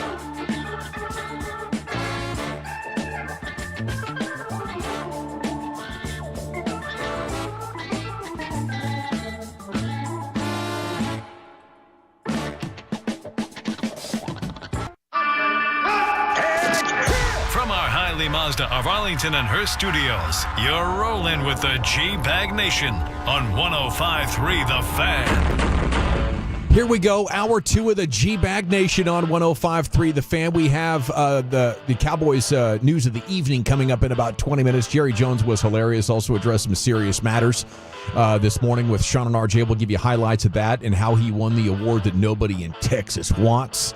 So that's 20 minutes away right now. Here's Wolchuk with your NFL news of the day. All right, did Micah get you fired up with this comment, or are you calling bull bleep all over it? I'll believe it when I see it. We did get some bad news, though. Jameis Winston's going back to the bench. Ooh! Yeah, maybe the personality of the NFL season. We've all really gotten to know and love Jameis Winston as the quarterback of the Cleveland Browns. Was a hell of a story, and, I mean, he started really doing it in New Orleans. The personality is just outstanding. I can't wait for our Jameis Winston reality show one day, but they are going to go with Dorian Thompson-Robinson at quarterback against Cincinnati or the Cleveland Browns. So Jameis, after what happened against Kansas City, he's going back to the bench. And we got a flex, boys. Yep, we've been flexed here. The NFL is moving Dolphins-Browns. Why would they do that? What a riveting game. They're going out of Sunday Night Football in Week 17. They're replacing it with the Falcons and the Commandos. Oh, come on.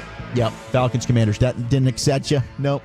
No, the Falcons, absolutely not. No. Not the Falcons. Yeah. My God, no. Dude. Both those games last night were rather disgusting. Pretty awful. Yeah. It's like, what are we doing here? We're doing a Monday Night Football doubleheader and neither game's watchable?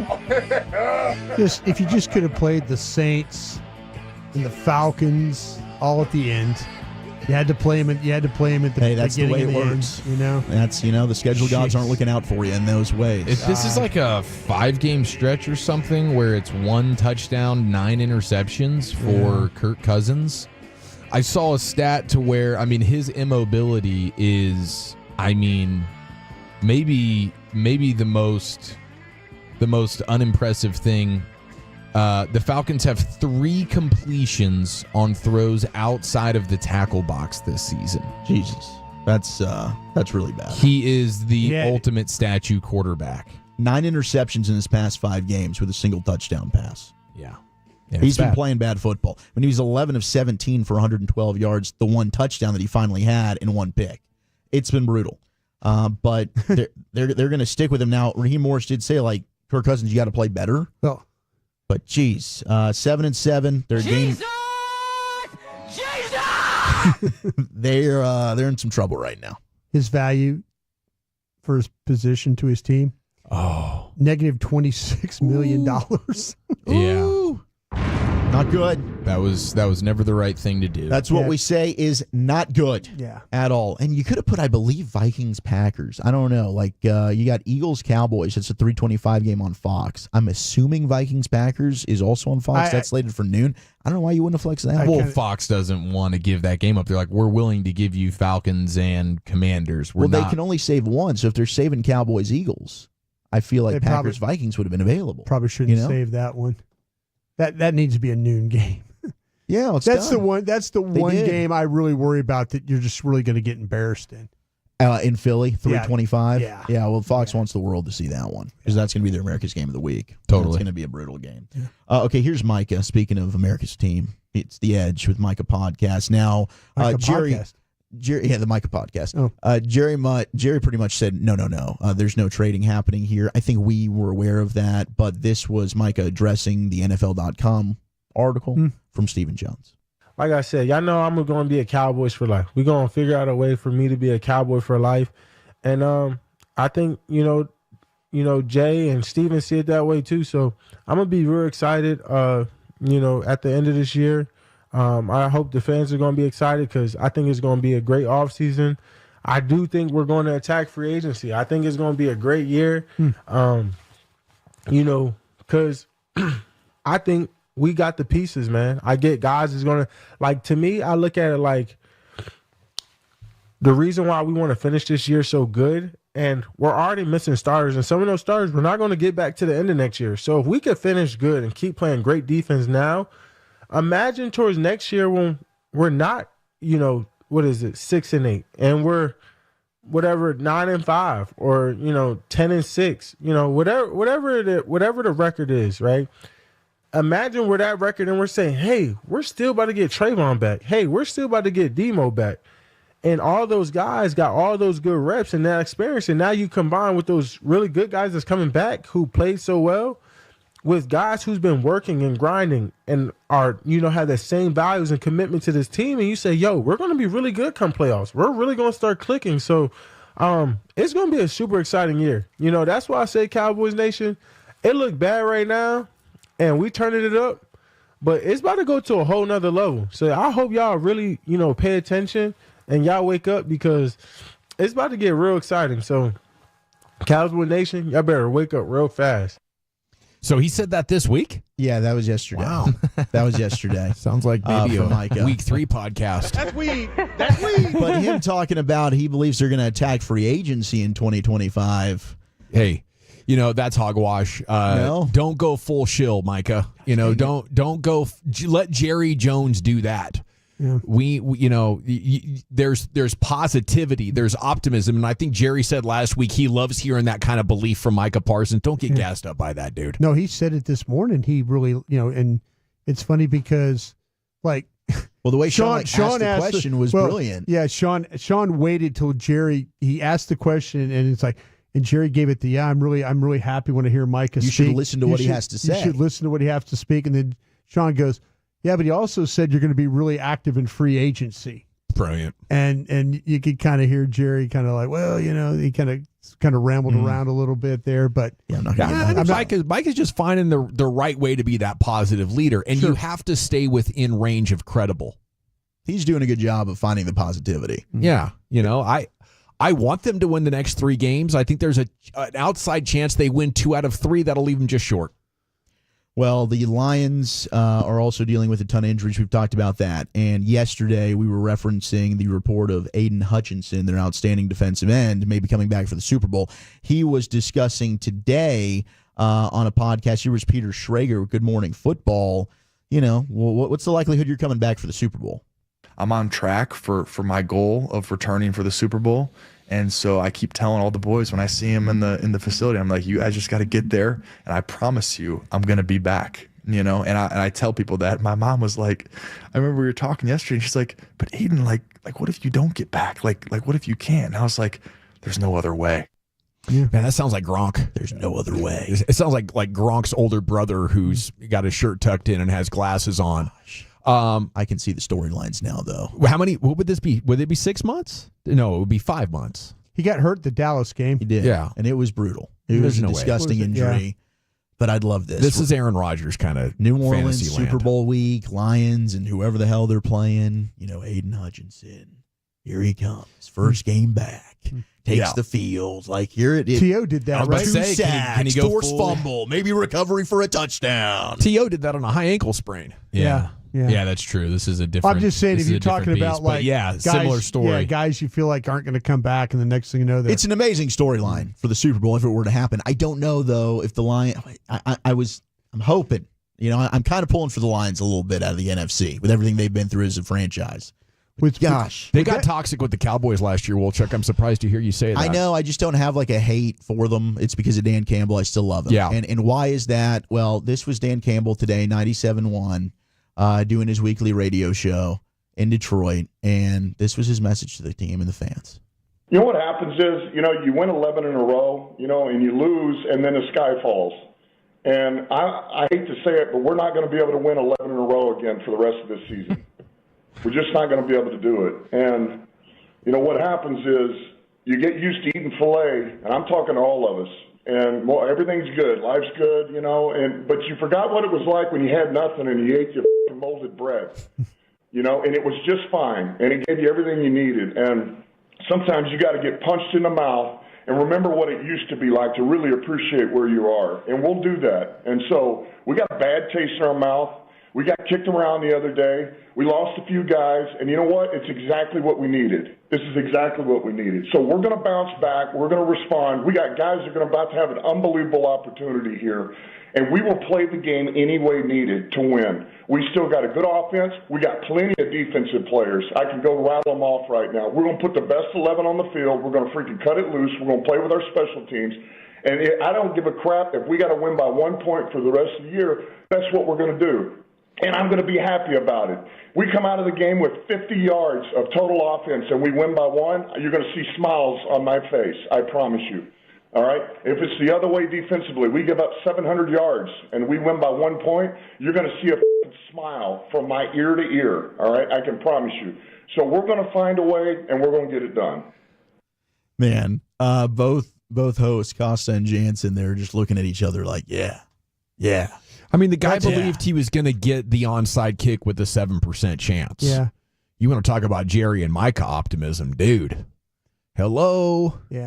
I'm a big fan of Dan Campbell. I think he needs like an off-season coach on how to maybe work probabilities in or maybe to keep his emotions down. It's great on the radio. When you're fourth quarter, you just cut the lead to 10 and there's 12 minutes to go. And you're thinking now is my now or never moment. That's too much cojones impulse, okay? And at one point he had a team that was so good that they could win in spite of his over aggressiveness. Now you don't. Now you have to be wiser. And I love Dan Campbell too, but I think he's got a major flaw in his game. I hear what you're saying with that. I wonder if that's somewhat of his superpower though.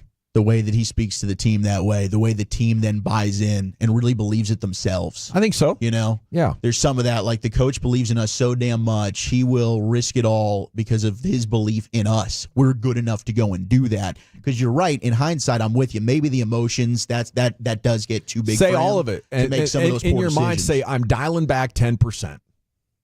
Go for all 4th and 3s and shorter. He's made some really what are you he'll doing keep here doing that. moves. But they're also humming along like the best team in the league for the majority of the season. Yeah. He can handle direct feedback, go into his front office and be like, dude, what the crap? That was stupid. Yeah. He has made some moves that were really, really stupid. I don't know. I kind of don't think the Lions are going to be able to make it. And it's really starting to worry me with the Eagles right now, boys. We had Brandon Graham, and we'll get to sequels a little bit later on in the show, but Brandon Graham this time last week stirred up all the mess and filthy. And I was thinking to myself, okay, here we go. It's happening. Dysfunction, the distractions, it's all too much. It's time for them to implode. Fingers crossed this still happens. Here was Brandon Graham after a week of drama. And keep in mind, he's not playing anymore. He's out for the season. He's got himself a torn pec, said maybe he'll come back next year if he thinks they can make a Super Bowl run, but he's clarifying everything with the A.J. Brown and Jalen Hurts stuff. that was some hullabaloo last week. I mean, how did you come out from that? On the other end of that, that's a lot of, I don't know, anxiety. That's a lot of stress. That's a lot of people kind of, hey, Brandon, and you just got surgery. You know, how hard was that? You know what? Me as a player, not being able to go out and play, it was hard for the week. But I didn't listen to nothing. I mean, I was like, let's just get to the game, block out the noise. Don't even turn the TV on because I know they going crazy. But it's like, all right, just let's go out here. Let's take care of business. And that's what we did. And I was, man, if anything, I was more hyped about that because that's all that was for, I felt, because it was on my heart to do. You know, and, man, I'm telling you, like, we got something special, man. And we all want special stuff. And so I'm just happy that it happened the way it did. Was that like the win that can propel the Eagles now with what's happening with Detroit? Yeah, what's happening to Detroit right now is opening the door. I'm still going Green Bay. I hope Green Bay's the team to slay them. I think the thing that could kill Philly going down the stretch is their head coach. The way that he manages things, he can't help himself. And I wonder if he's going to slip along the way. That, you know, they're trying to get that 1 seed, and he does something that costs them an opportunity to do that. That would be the only thing that I would, if I was a Philly Eagle fan, I would worry about my head coach. I wouldn't worry about the team. You wouldn't worry about Jalen Hurts and the passing attack? No. You think they can get that handled? You know what? They just had a nice performance versus the Steelers, so it's fair. But they haven't really thrown the ball totally well all year, have they? No, they have not. And so that's what I'm saying. Middle of the pack. It's now I think Kellen Moore's got a rhythm how to call games. Yeah, I think seems like he does. And their defense has clearly gotten better.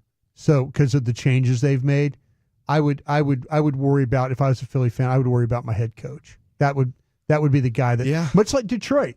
Detroit, they could talk about injuries. Passionate coach. Yeah, Detroit could talk about injuries, but if a Detroit Lion fan, you have to worry about Dan Campbell doing something in a game, a decision that could cost your team an opportunity to win.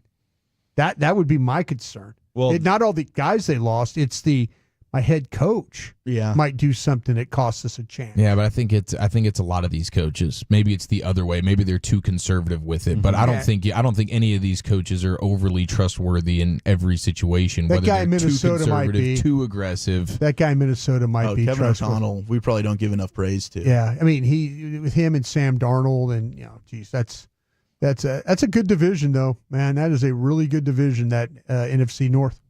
Yeah, but if I'm the Eagles fan right now, I feel like we have 4 concerns that could derail us at any moment, right?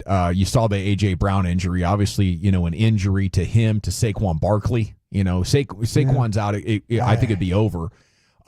He got banged up.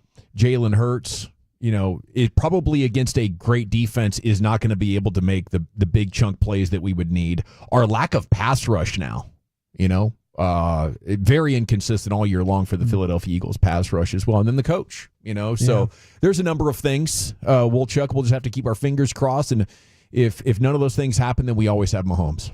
That's true. Yeah. Go bleep yourself, filthy. Andy Reid, that's your difference maker as a coach right there. The C-Note and Jerry Jones takes home an award nobody wants is next here in the nation. I want to chat.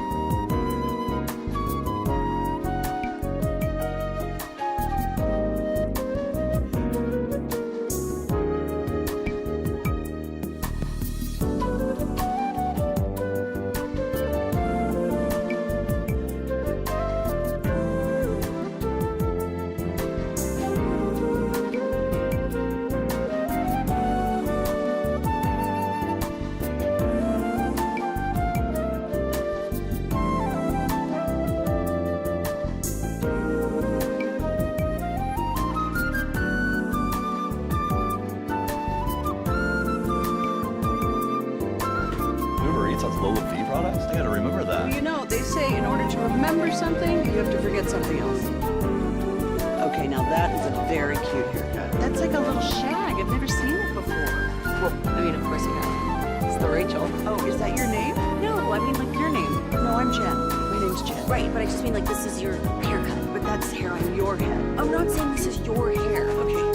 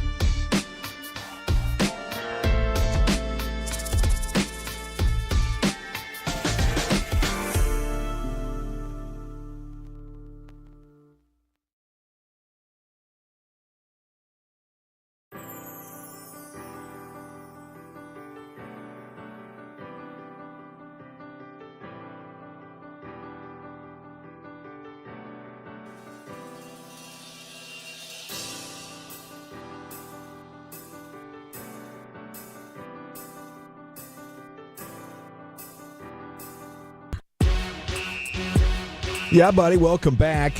Segment is brought to you by the Frankels. Life's unpredictable. Accidents happen. If your loved one is injured in a car, truck wreck, call the Frankels. Get a free consultation. 214 or 817-333-3333. Hit frankelfirm.com. It's also brought to you by Cars for Kids. You can donate today at carsforkids.org. We have the C-note here. Cowboys news of the evening. Top headline.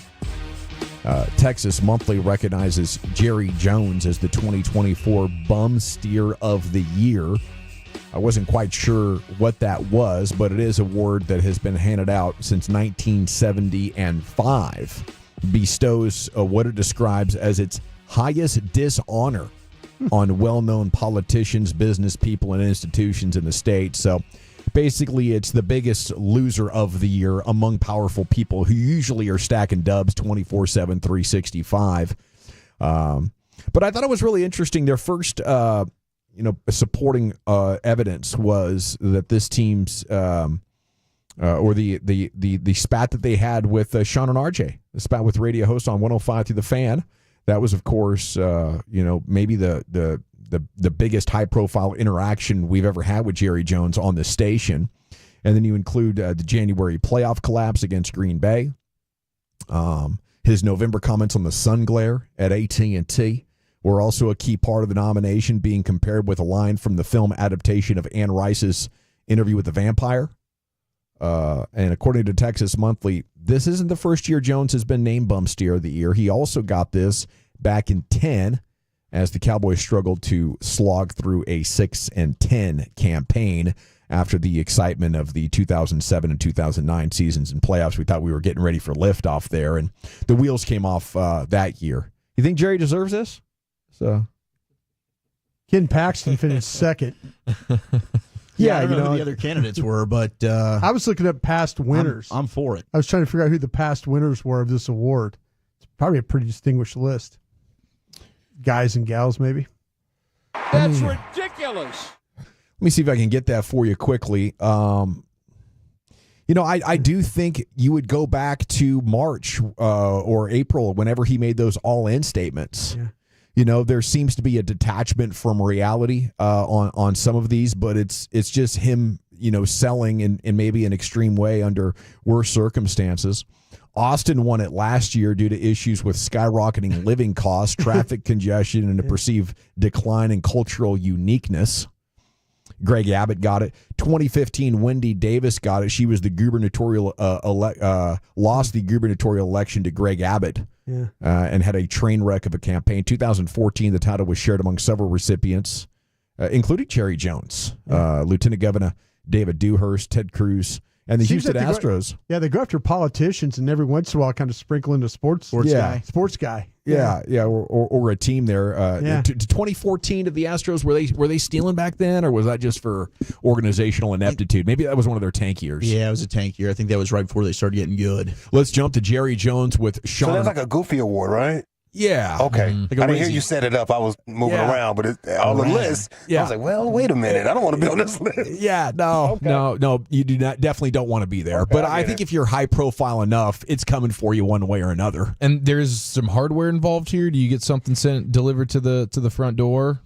Some type of loser's trophy? Chrome-plated plunger? Yeah, something like that. Toilet bowl trophy. There is no physical trophy associated with it. See, they need purely satirical and symbolic. But yeah, I think some sort of broken down steer, good for nothing. Yeah. Can't you'd be of any service to the farm, something like that. I'd never heard the term bum steer. But the Bum Steer Award. Yeah. Okay, we go to Jerry with Sean and RJ. Things going much more smoothly, this time of year. And this was a very interesting question. Are McCarthy and Zimmer tied together because they're both in the expiring year of their contracts? We're going to get Jerry. Well, in a way, I do. And especially after the last ball games. And but I think you're seeing the best of Mike Zimmer. And maybe, I shouldn't say that. You're beginning to see some of the best, but maybe the best is still ahead of us. But he's been real impressive now, putting that defense together with the attrition that we've had with availability with our players. So I give him that. Mike, I don't know how you cannot say that his team has shown that they'll handle adversity, and he can get you there with the injury situation impacting the availability of those players. I hate to keep repeating that, but it's so obvious, and yet have that team playing at the level it's playing. So, I give them both high grades this year. Sounds like he's setting it up to rationalize keeping McCarthy, with the injuries and with how they have continued to play hard and to become more competitive here over the last month or so. In a way, I think that leaves himself an out. I do think, Bill Belichick doesn't take that UNC job if he thinks there's a good chance Mike McCarthy's getting fired and he takes that job. So I think at best the situation is we're undecided, but it's possible they've already decided Mike McCarthy is coming back. I'm surprised you wouldn't be more inclined to return Mike Zimmer for the for how much they like continuity around this team, for the improvement that you've seen around Mike Zimmer. Maybe if you're targeting a head coach with a strong defensive background, that would eliminate that. So they can't speak firmly, on that subject right now. But I definitely think it's amongst the possibilities that both Mikes are back.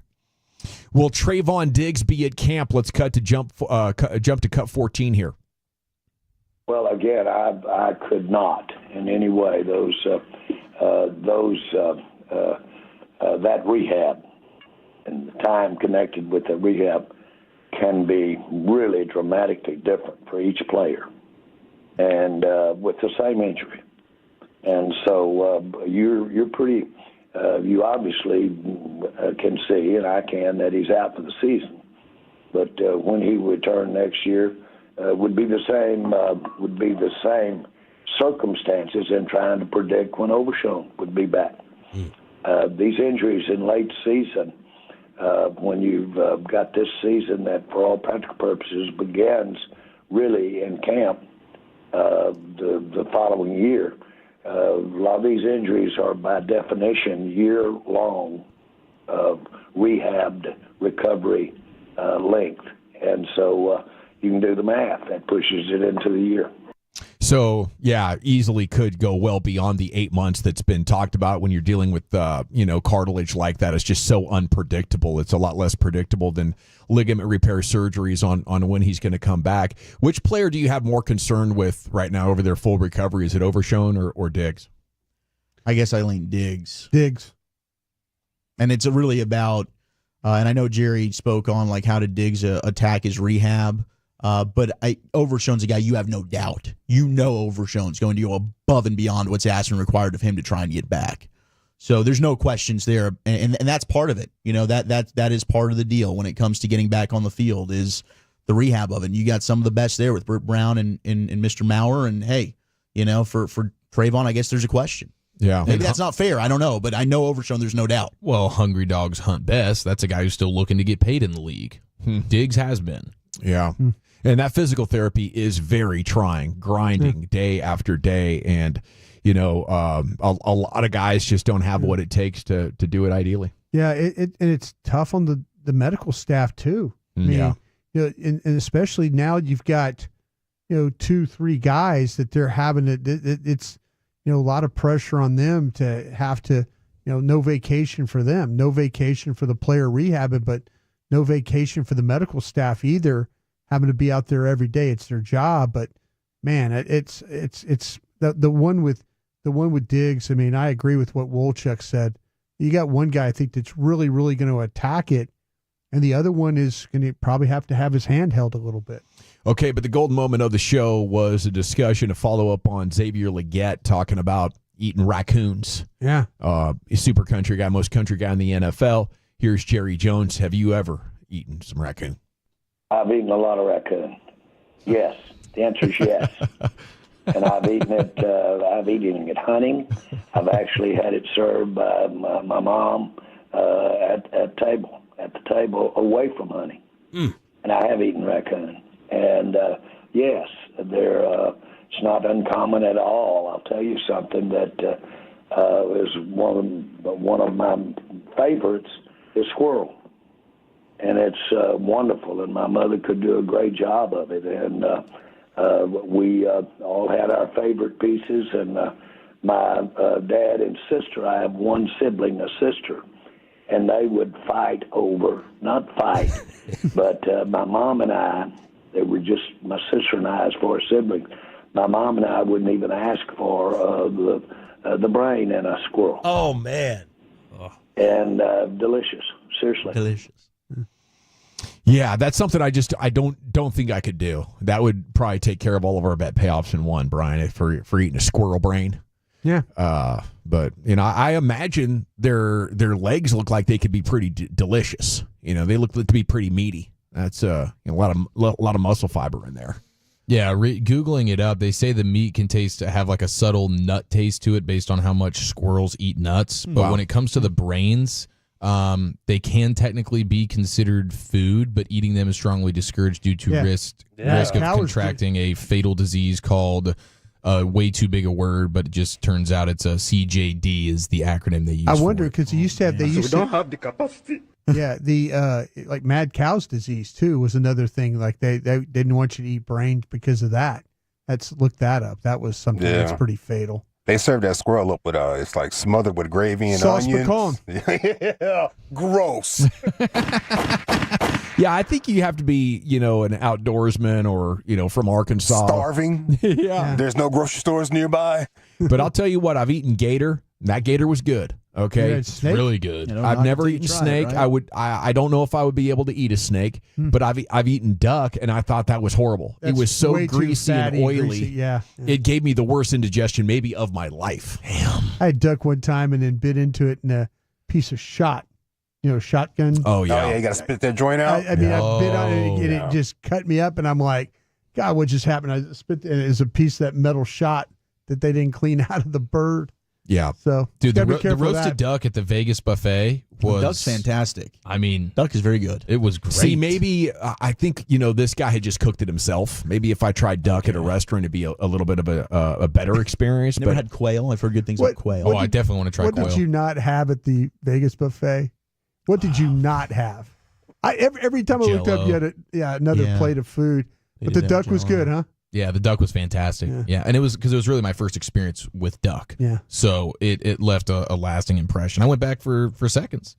Yeah. I'll have to try it out next time. We should have the Super Bowl almost every year in Vegas. I feel like Vegas, New Orleans, New York, probably Miami, You'll San like Diego. New Orleans. You'll like New Orleans. Okay, we got to run. Krusty's Corner brought to you by Reliant Air Conditioning coming up next. Brian, where are you taking us? Yeah, I do. I have some questions for my guys for this Cowboy team. I'll hope to get to those next.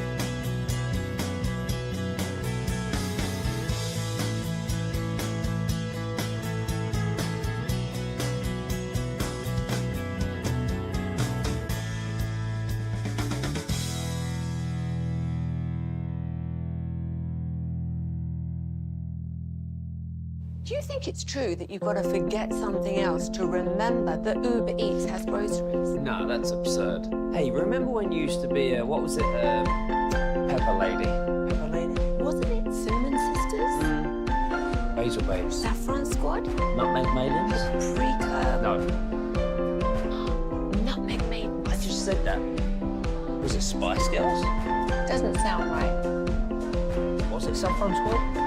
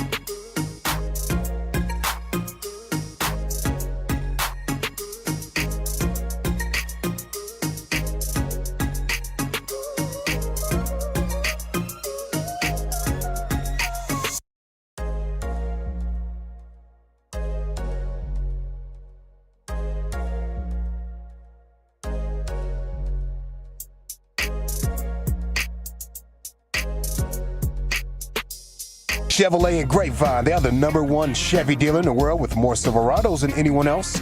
Go see them today or visit ClassicChevrolet.com. This is Texas. This is Classic Chevrolet. Together, let's drive, relax, and enjoy the difference. Based on new Chevrolet registrations 2023. Yes, sir. Thank you, Lucius. Time now for Krusty's Corner, brought to you by Reliant Air Conditioning, gimmick-free AC repair and replacement. Here's the king, Brian. Thank you very much, Joe. Appreciate that. And thank you very much to Reliant as well for being a part of this one. Got some questions for you guys. Nice. Are they any good? What's your confidence meter in your questions today? You know what? I feel pretty good. I feel pretty good about a couple of them.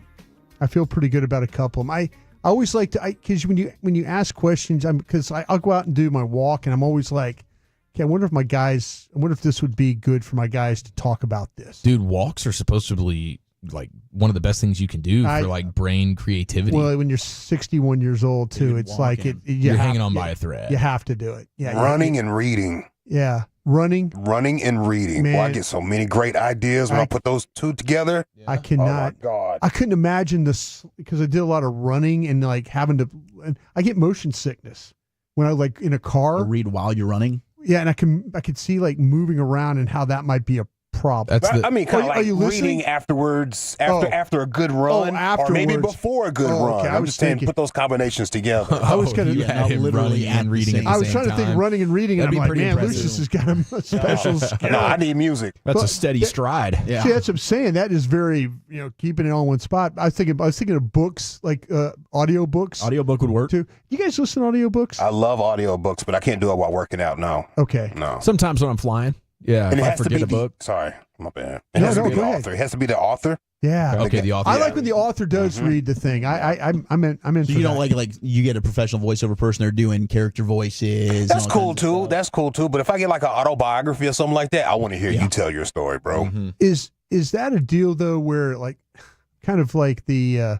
It's not important. I was thinking something about. It's not. It's pretty par for the If you course. listen to a book, is that considered reading a book? That's what I was. It's different digestion because you can tune out easier. Yeah, but I think you can get most of it. I don't think it's the same. It's not reading, but I guess you could say like, I've read that book. Yeah, that book was read. Like, that book was read to me. Yeah. Okay. I listened to that book. Yeah. Yeah, I just wonder because like people that usually read have really good vocabulary, right? Because they're actually reading the words. You would think. What if you hear the sometimes words? you read the word and you're not actually pronouncing it right. That happens to me in my life. Yeah, that I happens read this every word day. the wrong way for 20 years. Yeah. You know, this type of thing. Okay. Never said it out loud. The audiobook, I need to give that a go. It's cool. Don't do it too much because you lose the reading muscle. I got like tired after like 4 pages of reading one time. I was like, man, I lost that in 1986. LSU. Yeah. All right. Hey, Dawson, let me start with you on this one if I could. Sure, let's rock. All right. Currently, the most important offensive player is CeeDee Lamb or Rico Dowdle. Oh, it's CeeDee Lamb. I think you could get a lot of players. Rico Dowdle is just maybe an average runner, but CeeDee Lamb's the guy. He still can dictate coverages. When you lose that guy who can command a double team, your offense is devastated. So I think it's CeeDee Lamb opening a lot of stuff for these guys, like Micah's opening stuff for the other pass rushers. How about you, Chief? Currently, the most important offensive player, CeeDee Lamb or Rico Dowdle? I agree with everything Dawson said there. I mean, imagine this offense where CeeDee Lamb's not playing. You're like, oh my gosh, who are we throwing to? Every time they throw to somebody not named CeeDee, you're like, why did we do that? Yeah, put you in a position where you have to do that. You're in a world of trouble. But I sorry to bring it back to me, but I would say, like, Rico was averaging 4.5 even when they were struggling. Yeah. And I think they were struggling so bad in part because they were trying to make Zeke relevant. That's that part of it. Oh, sure. Yeah. So the drop-off from Rico is drastic, but just not as big as the drop-off from CeeDee to the other guys. Yeah, I'm still going CeeDee, the big plays. When you saw it on that first drive for a touchdown, third down, CeeDee Lamb conversion, third down, CeeDee Lamb conversion, third and goal, boom, CeeDee Lamb touchdown. I think that there's always going to be elements with the running back and the running game with this team that is extremely important, but it's CeeDee. Can they live within? I'll ask you guys the questions because you all said CeeDee. Could they live with Cooper Rush having no running game and just throwing the ball to CeeDee? Hell no. No. No. And they wouldn't win games. I think Cooper Rush has some intangible qualities that help him manage the game for success, and that's why he had so much success a couple of years ago. And now, if it wasn't for the Cincinnati disaster, his record the last 2 times you've called upon him would be way over 500. Yeah. So I have a lot more respect for Cooper Rush, I think, than a lot of people do, and Rico Dowdle. But, no, Cooper Rush can't do squat without a run game. They tried it. They threw it 55 times against Houston. Lost 34-10. They gave the ball to Rico 10 times. Yeah. But see, that's the argument why I would say currently that I think that Rico Dowdle is more important than CeeDee Lamb. Yeah, I don't know that they're winning. Like, if you take away what CeeDee did on Sunday, do they win the game still? They don't play him in the second half of games sometimes. Right. And I just kind of, they hand the ball to Rico Dowdle 25 times, and they get it for the first You time. lose CeeDee Lamb, you're done. You lose Rico Dowdle, you start poaching guys from practice squads until you find somebody else. I kind of feel like you'd be fine. Why do I feel like you're done if you lose Rico Dowdle? Rico's your second best offensive player right now. Yeah, for sure. Just weird. I mean, I just was sitting there thinking because I was wondering, like, God, how important really is Rico Dowdle? He's become very important because we've seen in the second half of games they can't get the ball to CeeDee Lamb, or they choose not to, or teams take him away. But I've kind of seen teams try and stack boxes and do things against Rico Dowdle, and they still average over 4 yards a play, running the football. So I don't know. I was just curious about that. Chief, has Mike Zimmer been just as good as Dan Quinn? Yeah, I would say in some ways he's been better. I mean, he's had less ingredients at his disposal, so to speak. And we illustrated last week what he did, or what he's been doing with Micah Parsons, getting him in unblocked scenarios, which is not something that Dan Quinn was really able to do. And you're at least seeing the run game, the run defense look better. It's against poor opponents, but they're at least looking respectable from that standpoint at this point. So, yeah, I would say that it's been more impressive. Chief? I'm sorry, Wooly? Yeah, I mean, it's tough with the first half of the season. I mean, they lost in ways that they hadn't, I guess, consistently lost under Dan Quinn, but we did see some of those defensive falling apart games where it was like, what the hell's going on here? So, yeah, I think that he's using Micah. I like what Eric said there with Zim and the way he's using Micah. I think he's using him in some ways that we didn't see DQ use. He's better with the matchups. I thought what you talked about, the hunting of the matchups. Yeah. I don't know that Dan Quinn would always have done that. So, I think there is more upside with Mike Zimmer, yeah. I do believe in this defense. I'm not going to say yet because of the job that Dan Quinn did in the heart of his run where, man, they were really good holding the Niners in that playoff game. It wasn't the defense that lost that game. I think we remember the Green Bay game a lot, and there were some bad moments last year where he really could not get a handle on how to get his guys to play with more integrity and stop the run better. And I think starting with this Tampa game, this is where the truth is going to hit because they're at 5.2 an attempt. Yeah, that's a good point. I'm with you on that. Yeah, I think Philly, it could get ugly. Okay, let me ask you this, and you say 5.2 of an attempt. Has Mike Zimmer fixed the running game then? Up till this point, yes. But, Cincinnati didn't run. Did Dan Quinn ever fix the running game? No, not against a good running team. So Mike Zimmer, the one thing he has done for this defense is he's made the run defense better. It looks that way right now, but again, as we go through these final 3 games, I think that has an opportunity to look like, well, we just played 4 teams in a row that were horrible running the football. Yeah. I guess outside of the Commanders would be the one team that you're like, hey, that was a respectable rushing attack that you were able to slow down. Granted, you met them at a time where they were kind of in a downward spiral just generally as a team, but that's the only team that you're like, hey, that's a respectable rushing attack, and you slowed it down nicely. But otherwise, it has been against a bunch of bad teams. Wooly, bigger impact for the future of this defense, Marshawn Nealon or Maris Leofau? Leofau. And I like Nealon a lot. I mean, my goodness, when you talk about the Tank replacement, he's in-house there with Marshawn Nealon. And maybe they bring back Tank. I don't know that. But Nealon's ability to set the edge but also give you more when it comes to pass rushing than I anticipated. But Leofau is that guy that they're going to be missing, right, without Overshown. You need somebody, and who knows about Eric Kendricks. The way that he's able to identify, process, and go, I think is only going to get better. The more he plays, the more reps, the smarter, the more the game slows down. Leofau's got all the intangibles that you want, the instincts, the football IQ. He's around. I think he's just going to make more impact consistently on the game. Dawson. I think Nealon is good enough to be a solid defensive end, give you, mediocre pass rush and help you stop the run a little bit. But ultimately, he's a working class kind of guy, might have a nice little 8-9 year career, but will never approach the stardom. I do think Leofau has, some splash to his game. Sure. How about you, Chieftain? Yeah, he definitely has more splash. I actually think I like the consistency of knowing what I'm going to get from Marshawn Nealon all the time. Like if you go back and watch Leofau on Sunday, There are some splash plays, and then there's some plays where you're getting caught up and you're getting bullied. And he has been better than I anticipated him being, so I think he can be a solid player.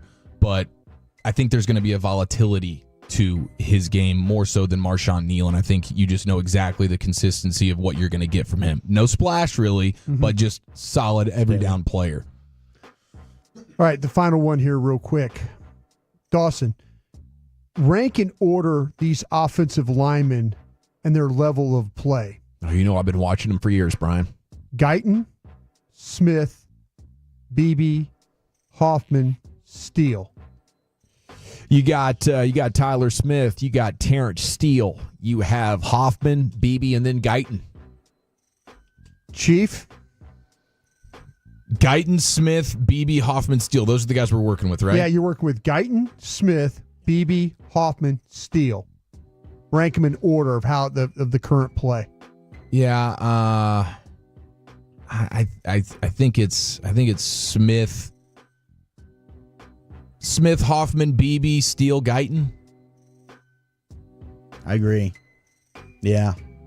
I think you go Tyler Smith. I think Brock Hoffman, when he's played, he's been arguably your best lineman anytime he's been in there. Cooper Beebe, I thought, was playing pretty well. Then I'd slide in Terrence Steele, who's played well the last 2 weeks, and ultimately Guyton, who's been kind of up and down. And a real quick final question. Would you worry about Hoffman playing 17 games?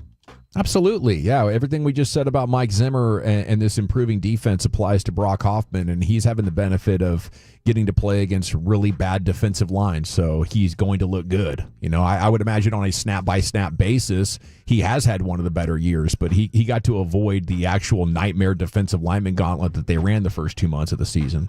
Yeah. Yeah, that's it's fair to say the jury's still out on a lot of these guys. You want to see it against quality opponents. You do, and you'll get that chance next 3 weeks. Yeah. How about you there, Wooly, real quick? The rankings? No. The Hoffman. You worried about him for 17? Would you be worried about him? I'm becoming less and less worried about him. I really am. I just think Brock Hoffman's got some grit and game. Like, he's a gamer. He shows up on Sundays and he finds a way to get the job done. Yeah. Thank you, Brian. Thank you. Krusty's Corner brought to you by Reliant Air Conditioning every afternoon at 3:40. Now, Chief, what are we looking at next? We got a G-Bag Nation, You Make the Call, and a football or ball sack for you boys next here in the Nation. We'd love to invite you to get to your...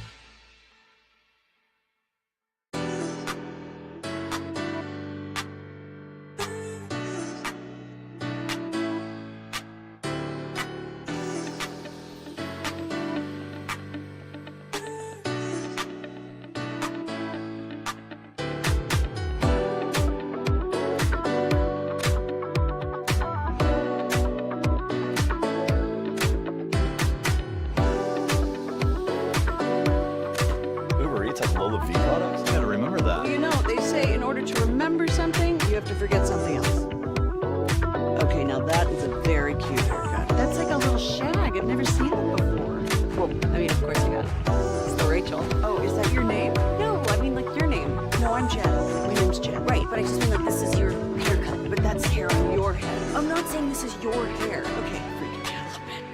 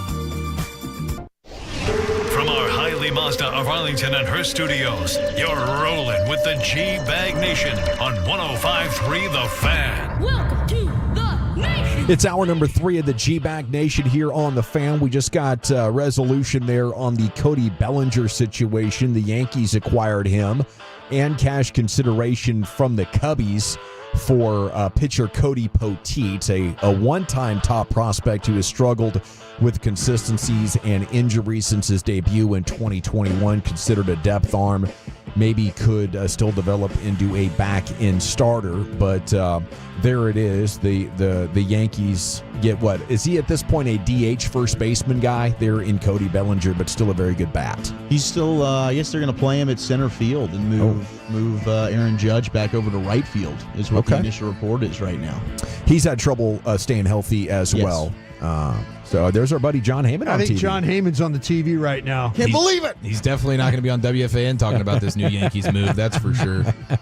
All right, Chief, I'm ready for this. It's a G-Bag Nation presents You Make the Call. Yes, we have a couple of things here. I did want to start with just another legendary Mad Dog Russo rant. He's anti-NFL on Christmas. Mad Dog, take it away. Who the hell can watch an NFL game on Christmas Day at 1 o'clock in the afternoon? I can't. And I hate Christmas, but I can't. At 1 o'clock on Christmas Day, it's Kansas City and Pittsburgh. What, am I going to stick the television set on at 1 o'clock? Sorry, hon, I'll see you later. Open up your gifts. Good night. I can't do that. So Kansas City, Pittsburgh is at 1, and Baltimore at Houston is at 4:30, and those are Netflix games. We got to make sure Netflix, some dope in Pakistan, can watch this football game. So that's why they're on earlier in the day, because the time difference makes it a little more conceivable. Because now Mahomes is at 9 o'clock and the West is in Europe. What? So if you live in Paris and you can't get enough of Patrick Mahomes or you're dying to see him, you got to get a break on Christmas night. Have your little French dinner, have your 6 bottles of wine, and watch Mahomes at 7 o'clock, 6-hour time difference. So you can watch the game there, but we can't watch the game here. That is well, he's old-fashioned, angry, nasally, get off my lawn, Mad Dog Russo. Yeah, and growing up, like, there wasn't stuff on TV on Christmas, and I liked it that way. It gave you time to be with your family, but right around early afternoon, if I'm being honest, like, boredom sets in, and I don't like the concept of it, but dang it, I like the fact that they're on, along with the NBA as well. There's a lot of downtime in Christmas. We're more screen-centered than ever. And it's just, it's the latest in that progression away from actual days off where you really unplug. First it was the Sundays, now it's Christmas, Chief. Yeah. They're trying to get to every day of the week here. They're giving the finger to the NBA. Yeah, that's right? that was my biggest takeaway with because all the NBA this. that used to be their day. Yeah, NBA on Christmas Day. Like the season, the TV season starts today. Yeah, Christmas I felt like boom, this should be the unofficial start to the NBA season. When they started it after the lockout that day, it was fun, and the NFL says, "Ha, not so fast." Is there any truth to that stuff? Like, they're starting at noon and 3:30. They always start at those times. That's regular times for football games. I guess, like, the prime time. I think he's saying, like, there should couldn't do a 7 o'clock game. Yeah, like, just give me one game and make it a prime time game, so it's not in the middle of all the Christmas festivities. They might be trying to get these teams home, or 2 of the teams home, in a decent time. That makes sense. Maybe I don't know. I'm just kind of spitballing this thing. I like that. If you put them on Christmas night, maybe you don't have the opportunity because you have to go sit in a hotel all day. It might be a thing like, let's get the teams in, play the game, and let's get them back to the facility after that. Yeah, that would be my guess. They're trying to take care of their players, and I love that. I think really there's family. They're really not. But they're trying to abuse them less. But I mean, who's still opening presents at 1 o'clock? That's what the text is really reaching into now. Now, I would say by 1 o'clock, no, but we are generally a slower moving present opening kind of deal. Like in my particular house, I know a lot of people would wake up and you run right to the tree, and by 7:35 a.m. Christmas is come and gone. Lunch. We would kind of slow play it and milk it, and I would say by 11:30 in the morning, now presents have been torn into. Lunch at noon with small kids. You got to go early in the morning with small kids. You make them wait. Yeah. We'll do like some stocking stuff or whatever. But we're going to do the pageantry. We're going to have a huge breakfast. Nice. Yeah, we're going to read the Christmas story. We're going to get in our feels, and then we'll tear it up at the lunch tree. at noon, presents at 1. But 1 p.m. is a little crazy. Now, I guess some people are having to go multiple Christmases. I mean, let's not forget how many people have to go, hey, we start in the morning here, then we migrate over to the other side of the family, and so for some, I guess it could be an all-day deal. But it's been a huge missed opportunity for the NFL. I don't think everybody is at home in their living rooms more than they are on that day all year. Yeah. Well, Thanksgiving, right? Thanksgiving's got crazy ratings. So Christmas, be a very similar deal. Yeah. Okay, now, but the dopes in Pakistan, I mean, did you guys respect any of the lines that came out of there? Like, he is just being completely out of his mind. Dopes in Pakistan, the drunks in France. I hate Christmas. He sounded just like the Grinch. Christmas. He just like the Grinch. Yeah, I think he just had some problems with the geography there. I think he's just ticked because his wife appreciates Christmas in a huge way, and that's supposed to be an all-day, it's Christmas, it's family, it's holiday, and he's like, I want to be able to watch Pat Mahomes, but I'm not going to be able to. I don't even like Christmas, but my wife loves it. It's family day. I can't park it on the couch at 1 o'clock. Well, a lot of those moms, from that baby boomer generation, it's TV off at Sunday dinner or even a weekday dinner. It's we're together as a family. I think he's just, kind of stuck in there, hasn't been able to break that spell. Can you guys tell me the last time you sat down and had a family meal? And I'm not talking about huddling around the TV family meal. I'm talking about how over the summer at my mom's house. Like your families. You sat down, sit around and talk and look at each other while we eat. Yeah, that's so weird. Yeah, probably last week. You, the missus, and the little one. Yeah. Well, and yeah. If you're just talking about like immediate family, like me and my wife and my kids, yeah, that's what I'm talking about. It's multiple you times. You guys a do week. that? You do that multiple times a week? Yeah, Dawson, you got a funny schedule. You don't do it right. Yeah, I get home at 9, so they've already eaten, and sometimes I'll cook a late dinner. But it was literally when I was at my parents' house over the summer. Yeah. I was just curious to how many people TV actually off. sit down and, like Lucius is talking about, put the phones away and just kind of talk about look at each other in the face. I don't want to do that. I don't even do that when I go to a restaurant with my girl. We go sit at the bar. Real talk. Like, I don't want to look at you in your face while you eat. We can talk right here. Gosh, I love watching my wife eat, man. It's the best. All right, G-Bag Nation, you make the call. Have we taken it too far with the emotional support animals after a viral video shows a gentleman bringing his fully grown Great Freaking Dane onto a commercial flight and parking it in a seat there? Just flying coach. He pay the seat for the seat?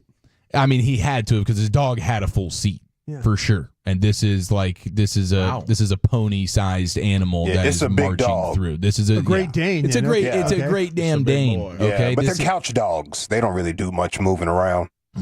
So I don't know. I mean, obviously, there's plenty of people that are for animals being everywhere at all times, and then you have the other side. Everybody's going like, "What is going on here? This is absolutely ridiculous." I mean, if that thing does drop a grumper.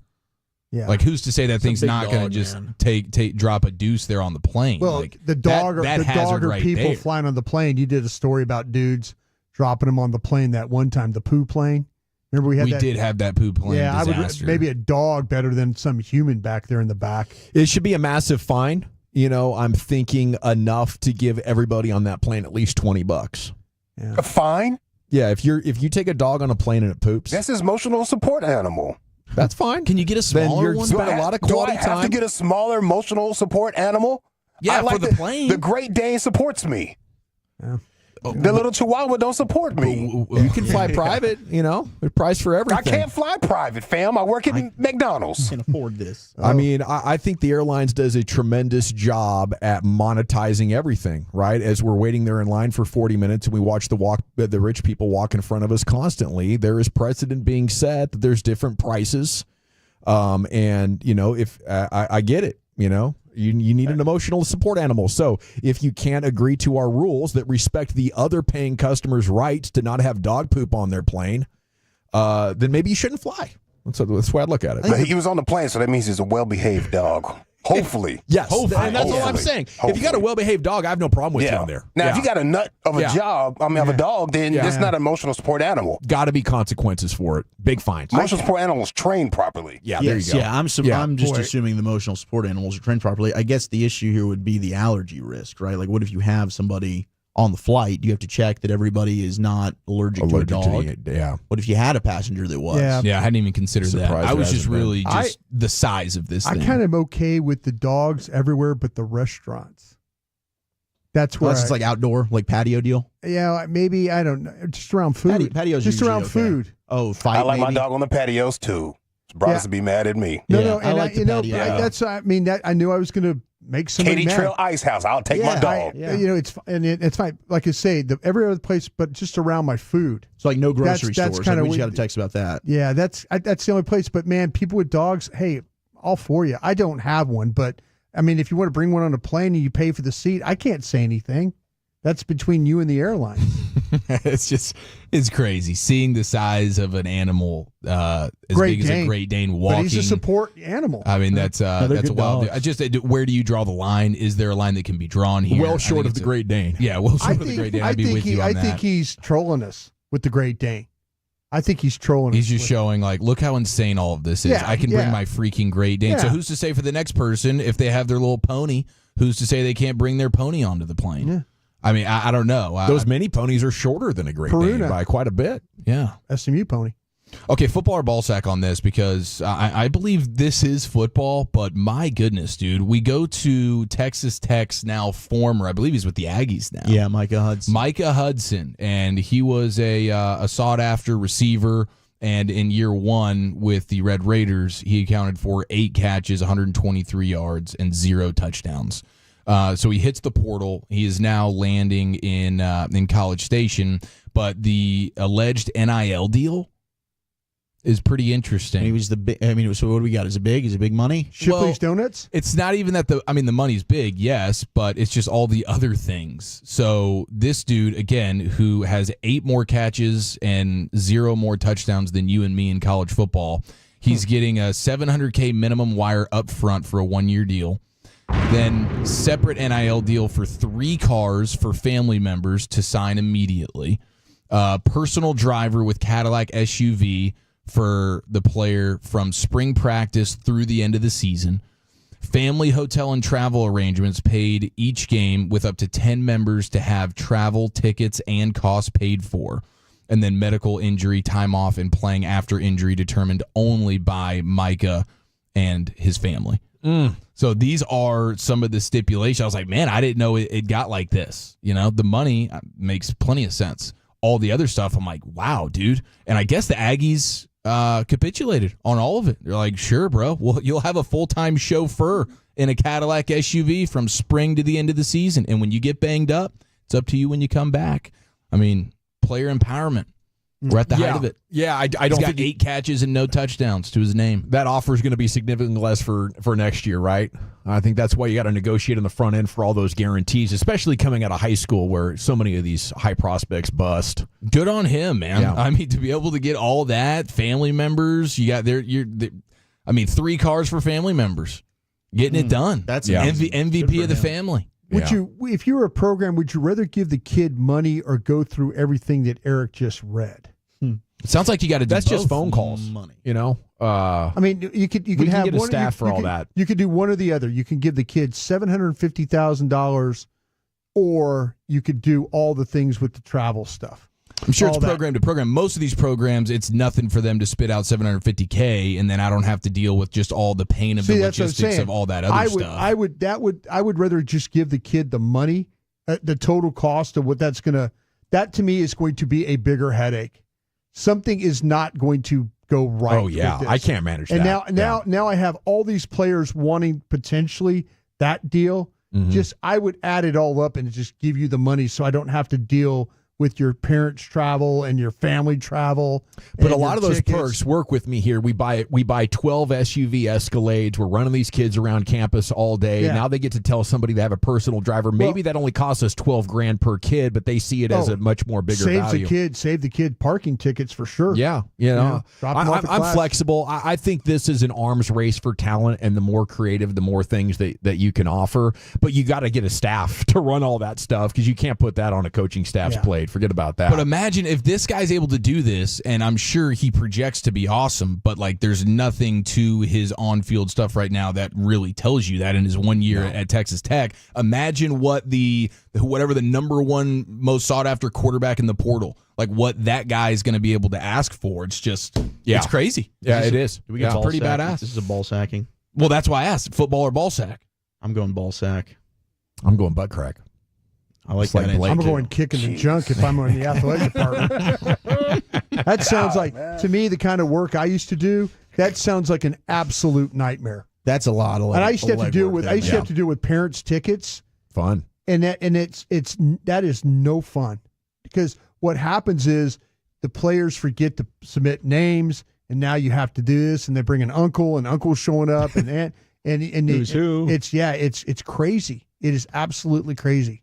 We'll have a conversation with Mark Schlereth coming up at 4:40, our Odyssey NFL Insider. Wolchuk's Top 10 at 4:20 is coming up next. And where are you taking us, buddy? Okay, I think maybe 3 of us on the show have watched the Joker sequel over the course of the weekend. The top 10 worst movie sequels of all time, and was this movie actually that bad? That's next.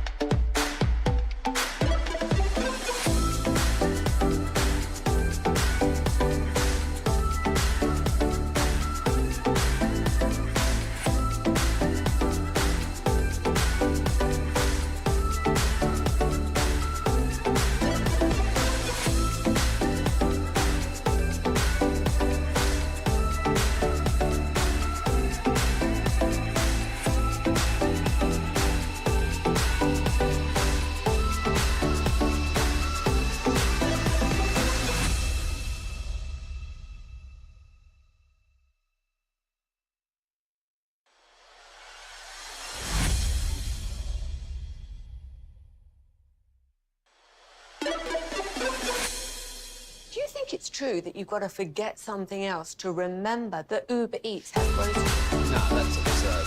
Hey, remember when you used to be what was it, Pepper Lady? Pepper Lady? Wasn't it Cinnamon Sisters? Basil Babes. Saffron Squad? Nutmeg Maidens? Paprika? No. Nutmeg Maidens. I just said that. Was it Spice Girls? Doesn't sound right. Was it Saffron Squad?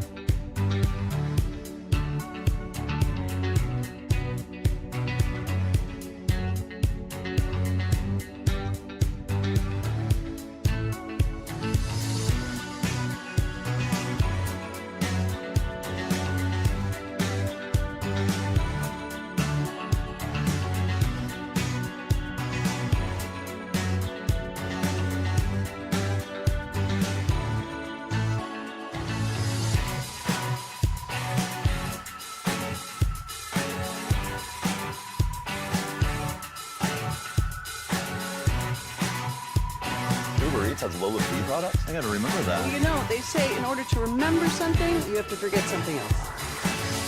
Okay, now that is a very cute haircut. That's like a little shag. I've never seen it before. Well, I mean, of course you have. It's the Rachel. Oh, is that your name? No, I mean like your name. Yeah, buddy, welcome back, G-Bag Nation. It's time for Wolchuk's Top 10 at 420. It's brought to you by Cars for Kids. Donate today, carsforkids.org. It's brought to you by the Frankels. Life's unpredictable. Accidents happen. If you or a loved one is injured in a car or truck wreck, call the Frankels and get a free consultation, 214 or 817-333-3333. Go to frankelfirm.com, and let's go to Zach with an H or Wooly Bully. All right, what is, do you think, the worst sequel of all time? 877-881-1053. I've got the top 10 movie sequels that really hurt the original's reputation. And this is after, on Max, thank you to Lucius, because when you were talking to us on Friday during LA Live, you mentioned, well, the new Joker movie's dropping on Max. Yeah. Ended up watching it. And I know Gavin did. I wonder what you thought about it, Lucius. I had to watch this in two different parts. About 50 minutes in, I was like, I don't know what's happening. I don't think I can do this. And then Gavin texted me last night and said, dude, just forward the singing parts. It actually gets pretty good. The movie is great until they start singing. Thank you. Yeah. I felt the exact same way. Yeah. I'm like, anything about this movie where it's a court scene and it's actually dialogue driven and we're getting back to the characters here is actually entertaining. Yeah. But the random, now we're going to stop and they're now in choreographed costumes and we're dancing and singing, just was like, what the bleep is going on here? His court re-examination, his first main scene as his own guy was insanely hilarious and entertaining. I thought it was one of the best scenes, and when he returns to the prison, I mean, there's just some great scenes that I think provide invaluable backstory and conclusion to what the Joker story arc is all about. But after a Sunday night where I watched the first half of the movie and the songs were just beating me down, I kept thinking they would be like 20-second little breaks, but they kept going on for the whole deal. They were long. I go back last night, fast forwarding through the singing, and it was, much better. Yeah. I think. Sorry to interrupt you, Lucius. No, you're good, bro. I do think what we're seeing, though, and I think you'll appreciate this, is this is why Hollywood doesn't take risks. This is why they don't do art. That was more art than entertainment. Yeah, they should never do that again. No, that's all I'm saying. They should never do that again. And when you're talking about the musical parts, I don't like it because as soon as a point is made in the movie, here comes a song. Yes. God dog it, man. It was like, I'm now invested again, and then boom, song and dance. Oh, we got to make a point. Stop. Like, what happened? We think, we got Lady Gaga to play Harley Quinn. We got to sing. We got to incorporate some song. There's a lot of people that have said this was an FU. I'm in the courtroom defending myself. What are we doing? Todd Phillips, the director, didn't want to do a sequel, and the studio made him because the first one made so much money with $1 billion that this was his FU to Hollywood. Maybe that had something to do with it, but it lost like $150 million. Yeah, that's why they're selling Batmobiles now. Bad. Get that money back. It totally bombed. It wasn't. I mean, I guess my expectations were like rock bottom. Like, this is going to be the worst movie I've ever seen. Yeah. So it wasn't that, right? Like, as Gavin said, there's some redeeming qualities and scenes that were pretty good. It's a damn good movie. As long as they're not singing. We need to cut the songs out. But right when I thought we were really getting started, it was too close to the end for me. I wanted more, for sure. Mm-hmm. Yeah, because you spent 45 minutes of singing, which made no sense. We didn't need this. Unbelievable. All right, let's get to the top 10 movie sequels then that really hurt the original. 877-881-1053. The Sandlot 2 has been texted in. I don't know that I even saw it. I didn't even know they did that. I didn't either. Oh, Space Jam 2. Your ball was in my yard. I'll tell you what, growing up, the original Jaws was so good, and I don't even remember Jaws 2, just that it was a massive disappointment. Yeah. Major League 2. I think Caddyshack 2 was Hixie bad. might not like that answer. Never Back Down 2. I didn't know they made a sequel to Never Back Down. I didn't either. I liked the first loved one. the first one. Yeah, before we knew Amber Heard was Amber Turd. Why'd you pull in the bed? There's good sass. Dumb and Dumber 2. Yeah, I heard that was awful. I didn't see it. I didn't either. What about, was that that's the ones with Jim Carrey, Yeah, like they the original reprised the guys? roles. Because what about when they Dumb and Dumberer, when they were like kids and it's different dudes? They go back to like high school Okay, I didn't together. even see that. I actually liked that one. That was Bob good? Saget is in it. It was actually pretty funny. Bob Saget gets it. Willy Wonka. They made about 4 of those. Yeah. Alien Johnny vs. Depp Predator. and the other guy. Yeah. Yeah, the Gene new, Wilder was the best one. we just had Timothy Chalamet. Yeah, Chalamet. Clearly inspired Cam Newton, too. Yes. Yeah. He dresses just like he has a chocolate factory now. He does. Absolutely does. I would agree. The 682, the Hangovers 2 and 3, like they progressively got worse. Like the first one's so damn good. Right. Second one was like okay. Third one not very good at all. Fast and Furious, all of them. Got texted in. Joe Dirt, too. I didn't even know there was a Joe Dirt, too. Me either. Jaws 2 was good. Jaws 3 was terrible. We got Home Alone 3 being texted in. Quite a few. Home Alone 3 was awesome. I think I liked it as a kid as well. Yeah, I haven't seen it in a long if I were to go time. back and watch it now, yeah. Goofy. I don't know. It's Max Keeble, right? It was Max Keeble. Yeah, Max Keeble's big movie as a kid. He did a great job in that movie. I think Scarlett Johansson's the sister in that, Yes, too. she is. Yeah, she's young ScarJo. Yeah, she was kind of the rebellious, mean older sister. 10 is Joker, Folly Adieu, which, comes in at number 10. Blade 2 is a money grab. I still enjoyed it because I love Blade so much. I didn't see Blade 2, but I saw the first Blade. Jeepers Creepers 2 getting texted in. Speed 2, Cruise Control. Yeah, that was terrible. I mean, Speed was just okay. Shazam, Fury of the Gods. I like the first Shazam. I like the first one. It's a DC movie. Not Kazam. Okay. No, not Kazam. Okay, no. I thought the mythical movie that Sinbad made. That low-key good. I enjoyed that film. But Shazam, Fury of the Gods, not good. 7 is Caddyshack 2, which has been texting quite a bit. Yeah, I agree with that one. 6 is Independence Day Resurgence. Came out in 2016. That is a terrible movie. Well, didn't they replace Will Smith's character with Thor's younger brother? Liam Hemsworth. Yeah. I mean, what are we doing? Movie. I don't know, but that movie was bad. 5, we've got Staying Alive. You see that one, Brian? Sequel to Saturday Night Fever. No, I saw the original Saturday Night Live, though. I liked Saturday Night Fever, but Staying Alive I actually didn't see. 4, we've got Zoolander 2. And that was a big miss. See, I didn't even see it.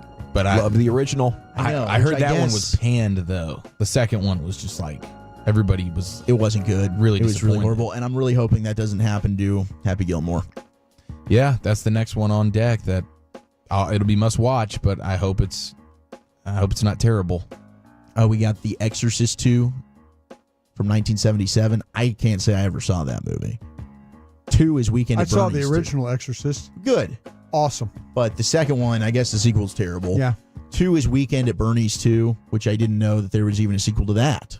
Anybody see the sequel to Weekend at Bernie's? No, 93? I don't think so. I'm ashamed to admit I've never seen the original. Jim Carrey and Adam Sandler. I mean, I don't know. This one doesn't look any good. Sounds like it had potential. That was their prime. Number 1, though, worst sequel of all time apparently is Blues Brothers 2000, which came out in 1998. No.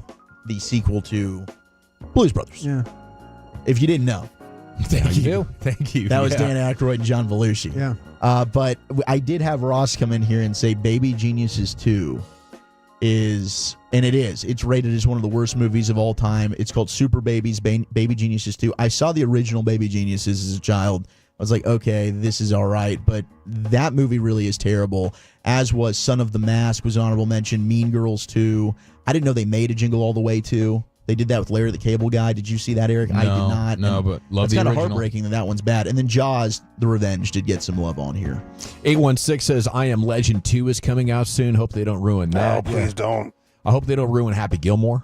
Me too, man. You know, those are... We're getting more and more sequels these days, but yeah, it is true. A lot of them just don't live up to the hype. Because they're scared to take chances over there in Hollywood. Yeah. Tech Bros and took it over, bro. How about Coming to America, too? That is downright awful. Yeah. It was cool to see everybody from back in the day walk around, being pop up on the screen, but for the most part, it was terrible. They could delete it right now to save Eddie Murphy. You know what I'm saying? Get rid of it. Just delete it off the internet. Nobody will ever know it's there again, Yeah, I wouldn't disagree with that. Yeah. You know, let's just turf them so nobody's legacy has to be soiled. We have a man with a 2-time Super Bowl winning legacy, maybe 3. Did he get 2 with Denver? 1 with Washington. Mark Schlereth. That's correct. That's correct. Okay. 2-1? 2-1. 3-time Super Bowl champ. Odyssey NFL insider Mark Schlereth joins us next in the nation. This is your haircut, but that's your hair. I'm not saying this is your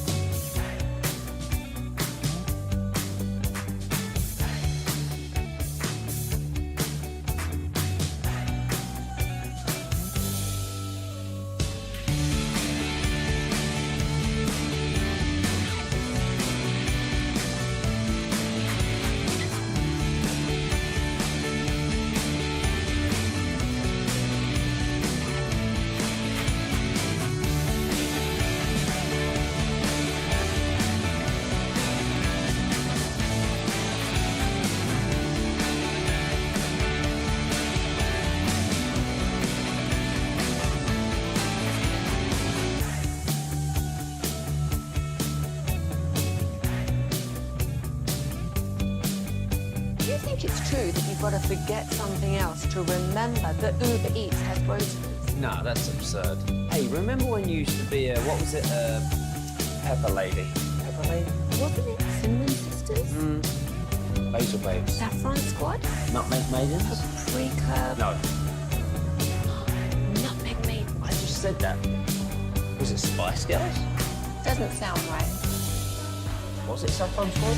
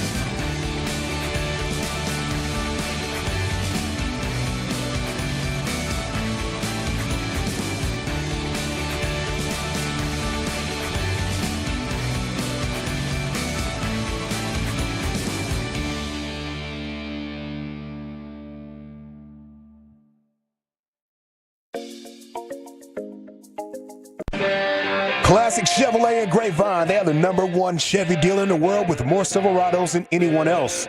Go see them today and visit ClassicChevrolet.com. This is Texas. This is Classic Chevrolet. Together, let's drive, relax, and enjoy the difference. Based on new Chevrolet registrations 2023. Yes, sir. That is the way we do it. Okay, we're joined now by Odyssey NFL insider Mark Schlereth, host of the Stinkin' Truth podcast. Insider Calls brought to you by Hellman's Real Mayonnaise.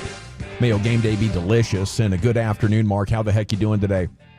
I'm doing great. How are you guys doing? We're doing wonderful. Maybe not quite as optimistic as Micah Parsons saying we're just about ready to get the fun started, and it's exciting. They have Tampa, Philly, Washington for the playoffs. Can they do it, Mark?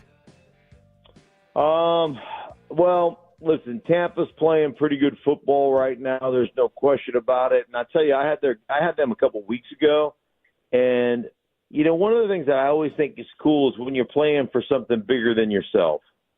And, you know, human nature is not necessarily always that way. You know, you're thinking about yourself. You're thinking, like, how many times do you celebrate somebody else's promotion like it's your own promotion, right? Mm-hmm. As opposed to sitting there behind the back of the guy going or the gal going, oh, I deserve that promotion. Those people got lucky, or they don't really work like I work. Or, like, sports is the one place other than raising your kids where you can celebrate somebody else's success like it's your own. And that's one of the things I absolutely love about sports, right? I celebrated every touchdown. I've never scored a touchdown at any level in my entire life, but I celebrated every one like I did. And for Tampa, when I talked to him a couple of weeks ago, they had just gotten Mike Evans back. And I was like, so, Baker, you know, Mike Evans, he goes, he needs 99.5 yards per game to go over 1,000 for the 11th straight. Like, I didn't even ask the question. And he laid it out for me. And it means nothing to Mike Evans. It means everything to me as a quarterback. It means everything to the offensive line, everything to the play caller. We're going to get him that record. You know, Jerry Rice is the only receiver ever to get 11 straight seasons of 1,000 yards. He can tie Jerry Rice this year. And by the way, he'll be the first ever to do it from his rookie year on.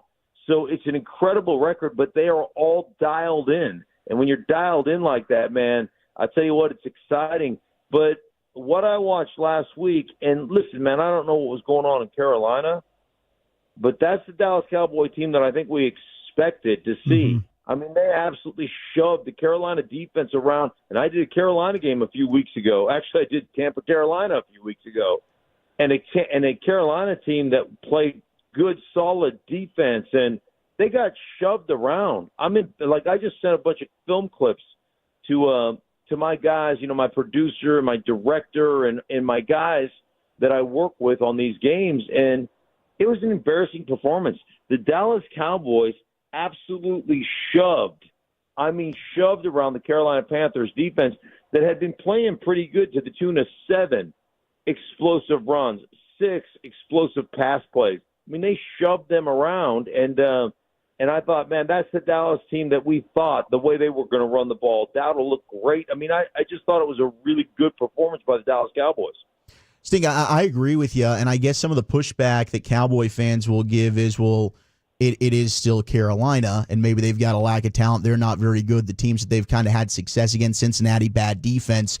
Having obviously played the sport, I mean, what would your opinion be? Does it matter? Everyone's getting paid in the NFL. These are all pros.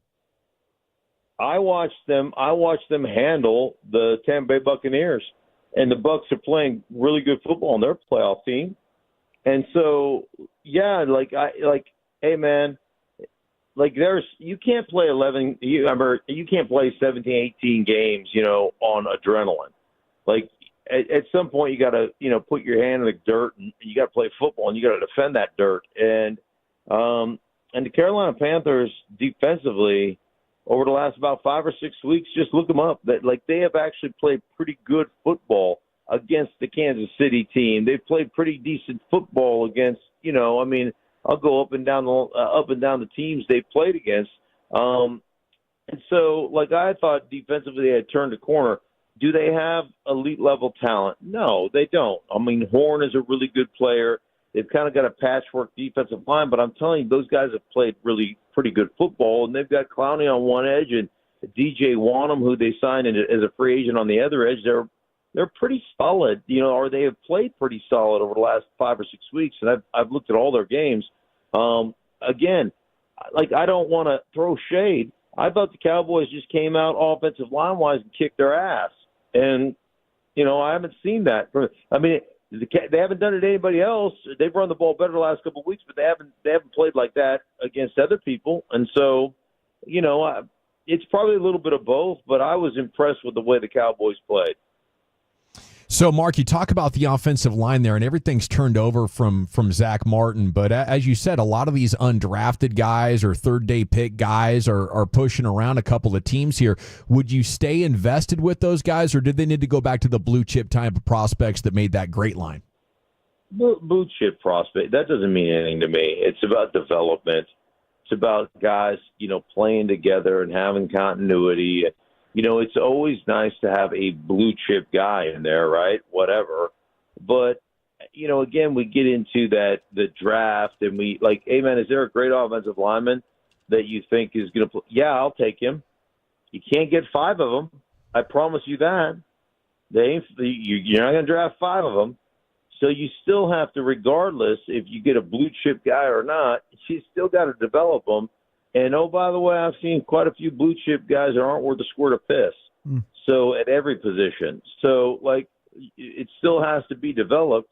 But, man, I can work with some of the guys you have. And so, listen, man, that's what I would say is, hey, it's just about coaching, about getting them to play the right techniques. And I think one of the things that we often forget, and I always tell people this, I've got a bunch of just little things that I talk about, but, and I'll just keep it simple and I'll keep it quick.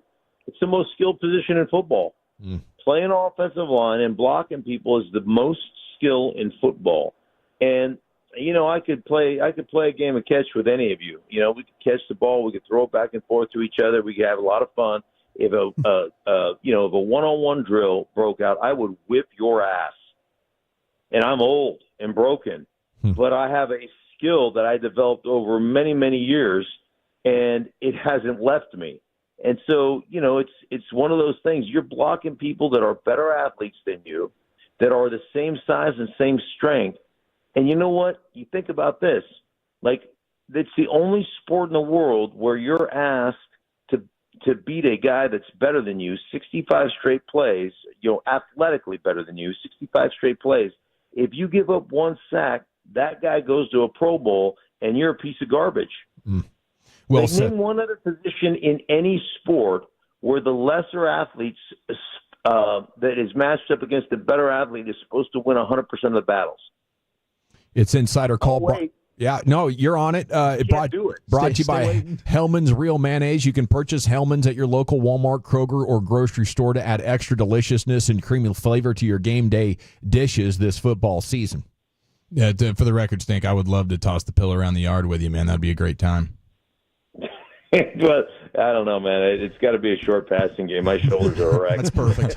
How do you look at the NFC now? Has Detroit lost some shine? Are you buying what the Eagles are selling? Maybe the Packers, Vikings? The NFC is pretty interesting right now.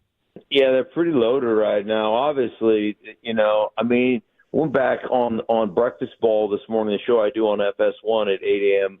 Eastern every morning, and talked about last year after Dan Campbell and the Detroit Lions lost to San Francisco in the playoffs, talking about how he addressed the team and say, hey, man, these chances don't come around very often. You may never get this chance again. And, boy, it looks like a self-fulfilling prophecy right now because they've got 13 guys on the defensive side of the ball that have either, gone on IR or out for a significant amount of time. Now David Montgomery, it just went out with an injury. At some point, they were my number one team since week 1. At some point, you can't overcome that, man. It's the way the league is structured and built. You've got, I call it the 80-20 rule. 80% of the money is taken up by 20% of the players. And 20% of the money is shared through 80% of the other, the players. You pay your superstars in this league. And where you save money, where you create opportunity or space on that cap, is you keep a bunch of backups that aren't worth that can't play. And so when you lose, 1 or 2 starters, you can manage that. You start losing 4, 5, 6. Look at San Francisco. You start losing that many starters. I'm sorry, you're going to struggle. because the backups aren't meant to play in this league. They're not good enough. There's a reason they're backups. And you keep guys as opposed – like one of the things that's happened with this last collective bargaining agreement is we've really squeezed out the middle-class player. When I came in the league, every backup we had was an 8-year vet that started for 4 years somewhere. Like, that's the way we did it. And that way, if you had a guy go down, you knew that you had an experienced dude that had a lot of starting under his belt and that was going to come in there and play well. It doesn't exist. That's not how the league is structured anymore. So it makes it tough. So Kansas City now with the injury to Mahomes, a lot of tight wins and low scoring outpoint. Are you still with Kansas City, or do you think Buffalo might be the favorite going into the AFC? Right now, if I had to pick, Buffalo is going to Buffalo will represent the AFC in the Super Bowl. All things being equal, they got to be healthy, obviously, and all that kind of stuff. But Josh Allen is playing incredible football. So many people said, hey, Buffalo is going to take a big step back because they lost Stephon Diggs and they lost, Gabe Davis and this, that, and the other. And what they ended up doing is saying, hey, man, we're going to become a more balanced offense. We're not going to rely on Josh Allen throwing it every down. We're going to be able to run the ball. We're going to, Josh is going to run it when we get into the red zone and some of that stuff. But we're going to take some of the weight of a game plan off of his shoulders. And I've had this conversation with a lot of different offensive play callers, head coaches, coordinators, like the importance of taking the quarterback off the high dive. There are guys like Joe Burrow. Joe Burrow sits on the high dive for 65 plays in a row. Mm-hmm. And I don't know if you've ever stood on a high dive, man, but you get up there, even if it's only 12 feet, it looks like you're a mile up before you hit the water. I mean, it's frightening. And you don't ever take any pressure off that guy. And I'm a big believer, they call them breather plays. I'm a big believer to have a bunch of breather plays in there where the quarterback, one, doesn't have to think and he's not under duress. Just handing it off. Hey, this play is good against anything. Call it and run it. All right, we're going to run 18 handoff force on 2-on-2. Ready, break. I don't even have to think. I just turn around and hand the ball off. Oh, it's glorious, right? I mean, you got to have some of that stuff. All right, I'm running a bubble screen. I don't have to think. I'm just throwing the bubble screen, throwing the smoke. And, those things help you to kind of gather and exhale for a second. That stuff is important. And so, anyhow, that's a belief that I have, and I think it's something that that you've got to have, and I think they've done that for Josh Allen this year. Great stuff as always, Mark. Have an awesome week, and we'll catch up with you next Tuesday. Thank you, guys. Take care, man. There he goes. Odyssey NFL insider Mark Schlereth, host of the Stinkin' Truth podcast. Insider Calls brought to you by Hellman's Real Mayonnaise. May your game day be delicious. All righty, we got 3 down, 2 to go, in addition to the finest coming up next, Chief. Who's got Coach Gruden feeling nicey this week? We laugh at the Bears' misery and one of the baddest beats of all time next in the nation.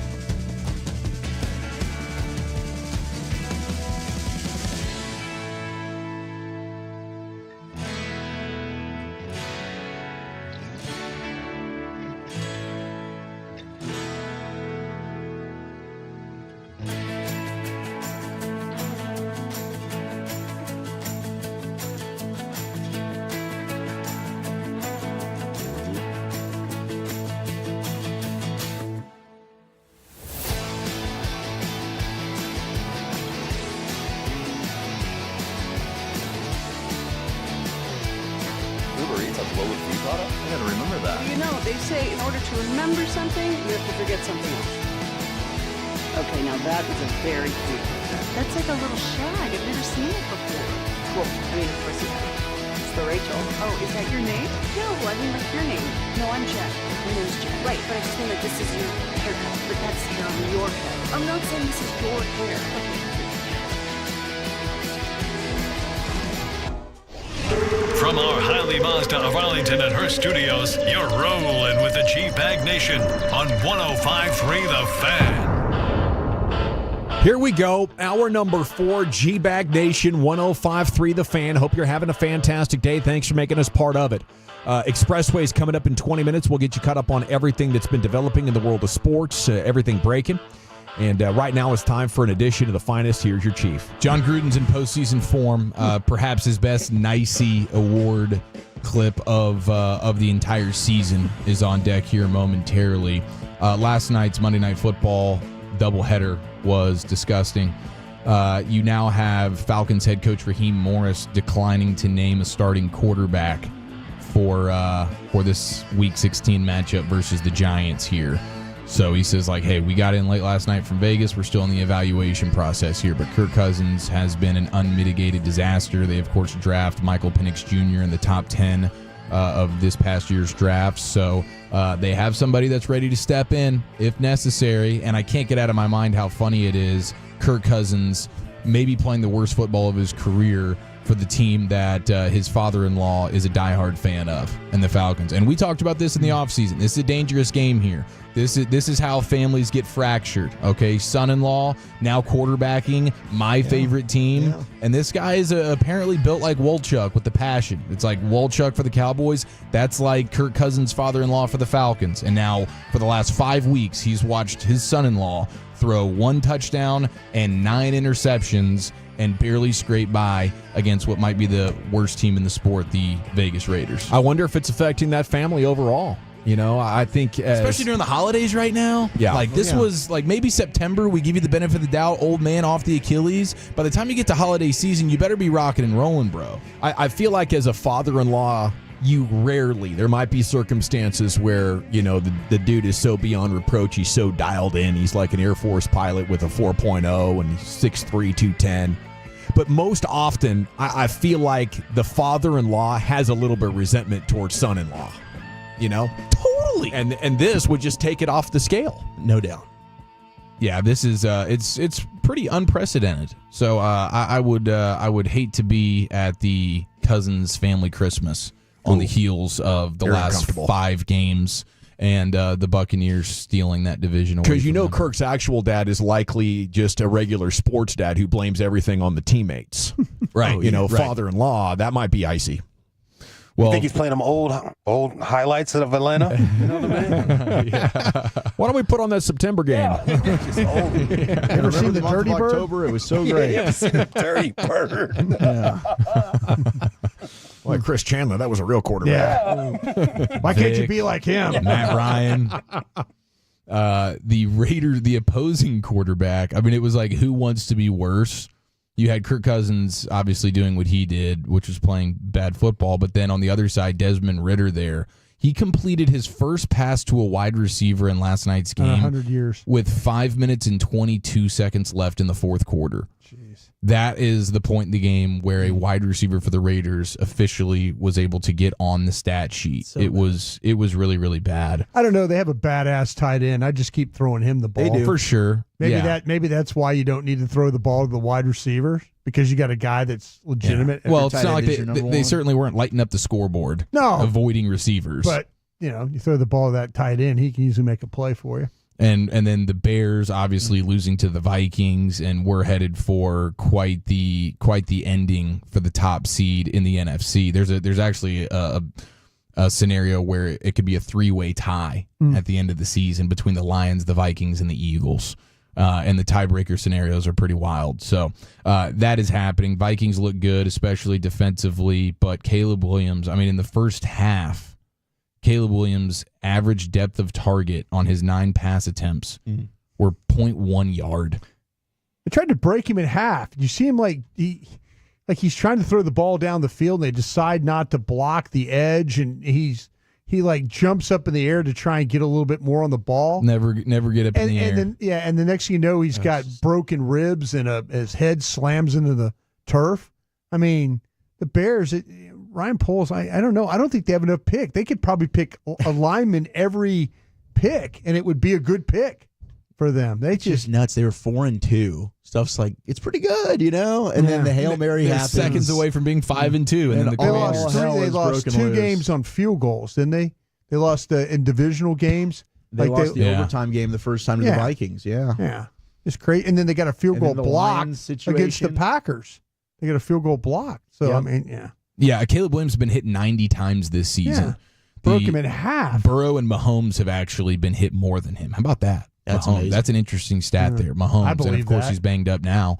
But that offensive line is a problem. I'm like inching closer and closer to being off the Chiefs bandwagon. I don't want to bring myself to fully get there because I know I care about myself, but at the same time, I don't know. The tea leaves are there with the Chiefs. But yeah, it was bad all around for the Bears last night. What's funnier? Is it going back to draft night and Caleb Williams texting his punter that he's not going to be on the field that much? Or is it this clip back from January 31st of 2022? Take it away, GM of the Bears, Ryan Poles. And the last thing, the most important piece, is we're going to take the North and never give it back. Whew. Yeah. I mean, freezing cold take if I've ever heard one. My man could chew some gum, by the way. You see him up in the box. Polsey? Oh, my gosh. He was chomping down on that thing. Going full Pete Carroll? Full Pete What, Carroll. last night? Yeah. I don't blame him. He was Just blowing nervous bubbles. chewing. He was blowing bubbles. Sitting up there, he was. Tie on. Thinking about what he's going to do when he loses his job. Gosh. Good day to be Mike Vrabel, though. Albert Breer says that Vrabel's at the top of the Bears list for preferred head coaches due to his relationship with that bubblegum chewing general manager Ryan Poles. And then also you have reports from Conor Hughes, who covers the Jets, and he's saying that Mike Vrabel is the candidate that they covet the most to be their next head coach. So Vrabel off. Yeah, dude, he's a bit of a commodity right now. But if either one of those teams have a chance at Ben Johnson and decide not to, the bear down my Bears. goodness, man. I don't think the Bears are going to pay him. I think that's going to be a problem with this guy. He's asking for so much money potentially that maybe the teams will get scared off by him because they just don't want to pay him that. Yeah. I kind of what Troy was throwing out, like, if you're the Bears, do you try and trade for one of these coaches? Oh, Kyle Shanahan, right? Is who he threw out there? He threw out Shanahan. I don't know. Can you call the Rams, see if like they would be willing to trade a McVay? Somebody that you think would pair well with Caleb Williams. You know what? If my rear was on the line, like Ryan Poles, like they give you like the vote of confidence, but he's sitting up there thinking, okay, if I don't get this thing done, I'm done. Yes. I'm calling every team and talking about potentially trading for your coach. Yeah. If I feel like it can help me win, save my job. Yeah, it's hard. Hey, if you lose, it's somebody else's problem. That's true. That's somebody else. I gave away the picks. Hey, not my problem anymore. Whoever the next GM is going to have a problem, not me. But I got to try and save my job. Yeah, I mean, I'm not trading for Shanahan when I can just get Ben Johnson. Now, if Ben Johnson doesn't want to be there or whatever, then I would be certainly open to doing something like that. And he seems like he'd be much more gettable right now than trading for McSacks. I mean, why would the Rams punt on him, especially a team that's a bleep them draft picks kind of team? Yeah. I think if you want to get this thing done, though, quickly, more than a coach, you need to maybe trade a pick for a veteran offensive lineman and then use your first rounder on another one. And, I think that would put you in the right direction. You could pick 10 offensive linemen there, and they would all help. It all makes sense. If they stood up there and they did their post-draft press conference, Ryan, you picked 10 offensive linemen. Yeah, did you see how we played last year? I need 10. Maybe 2 will be good. Yeah, God, it's just it's bad. They're going to get that guy hurt, that quarterback hurt, if they don't figure out something to do with that offensive line. RIP to the bettors who had a future on the season total rushing yards for Lions running back David Montgomery. Ouch. This one hurts. Did you guys see this? No. He's out for the season, obviously. Yeah. Before the season, his over-under rushing total was 775.5 yards. Okay. He gets injured after accumulating 775 yards. Jeez. That's a bad beat and a half right there. That's as bad a beat as you'll ever see from a future standpoint. Tackle for loss, like that 1 yard. That's all I needed. That's all I needed. Oh my gosh, dude! How much we lose? Well, who knows? Whatever, individual bettors what they placed on. You're just saying overall. I thought you were saying there was one dude. I'm sure there's a couple of dudes. $1 million for this. Yeah, I would love to know what the biggest bet was on the over for season total rushing yards there for David Montgomery, 775.5, and he finishes injured with 775. That's as brutal as it gets. All right, here we go. The moment we've all been waiting for. I do believe this is, you guys tell me, is this the best? I think the setup, the first 10 seconds of this is phenomenal. Take it away, Coach Gruden. Everybody has dreams. Dreams of making the playoffs, dreams of winning the Super Bowl, dreams of Santa Claus coming down the chimney with all your favorite toys. But I'm into nightmares. Guys like Baker Mayfield of the Tampa Bay Buccaneers, heading to Los Angeles to play the #1 scoring defense in the NFL. And throwing for 268 yards and 4 touchdowns and just ripping them.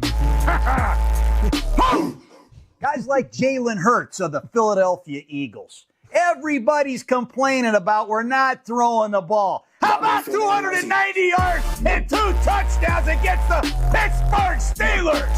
Huh? How about Lamar Jackson of the Baltimore Ravens? You go to the Big Apple and play the New York Giants. 5 touchdowns as you get ready for the showdown against the Pittsburgh Steelers. And Josh Allen of the Buffalo Bills, my man. He goes to Detroit, throws for 362, rushes for 65, 4 touchdowns. I'm joining the Bills Mafia. Let's go, Buffalo! All right, we're going to get to Josh Allen here in a second. I'm into nightmares. Yeah, please, Lucius, if you don't mind, the first 10 seconds of this is just outstanding. Everybody has dreams. Dreams of making the playoffs, dreams of winning the Super Bowl, dreams of Santa Claus coming down the chimney with all your favorite toys. But I'm into nightmares. Guys like that's beautiful, I'm into man. nightmares. He's a mess. But I'm into nightmares. That's so good. Like you can hear the face just switching up there. Well, and he goes from like the Santa Claus, the dreams, and then he switches his face into Chucky mode. When he goes Chucky mode, It's all bets are off. I mean, it really is. Got me feeling nicey. He finishes there with Josh Allen, who's probably going to end up being the MVP. He's on a ridiculous tear right now, and one of the things that we talk about with great quarterbacks and what they're able to do, leveling up the talent around him. And I do think he's got an awesome orchestrator in Joe Brady as the play caller, and they've built an awesome rushing attack with James Cook.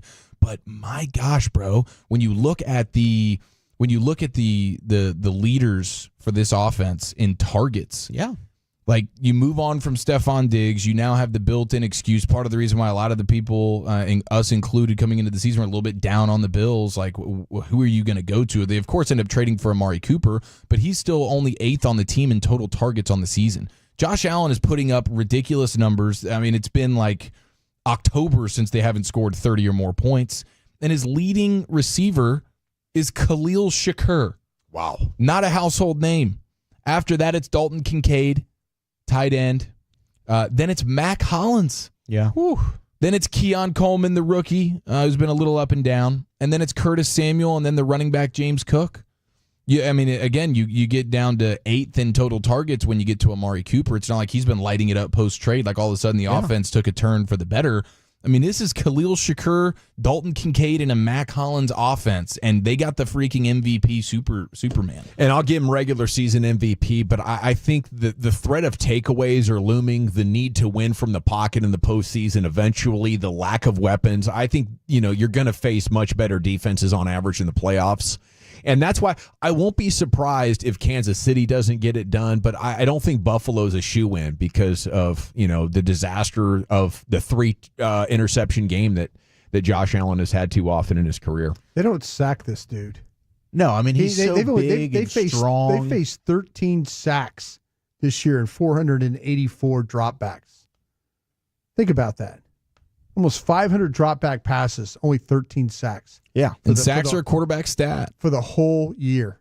Because he'll take off and run, or he'll probably fall forward for a yard. Yeah. So there's no sack there. I mean, it's no negative plays. When we were talking in the beginning of the year, it's unreal. When the Cowboys were struggling and Dak was still healthy, And it was like, okay, well, you paid your quarterback. You can't put anything around him. Well, at some point, it's also, can that guy go ahead and mask some of the deficiencies? Clearly, Josh Allen, even being paid, has been able to keep this offense humming. Now, yeah, they got a running game. Cowboys do now with Rico Dowdle. Unfortunately, at that time, they didn't want to give the ball to Rico Dowdle for whatever reason. But, yeah, I mean, you're seeing when you pay the quarterback, there's levels of this thing. And that dude has put himself up at the elite tier. I think Lamar's playing like that as well. There's a new nickname for Bo Nix, not one I was anticipating. Oh, no. They're calling him in Denver Mr. Spread. Was he covering? Bo Nix led teams are 21-6-1 against the spread since the start of 2023. Oregon last year, 10-3-1 against the spread. The Broncos this year, 11-3 against the spread. Very nice. Mr. Spread. And ride that horse. The advanced metrics are not too kind to Bo Nix, but, hey, they're winning some football games. They're winning games. And he's another guy that didn't get sacked. He's only given up 20. He's the third least sacked quarterback in the league. Got Buffalo, Green Bay, and Denver, top three that don't get sacked. Boom. Yeah, but I think like what Josh Allen's doing, it's like you're not getting sacked and you are explosive as all hell. Play breaks down, you're getting out of the pocket. That's when disasters can happen. You see quarterbacks all the time. They're running around, boom. Now they just lost 9 yards or whatever. He's avoiding that, and then there's a 50-yard bomb. He had to throw across but he's running left. Josh Allen's running left at 16 miles per hour, according to Next Gen Stats, and then throwing back across to a dude who's running from left to right. And it was just it was money. The idea that Josh Allen's doing what he's doing right now with these weapons and like the accuracies through the roof, big plays all over the place, not getting sacked and not turning the ball over. That was always the thing with Josh Allen. Yeah. They're almost losing to the Dolphins and Skylar Thompson at a home playoff game a couple of years ago because he's just turning the ball over left and right. And I do think that's a looming threat. I don't think you ever fully resolve that, and as the pressure mounts in the playoffs. Plus on defense, they've given up 40-plus 2 weeks in a row. I mean, come on. Yeah, that defense is going to hurt. Like, Josh Allen has to be super. They have a good rushing attack, but Josh Allen does have to be Superman for them because their defense is a bit of a liability for sure. I mean, Super Bowl winners almost always have a top 5 defense. And there are examples through time of an offense being so great that it was able to carry teams close, but there isn't a lot of sustainability or predictability of a team with that level of defense being able to run a gauntlet like that. Maybe Josh Allen's the guy to make up for all that, though. Okay, there it is, an edition of football's finest. It's time to hit the expressway. We'll go commercial-free to the top, get you some LA Live coming up at 5:40, all the top breaking stories of the day coming up next. But, hey, it's a holiday season. That means a lot of trucks on the road, a lot of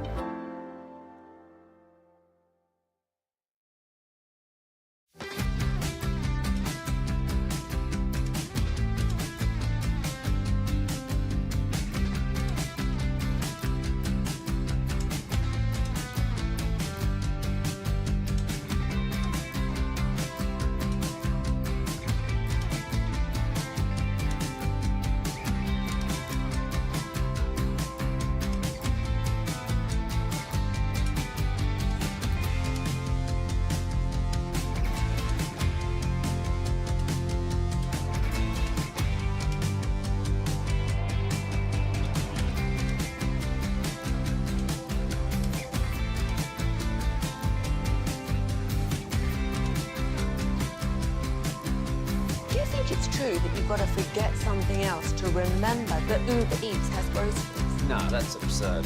Hey, remember when you used to be a, what was it, Pepper Lady? Pepper Lady? Wasn't it Cinnamon Sisters? Basil Babies. Saffron Squad? Nutmeg Maidens? Pre-curb? No.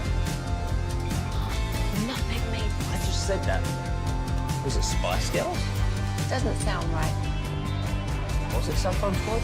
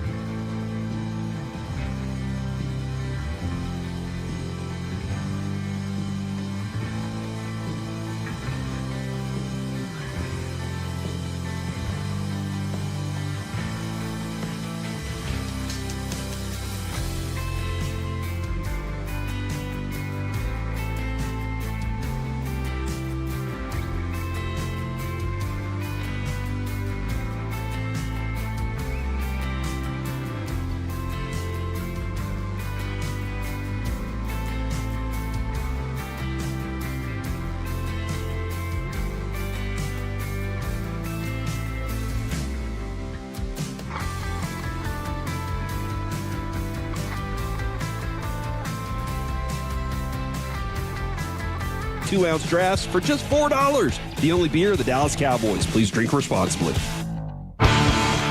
Okay, is Brian's old buddy Andy Reid off his rocker now? Maybe he had one too many cheeseburgers. I don't know.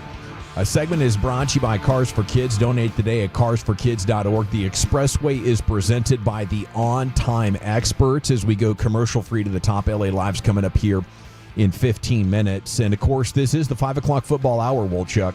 Yes, presented by Buffalo Wild Wings, where B-dubs is football.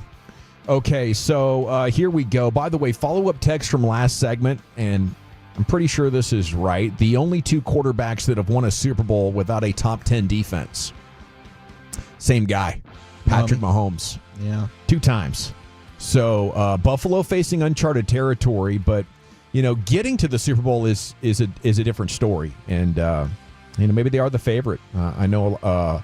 The Eagles right now, I saw the latest ESPN NFL Power Rankings. They had the Eagles number 1 and the Bills number 2, so we shall see. Now, on Andy Reid, your buddy, Brian, and the Chiefs. Well, they're preparing for Patrick Mahomes to start Saturday's game against the Houston Texans. I don't know how you would play that. I would say, maybe you go to Mahomes, but you have a pared back playbook as far as getting the ball out of his hands and trying to keep him Carson clean. Wentz, huh?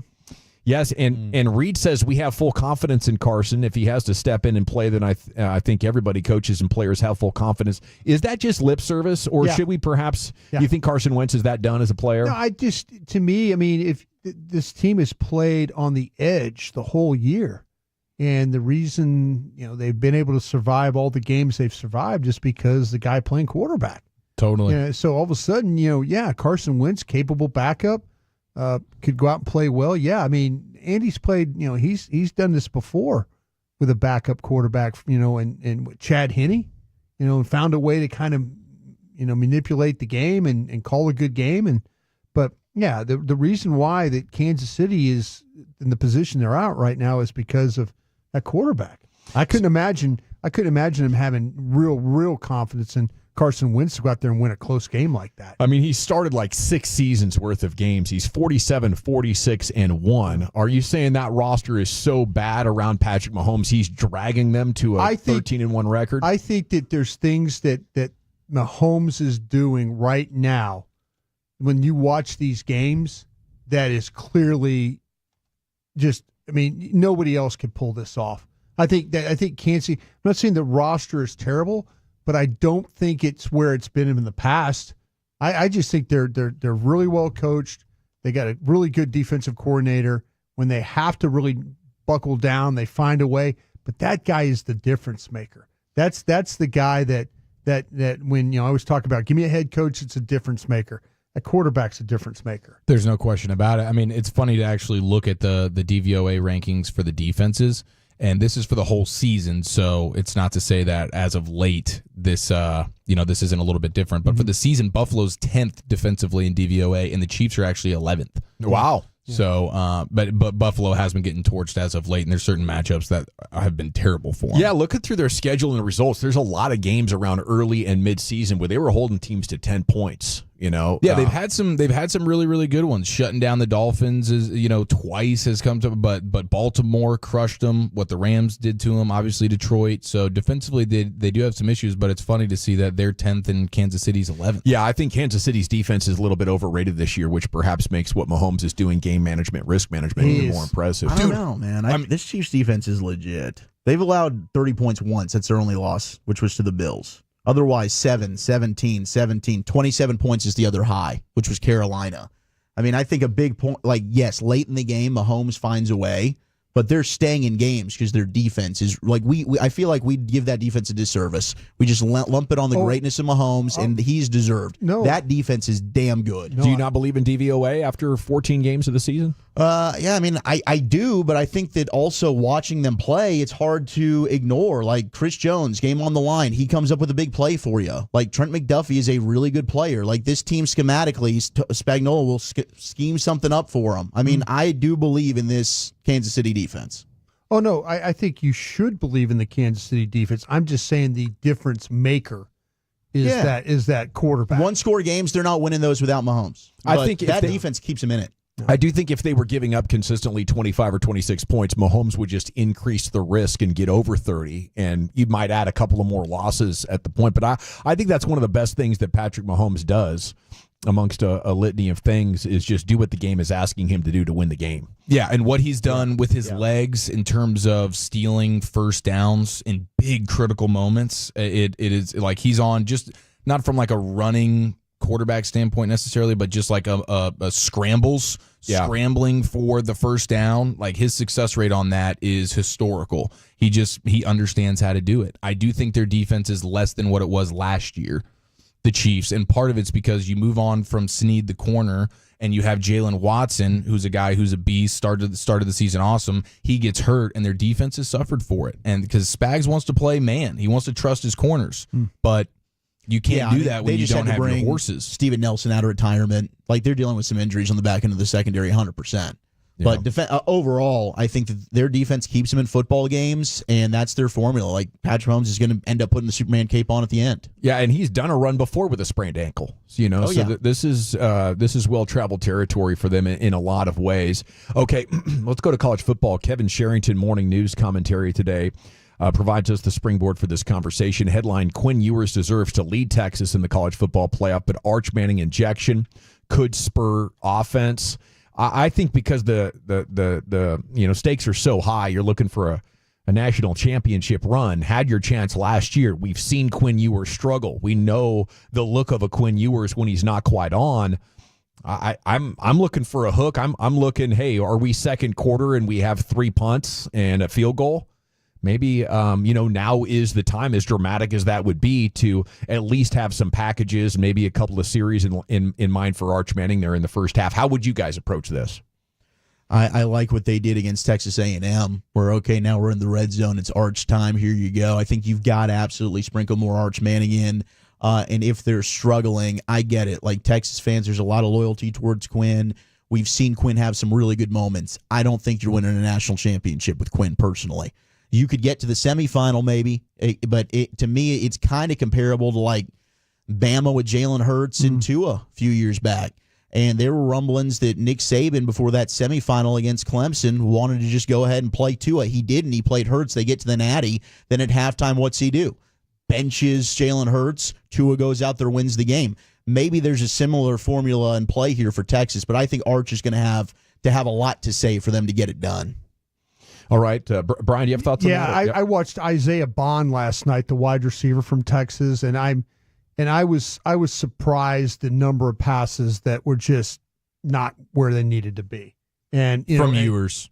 And they've got they have this tight end named Helm. Yeah, that's a really good player. I mean, I watched the Michigan game, and these guys are making plays, and you just need something different. And I know Quinn Ewers has got them to this point. There's just too much talent on this offense not to really take complete advantage of it.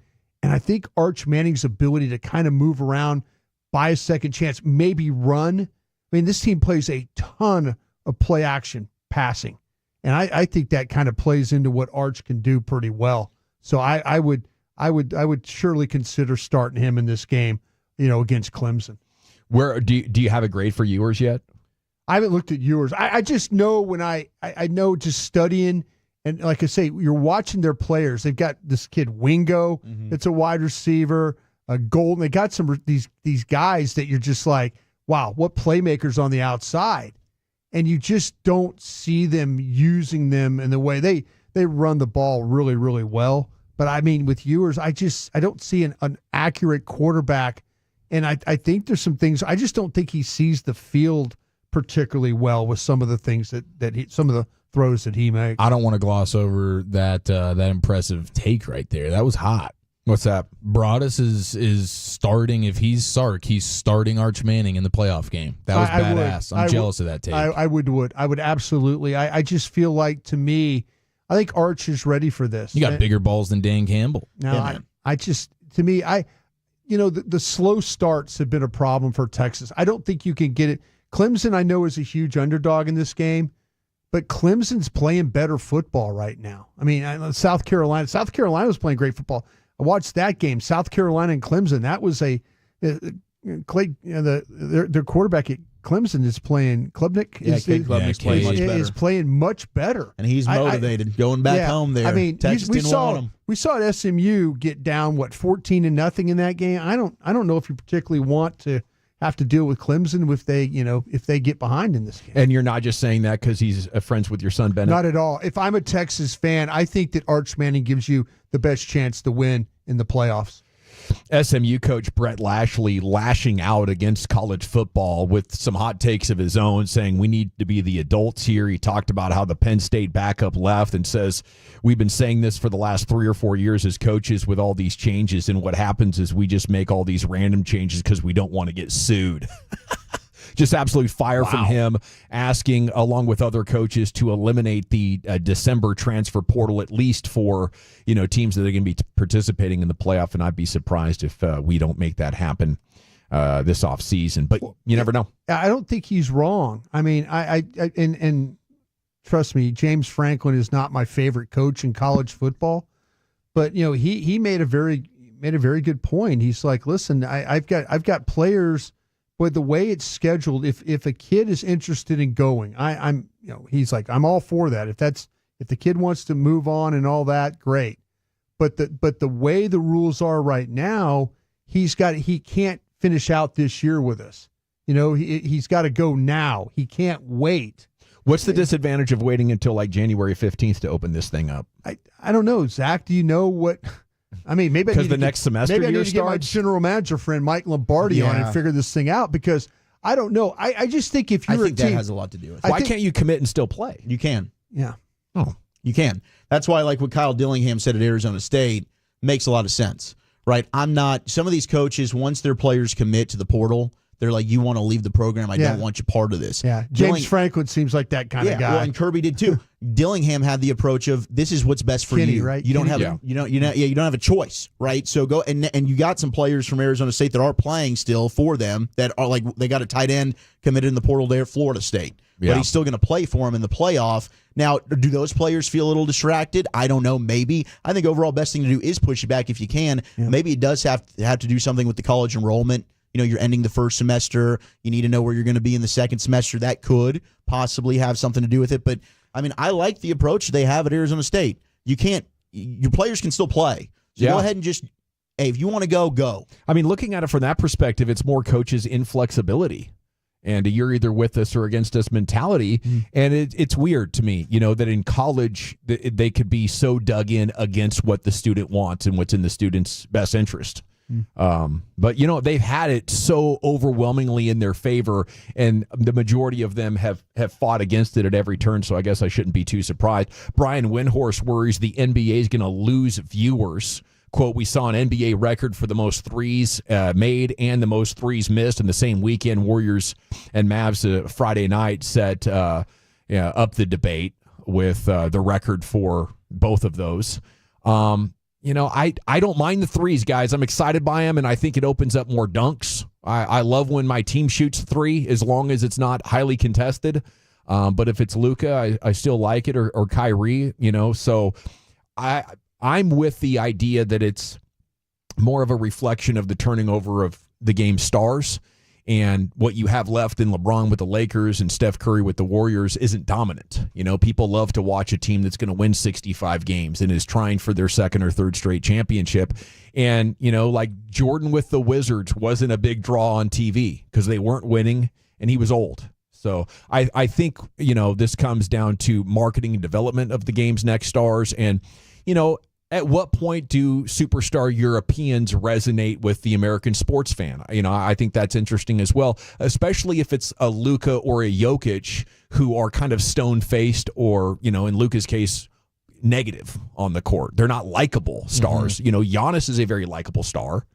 But I think this will resolve itself over time as, it settles in. I mean, Shai Gilgeous-Alexander, that, maybe that dude needs to be in a bigger market. Maybe Anthony Edwards needs to be in a bigger market, or having those teams win championships in order to make those big marketing vehicles for the NBA. So I'm not worried about it. I think, it's an inconvenience right now for the league. It's probably going to cost them money, but they'll figure out a way to remedy it. Probably a big promotional campaign coming out. Mavs are off the next 2 nights, host the Clippers on Thursday. They'll then visit the Clippers on Saturday. So a little back-to-back coming up here for Los Angeles, but perfect. I mean, between the 5-day rest they got after getting eliminated from the NBA Cup and then this 5-day rest, I mean, shoot, they've been off 10 out of the last 12 days or so. This should set up really well. Yeah, big picture, that's a huge win. Yeah. I mean, seriously. And then, the All-Star break looming just a couple of months away. Hopefully this team can get fresh. I just saw a tweet. It's funny. I was talking about Mike Lombardi at North Carolina. Did you see that their North Carolina is preparing to offer the biggest NIL deal for either one of those Texas quarterbacks? Whichever one. I saw something about that. I don't know. For Ewers or Arch? Yeah. Is that what you're saying? It'd be Ewers. Yeah.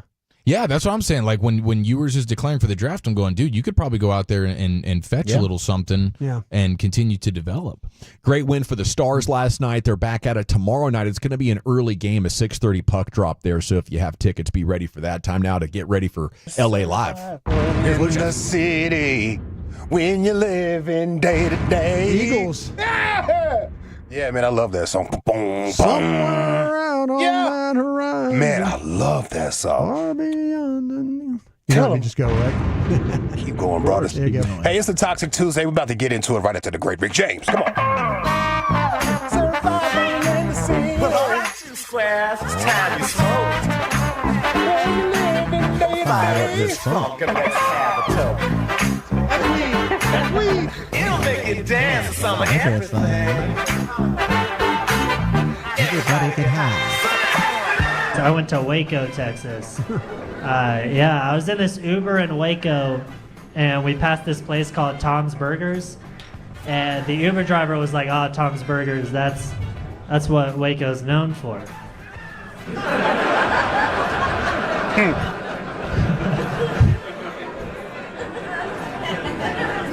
I was like, I don't think that's what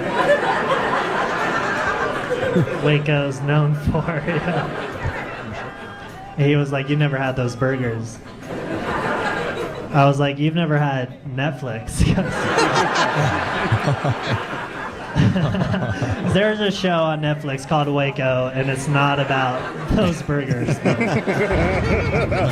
Waco, stand up. Shout out to the 254. Central Texas, what's good? Did they used to have the Fat Ho Burger too, Lucius? Yeah, they had the Fat Ho Burger. Sure did. Sure was did. hot. Yeah. This is LA Live for Tuesday, December 17th, 2024. It is a Toxic Tuesday here in LA Live, and I promise you folks, it will be toxic. It might involve some crash outs, maybe some crash dummies. Like the gentleman that got arrested at the Pentagon. You seen that? Did you guys see that? No. I saw something about it. Yeah, buddy got arrested at the Pentagon. Tried to rush it? He had firearms and whatnot. He had firearms and whatnot. He's had some whatnots on him for sure. Did he really? Grenade? Yeah, buddy was outside of the Pentagon with a loaded gun, 14 pounds of marijuana, and a Glock switch in his underwear. You guys know what the Glock switch does, right? Yeah, it turns out automatic, doesn't it? Absolutely, sir. 100%. Authorities say the man had a loaded firearm and 16 rounds, including one in the chamber. Wow. When he was stopped for a traffic infraction. Guess what that was? His license plate. I wish. He was just talking on the phone. Oh, wow. Talking on the phone. It made headlines. You think he was talking to somebody about what he was about to do? Man, you got to text. You got to text if you got that much stuff going on in your car. If you're riding that dirty, you have to pay attention to all the stop signs and all the laws out there on the streets, man. What are you doing, fam? Pentagon police officers who stopped him smelled marijuana and ordered him out the vehicle. The guy got out the vehicle, then immediately jumped back into his car, attempted to speed away, then multiple police officers grabbed onto the vehicle. Guy stopped, and he's locked up. I don't know who he was moving stuff around for, because if you have that much, you got 14 pounds of marijuana. That's not, that's beyond recreational. Okay? So you just screwed up somebody's shipment. I feel like you could have one of those three things. You could have the smell of marijuana. You could have some marijuana if it didn't smell, or you could have a gun, right? But all three of those things at the same time. Yeah. Wow, you're asking for it. Oh, and the fourth thing on your phone in a district paying close attention to that. Jeez, wow. Yeah. You know, some of these people are just reckless with it, you know, and they look carefree, and it's like, wow, you're just driving around like that? This car smells awful loud here, buddy. What are you doing, man? It smells. Had the Glock switch in his underwear. Yeah, don't crash out, people. Please use some thought. That switch will get you in big trouble, too. You should never have that. 100%. Yeah. Have you ever heard him go off? Yeah, on social. It's quite scary. Yeah. G-Back of the Day, we do it every weekday on the Fan at 2:30. If you see anything floating out there, don't be afraid to hit me up at Lucky Lucius P on social media. Lucius Alexander on Facebook. You can follow us all if you find G-Bag Nation on Twitter. Our winner right here is fan phenom Blake Elliott. Hey, Blake. And the night show host, along with, what's my man's name? Fred. What's up, Fred? Freddie D. Fred. Listen, I know your name. Fred's my guy. That's weed. I just forget a lot of things, Fred. I'm sorry about that. But yeah, Blake was telling the story to Fred about the time his root canal got infected and he had to go to the care now or whatever that is to get a shot of penicillin, and he didn't know where the penicillin had to go.